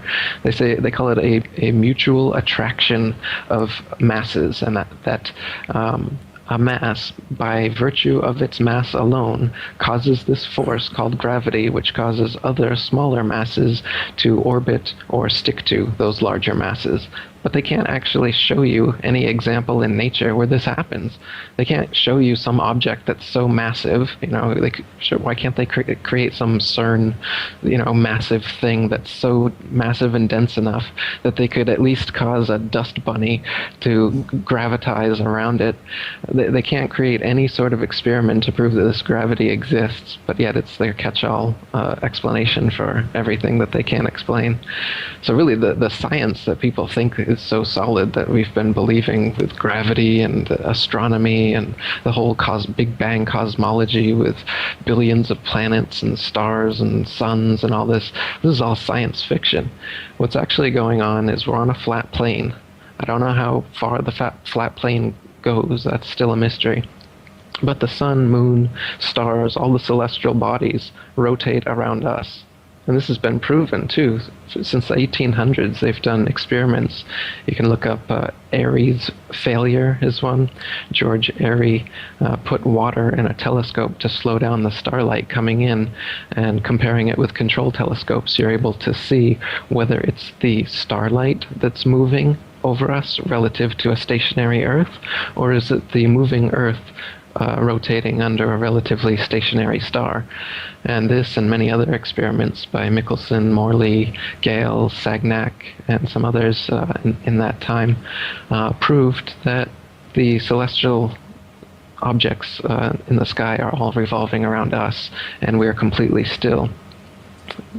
Those conclusive findings, however, were philosophically debunked by Einstein and his relativity theory, where he banished the absolute ether to absolute relativity and said that you can't determine what is the most central thing in the solar system, and even what is moving around what, essentially, because everything is moving and everything is relative to everything else, and we don't know where the center or the edge of the universe is. So this like absolute relativity is what I call it. It's a paradox, but through this philosophical paradox of absolute relativity, they banished these conclusive experiments that prove that the Earth is stationary and everything's revolving around us. Since then, we've had planes that can prove even further that the Earth is stationary, helicopters as well. You'd think if the Earth was revolving under us, you could just hover up in a helicopter and the Earth would revolve underneath, and then you could land when your destination got to you. But of course, they tell us that the magic of gravity holds the atmosphere to the spinning ball too, and so, relatively speaking, you're moving with the ball. Okay. But they've done experiments with projectile cannons as well as planes taking off in all cardinal directions. And if the Earth was spinning 1,000 miles per hour eastward, as they say, and the average commercial airliner goes about 500 miles per hour, your eastward destinations should come up behind you long before you ever reach them. That's just a fact of this. But it's not the case that going in any direction changes the resistance or speed of a airplane. So, and you can imagine how difficult it would be to try to land on a runway that was going at 1,000 miles per hour. Pilots land at all 360 degrees. If the Earth was actually spinning tilted 23 degrees on its axis like that, the only way it would be able to come in on the runway would have to be on very specific angles, otherwise it would be totally off. But again, they just tell you the magic of gravity and the Velcro of the atmosphere somehow makes it so that that's all negligible. Another thing they say is negligible is that, if the Earth was a ball and you're flying over it, you'd have to descend gradually to stay at the same altitude. But it's not the case. Whenever pilots are flying, they go up to their desired altitude, they level off, and their artificial horizon remains level, and they just keep on going until they're ready at their destination, ready to come down. at 500 miles per hour, they would actually have to descend approximately a half a mile every minute just to stay at the same altitude. And this just doesn't happen. If the Earth was a ball and they didn't descend, after a half hour you'd be out into outer space just from going straight, right? I can go on. Like I said, Yeah. I've written a book about it. Maybe what I should ask you instead, which is more fun, is why do you think you're on a spinning ball, Jeff? Well, I don't. I'm glad you asked me a question on that because I have a lot of thoughts on that. I was just thinking as you were writing or talking. Sorry, I was writing, trying to take some notes. What I've found in my life is that, okay, I'm going to give you an example. I started off more the economics side of things when I started to wake up. So my first introduction to, hey, maybe we don't need government, maybe government is evil, was after the tech bubble burst in 2000, and there seemed to be no explanation for it. So I started looking into how the money system worked, and the very first book I read was The Creature from Jekyll Island, and I was like, whoa, this is not what you're told. And then I just kept looking into it, and the further I looked into it in Austrian economics and stuff, and, back then, especially, I was like, hey, I've got to learn this economics because, I have to understand how this system works. I'm quite involved in the financial monetary systems, investing, things like that. If I don't understand economics, that's crazy. And I looked at what they teach you in school, and it's all these formulas and craziness and Keynesian sort of craziness. We add up all these numbers and then that tells you what the economy will do. It's like, okay, so I was like, well, I'm not smart enough for that kind of stuff. But then I found the Austrian School of Economics and they're like, no, you just look at everything from first principles. You just say, this is the way it is, and you go from there. You don't need all these formulas and stuff. And so what I've discovered over time is that in the economics profession, there's a ton of garbage they just teach you in school, and it actually makes it look really confusing. And like you have to be like this super genius in math to even think about becoming a really serious economist. But what I found out is most of that stuff, or quite a bit at least, is totally just BS. It has nothing to do with anything. It's useless at the very best. And so when you ask me, why do I believe that I am on a spinning ball or whatever, what came to mind is that, a few years ago, I looked into it's called the Thunderbolt of the Gods, the electric universe theory. We'll put a link to that video down below. And the same thing with astronomy. I was like, oh, I don't know. They've got all these computer models, and I'm not very good at math. That's my thing. And I was like, how could I ever even understand any of this stuff? And then I watched the Thunderbolt of the Gods, the Electric Universe theory, and it just made sense. They just asked questions like, why does a comet have a trail of stuff coming off of it, ice or whatever it is, if it's, they've got all these things. And I was like, that makes total sense. If you watch the Thunderbolt from the Gods, you'll understand what I'm saying. And so basically I've come to the conclusion that I just have to use my own brain and my own senses and my own ability to perceive information and go from there. I can't listen to these professors and PhDs because I think they're mostly just spinning garbage. And so that's why I'm so open to what you're talking about, because you're right. I don't feel like I'm on a spinning ball. I might be. I don't know. This is a very new idea, by the way, started by the Masons, 500 years ago or whatever. And before that, it was fairly understood you were on the flat Earth. Then something happened. Some people took over and started killing you if you said you weren't. And then so yeah, it is definitely all the perceptions that I have go with your theory, and that's why I'm attracted to it. Maybe it's that physical law of attraction or whatever, that I'm open to these ideas. I'm listening to you and writing notes as you speak because it makes so much sense. Right on. So, thinking about it, back to your education, do you remember any proofs that you were taught as to why you're on a spinning ball? Why is the Earth a ball? Or things you've seen on television, perhaps? Well, I just didn't go to school much. I think that's why I am able to think fairly freely and not just listen to dogma and not just accept and repeat what I'm told. But no, I think it's mostly just growing up in a situation where, like you said, you got that globe on the desk. You listen to the news or anything, and they talk about NASA did this in outer space, and here's the photos of the Earth, which now that I look at them, they all look fake. But so yeah, I think you're just sort of ensconced in this sort of environment where these things are just never brought up, and so you just assume it must be the case. Yeah, you got it, man. And yeah, like you're saying, the people that are the most indoctrinated are the professors and the people who've looked into this so much. They've just been buying what is being told to them by authority, and so they're arguing from authority, and you can see it in the comment sections of everything I make. The argument is always from authority. When you argue from evidence, experience, and experiments, you're going to come to a flat, motionless Earth every single time.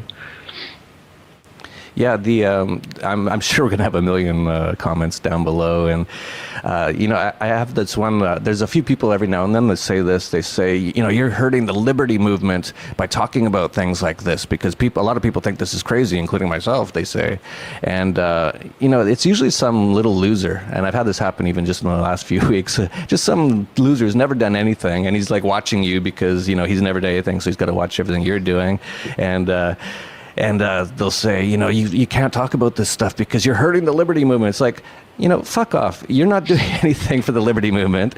I'm working like morning to night on it. I've probably brought in more people than most people into the liberty movement in the last few years.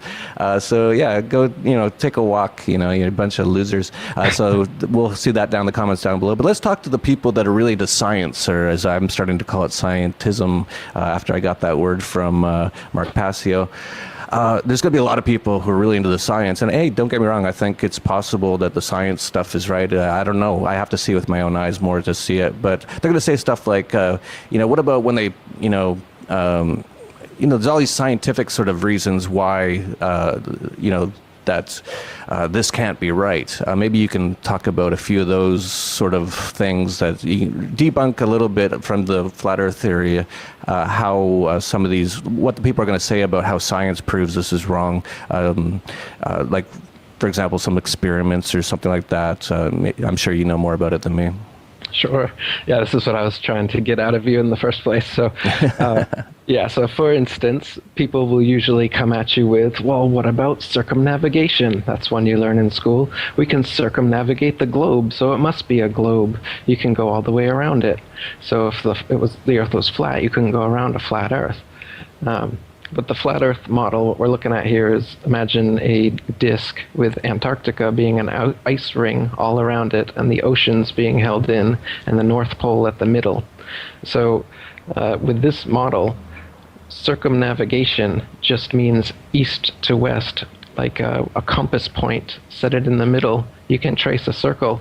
And Magellan's journey, for instance, basically was that, with a few inlets and outlets along the way. All he did was go around from east to west, the flat Earth.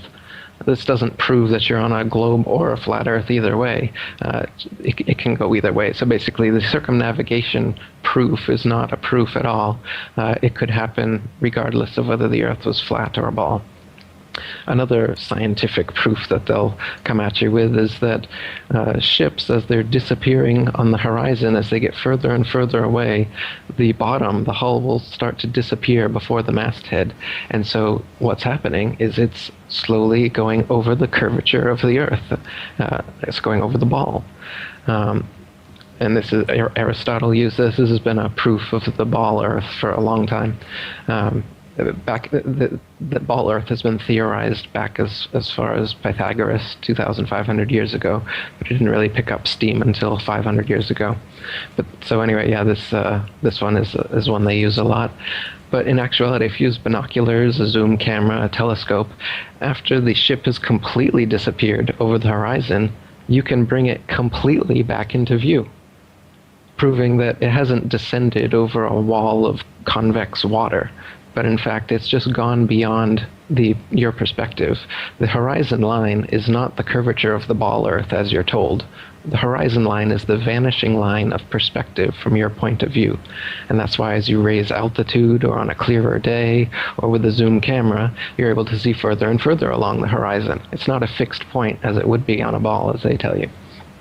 So again, this is another supposed scientific proof of the ball Earth, but when you do experiments yourself with a telescope, you can see that that's bunk, and in fact, you've proven the opposite. And just, I know there's going to be a lot of people who are going to be devil's advocating watching this. So I'll do it for them because I've asked these questions as well. So my question was, why, if it's a flat Earth, why couldn't you stand on the coast of California with a telescope and see Japan or Hawaii or something? And I think you know the answer to that. I'll let you answer that. Yeah. You can't see an unlimited distance, regardless of whether the Earth is flat or a globe. And the lowest layer of the atmosphere is the densest and not transparent. So if you imagine like a hot, humid day, the haze over a road, all telescopes will eventually blur out in that same kind of way due to the air. So no, you can't see an infinite distance. And the reason people think this, again, is they think that when they point their telescopes up, that they're seeing starlight from trillions and trillions of miles away, because that's what they've been told by NASA.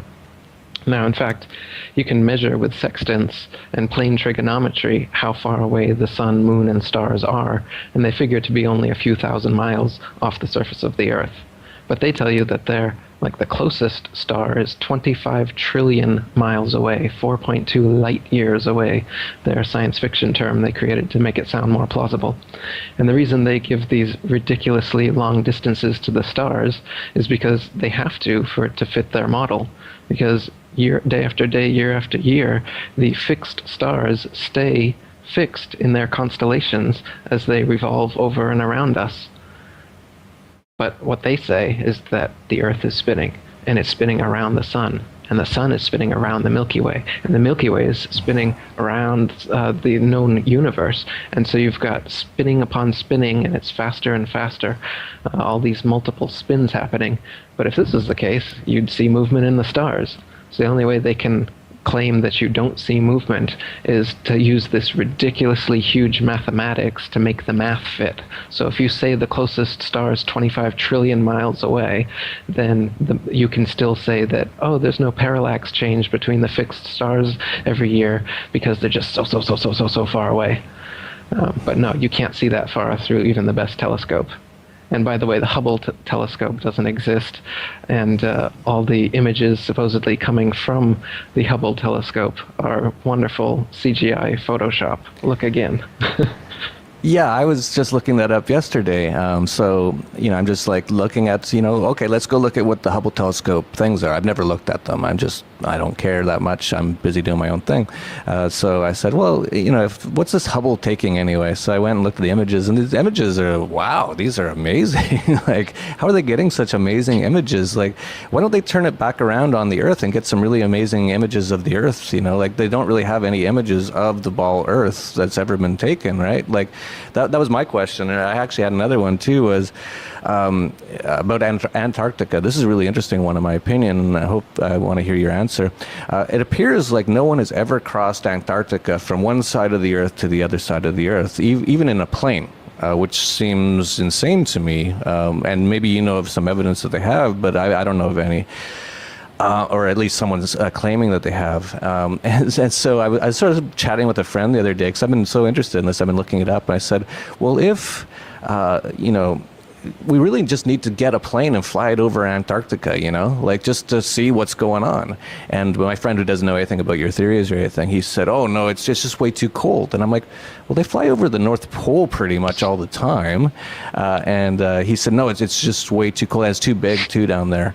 And I said, well, in the 1960s, they had the technology to fly to the moon, which is way colder and way hotter, play some golf, drive around in a golf cart, and come back. Why can't we ever get a plane to fly over Antarctica? So I'll let you respond to that one. Absolutely, exactly. That's exactly what they say. They say that it's too cold, and that's why there aren't these flights. But there's flights from Australia to South America, for instance, that if the Antarctica is a little ice continent underneath the ball, as they tell us, then you should take the most direct flight. But they don't take the most direct flight in all these cases. They go around, the long way around, and the excuse they give is that it's too cold.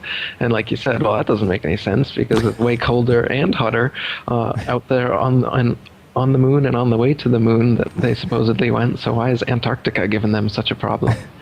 And, yeah, they haven't gone to the bottom of the ocean yet. The more you think about it, it's like a lot of things don't make any sense. It's like, well, if they can do this, why can't they do that? And if they can do that so easily, why can't they just fly over the Antarctica?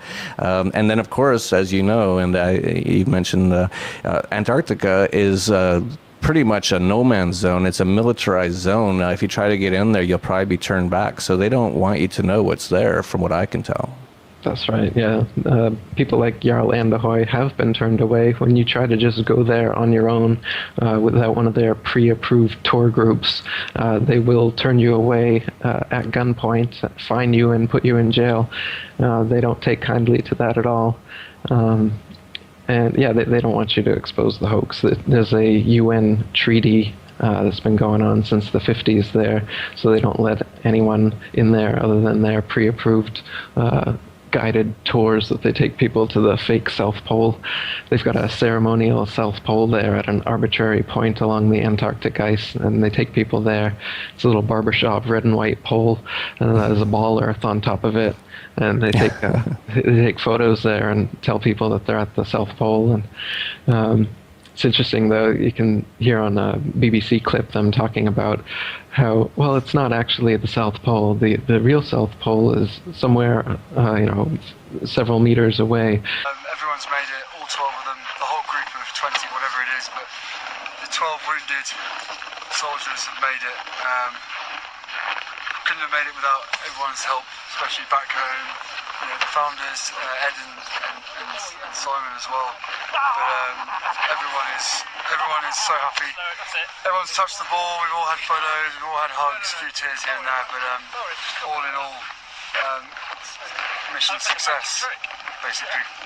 If you're wondering about that ball that he was talking about, it's the ceremonial South Pole at the Amundsen Scott South Pole Station. It's like a metal sphere on a red and white pole, and it's partly surrounded by the flags of the signatories of the Antarctic Treaty.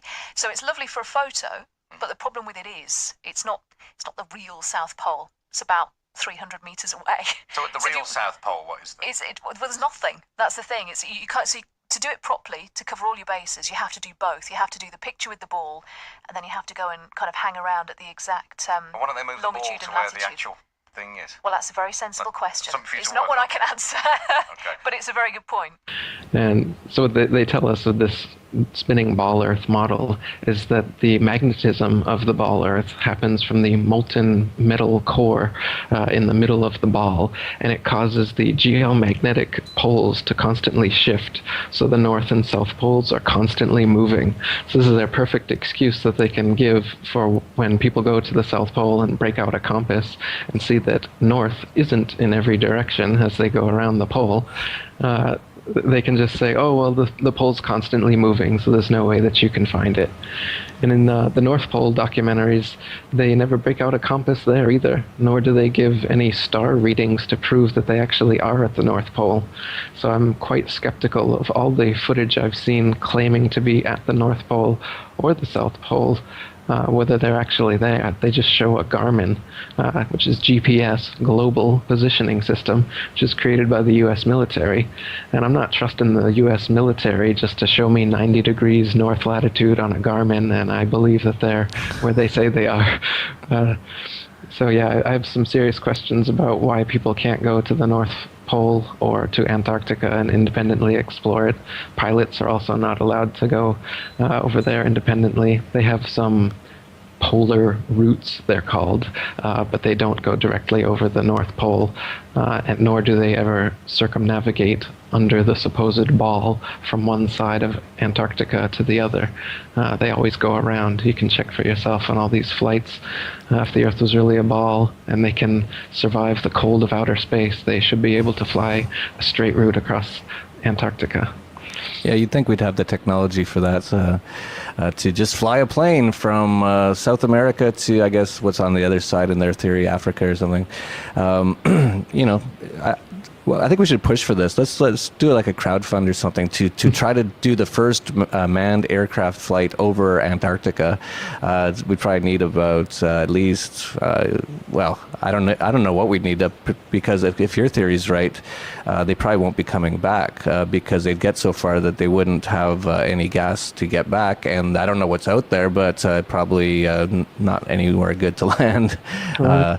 And who knows, but or they get shot down. That's probably the other thing, especially as it got public. So if you're a really rich guy out there, if you're a billionaire and you want to do something super cool for humanity, and you're willing to die, try to fly over Antarctica and see what happens, and try to get us that information back somehow in real time using some sort of radio frequencies or something, so that we know what you see before you die, as you either get shot down or something else happens probably. Or if you get to the other side, great, then this theory is wrong and that's it. But this is what we have to do is question these things and look at real evidence. And like you pointed out, after everything I've seen, I don't listen to anything the government says. I don't believe anything the government says, and that's where I start. So you said, oh, the government says here's your Garmin with your GPS. It's like, well, who made up GPS? Oh, the U.S. military.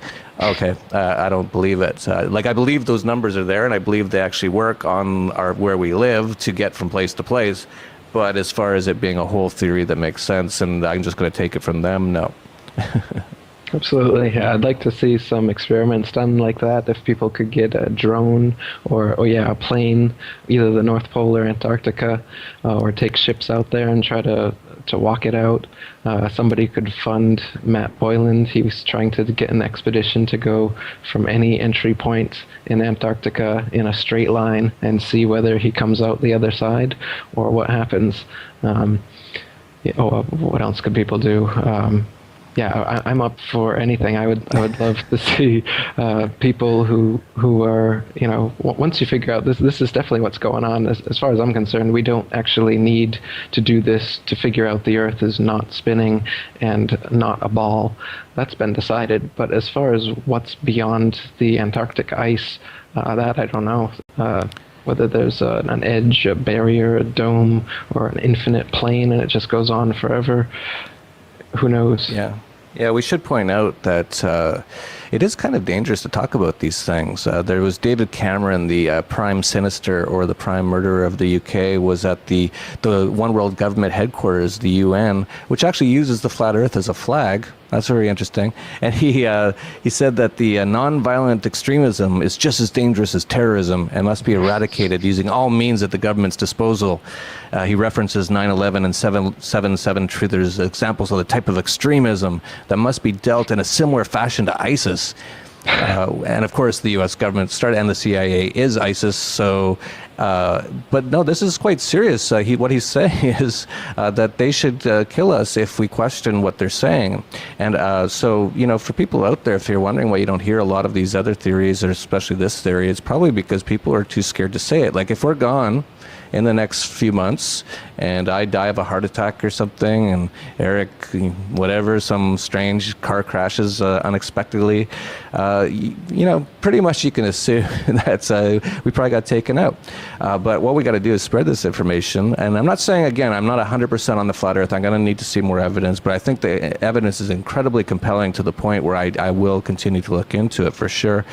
I think it is a point, though, as well, that David Cameron said that us people who are questioning what they're saying essentially is what he's saying, and actually rationally looking at the evidence.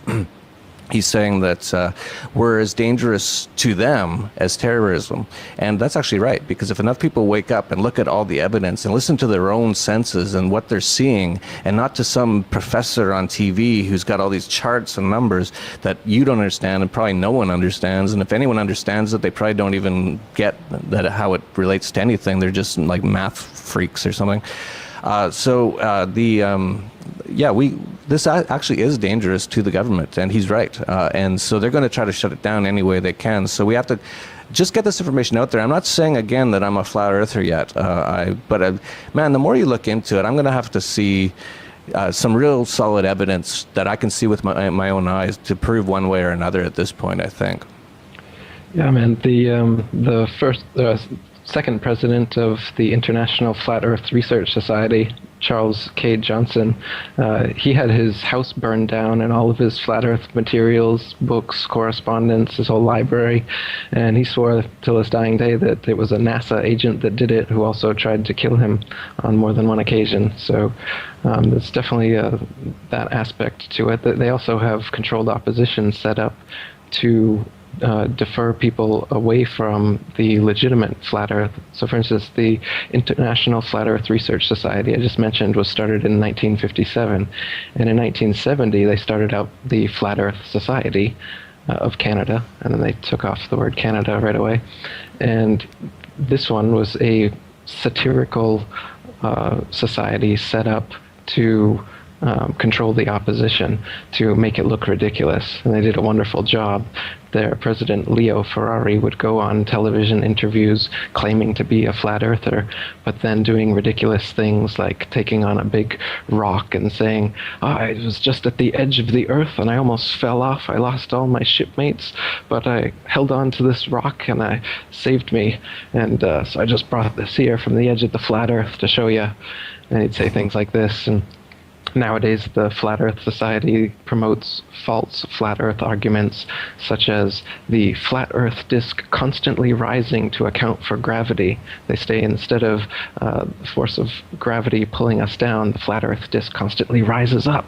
And they claim that this is what flat Earthers believe. But as I said earlier, we don't take gravity as being real in the first place. We just take experience and experiments, the zetetic method as it's called, just common sense. You don't need to, Occam's razor, you don't need to make unnecessary assumptions and call something gravity when it's completely explained with the already existing laws of density and buoyancy. So that's characteristic of their pseudoscience that's nowadays taught as science. And when somebody presents you with ideas of a flat Earth or a geocentric system, that's thought of as ancient pseudoscience that our ignorant ancestors believed, when in fact the experiments, experience, evidence, common sense is actually on that side, and we've been fed a bill of lies, pseudoscience, for so long that we believe it to be science. Yeah, they always try to flip everything like to be the opposite of what it really is. And when I say they, I don't know exactly totally everything about all this stuff, but it appears to be Freemasonry seems to be a big one involved in what they call the occult, hiding the knowledge. Occult just means hidden.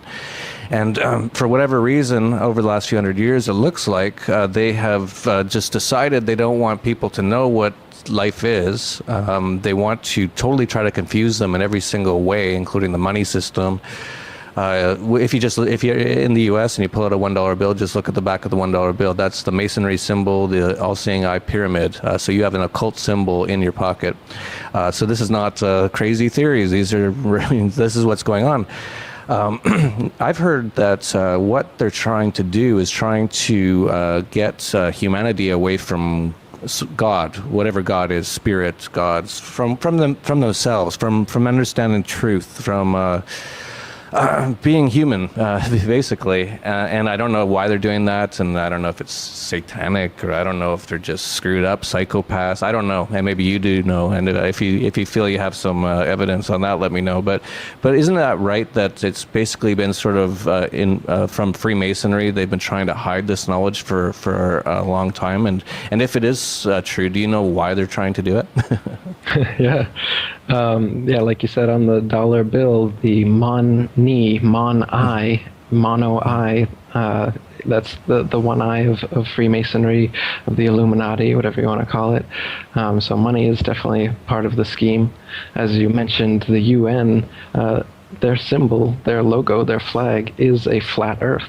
And it's divided like a target, like a bullseye. It's divided into 33 sections. And you know, there's 33 degrees of Freemasonry. The first 3 degrees are called the blue degrees. The flag also happens to be blue. So yeah, you've got that encoded there. And then the people who originally brought us the spinning ball Earth from all the way back to Pythagoras and Copernicus, Galileo, Newton, Kepler, these people are all Freemasons as well. I showed in my Freemasons Exposed book, there's pictures, paintings of them doing Freemasonic hand signs, standing with Freemasonic objects and everything. And of course, nowadays, the NASA astronauts are unabashed Masons. You can just look online and find that literally every astronaut that claims to have walked on the moon, and every astronaut that even claims to have been in Earth orbit is a Mason, or their father was a Mason, and it's openly admitted. So this deception has been orchestrated by and acted out by these actor-nauts, or astronauts, depending on how you look at it. They're Freemasons, on the mathematical, astronomical side, as well as the exploratory astronaut side, you know, the whole thing. Even the Hollywood side, you know, Hollywood is run by Freemasonry as well. So the special effects, everything they're using, right from their gravity, think of the G in the compass and the square, another possible meaning for that G. You've got God, geometry, gnosis, and perhaps gravity, their biggest deception.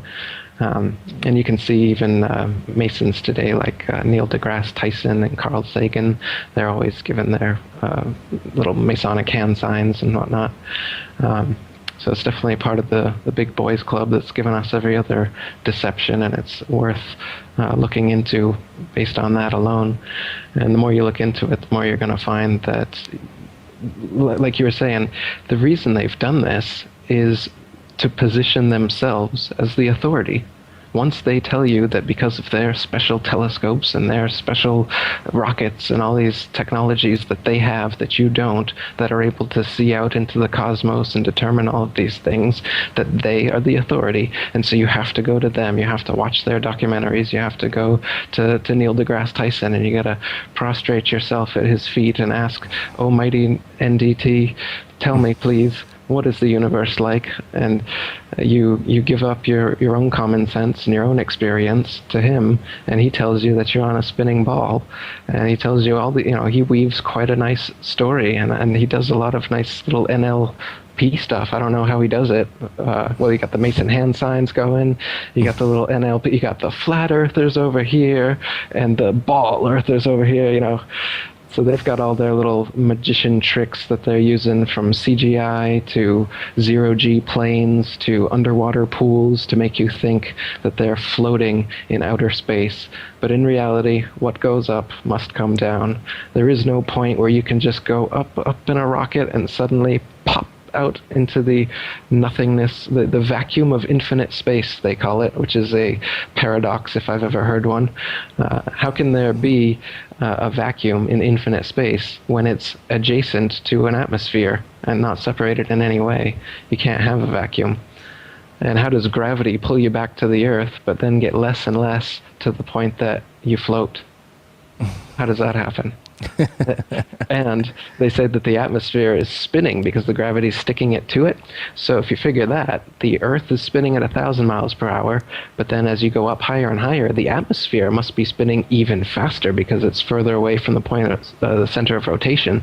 So as you're going up in your rocket, you're going through layer after layer of constantly faster and faster spinning atmosphere hitting your rocket until finally you pop out into non-spinning vacuum of infinite space, says NASA. Interesting that we all buy this and just accept this, even though it's physically and philosophically impossible. We just watch a little CGI image and a little camera trickery. You splice a rocket launch together with something else, and then you think that they're in outer space. But again, if you use your eyes and you watch those rockets, you'll see that they don't go straight up. Every single rocket forms a parabolic curve, just like every amateur rocket, just like any projectile that you would send up. It couldn't just go straight up and keep on going until you go into outer space. It comes right back down. So, but what does NASA tell you when you ask them the question, well, why is there a parabola formed by all of your rockets? Well, that's because it's going to spin around the ball Earth before it reaches escape velocity, and then it will go out into outer space from there. Right. I've seen a documentary full of nothing but NASA rocket launch failures, and if you just watch that, I don't think you'll be able to believe that they've put a man on the moon or even put a rocket out as far into outer space as these supposed ISS images are coming from. It's absolutely ridiculous. The technology we have is nothing like the science fiction that we've been shown. Yeah, it's amazing. So much deception. You know, I was talking, we could talk forever about this. I don't want to keep you too long. And if people really like this, we can have Eric back on another time to do it and maybe answer your questions or whatever. And if you don't like it, then that's the last time he's on because I need ratings. So I'm just joking. So I was chatting with a friend who, again, was because he's a very science guy, which is fine, you know, whatever. And he said, we started talking about the space station.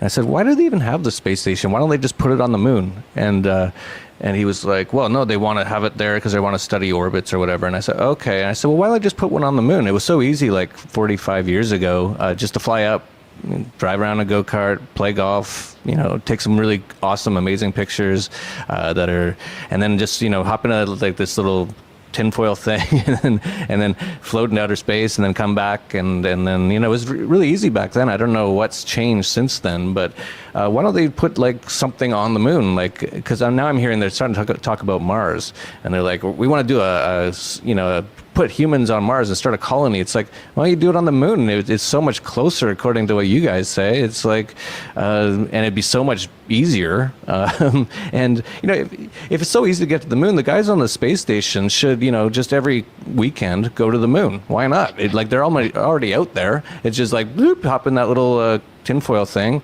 and just, land down, no problem, go, drive around a bit, have some fun, then come back. It'd be like a nice little weekend getaway, because the hard part's really, according to them, getting outside of the atmosphere, right? So once they're out there, just take off to the moon for the weekend, but they never do. No one's ever going there. I don't know why. It's strange. That's a good point. Yeah, why haven't they been back there in 45 years? And if you look at the moon on a clear night during a waxing or waning cycle, you can see through it. Especially if you look during the afternoon, you'll notice that the supposed craters on the moon, you can see the blue sky right through those craters. Just look up, type in moon afternoon or something in Google and take a look. Or when you can see the moon sometime around 4 or 5 o'clock, when it's still, the sky's still blue, the sun's still out a little bit, but you still got the moon there, you'll notice that what is called craters is clearly not craters. And the supposed solid globe-shaped moon that they've presented us with cannot be the case, because you're seeing right through it. And even astronomers from the Royal Astronomical Association from hundreds of years ago have written periodically having seen stars and planets through the moon. So like the popular Islamic flag and the symbol you see on mosques, for instance, with a crescent moon and a star occulting it, that actually happens. You can see that happen. So the moon, it appears, is its own unique light. It's semi-transparent and self-luminescent, whereas they tell us it's a spherical terra firma body that reflects sunlight. But you can prove that this is not the case, and that the sun and the moon are actually the same size as they appear. That's another thing. We were talking about things that you can see with your eyes, but then are told to be different by so-called science. They tell us the sun is 400 times bigger and 400 times further away than the moon. And from our faulty parallax perspective, we just see them appearing as exactly the same size. But no, one's really big and really far away. But if you're just using your own eyes, you would see that they are the same size. And the horizon is flat, and the Earth isn't moving, and everything in the heavens does revolve around us. Like you said, why haven't they been to the moon? Because you can't go to the moon. The moon is just a light. It's not a spherical, terra firma, Earth-like body that you can land masons on. Yeah, we should keep this a little shorter because I think if anyone's watched this far, they already know most of this stuff. And if they haven't watched this far, then they've already given up because they're like, oh, these guys are crazy, so there's no point even talking any further. So, but there is probably some people who are like, whoa, and watching and watching and watching. So why don't you let us know where people can get more information on this sort of stuff? That's one thing I noticed. It seems to be all over the place. Maybe you, since you've already written what I consider the only book I know of that looks like it makes a lot of sense, The Flat Earth Conspiracy. Maybe you can sort of figure out a way that people can, or maybe you already have it, some sort of place where people can put evidence that proves the flat Earth theory that can be all collected, actual evidence using video cameras and showing, whatever.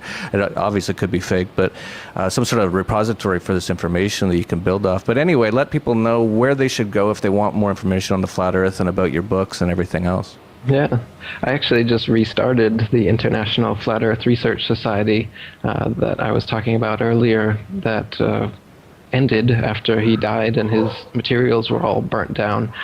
So I started it up again as a forum, and I've put on all the materials that I have on there, and everybody on there is collecting their own experiments and evidence as well. So I definitely recommend going over there if you're interested in learning more about the flat Earth.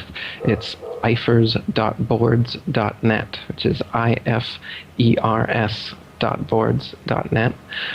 My website is atlanteanconspiracy.com. I have a flat Earth section on there. You can see a bunch of research I've compiled there. And my book, The Flat Earth Conspiracy, you can get from the website as well. I have a documentary called The Flat Earth Conspiracy you can see on YouTube. Go to my YouTube channel, Eric Dubé, and actually I have a lot of documentaries on the flat Earth and other related subjects. That's a good place to go if you're wanting to look into some more of this information. Check out Eric Dubé, ERICDUBAY, on YouTube. That's great. And I have to say, after talking to you in person, I'm even getting closer to pretty much being a flat Earth person. I think I'm going to hold that still because I haven't done enough research on my own to be totally comfortable. But just the way you are and the way you talk and how you're on the same wavelength as me on 9/11 and all these things says to me that either we're both crazy, which a lot of people are going to say, or I should listen to you because you're on a similar track to me, so you can bring me a lot more information which I can decipher and figure out for my own self, make my own decision on what I think is correct. But fascinating stuff. I'm really glad to have had you on. I think we're probably going to end up having you on again if you're open to it because already we're up to an hour here, and we want to make this quite a good video as well, so we're going to put in some graphics and stuff. So this could be quite a bit of work for a lot of people involved here to kind of show you what Eric's talking about. So let's keep this one to about an hour now.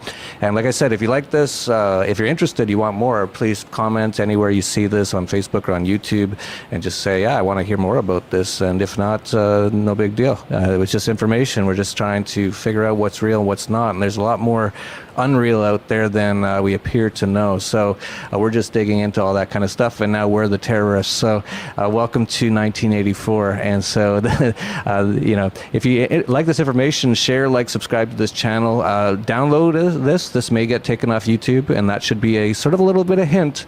YouTube owned by Google, I believe, with the slogan "Don't be evil." I think it's should be don't expose evil is really what it is. And so yeah, like, download this, put it on something that can't be destroyed by an electromagnetic pulse, which they could totally do at any time. All this kind of stuff. They want to hang on to their control of this reality grid, and the more that we can just get information out there, the better. So please like, subscribe, share, and download this video and keep it and re-upload it. I don't care. Re-upload it anywhere on any video channel because they will probably be starting to ban a lot of these pretty soon if people start talking about it. And so that's it for Anarchast, your home for anarchy on the internet. Peace, love, and anarchy.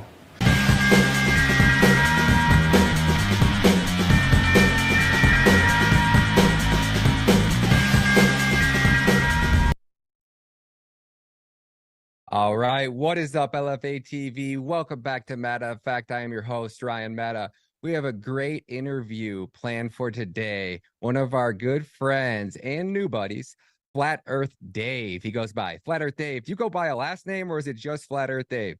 Well, my last name's Dave. My first name's Flat Earth. I like it. I like it, man. Dave.com. Flat Earth Dave. Also known as David Weiss. All right. But if you want to find me, I noticed people do podcasts and at the end they go, oh, my Facebook is this and my Twitter's this and my Rumble's this and nobody remembers anything. Okay. All you have to remember is flatearthdave.com right there. Flatearthdave.com. Yep. And that brings you can contact me. You can book me for a show. You can check out my app. You can check out my videos. You can check out the crash course. You can check out Flattoberfest. Where are you located, Ryan? Michigan, Detroit. You know that we're having a conference of October 20 and 21st in Vegas. No, I didn't. Las Vegas, October 20th and 21st. It's going to be amazing. You can find all the information at flatearthdave.com. It's called Dave. Go ahead. It's called Flattoberfest. That's all. Flattoberfest. I dig it, man. Well, Dave, it's such an honor. I'm very, very new to the flat earth. We were just kind of having a conversation a few minutes ago and he goes, how long you been into the flat earth? And I'm like, a couple weeks. And he's like, oh, and I started going, I was like, no, let's record. So I was like, but before that, I had told him, I said, and all the research I've been doing and going through all these videos and just trying to consume hours and hours of flat earth content. You are the legend, my friend. You're in almost every video. You're referenced in pretty much everything. And don't leave early because I'm going to show you an app that is absolutely going to blow your mind. And you can download it in the Apple iTunes Store and Google, correct? Yep, Apple App Store and Google Play Store. And when you do, promo code is going to be MATTA, MATTA. But we're going to get into that. But before we do, I want to hear a little bit about your story, Dave. So why don't you tell me where you grew up, where you were raised, and we'll start at the beginning. We'll kind of work our way up to the flat Earth. It's funny. I was born in Fairfield County on the East Coast in Connecticut, and that's like the rich bubble, if you will, right? I don't consider myself rich, and I'm all my vacations. I go to the Puerto Rico, and I go to Hawaii, and I go to California, and I always said before I was a flat earther that I live in a bubble. Right? Because I never see middle America. I never see any of these other places. They just fly from end to end. So I live in a bubble. And the funny thing is, I think we do live in a bubble. And so, my quick story is, I normal kid growing up, graduated high school, went to college, left college, went out to work like everybody does and worked my way up through a couple different businesses. I was in the printing business for 20 some odd years. And then I switched to the solar power business. Kind of dominated there, started my own solar power, commercial solar power development company. And at the same time, I was doing a little podcast called Deep Inside the Rabbit Hole, exposing people to deceptions of this world. It started out with the Federal Reserve. I'm like, and what is money? And that kind of ballooned out. And I ended up doing this podcast out of New York City. And then I was introduced, people started sending me flat earth stuff. Dave, have you looked into flat earth? And I'm like, oh, delete, you're a joke, get out of here. And then they kept doing it and I banned them for life because I don't have time to deal with somebody that stupid to say the earth is flat. Of course we know it's a ball, right? Spinning through space and and everything else that it does. But then another researcher who I trust very much said, Dave, I think the earth is flat. And I'm like, you are kidding me, not you too. And I looked into it. And for 2 weeks, I tried to debunk it. I just literally said, all right, this is baloney. This is nonsense. And as you probably know, 2 weeks ago, you were probably trying to debunk flat earth and prove the globe. That's how you become a flat earther. Took me 2 hours. 2 hours. Right. Nice. That's it. Nice. Well, that is it. The number one thing that got you? Was it the nonsense of the helio-nonsensical model? What got me was you asking in one of your videos, how does water stick to a ball? That was the big eye opener for me when you started talking about gravity and how, and then from there, well, actually the funny story is I'm here for the exact same way you are. I got into all of this for the Fed, learning about money. And once you learn how money works and you learn what a scam fiat currency is, you just start going down the rabbit hole and you start realizing everything is a lie. But it was how does water stick to a ball? And then I watched some debunking and garbage videos that were just obviously didn't make any sense. And they were just talking with Fauci science. And then I was just thinking to myself, we can send somebody to land on Mars. We're going to build civilizations on Mars, but nobody can go into like a laboratory and recreate the Earth and show me how water sticks to a ball. And then from there, it was just one thing after the next.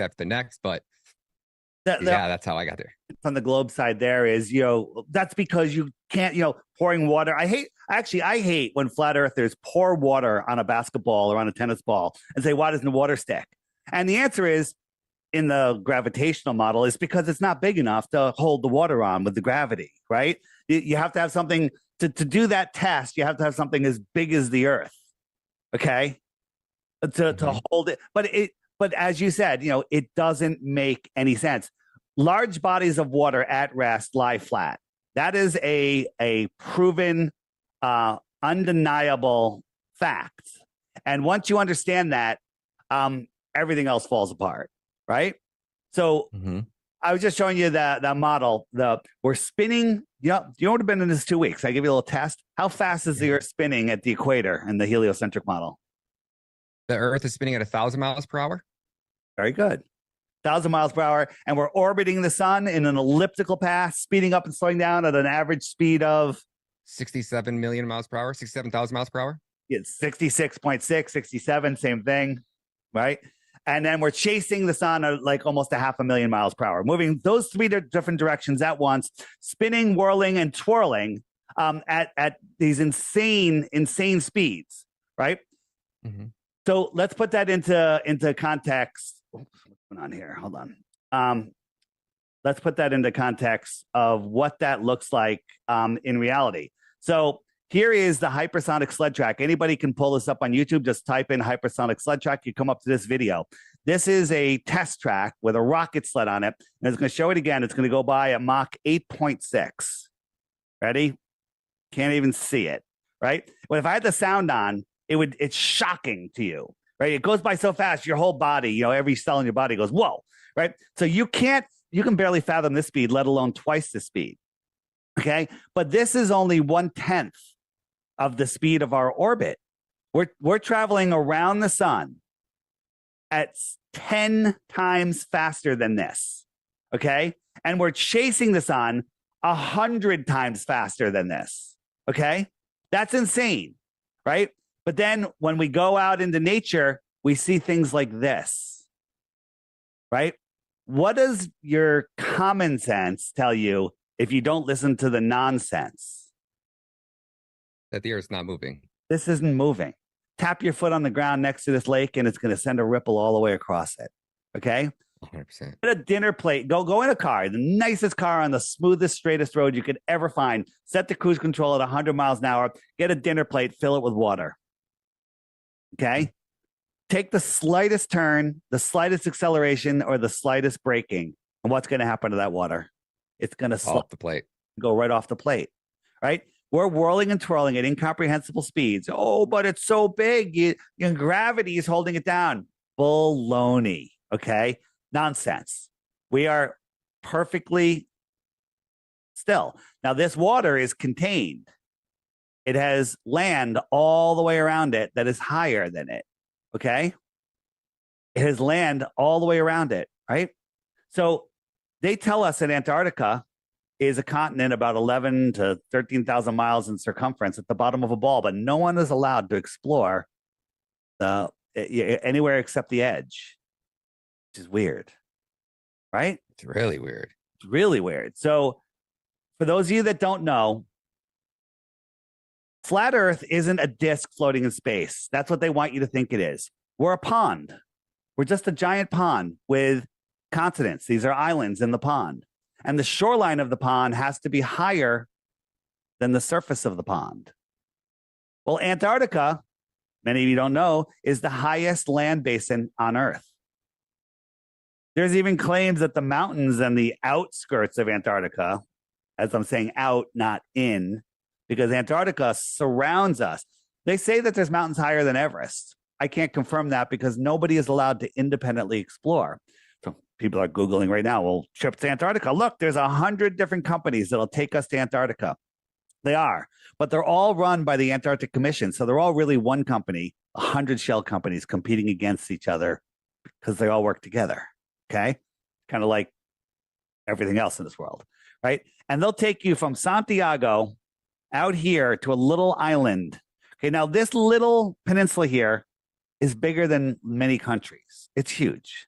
Okay, they'll take you to a little island, and one of two islands: Deception Island or Rothschild Island. Those are the islands that they take you to, and they're gigantic. And they'll show you ice, they'll show you penguins, but they will not let you explore independently out this way. Why is that? Very good question. Why is that? Well, the answer that they give you is, well, they don't. It's the only pristine place on Earth that they can't pollute, and we don't want to disturb the migratory paths of the penguins. Now, this treaty, called the Antarctic Treaty, went into effect in 1959, I think 1959, 1961, somewhere in there, when environmentalism wasn't even a word. Okay, nobody knew anything, right? And we could go and burn down the Amazon and the lungs of our world, but nobody's allowed to go to Antarctica, to the outer spaces of Antarctica, because we don't want to hurt the ice, right? Right? People, well, there's bases in Antarctica. Yeah, there's bases. Here are the bases. They're here along the edge, as I said. No one's telling you what's out here, what's out there, what's out there. Right? Mm-hmm. So here's something very interesting. Here's Google Earth, and I've got you do this, go onto your web browser of Google, right? If they haven't fixed the patch yet, and you can measure the area, shows right here, of anywhere. But when you try to measure Antarctica, watch what happens. See that? It makes a loop, it flips out. What the loop all the way around, right? Let's try another place. So we'll go, let's go over, where are we going? We'll try Greenland, right? So I'll make a little line around Greenland. Oh, I'm doing the North Pole here. This is the North Pole. And the same thing happens there. Everywhere else, it'll give you the measurement. Everywhere else, it'll do the proper measurement, right? Here's Greenland. I'll do Greenland. No problem. There's Greenland. But the North Pole and the South Pole, the only two places you're not allowed to physically go, you're not allowed to virtually measure. I'm trying, is that Madagascar? Yep. Works perfect. Nope. Wow. Works perfect, no problem. Works perfect, no problem. Okay. So this is a problem, right? The Antarctic Treaty, Admiral Byrd and Project High Jump went out to Antarctica, said there's land beyond the pole. What does that mean? Like from Middle America, beyond the South Pole, that would be over towards Australia on the globe, okay? Land bigger than the United States, filled with resources that no human has ever set eyes upon. Filled with resources at a time where we're having wars for territory and resources that no human has ever set eyes upon, and they go, nobody can go there. All the countries in the world agree on two things now.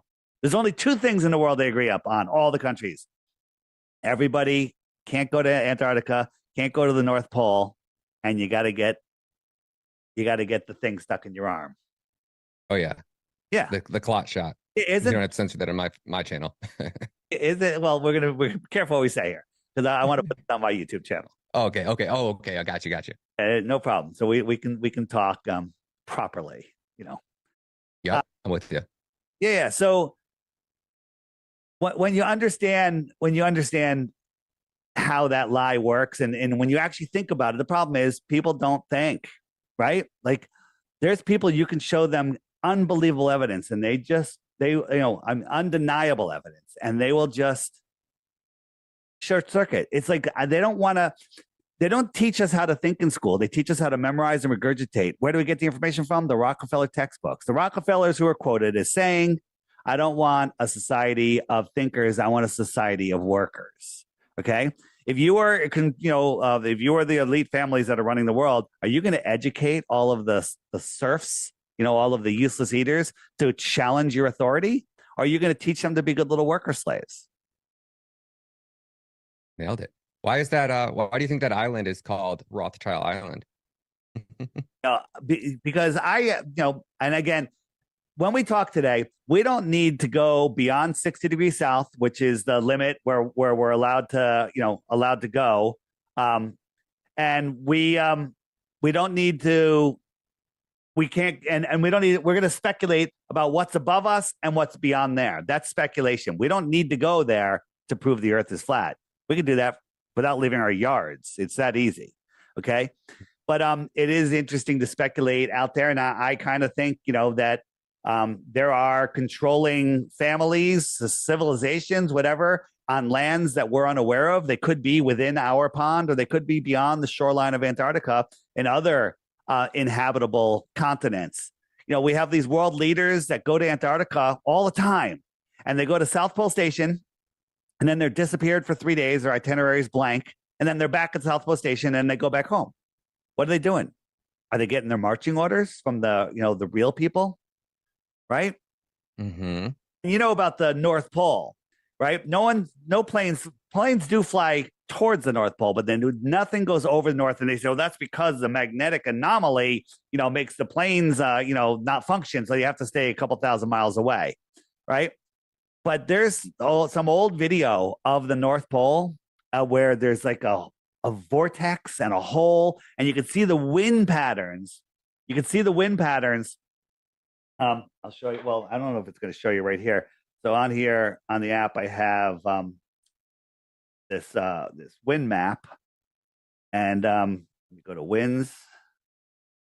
Where's winds? Wind. Okay, I'm on winds. There we go.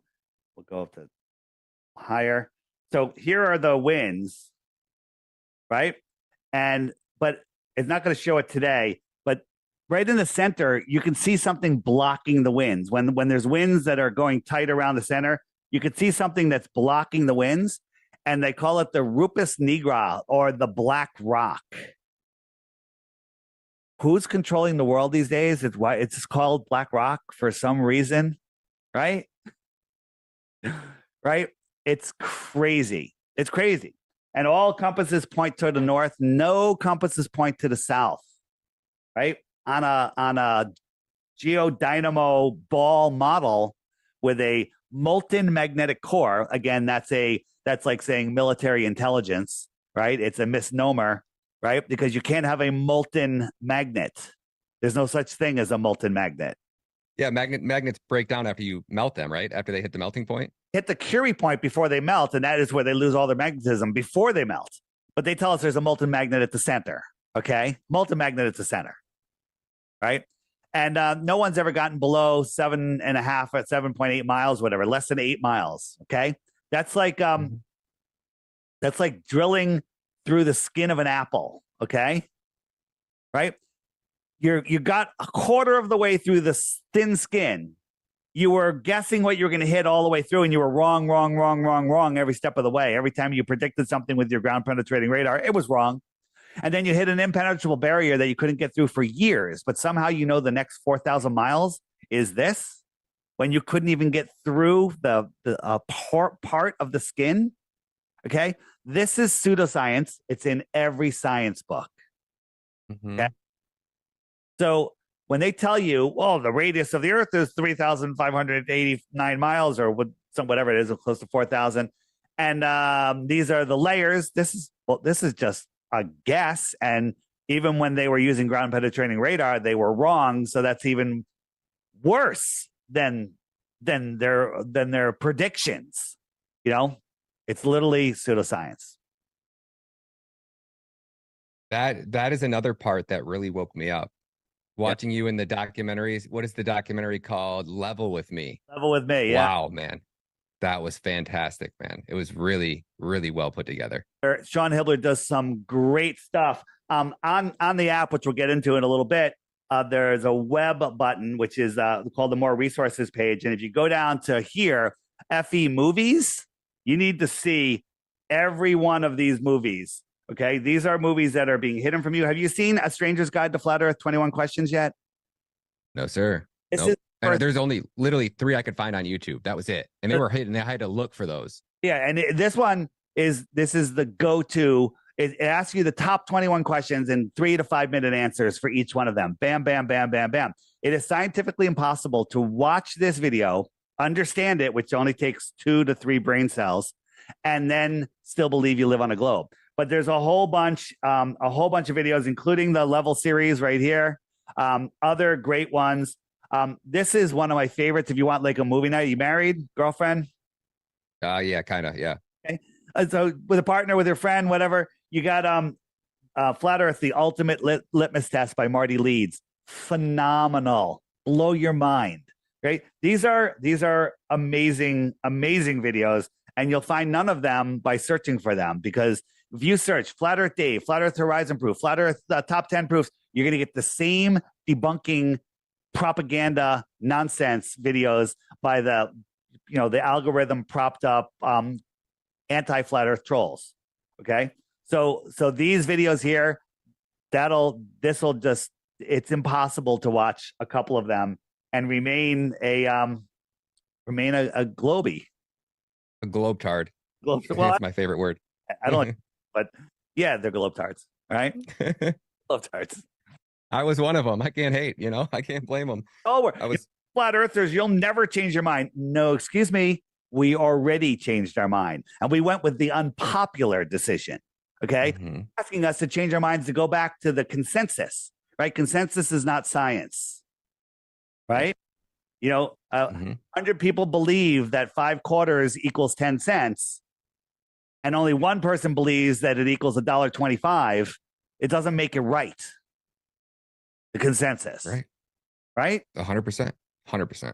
Yeah. Why would you say that it's so hard for people to even open their mind up to the fact that the earth is flat? Is that just because we've been indoctrinated and brainwashed for so long, like we were talking about earlier? Yeah, so the indoctrination is unreal. It starts early, right? What's every kid is put in front of Sesame Street. Here's and this is them rubbing it in our faces. Are you familiar with Revelation of the Method? Where the elite always tell us what they're doing. They have to broadcast it. They're not allowed to break our God-given free will. Look here in the fiction section, you have a globe and a rocket, and they're talking about fiction. And they have a globe and a rocket there. Isn't that crazy? What are the odds of that, right? But what I was trying to show you is one of the first worksheets you bring home from school as a little kid is the orbits of the sun, the moon, and the earth, right? The moon goes around the earth goes around the sun. They're teaching you that. Kids, when they have their celebration in most classes, the curriculum says to get the kid with a candle, have them sing and march on one more trip around the sun, right? They're the earth, and they made another trip around, literally impounding this Helios nonsensical model into their brains. You want to see how the indoctrination is? Go to find a 10-year-old boy, girl, and go, hey, you want to hear a secret? They're like, yeah, sure. Go, earth is flat. They will chop your head off. They will throw so much propaganda at you. They'll be like, no, it's not. They know more about that than anything else they're learning in school. Okay? Because if you have people believing that you live on a spinning ball and you're flying through a giant universe, you no longer have your feet planted on the foundation, and your mind is spinning out of control, and you're much more easily controlled. It sounds like, well, what difference does it make if you believe it or not? If you don't know where you are, who you are, the power that you have, the true power that we have, and most people, even many awake quotation marks people, don't realize the true power that we have. And the only way they take it away is with fear. And they have us believing, we're going to be hit by an asteroid. Aliens are going to invade us. We're running out of food. We're running out of land. We're overpopulated. There's no more, it's all nonsense. It's all fear. And none of it is true, right? If the world was just the size that it is, flat or round, doesn't matter. Well, if it was round, we'd all be dead. But just if we just there was nothing else beyond Antarctica, there's 8 billion people, which I don't believe there is. I believe it's less than half than that, but doesn't matter. All 8 billion people could have an acre. I think it's every family could have an acre in Australia, and half of Australia would be empty, and the rest of the world would be empty. Okay. And anyone that's grown a garden, if you have a 20-foot by 30-foot garden, which is huge, you can feed your whole neighborhood. So don't tell me that we're running out of food. We're running out of water. Well, we're running out of water because they don't let us go down to primary water. Primary water is the oceans that are below us. Gaddafi found it. You know about Gaddafi and the man-made river? Write this down. The Great Man-Made River. And on my YouTube channel, DITRH. DITRH stands for Deep Inside the Rabbit Hole. Search, search in my thing for Muammar Gaddafi, Great Man-Made River. And I have 2 videos I made. They're 5 minutes long. All my videos are like 5 minutes. Okay. And you will be shocked and horrified that you didn't know about this and that we destroyed it. One of the greatest men to ever rule a country. And we were taught that he was a scoundrel, a horrible person, and the complete opposite is true. And Gaddafi was the one who was planning to take them off the dollar standard too, as well, correct? That's one of the reasons they took him down. But I'll give you a quick thing about the Great Man-Made River. He was drilling for oil, and he hit an ocean of pristine ancient water below the desert, and an ocean, not a reservoir, an ocean. And he decided to create the greatest aquifer project, where he was having these giant pipes, like pipes that you can drive a truck through, buried in the desert, and he put them all across Africa. It took him 40 years, okay, to build this thing. And then any family that wanted to have a farm, only kind of organic farms, they got water, cattle, seeds, tractors, everything they needed, and all these organic farms were popping up all across Africa. He was going to feed all of Africa. Libya was the poorest country, most undereducated or illiterate country in Africa, and he rose them to almost the top. Right? Free electricity, gas was 14 cents a gallon. The government will buy any car for you, 50% of whatever car you want to buy. Education was free. Higher education was free. And healthcare was free. And if they couldn't do it there, they'd fly you to another country to get it done. Okay? One of the greatest leaders of all time. So when he finished the Great Man-Made River, the United Nations, run by Obama and Clinton's, and they blew it up with depleted uranium bombs. Destroyed it. And you never heard about it in the news. Never once. Never once. A great man-made river. Gaddafi, and here's what got me into it. Gaddafi used to drive through the streets, standing up out of his sunroof, waving to the people, walk through the crowds, high-fiving people, hugging people.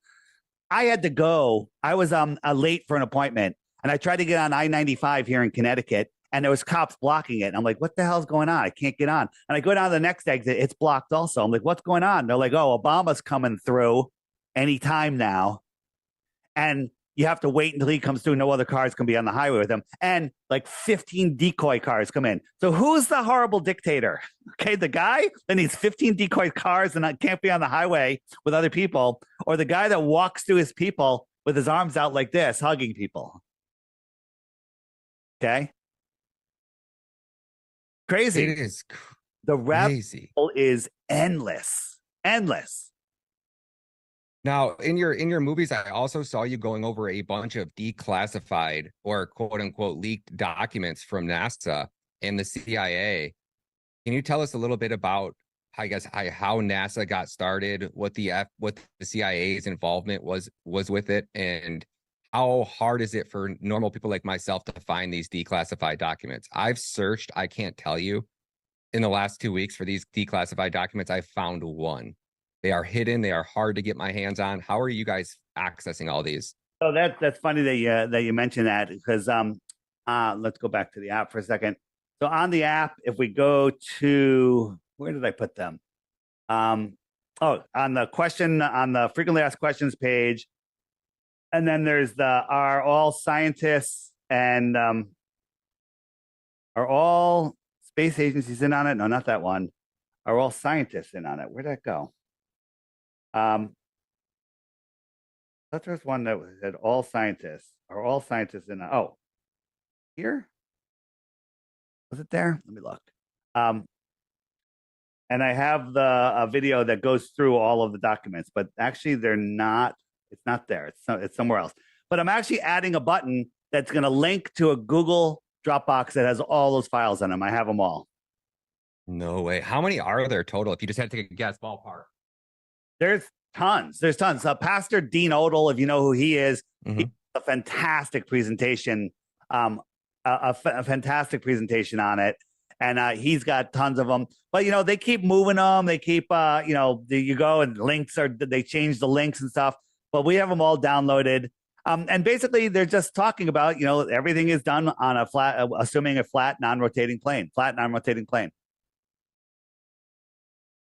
So, you know, and NASA was started by a bunch of witch doctors, essentially. Where's my NASA origins? NASA was started by you know, a Nazi scientist, you know, Werner von Braun, right? And you know about him and his gravestone. Yeah, I've seen this in your videos, but go ahead, tell us about it for people that don't know. Werner von Braun is a Nazi rocket scientist. So was brought over in Project Paperclip. Cool story. I don't believe it. Because there was no space race. It was all the Russians and the US and everyone else. They're all in it together. But their psyop was they're bringing over the scientists here, and he ran NASA, and on his gravestone. Now, is this a whistleblower or a revelation of the method or just a poke in the eye? I couldn't tell you. And it says Psalms 19:1, the heavens declare the glory of God and the firmament showeth his handiwork.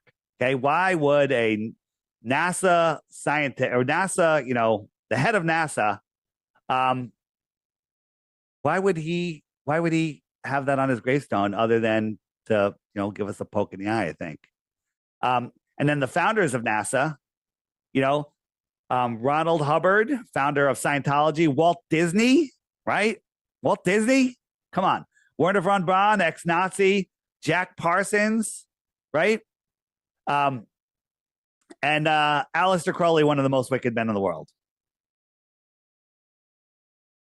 NASA. Get out of here. Those aren't, this is NASA. What? Yeah. Yeah. It goes on, dude. 2 weeks.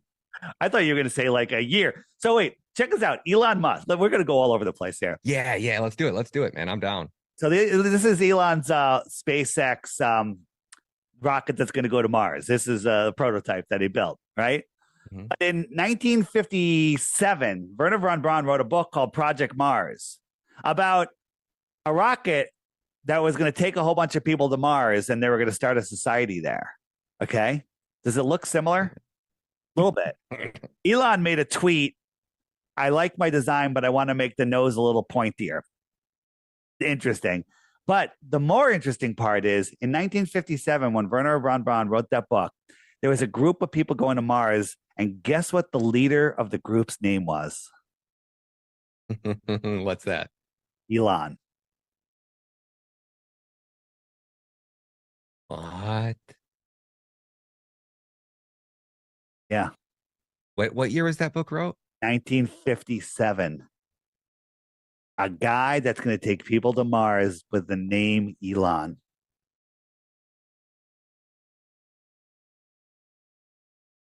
Dude.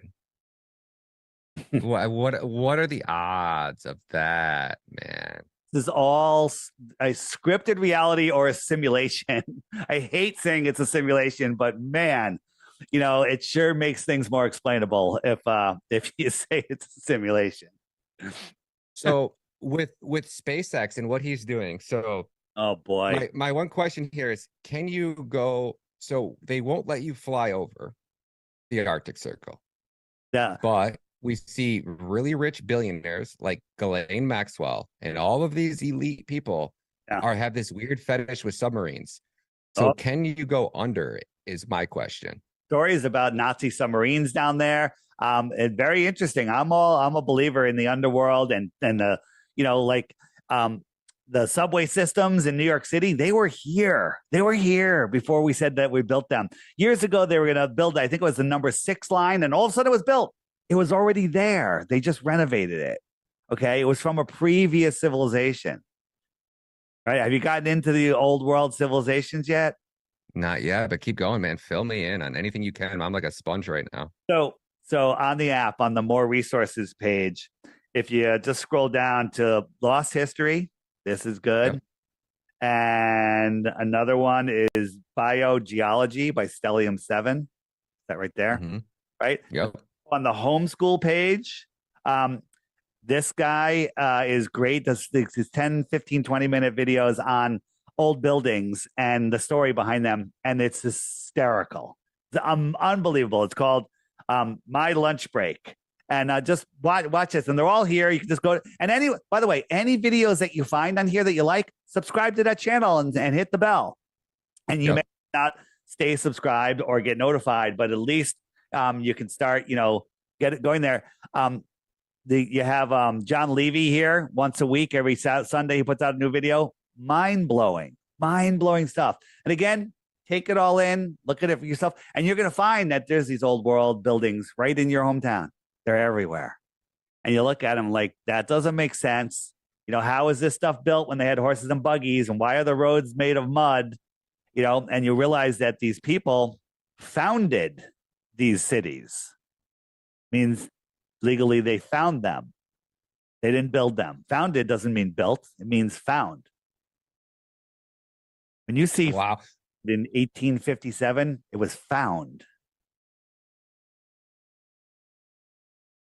Yeah. Dave, so tell everybody about this app real quick. So we keep referencing this app. I want to show everybody. I'm going to have a promo code. If you guys download this app, the code is going to be MATTA, M-A-T-T-A. And Dave, you built this app. Well, you had a team or people help you build this, but this is your app that you, I believe, designed and put together. It's one of the most elaborate and well put together apps I've ever seen. Why don't you walk us through it? I will. So I'll give you the quick story behind it. Is out. And and when you wake up to the understanding that we don't live on a spinning globe and the Earth is a level horizontal plane, you just want to share it with everybody because sharing the truth is a really good thing to do. And flat earthers aren't depressed because we no longer have that disconnection with our soul going, hey, wake up, it's not a ball, right? And people just ignore that their whole lives. And we just want to share it with other people. So I would always be trying to pull up pictures. Oh, damn, where's that picture? And I'm scrolling through pictures and I'm looking for a video and I can't find a video now. And I said, and then I was trying to show people like, here's a model, the sun goes around and the moon. And I was like, I'm going to make an app and I'm not even going to publish it. I'm just going to have it on my phone. But everyone I showed it to said, wow, where can I get that? So I put it in the App Store. It was free. And then the people were like, hey, can you add this? Can you add that? Can you add this? Can you add that? And then YouTube started censoring all the videos. So I added the video of the day. Every day there's a new video right here that YouTube won't share with you, but I will. Okay. And so it started costing me a lot of money, thousands and thousands of dollars. So I said, I'll charge $3 for the app. One-time charge, $3. Pretty good. Okay. And then it got bigger and bigger. And we'll go through a bunch of the features. But then I added a subscription for some higher end features, but you don't need the subscription, but you're going to want it. And the subscription's $11 a year, or you can trade in 11 referral points. I'll get into all of that. Okay. So here's the app. The sun goes around once a day, keeping track of the hours and the days. The moon, I'm going to speed it up, goes around keeping track of the weeks and the months. The sun will lap the moon every 28 days. So you see it's getting farther and farther from the moon, and the moon is getting bigger and bigger. And so the weeks are tracked by the weeks and the moons. There used to be 13 moons of 28 days, which is 264, plus 1 day to reset. And that was our year, but they hijacked our calendar. Okay. And then on top of that, we have the stars that are going slightly faster than the sun to the point where they lap the sun once every 365 days. So the sun will slowly drift back into each zodiac for about a month. That's when they say, when you were born, I was born in Cancer, the sun was in the Tropic of Cancer when I was born. That's my sun sign. I used to laugh at astrology, but now I laugh at astronomy. Astronomy is pseudoscience. Astrology is the real science, okay? So that's just the beginning of what the app does. Every day I told you the featured video here. If you missed the videos, you go here and you can pull up sorted by year and month all the way back to 2018. These are all videos that you won't find on YouTube. If you have questions, you hit the frequently asked question button right there, the question mark, and up come, hey, what about, If I say, what about eclipses? I'll click the eclipse button, and up comes videos that are hidden from you on YouTube, right? If you want to know about eclipses actually prove the Earth is flat, not the other way around. They tell you, well, how do you do an eclipse? Well, the eclipse isn't what you think it is. It's not the Earth's shadow on the moon or the moon blocking the sun for a solar eclipse.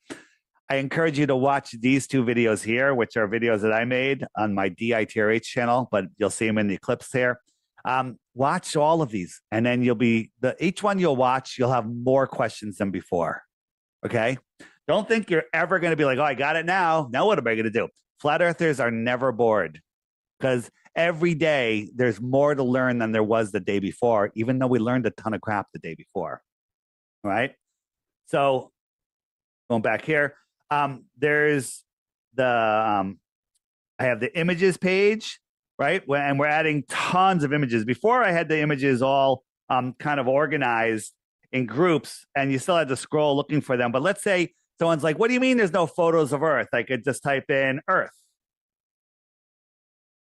And here are a bunch of images that relate to, no photos of Earth. Like, look at this one, right? And then I can click here, share it with anybody in any means that I want. But here's the United States, and here's the United States. What happened? Right? Why does it look like that? Somebody got better at Photoshop. Yeah. I don't even think that's Photoshop, right? And like this one here, right? Look at this.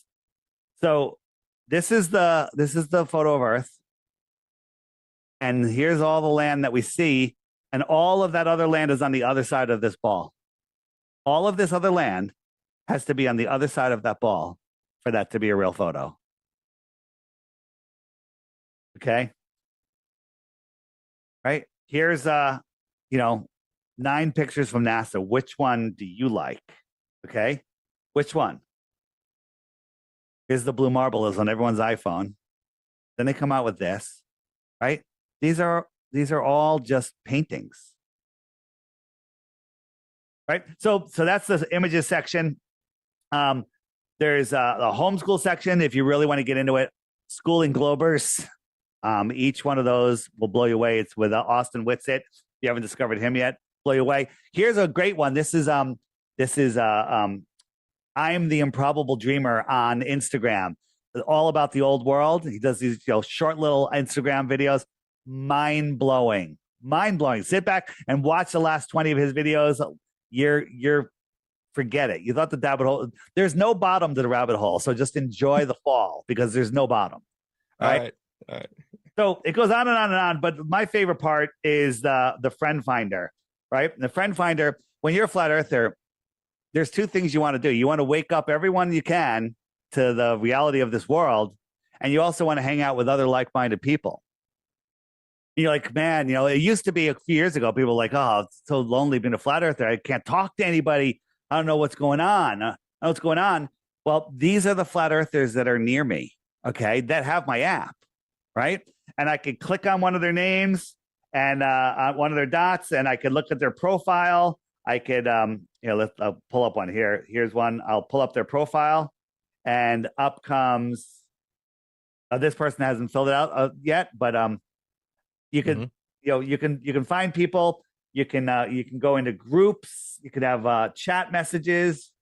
If I go into the chat right here, and so these are my chats, right? Just like regular chats, kind of like Telegram. Yeah. And should I show people that? How about the video calls?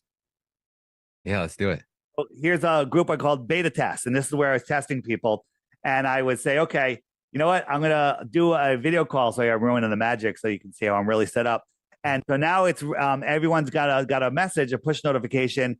Hey, there's a Dave started a call. So if you give them a couple seconds, people will jump on here if everyone's available. Here comes there's one. You guys won't be able to hear unless I hold the microphone here. Can you say something?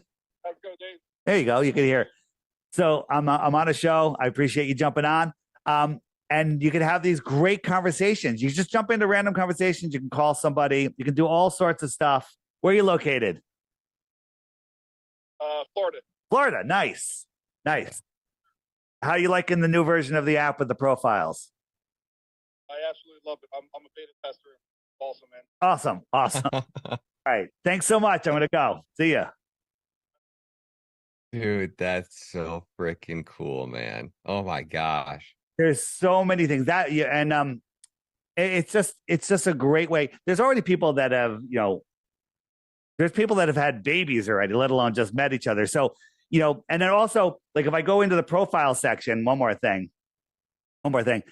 There's people that have found like-minded people that have gotten together. They've gotten married. They've had kids. There's people that have started working together. There's people that are prepping or doing whatever, or just become best friends. There's, I showed you earlier when I'm on the map screen, I could say, all right, 50 kilometers. And it says, all right, there's 520 people in 50 kilometers. I could send them a group message. Everyone will get a separate message saying, hey, we're having a meetup at Rico's Pizza at 4 p.m. on Saturday. Bam, we did it last fall, and about 85 people showed up. And it's a great way to meet. And by the way, I've never met a blue dot I don't like. Okay? Right? Yep. Everyone is awake and aware. The conversations are phenomenal. So here's my profile. I got some more friend requests I gotta respond to, but I can search for people. But in your profile, you can put all your keywords. So let's say I'm a real estate broker. So I wrote real estate broker, residential. I'm in Florida. Just putting all the keywords that I want. So if anyone says, hey, I think I want to move to Florida, I could search in real estate Florida, and bam, those person will come up. And guess what? I'd rather work with a real estate agent that is awake and aware to this world than somebody that thinks they live on a spinning ball, right? And you got your wall. You can put images and stuff down, and and videos, post videos, whatever. And so when like if you're in a conversation with somebody on Comet Chat, you can go check out their profile, see if they're like, hey, you know what? Let me reach out to this person. Hey, this person is looking for a job, or hey, if you're a cook, a chef, you have a lawn care business, whatever, you can find the other people around you. So we're creating our own network. It's our own LinkedIn. It's our own Facebook, and it's only filled with purebloods that understand where we live. So there you go. That is a fantastic app. Make sure you guys swing over to the Apple Play Store or the Google Play Store. It's on the Apple iTunes Store as well. You guys can download it. Promo code META. You got something else to throw in there, Dave? And so there's already knockoffs. There's people. There's on the Google Play Store. There's Globe Trolls that have created a really horrible app. If you accidentally buy their app, before you ask for a refund, leave them a proper review. But if you want to make sure you're getting the right app, just go to flatearthdave.com. Gigantic banner at the top. Click it. The app's $3, a one-time charge. You do not need to subscribe.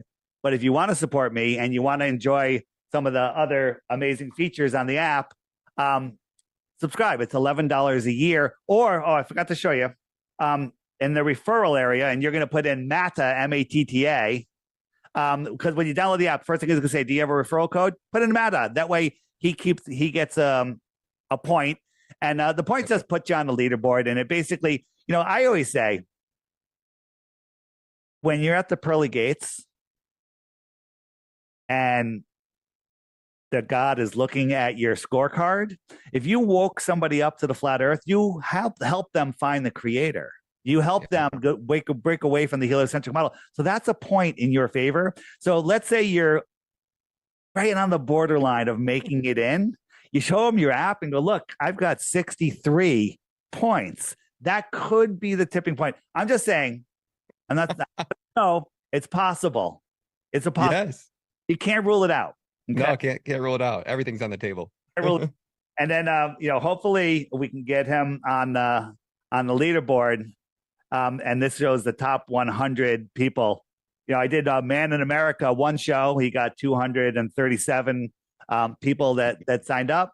And he's in our network, right? He's on LFA TV. You know that? No, I did not know that. So yeah, that's awesome. That'll be a lot of fun. And again, it's all fun. Now, why am I pushing this app? I'll tell you why I'm pushing it. Because even if it wasn't my app, I would push it because it is the single best tool that everyone has in their pocket at all times to help wake people up. Like you're stuck in traffic, you're waiting in line somewhere, you got some time to kill, right? Well, and you want to watch a flat earth video, you're going to spend hours, you're going to spend the entire time looking for a good video. You're not going to find it because YouTube doesn't want you to see it.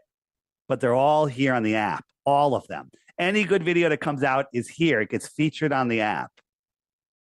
You want to know what's funny, Dave, is the first time I started to go down the flat earth rabbit hole, I was going to do a show on LFA TV. People kept asking me in the live chat what I thought about it. And I was just, the earth's probably round. I don't know, but everything they've told us so far is a lie. I started going through all these conspiracy theories, and you start really learning how everything in your reality is pretty much a lie, or it's directly connected to a lie. And I got on YouTube and even on Twitter, now that Elon's there, it's fairly better. I found a few clips on Twitter, but I scoured YouTube, couldn't find anything. I tried to do, I think I spent maybe 30 minutes one day watching all of the videos that I could collect from the places that I could find them that seemed somewhat relevant. And I couldn't even put together a full hour stream on it. And I was driving last week, and one of my subscribers actually sent me a link to Level With Me. He's like, have you ever seen this? You got to watch it. And I was like, oh yeah, I started to watch it for a second, but I got busy. And then I was headed down to California to expose how our government's trafficking children. Our government's actually running one of the largest child trafficking organizations funded by these NGOs. And I was going down to film one of these camps down there and speak with this whistleblower. And I had a really long drive, and I just started to watch Level With Me. And 2 weeks later, here we are, my friend. It's been a nonstop roller coaster. The whole series, Level, The Next Level, and Level With Me. I watched them. I'd watch them in reverse order, Level With Me first, and The Next Level. And that's a great start. And then there's a whole bunch of other videos by Sean Hibbeler on some short ones on that FE movies list. There's one called, what the heck's it called? It's called One Shot at Redemption. It's only like 25, 30 minutes long. Fantastic. It's so good, right? The problem is getting a non-believer to, hey, will you watch this movie? Oh, that's 90 minutes. I'm not watching that. Trying to get somebody to watch something. So I start them off with my channel, my YouTube channel, DITRH. All my videos are under 5 minutes. Most of them are under 3 minutes. Okay. Start there. Bam, bam, bam, bam, bam. And then all you want is the longer ones, and the longer ones. There's a button on the web button page on the app called The Lost History of Flat Earth. Have you watched that one yet? 5 hours. Okay, so check this out. This is by this one will blow you away. By the way, why I'm here, this is a shot that I show pictures, all stuff, and I get emails all the time. Dave, where can I that picture you showed the other day, can you send that to me? Right? And so you go here, I go to the image sections. What would you call that? What would you search for if you're looking for that picture I just rocket launch? So NASA rockets, SpaceX launch, something like that. Yeah. So rocket, that's just wrong. Oh wow. That's right there. There it is. Yeah, it should be right there. There, right there. First one. So that's how you find it. So if you're looking for something that I showed, just search the app for it, and it's there, and then you have it also. But I was going back here to tell you, what was I talking about just before that? It was the movies. I was talking about Flat Earth Level. Yeah. Level With Me. What was I saying about it? God, I just had a brain fart. Maybe I'll remember if I go down here. So you go here, go to the movies. You're saying watch them in reverse order, and then you're like, because.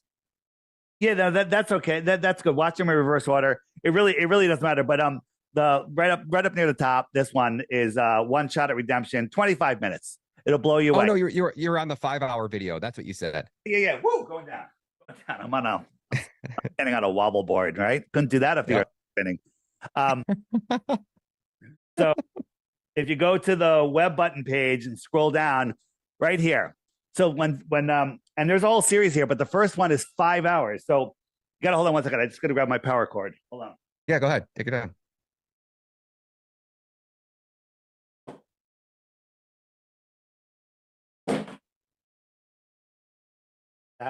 All right. So people sent me this, and I'm like, 5 hours, man. And I watch everything at double speed because I just don't have time for anything, and I don't get to watch a quarter of what I want to watch because there's so much content. And I was like, I'm not watching that. And then someone else sent it to me, and someone else sent it to me, and I was like, I just had it on a back burner. Then one night, I was on a little after 11 p.m. I'm cleaning up, and I was like, looking for something to put on while I was cleaning up, and I said, let me put this on. 10 minutes later, I find myself sitting down, staring at the screen. Next thing I know, it's 4 a.m. And I'm like, what the hell?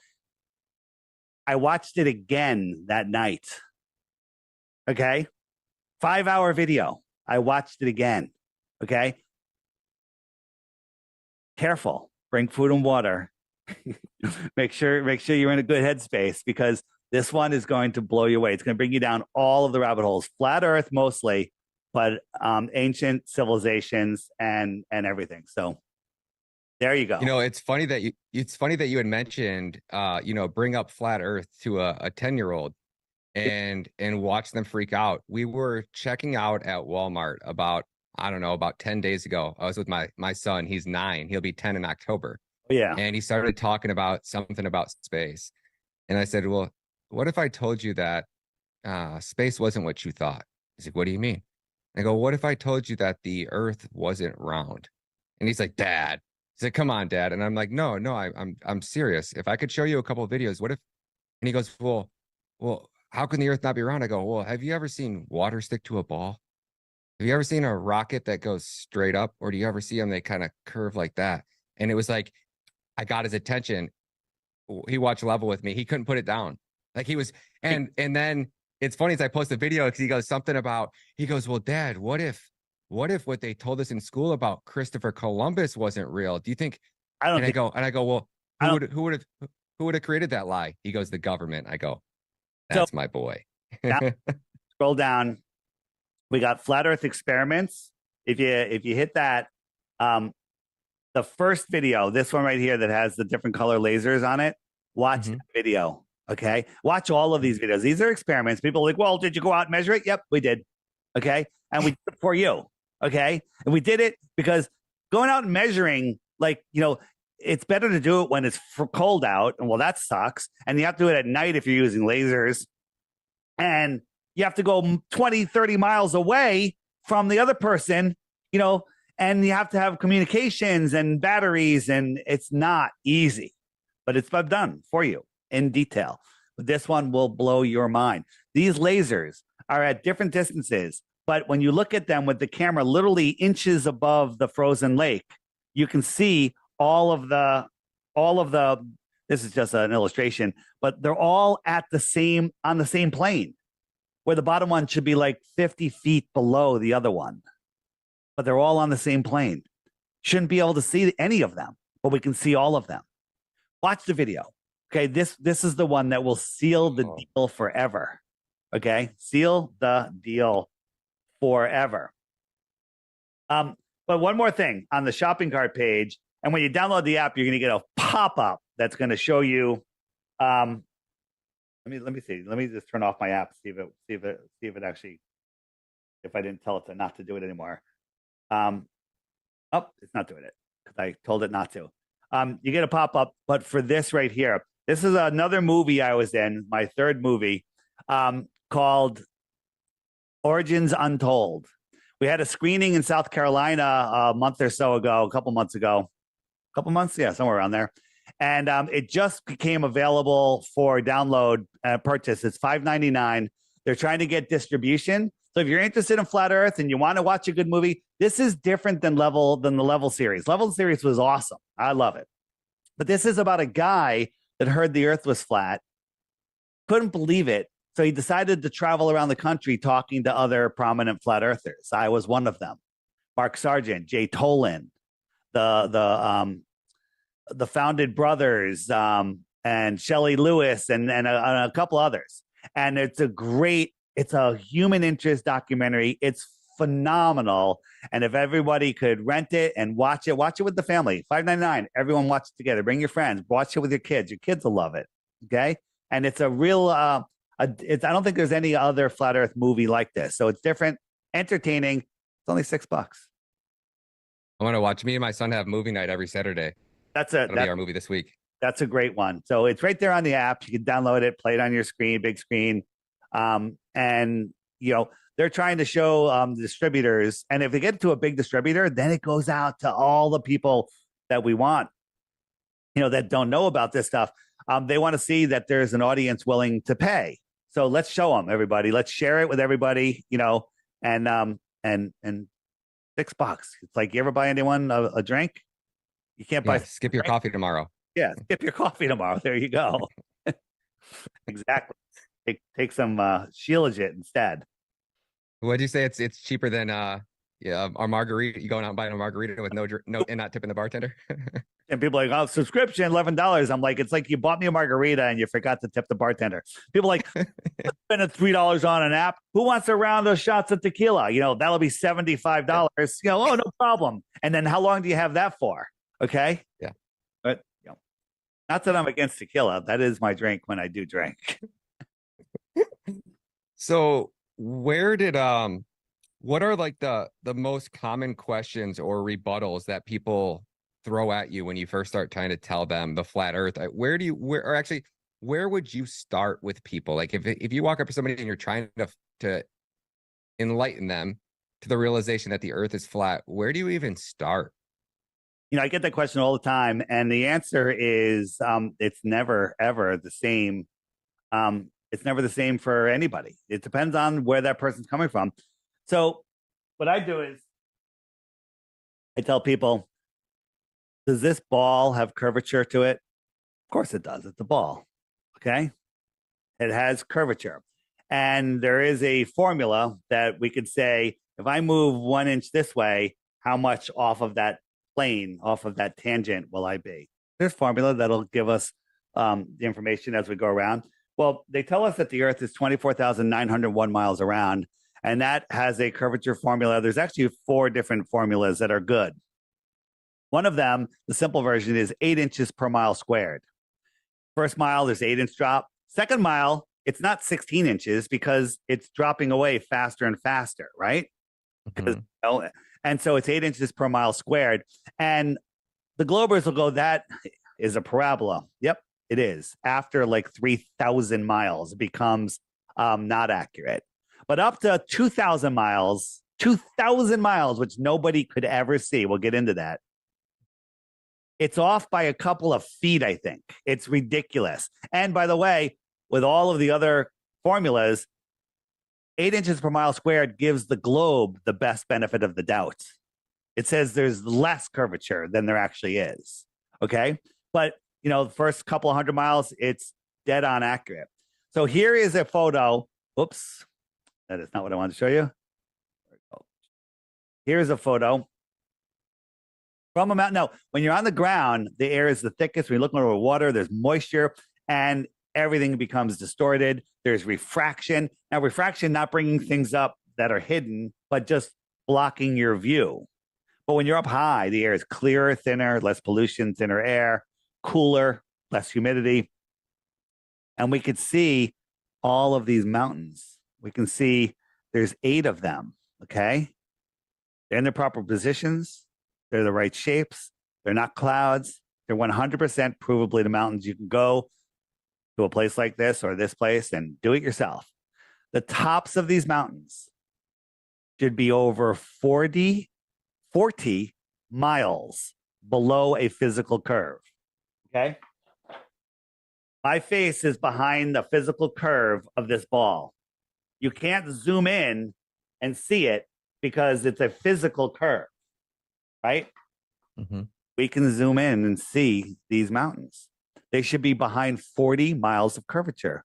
There is no explanation for this other than they're magically all rising up, refracting, and they look clear as day, sitting right at eye level. Why don't they refract up higher so you're looking up at them? Okay? Why would they refract up at eye level unless they are just on the Earth plane? Right? Yeah. You know, then and people say, you know, well, you know, it's refraction, right? We have this shot of Chicago, which I'm sure you've seen, right? Across Lake Michigan, Chicago, 52 miles away. Every 10 miles, the Earth drops 662 feet or something like that, isn't it? Every 10 miles, it goes more and more. At 10 miles, it's 66 feet. At 100 miles, it's 6,600 feet. Okay, it's exponential, right? There should be 1,800 feet of curvature at this. The tallest, this building, I think the top of this building might be 1,800 feet, or maybe it's less, but we can see all of them. And so this picture was on the news, and the weatherman goes, well, this is because it's a mirage. The temperature is colder and warmer and blah, blah, blah. This is not a mirage, right? A mirage, if it's on certain conditions, well, as the atmosphere changes, it would change. Here is a time lapse. Okay. Now this is hard to see. The buildings they're right here. And so this is going throughout the whole day into the evening. The buildings are still there. They're not miraging up and down. These buildings are behind a physical curve if the earth is a globe. Okay. They're going and the sun is setting and you can see the lights coming on. They're there. Get the fuck out. They are. Okay. Sorry, I didn't mean to swear. No, that's all right. The people say, well, the very bottoms are missing. The very bottoms are missing. Yes, the very bottoms are missing because they're blocked by imperfections and atmosphere on the ground. Like if you're looking, the ground ramps up to you. I'll show you. Let me show you. So the ground ramps up. Where are we going? Here we are. So this is a perspective grid. Okay.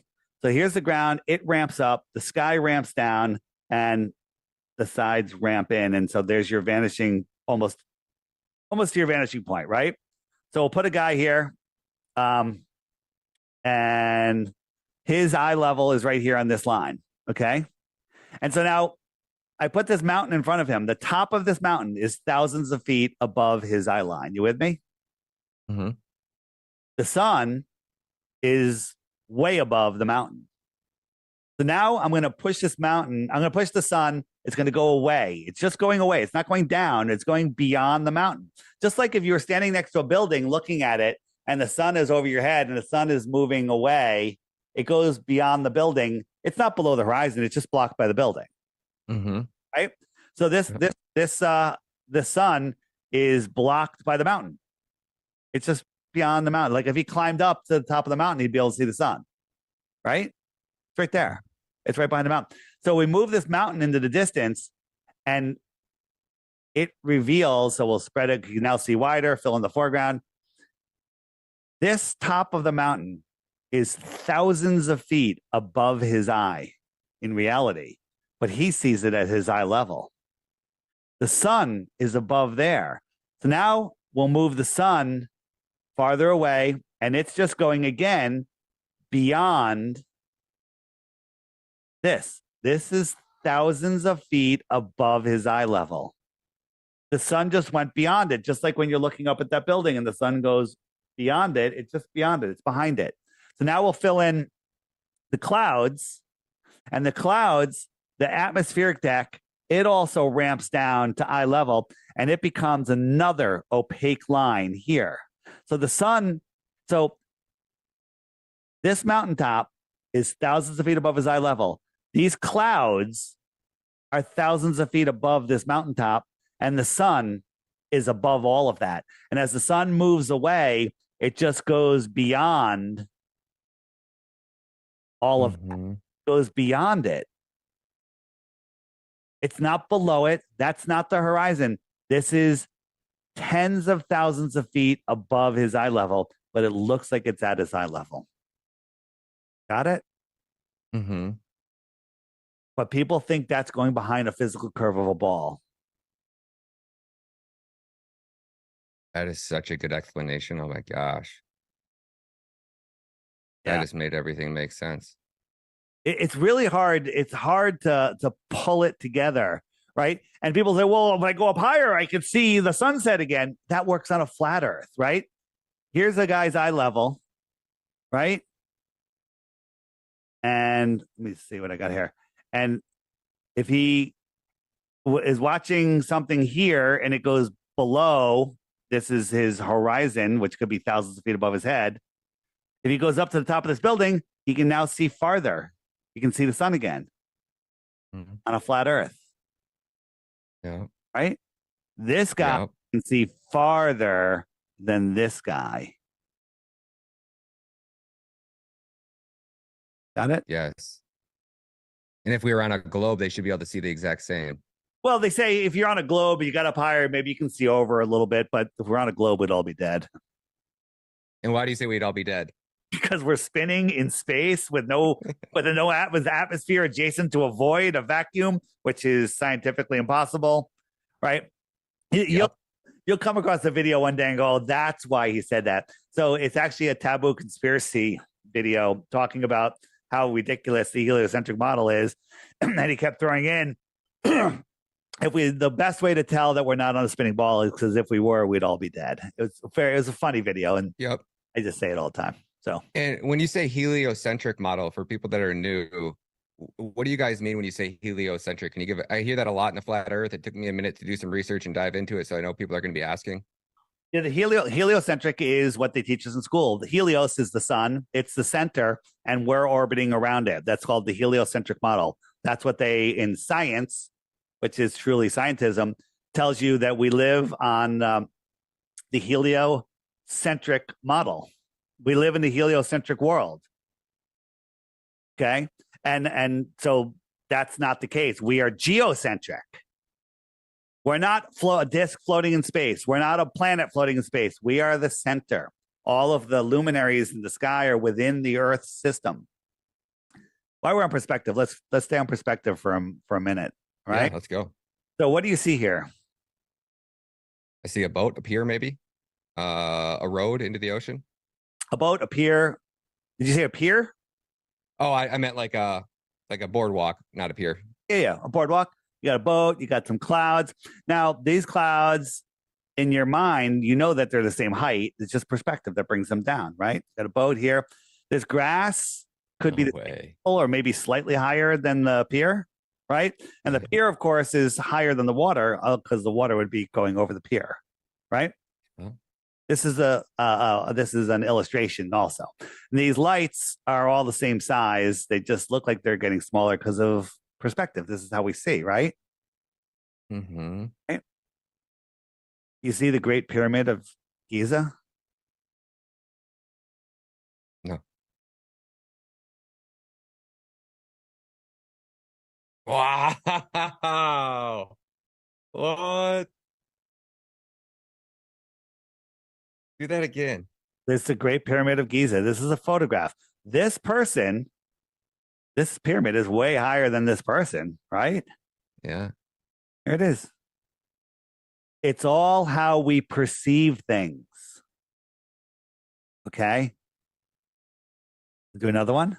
Got another one for you. Okay. Let's see how smart you are. Got a yellow line, an orange line, and a red line. Which is the higher line? I'm going to say yellow. That's the highest line. It makes sense. Yep. Okay. Which one is the longest line? Red line. Red line. Okay. What if I told you you're wrong? Okay. I don't believe you. I'm sitting on my patio in Mexico, and this bush is about 5 feet above the deck. So I have this red line. Mm-hmm. This deck is the edge before the beach, the orange line, and this is the water, which is 10 feet below the deck. So this line is 15 feet lower than this line.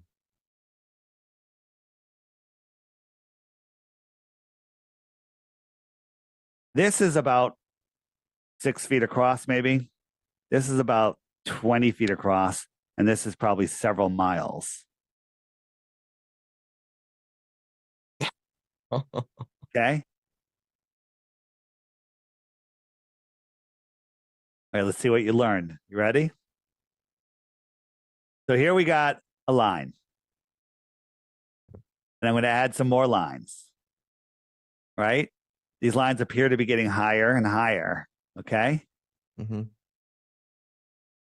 Which is the highest line? The highest as in height or the highest line? Oh, shit. I'm going down that rabbit hole. I would say the highest line would be the very, very bottom one. This one here, right? Mm-hmm. In reality, you're wrong. They're all the same height. They're all the same height as. Oh, got me. That's what I was wondering. I was like, height, length. I know length. I'm like, height. I don't know. And when you look at it, this line here doesn't even make it between the two lights. So this line here, this is way longer, right? So these lines are all wider, wider, wider, getting thinner, thinner, and thinner, smaller and smaller. This is how we see. Okay. And this also happens, you know, when you watch a huge moonrise, wow, look at the moon, right? If you catch a moonrise, it's gigantic. It looks amazing, right? Take a picture of it. It looks tiny. It looks horrible. It's like, what happened to the giant moon? You can't take a giant moon, right? Next time there's a giant moon on the horizon, turn around backwards, bend over, look at the moon upside down through your legs, and it will be tiny.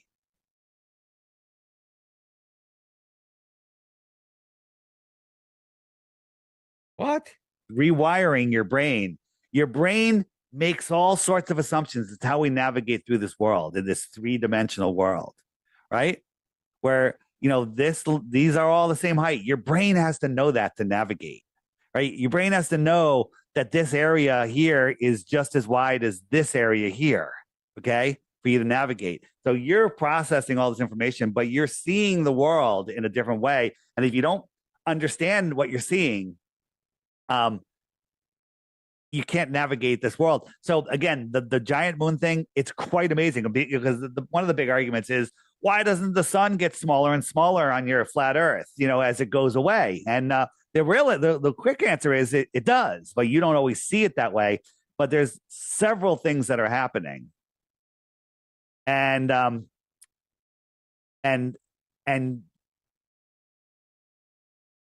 they all affect how you see it. They all affect how you see it. There's magnification going on. There's the thing that your mind does that makes things bigger as they're closer to the horizon. There's a whole bunch of things. I'm trying to find my sunsets video. Oh, and I got another one. You're new. I got a lot. I can blow you away with a lot of things. So I got one for you in a minute when you finish this one. I got a question for you. No problem. Here we go. So here's one in a soldier filmed this in Afghanistan, and the sun is just going away. It's not going down. It's going away. There's no humidity. It's dry. They're up on a high plane, and the sun's just going away, getting smaller and smaller, taking its light with it. This is just going away. Why do I have Paul McCartney up here? Because he's singing, "The fool on the hill sees the sun going down, but the eyes in his head see the world spinning round."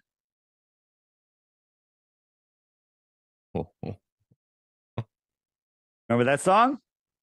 Yes, sir. Never put it together before today, right? Never. Yeah. And there's all sorts of stuff. Like this is in Bulgaria. Okay. Now, is this sun just moving away, or is this photographer on the top of a ball falling over backwards faster than the speed of sound, just making the sun appear to go down? Because if he's on the sun, he's falling over backwards, making the sun appear to go down. Okay. Yeah. Is this light, whatever it is, just moving away, taking its light with it? You're going to go with B, right? Yeah. Okay. So, you know, and there's tons of people that have taken the time and done these time lapses. Look at this sun. Are we spinning towards it, or is it just coming towards us? It's just coming towards us. Perspective is making it look higher in the sky, right? Yeah. Right. Have you ever seen my sun fade out? I'm not. I might have, but forget what you were going to tell. You wanted to tell me something. So here's the sun. Pause for a second. Yep. We watch the sun. It's going down, down, down, down, down, down, down. Now, if the Earth was spinning, it should just keep on going, and it shouldn't stop. But what it did is it went down, down, down, down, down, down, and it stopped. I'm filming this. It's below freezing with my drone. Got it up super high, super clear day, and it just stopped. And I have this sped up like 2,500 speed. Okay, it's just sitting here. And now this you think is your horizon, but this is an optical horizon. It's a apparent horizon, and the sun isn't going down. It's just going away. And at some point, its light can no longer push through. Repeat it again over here. its light can no longer push through, and it just takes its light away with it. Going back and forth. Yeah. Isn't that crazy? Dude. There's a button So how on the app that has a whole bunch of those. Go ahead. So my question was this. So we have a solar eclipse and we have a lunar eclipse. One is where the sun is in front of the moon and the other where the moon is in front of the sun, correct? Is that are you trying to trick me? No, I'm asking, like, I'm trying to remember what they taught us in school. Like I remember in school, like making these little boxes and we'd go out there and watch a sun. Like if they're saying, hey, well, which one is where the moon is in front of the sun? If the sun is 92 million miles away, how is the moon getting in front of the sun? Or the sun getting in front of the moon for the opposite? Well, they tell us that the sun is 400 times bigger than the moon and 400 times farther away. Therefore, they look like they're the same size, or maybe they're just the same size. Okay, kind of weird, right? So they tell us the sun's 400 times bigger, 400 times farther, and the chances of that happening are slim, and the chances of them lining up to form a solar eclipse are 0. Okay, but let's say it's 0.0001. The chances of them doing that a second time are infinitesimally small. The problem is there's solar eclipses all the time, and every 18 years they repeat the cycle again and again. They come in cycles and patterns, and every 18 years plus whatever number of days, the whole cycle repeats again and again like a perfect timepiece. All right, so this is a solar eclipse is when allegedly the moon goes in front of the sun. But nobody has ever seen the moon approach the sun, eclipse the sun, or exit the sun. Right? If we had the moon eclipsing the sun, you would see the moon coming to it. Well, the sun's so bright, you can't see it. It blinds you. But when there's a total eclipse, it's dark where we're watching, right? You're looking, and we should be able to see the moon with some way. I mean, with a zoom lens, with a infrared, with your naked eyes. And we're told that we see the full moon because of the light that's bouncing off the moon coming to Earth. And if you go out in the middle of nowhere and there's a full moon, you can read a book. It'll cast your shadow on the ground. Well, the Earth is 6 times bigger than the moon, and with all the water, it's a lot more reflective. So when you're looking at a total solar eclipse, from the moon's point of view, there's a full Earth. The sun is shining on that whole side of the Earth. So that Earth shine should be lighting up the moon. You should be able to see the moon. No one's ever seen it. But when we look at eclipses, are you seeing the moon? Are you seeing just missing sun? At any point in any of these, do you see the moon, or do you just see sky and missing sun? There's just missing sun here. Missing sun. Missing sun. You don't see the moon.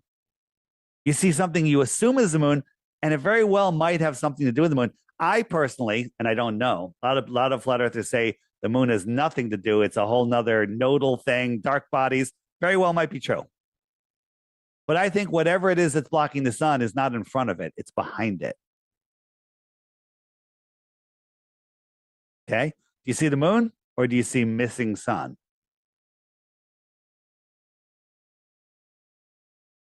Right? Mind-blowing, because we were always taught, right? Think of this.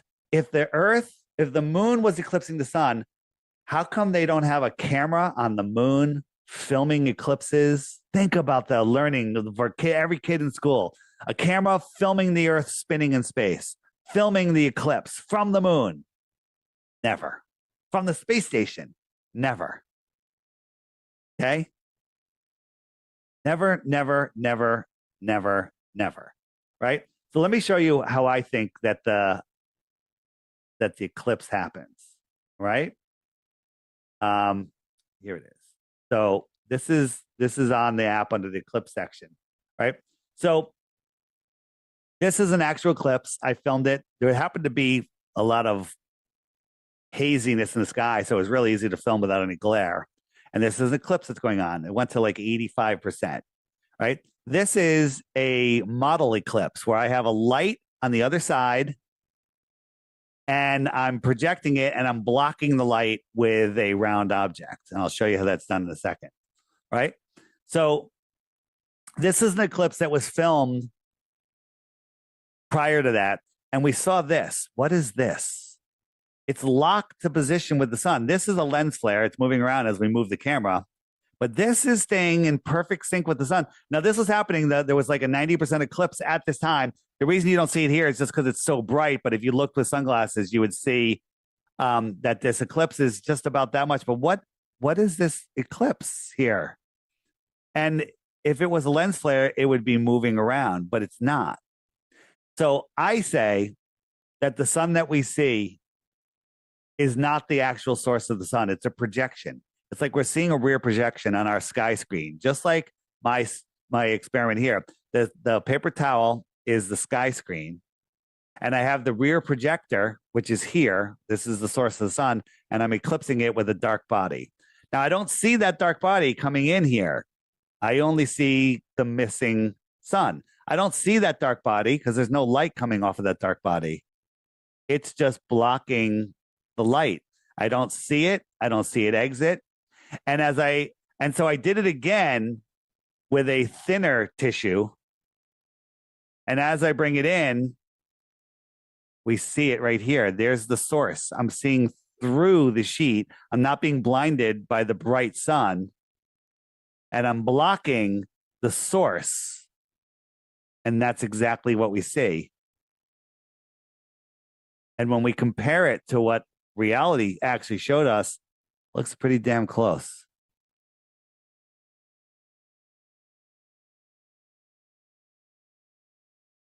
Right?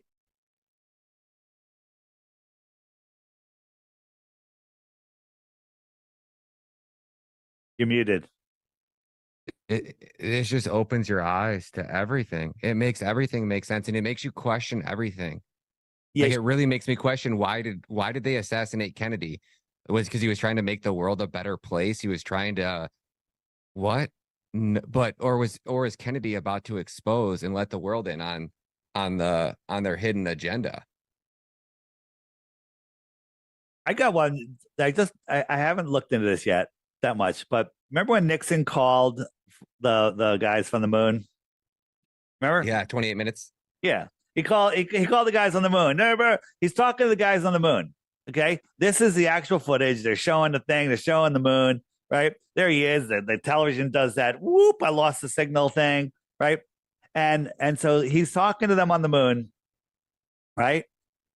But when we go back to the scene in the White House and we zoom in on his wall, he's got a picture of the Earth from the moon already. How do you get that in 1970? How do you get that picture?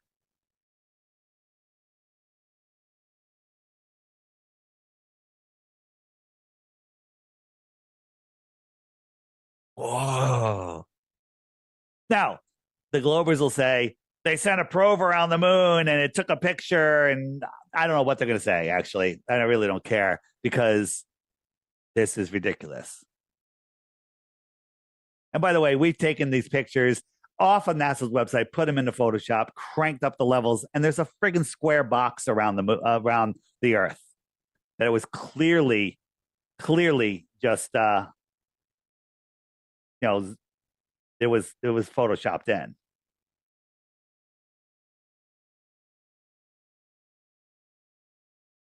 Right? And wasn't there a video you guys showed of was it Reagan on Air Force One, where on the back of the Air Force One or in one of the rooms there, he's standing next to a map, which is a flat Earth map? I think that was Admiral Byrd, wasn't it? Where do I have that? It was definitely Reagan. I'm almost positive it was Reagan. Maybe. But there's a couple. There's one with Kennedy on Air Force One, I think. Oh, I haven't seen that one yet. Yeah. So, where do you want to go from here? Utah. So let's talk a little bit about what might be out there. These other worlds. I have a video, and I'll probably insert it right here, right now. You have this map, and it's what is outside the Arctic Circle. I know I had asked you if they could go under the Arctic Circle. Yeah. So what's outside now? Again, this is speculation. Where am I going here?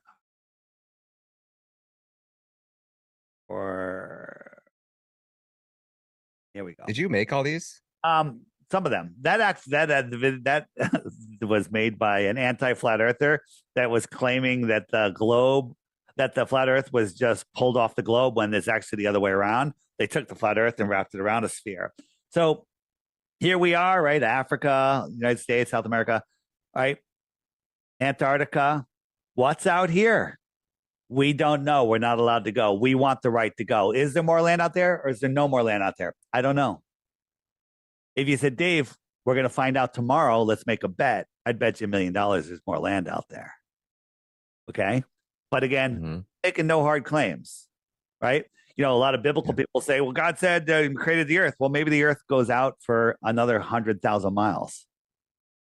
And the controllers have just said, no, this is Earth. This is all there is, right? This is the heliocentric, nonsensical model, right? So what else could be out there, right? So here is how they do it. So they take this, they cut out, and they wrap it around a sphere. And they say, this is where you live. You're not allowed to explore down here. You're not allowed to explore down there, right? So imagine this. We have you're in school, and they say, here's the world, and they actually just cut out this part of the world. You got a little bit of South America, Mexico, a little bit of Canada, United States, right? They get rid of the rest of the map, and they wrap it around a sphere. Now, we don't have any communications with anybody in any other country. There's no radio, there's no internet, there's no telephones. We just have no planes, just boats. You can sail anywhere you want out here, but you can't go beyond 60 degrees south, which they say is right here. Okay? GPS says that, and they're guarding it.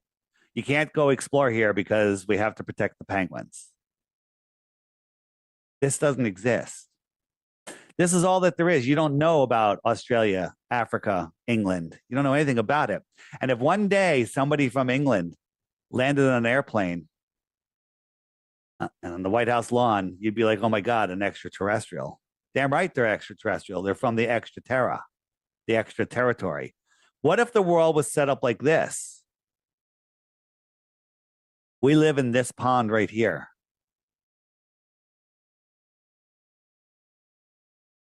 We live in this pond. And they did the same thing. They wrapped it around a sphere, and they said, you can't go down and explore this area. You're not allowed to go beyond 60 degrees south. We'll show you this little point right there, but that's it. This is a prison for your mind. This stops you from reaching your full potential, knowing that you're at the center of creation, knowing that your thoughts create your reality. Evil in this world knows how this world works, and they know that they can't break our free will. They know that they need our permission. That's why they have to tell us what they're doing. I know it sounds crazy, but they have to tell us what they're doing. And if we don't say no, we're saying yes. We live in this world of offers and contracts, and basically they can offer us anything. And we don't just say no, we have to say, yes, I'll do that under these conditions. And the conditions have to meet, your conditions. Hey, I want you to take that funny thing stuck in your arm, and you'll say, I'll gladly do it as soon as you show me that all of those ingredients have been tested and actually show benefit to the person that takes it. Mm-hmm. Right? And they can't do that. Right? So that's how this world works. I believe, and it's not just me, it's not new age thinking, that our thoughts create our reality, because it's actually a proven fact. Look at your life. Everything you have in your life is because of the way that you think. You are your worst enemy and your best ally, right? All of the things that you have in your life, you thought them into your life. You thought them and brought them in. Your car, somebody thought about that car and then ended up making the car. And then you thought about the car and ended up getting the car. And whatever it is not just material things, physical things, relationships. Everything is the way that you think. Your vibration attracts other like vibrating things. Well, if that was true, how come I don't have $1 million? It's because you're sitting there saying, I don't have $1 million, saying I want $1 million. But in reality, the energy you're sending out is saying, I'll never deserve $1 million. Right? When you understand that your thoughts create your reality, there's great abundance. Nobody has control over you. You have God-given free will, and that you're at the center of creation. You've now become a way stronger person. I have another theory. I believe that the population is less than they say. I also believe that 150, 200 years ago, there could have been 100 billion people on Earth. Certainly big enough, can certainly support all of that, especially with free energy technology, which I believe they had then. But I believe that when you have that many people on Earth, your thoughts become an interconnected web of manifestation, and the elite can't control that. They need to keep our numbers very small. This is me talking. This is my thought. Maybe I'll be proven wrong one day. I don't think so.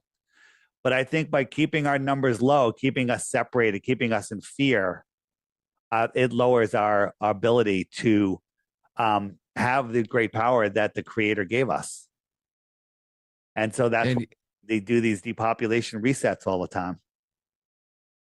You know, it's funny that we're talking about that funny thing that they put in your arm. And if you go through and you, I heard and don't you fact check me on this, but that if you got every one of those recommended, that they are recommending that kids get now, it's like 72 of them, that your body would contain, it's like 1,600 nanograms of aluminum and all these metals and different types of metals. And it made me think when I heard you guys start talking about those vibrations, that these might not be what we think they are, that I think that there's something that has to do with messing up how your body vibrates. And 100%. And as long with the spraying in the sky, I believe that the heavens above are right there. And there's a war heavens above with all of the spraying that we see that's going on. And that's to disconnect us from source information. You know, they talk about the Akashic records, you know, how some people can meditate. The Akashic records are the records of all of everything is contained in one library called the Akashic records. I don't think it's a physical place. It's a spiritual, mental place that I have a Tesla coil that is an amazing device that fills your body with this energy. And the guy that built it got the information from the Akashic records by going into a meditative trance. They taught him how to build it, and he built it, and it's amazing. There's a lot of stuff like this in this world, but they don't want you to know about that. Okay. And so I think that when you have that many people, we all connect and we can all have access to the Akashic records. Have you ever gone to a festival? Yeah. Like a big concert. I don't know if you've ever been into like electronic music where people are doing drugs and it's just like every person you walk by is like super, super happy. I say this when you go to Electric Forest and you walk onto those grounds and you step and you're around all those people, I swear to God, on my son's life, you can feel it. You can feel the energy. You can feel the positivity radiating off people. It's unlike anything I've ever experienced in my life. I love festivals. We used to have a great one here in Connecticut called Gathering of the Vibes, a 3-day camping event. Amazing, amazing, huge festival, and just amazing, amazing people. I'm actually going to a festival at that campground in 2 weeks or 1 week. It's like a week from this weekend. And it's a huge festival. It's not a camping one, but it's just an amazing time. You know, and it's just about people being around good people and having great conversations. And of course, I'll be wearing a Flat Earth t-shirt. And so we'll see what happens there. I just ordered my first one. It should be here. I don't know. Actually, another guy I was messaging, because Anna, my co-host on our morning show, and another LFA host, she's the one who was in communications with you originally. And I was talking to somebody else on Twitter. And right after she said we have this interview, this guy messaged me, Eric, I want to say Dubry. Am I saying that right? Dubay, yeah. Eric messaged me and he's like, you should check out our Flat Earth gear. I was like, all right. And I bought one. I thought it was yours. I was like, oh man, I hope it's in there in time for our interview. And he didn't. It was the What are you first there. He puts out tons of great information. And if it wasn't for him, I don't know if the flat Earth movement would be where it is right now. So wow. On the app, on the shopping cart page, here's my shop, and I've got some pretty cool designs. If you're, some that are in your face. What does that top one say? This one just says 100% chance it's flat. FlatEarthDave.com. That's on the back. FE on the front. This is a compass, a real compass. South, south, south, south, north in the center, east and west are circles. That's how a compass works. People don't realize that. These are I'm a blue dot. Everything in the world proves flat. But I just put a new one in, which is where is it? Got a lot on here now. Flat Earther. I like this one. I like that. It's got the map inside of it. It comes in black, and I have them also without the flat Earth. If you're like, I can't wear that, it's too much. I've got them both styles, right? And hoodies, all sorts of stuff. And these are fun. Listen, you do support me by buying these, but it's also you're supporting yourself. You're getting out there. You're having a conversation. I love this one. This is one of my favorites. It's got the map on the back, right? And it's got just a big FE on the front. And it starts the conversation, 100% chance it's flat. And they go on and on. I got a bunch. So man, I got the one that's like a North Face symbol, and it says the flat Earth instead of the North Face. Favorites. And the girl that makes those, she's going to be at Flattoberfest in Vegas. You should make it if you can. It's I actually think I can make it, honestly. Perfect. So on the app, if you go, hold on, I just want to show you. This is one I make. Flat Earth Life. That's kind of cool. Yep. All right. So on the app, if you go to the shopping cart page or on FlatEarthDave.com, right here, Flattoberfest. You can click that, and up comes. There it is. And how much are tickets, in case anybody's asking? Ticket, you know what? I don't even know what they are. They're around $200 or something like that. It's a 2-day event. I don't know what it is. Don't quote me. I don't know. Yep. And there's. Will you be speaking there? I will be on a question and answer panel, but I'll be speaking. I'll just be with everybody because they're just talking to everybody. So just come up and talk to me. But I'll be on a question and answer panel, and there's going to be some great conversations. And we're also going to be going out on the street. We have banners says win $3,000 in chips, and we got big chips on them by giving us one globe proof. And it says no. What does it say? It says play as many times as you like. No cost to play. Play as many times as you like. And basically, we're just going to be out there. Everyone will have their apps or whatever paraphernalia they have.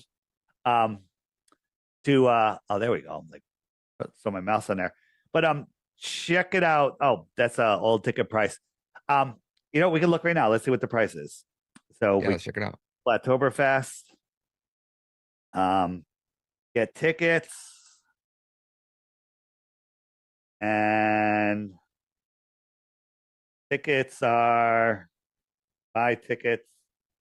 Oops. Where is it? $254. But there's That ain't bad at all. I think you can get there's a 10% discount if you use the code Thanks Bob, all one word. Thanks Bob. Spell that. Thanks. THANKS Bob. B-O-B. Thanks, Bob. Got you. And definitely come. And it's at Sam's Town. I'm not sure how much room is left in the hotel, but if there is, I recommend staying right there because you're just going to want to be around everybody. And what hotel was that? It's Sam's Town, and Sam's Town is right off the strip. But all the information is there on the app, or if you don't have the app, FlatEarthDave.com. Big banner says Flattoberfest, and it's going to be a blast. September, I think it's 20th and 21st. It said that weekend, Saturday and Sunday. We get there on Thursday, and then we leave on Monday. So let's pivot now. I want to pivot a little bit into JFK, because what what makes me want to go down that rabbit hole, or to at least hear what you have to say, is we've talked about our government releasing these declassified documents, and one of the things that Trump was campaigning on in 2016 was that he was going to release or declassify all of the information related to the assassination of JFK. And one of his good close buddies was in an interview. This is probably, I don't know, like 6 months ago. I'm sure I could find it if I wanted to track it down. I'm watching this interview, and this guy goes, you know, it's really weird. He's really close with Trump, like in his inner circle, still in the inner circle. And when Trump was getting ready to leave office, he said, "Hey, man," he said, you promised us that you were going to declassify all of the JFK files. Why didn't you?" And Trump goes, "Because the American people couldn't handle the truth." And that just, and I started thinking to myself, well, no, like Tucker's telling us the CIA assassinated the president. We already know. What else? What other truth could be so bad that we couldn't handle, that we couldn't wrap our heads around?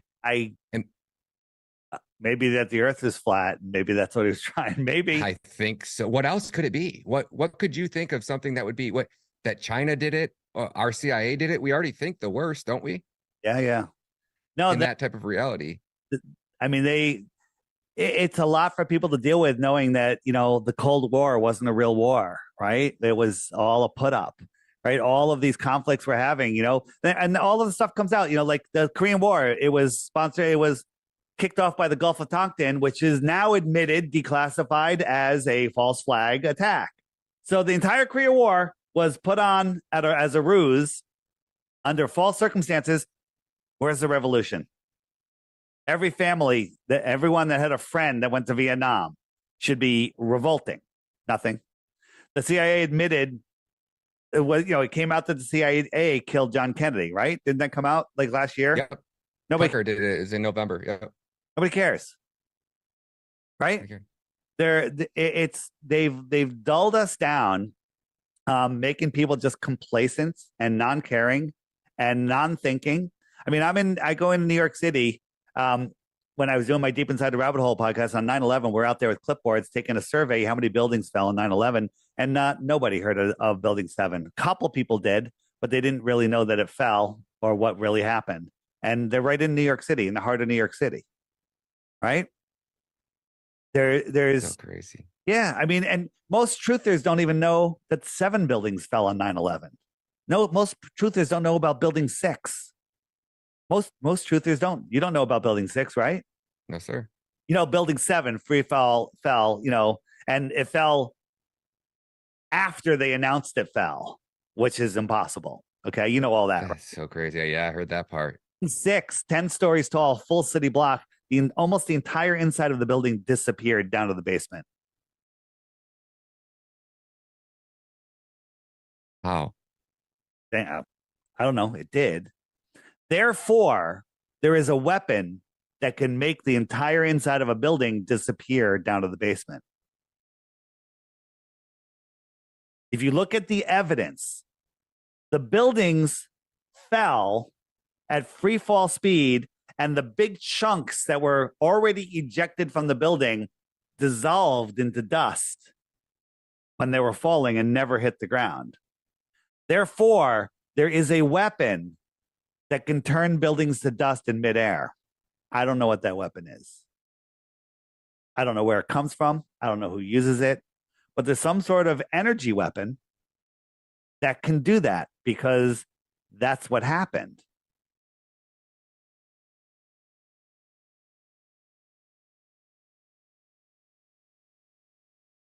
I don't doubt it one bit. After watching what we just watched happen in Hawaii. Yeah. Have you seen the cars in Hawaii versus the cars on 9/11? They look exactly the same. You couldn't tell the difference. On 9/11, there's cars all over the place where their engines were gone and their doors rusted and the insides dissolved. But on one part, well, the car was perfect, right? Yeah, there was papers in the back seat of a car that was fried or something crazy. Yeah, there is a picture. I don't know if you follow Lincoln Kareem in New York City. He just showed a video of a truck in New York City that literally looked like a melted car in Hawaii, and there was cardboard in the back of it. It was completely burned out, but there was cardboard in the truck. in New York City yesterday, literally yesterday, right? I don't know what's going on, but something's going on, right? Do you think that? But by the way, to anyone listening, if you want more information on 9/11, you want it on any of the other things that are very controversial with involving schools or marathons or anything else, stoplookthink.com. Stoplookthink.com. If you want to hear about the Covius Minimus, thing that's going around, stoplookthink.com. The fires, stoplookthink.com. Check it out. It's a good resource. Stuff that's being hidden from you.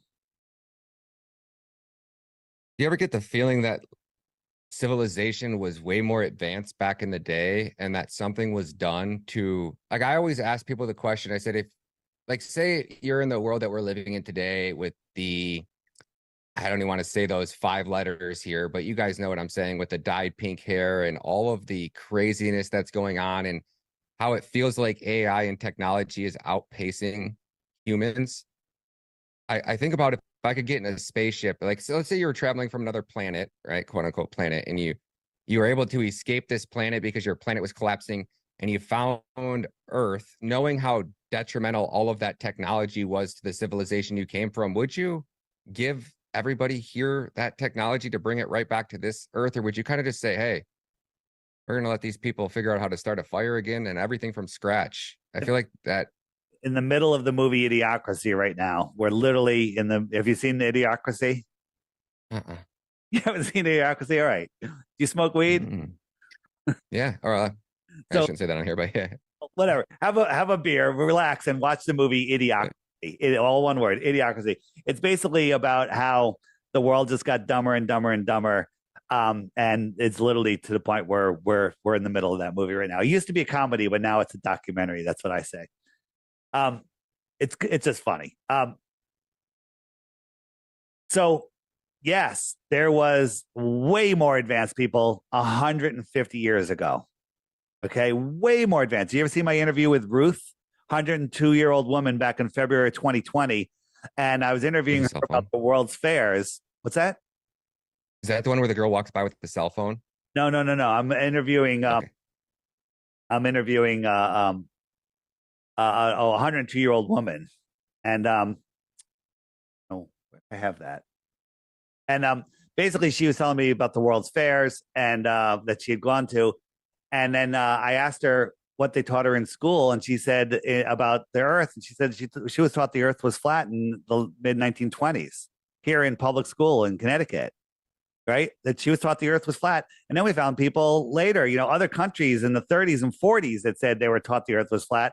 And then even here in America in the 1950s and early 60s, they were teaching both flat Earth and globe Earth. And then all of a sudden, the Rockefellers took over the school systems, and flat Earth disappeared. The Gleason's map that was in every encyclopedia and every library disappeared. And, they literally just made it go away. That's crazy that you say that, because that's what made me think about that, knowing that the Rothschilds funded Byrd's expedition to Antarctica.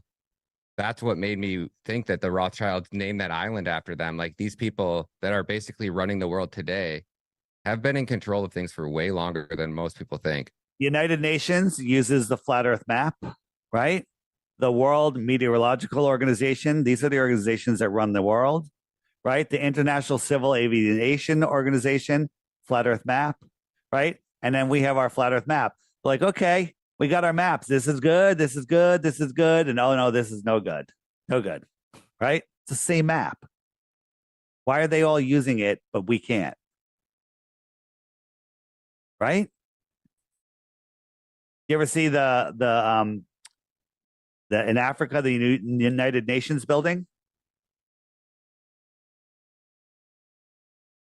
No way, dude. Yeah.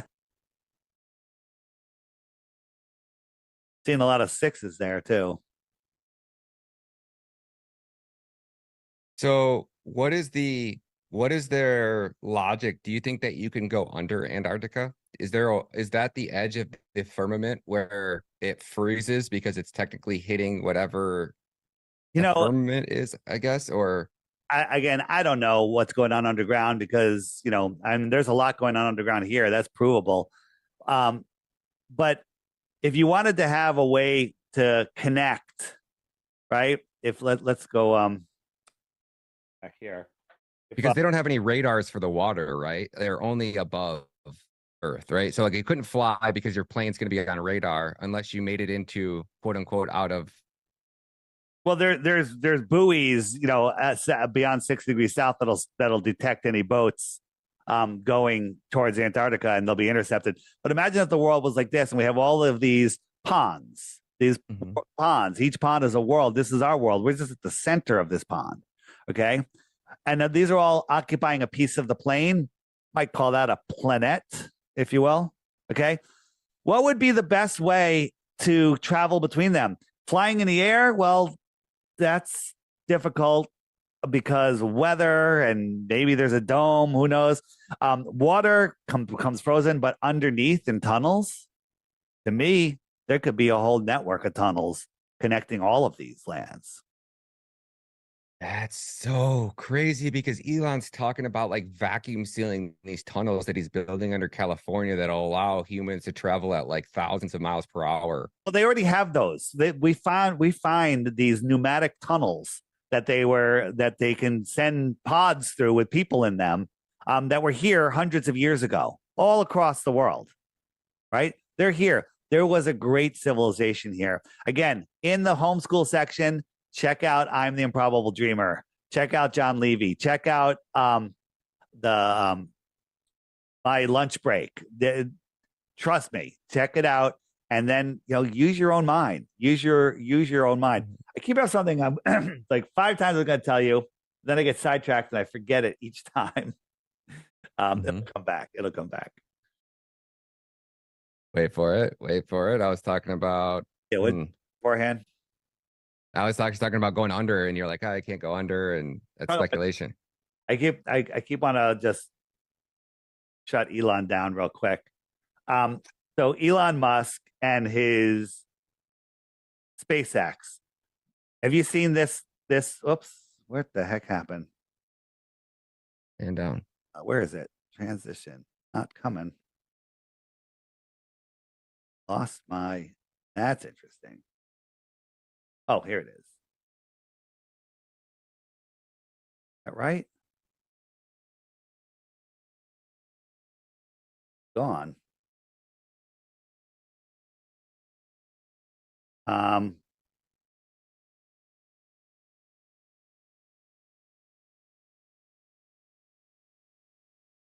Why isn't that showing?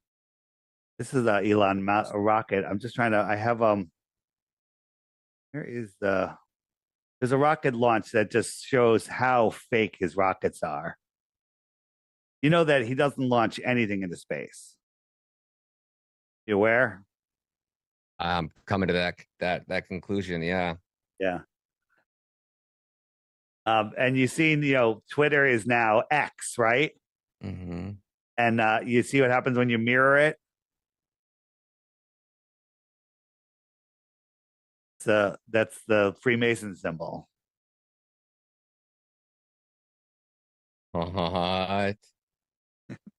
Just a coincidence, right? It could be. It's just a coincidence. 100% coincidence. Of course. And that they come back with this picture of Earth, and that you have sex in the clouds. Have you seen that?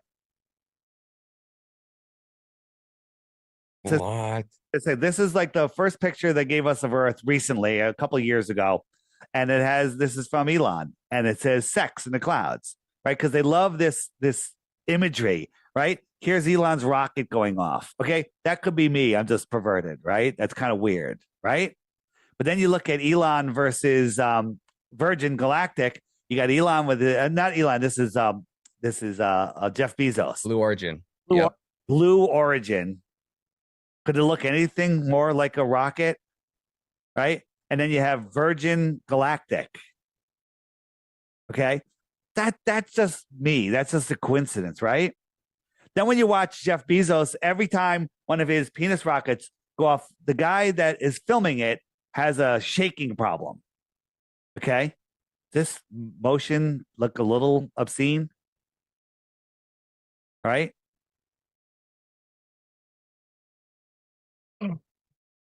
Okay. Why is this happening all the time? Right? They got a jerking penis rocket. Okay. The first Apollo mission, here's the flight plan. Okay. Right? Then on the space shuttle, this is their new mission patch. To me, this looks like a baby in a womb. Okay, that's just weird. Okay. But they're talking about how they miss drinking out of a cup in space, drinking coffee. And so they created this special cup that you can drink coffee out of. Okay, and if you watch the video of her doing this, it's so creepy. But if you look at this cup, what does that look like?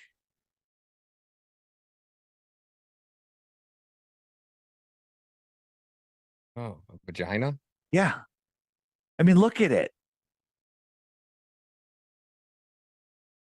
It's bizarre. And then, wow.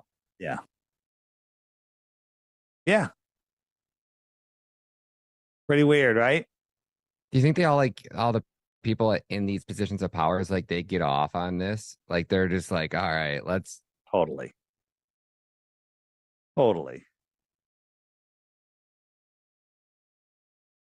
This is the most bizarre realization. Do you think we get to a point that we know the truth? And I think we're there. Do you think this has so much to do with why Trump has to be removed from power? Why they are so hell-bent? Maybe. Some people say that the whole system is rigged and everyone's in on it and Trump's in on it. And I can't rule that out. But, Trump says some things that are so good. Maybe they're just to give us hope. Like I watched something. He did a speech a couple days ago or a day ago. He said everything that we'd want to hear him saying. But is it all just nonsense? Could be. Mm-hmm. Could be. I don't know. I don't know what it is. But let's go back to good. I think that was one of the only reasons that he's still alive. I think he has their dirt. He has their secrets. They know he has them. That's why they raided his house, his agent's house, his lawyer's house, his doctor's house. They took all of his communications. They are on a mission to find out where he has this information hidden at, who has it, so that they can take him out. Now, that's my personal opinion. Says he's playing 5D chess. Mm-hmm. If he's playing 6D chess now, maybe that's a point. What you got there? I don't know. I'm just kind of stepping it up a little bit. It's fascinating. I'm happy to be alive. It's very interesting. So you have the Tropic of Cancer here. You have the Tropic of Capricorn here, right? You have the North Pole, the Arctic, and the South, which is the Antarctic on the flat Earth. You with me? Yep. So anything in between these two tropics, that's where the sun never gets far from, crosses over them twice a year. So those are the tropical areas. That's where all the tropical places are. They're in between the tropics. Why it's warm. The sun passes over them twice a year. It never passes over us. It comes near us, then it goes away, and then it comes back. Once a year, it comes towards us, and then it goes away. Mexico crosses over them twice. Okay? That's why it's always warm in Mexico. Anything inside of this circle here, we can call this the Arctic zone. Anything outside of the Tropic of Capricorn, we'll call it the Antarctic zone. So we have the Antarctic, the tropics, and the Arctic. So they love their wordplay. What is the sun doing? If I'm standing anywhere in here, I'm in Connecticut. What is the sun doing? Is it arcing around me? No, it's circling. It's circling, but it's arcing around me. The Arctic. It's ticking.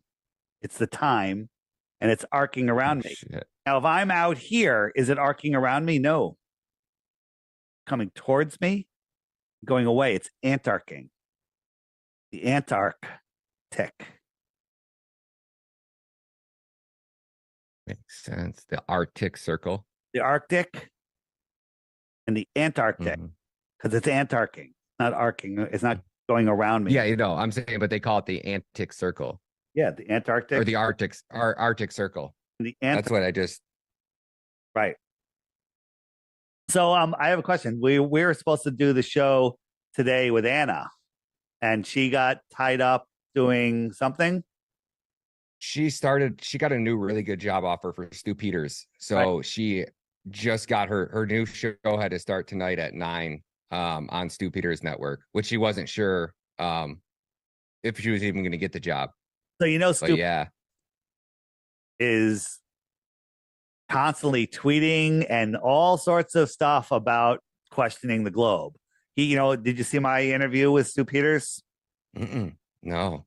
You go. I have to go watch it. Yeah, you can search my Flat Earth Dave interviews. But if you want to find all my videos, if you click the web button and then click here, interviews, it'll be in that list. It's a ways down that list.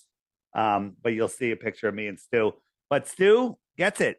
And he just tweeted today one of my videos, a video of me talking about space and how ridiculous it was. Of course, he didn't mention my name or my website, which would have been nice too. Okay. He's out there poking everybody with flat Earth stuff. But here's endless interviews. I was on The Blaze. These guys are great on the morning show on The Blaze. Yeah. Patrick, what's his name? Patrick Gray. And those guys were getting it. They were blown away. So my Stu Peters is in here somewhere, but there's Man in America. He's on your network. Yep. And it's in here somewhere, but you can search my Flat Earth Dave's Interviews 2 channel to find the Stu Peters one. But Stu, we had a great conversation. I think I was on with him twice now. So those are all your interviews. Wow. So they go on and on and on and on and on and on. I've done over 1,000. Oh my Lord. Over 1,000 interviews. So, if Flat Earth was a PSYOP, it would have been over a long time ago, right? Some scientists would have come out. It all started with after Eric Dubay. Mark Sargent put out a bunch of clues going, wait a minute, this Flat Earth thing can't be. So he put out a bunch of 10-minute videos going, what about this? What about that? How come this? How come that? And he expected some PhD, some scientist, someone to come back and go, well, here's why. Silence. Nothing. Okay? You have to watch out, though, because there's evil forces in this world. The way they get away with their nonsense is there is evil. There are evil spirits, if you will. There are possessions, if you will. And people give away their soul, their control over their body, if you will, to evil for whatever reason. And you have a lot of these possessed people. I say they're either paid or possessed. Everyone's like, there's a paid shill. He's a paid shill. He's a paid shill. I think there's very few paid shills. I think there's possessed shills. Okay? They're out there pushing. They don't even know why they're defending it. Right? There's people that are so lost in the sauce. They think that we're scammers. We're out here and we're a danger to the world. And they want to scare you into not looking into this. You Google Flat Earth, you get all nonsense. You end up at the Flat Earth Society, which is a government-run disinformation site to make Flat Earth look stupid. Why is it that you can Google fairies and Bigfoot and aliens and Loch Ness Monster and anything you want, it'll show up. But if you search Flat Earth, nonsense. Check this out. You can go into your YouTube history and say, I was checking out bicep workouts, It'll show you all the videos that you pulled up on bicep workouts in all of your history. It'll show you all of them. Then you can search for, giraffe videos because, oh yeah, I watched this giraffe video 6 months ago. There it is. That's the one I was looking for. You can search your history. It's fantastic. So I recommend people go to my YouTube channel, DITRH, watch 10 videos that have the word flat earth in it. They all do. Then go to your history and you'll see that they're there. But then search your history for flat earth. Well, those videos should show up. None of them will show up. Only troll videos will show up. The pushed propaganda videos will show up. All of the real won't show up. Why is that happening? Only the flat earth. There's no other topic. You can search up COVIDs, or whatever you want to call that thing that goes in your arm. And all the videos you watch, search it. They'll all come up in your history, whether you watched it 2 weeks ago or 2 months ago or 2 days ago or 2 minutes ago, right? Watch my videos for a couple of weeks, couple of days, couple of hours. Go and search your history for flat Earth. None of them will show up. Not just mine, any of the videos on the app, all of the real videos. So when someone's hiding something from you like that and lying to you, that should be a red flag and get you to, get you to look. Unless, of course, Jeez, it's what's that? They don't. YouTube never give fact checks anything. Like I could say unicorns are real, and I could make a video about how unicorns are walking this earth, and there's leprechauns at the end of a rainbow, and map it out and tell you that at this exact location there's a leprechaun with a pot of gold. Nobody's gonna community note me. Nobody's gonna go out of their way to fact check me or put out any relevant that I'm spreading misinformation. If flat Earth is just this conspiracy theory, why would YouTube go out of their way? Because they've only done that a handful of times on very specific topics, which years later always turn out to be true facts. So just flat earther and then becomes a globe earther after. It's only people that cling to their ball. Don't take my ball away, right? You asked earlier why, or maybe I asked, there's you build a life around your beliefs, especially women and men too. You build a world that you feel safe in. Like you're safe walking out through your neighborhood at night because you just have this world understanding, right? But someone says, "Oh, by the way, there's mountain lions in your neighborhood all the time, and they eat people." You're gonna question that, and it's gonna change your view of the world. You're not gonna want to believe it, But if your whole world is based on heliocentrism, the spinning globe, and that's where you think you live, and someone tells you that the foundation, that from your kindergarten teachers and everything you've ever seen in your entire life is a lie, that's a hard one. That's a really emotional one. Wow, your ego. You have to realize that your life is a lie. They said. What's the quote? It's easy to lie to somebody, but it's harder to convince them they've been lied to. You've been lied to. And people say, well, why does it matter? Why does it matter? You know what? I can tell you why it matters. And I have been telling you why it matters. But in the frequently asked questions, one of my favorite, why the lie right here. Hit that. Mm-hmm. Great videos there. That's worth the price of the app anyway. That's worth the app's only $3. So everything's worth the price of the app. Yeah. Right. So watch the Why the Lie videos. Watch them. Right? By the way, the app only works on smartphones, tablets, iPads, and that's it. It will also, you can emulate it on the newer Macs with the M1 and up chip, but there's some glitches there, and I can't really help you with that. But it's just for mobile devices at this time. Have you ever met anybody that has basically came to you and actually had an open mind and sat down with you for a couple hours that you weren't able to convince that the Earth is not a globe? Yeah, one of my best neighborhood friends. But he refuses to watch any videos or listen to anything. He's chosen not to believe it because it's too emotional for him. There are people that are just unable. And here's the thing: there are people that will never wake up because they don't want to wake up. And it's not your job to wake them up. It's your job to say, hey, have you ever wondered about this? And then if they bite, you have a conversation, you go back and forth, but you can't shove it down someone's throat because they'll fight you tooth and nail, right? You want to just pose it as a question and have a conversation, but some people will not wake up. Like my brother and sister will never wake up, ever. Okay? And I have to accept that. I've had some lifelong friends, friends that I've literally raised their children for them. A single mom or kid, like I was literally their father. And she won't even talk to me because I think the Earth is flat. And I think that 9/11 was an inside job and other things, right? But that's her journey. It's not my problem.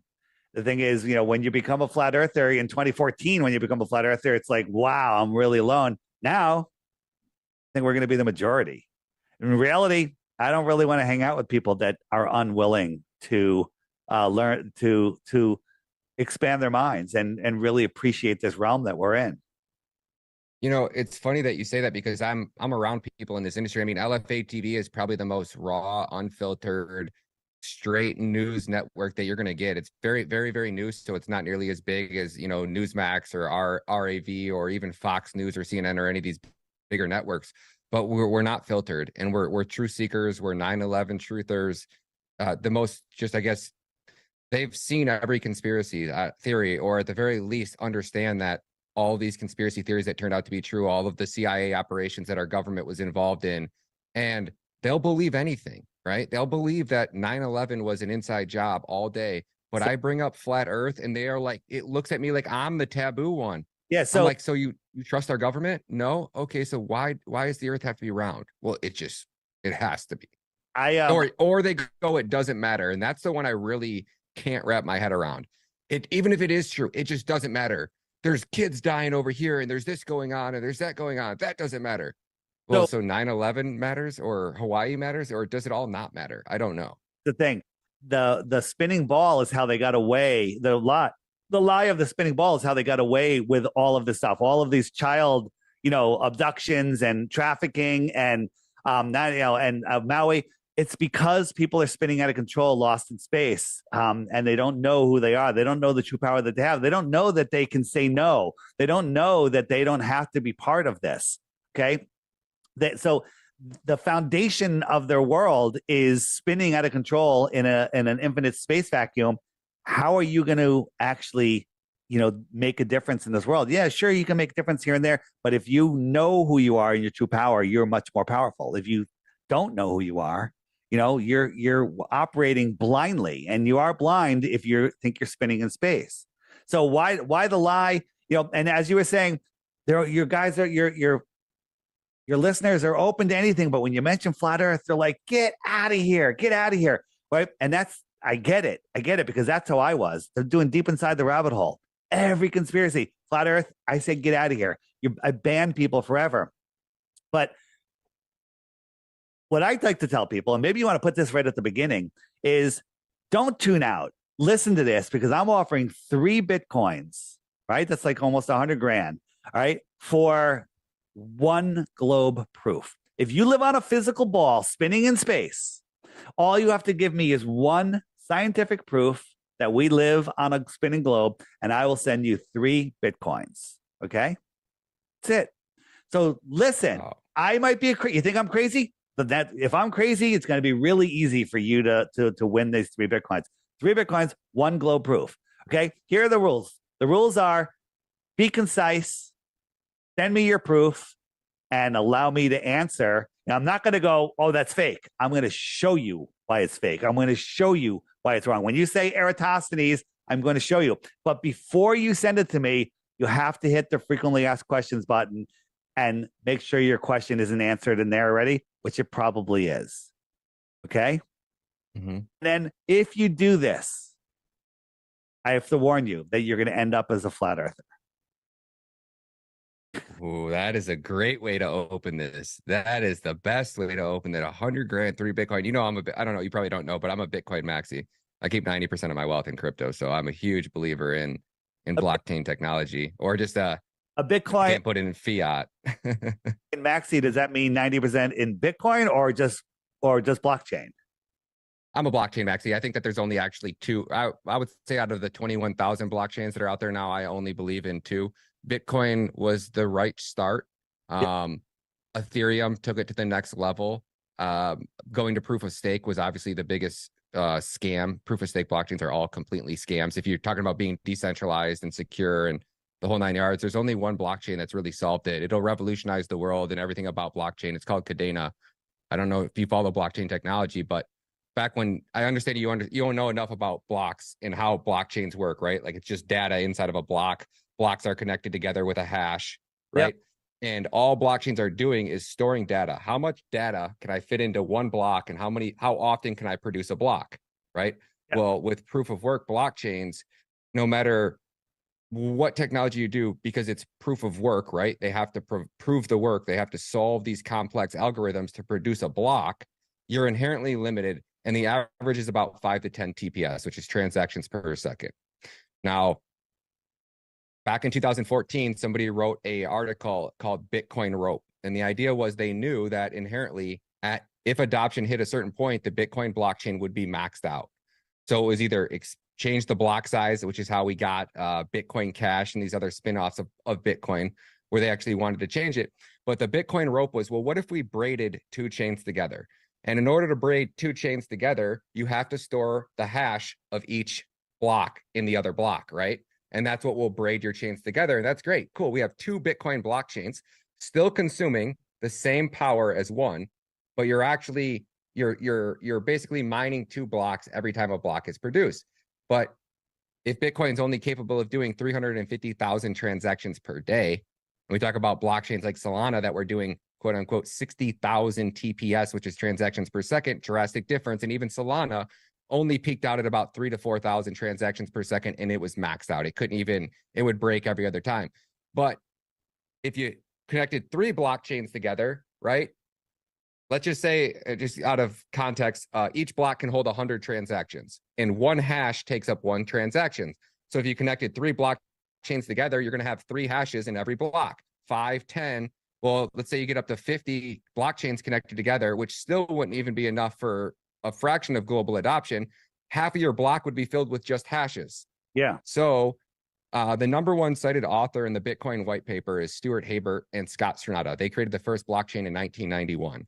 In my personal opinion, if there's anybody that's most likely Satoshi or in that circle of Satoshis that created Bitcoin, Stuart Habert's one of them, or he just randomly, him and Scott are the most cited author in the Bitcoin white paper. I mean, Bitcoin wouldn't have been created if it wasn't for the work that Scott Stronada and Stuart Habert did. So Stuart Habert's had that same blockchain running since 1991. He publishes the hash every Sunday in the New York Times. He has companies that have been using it since then to store information.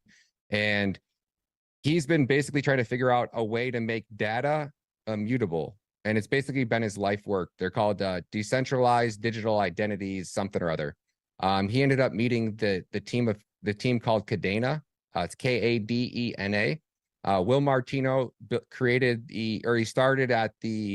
he went to Yale private school. He was recruited by the US government, sent to private hacker school, and then was put into a position to help the SEC create their blockchain center for excellence.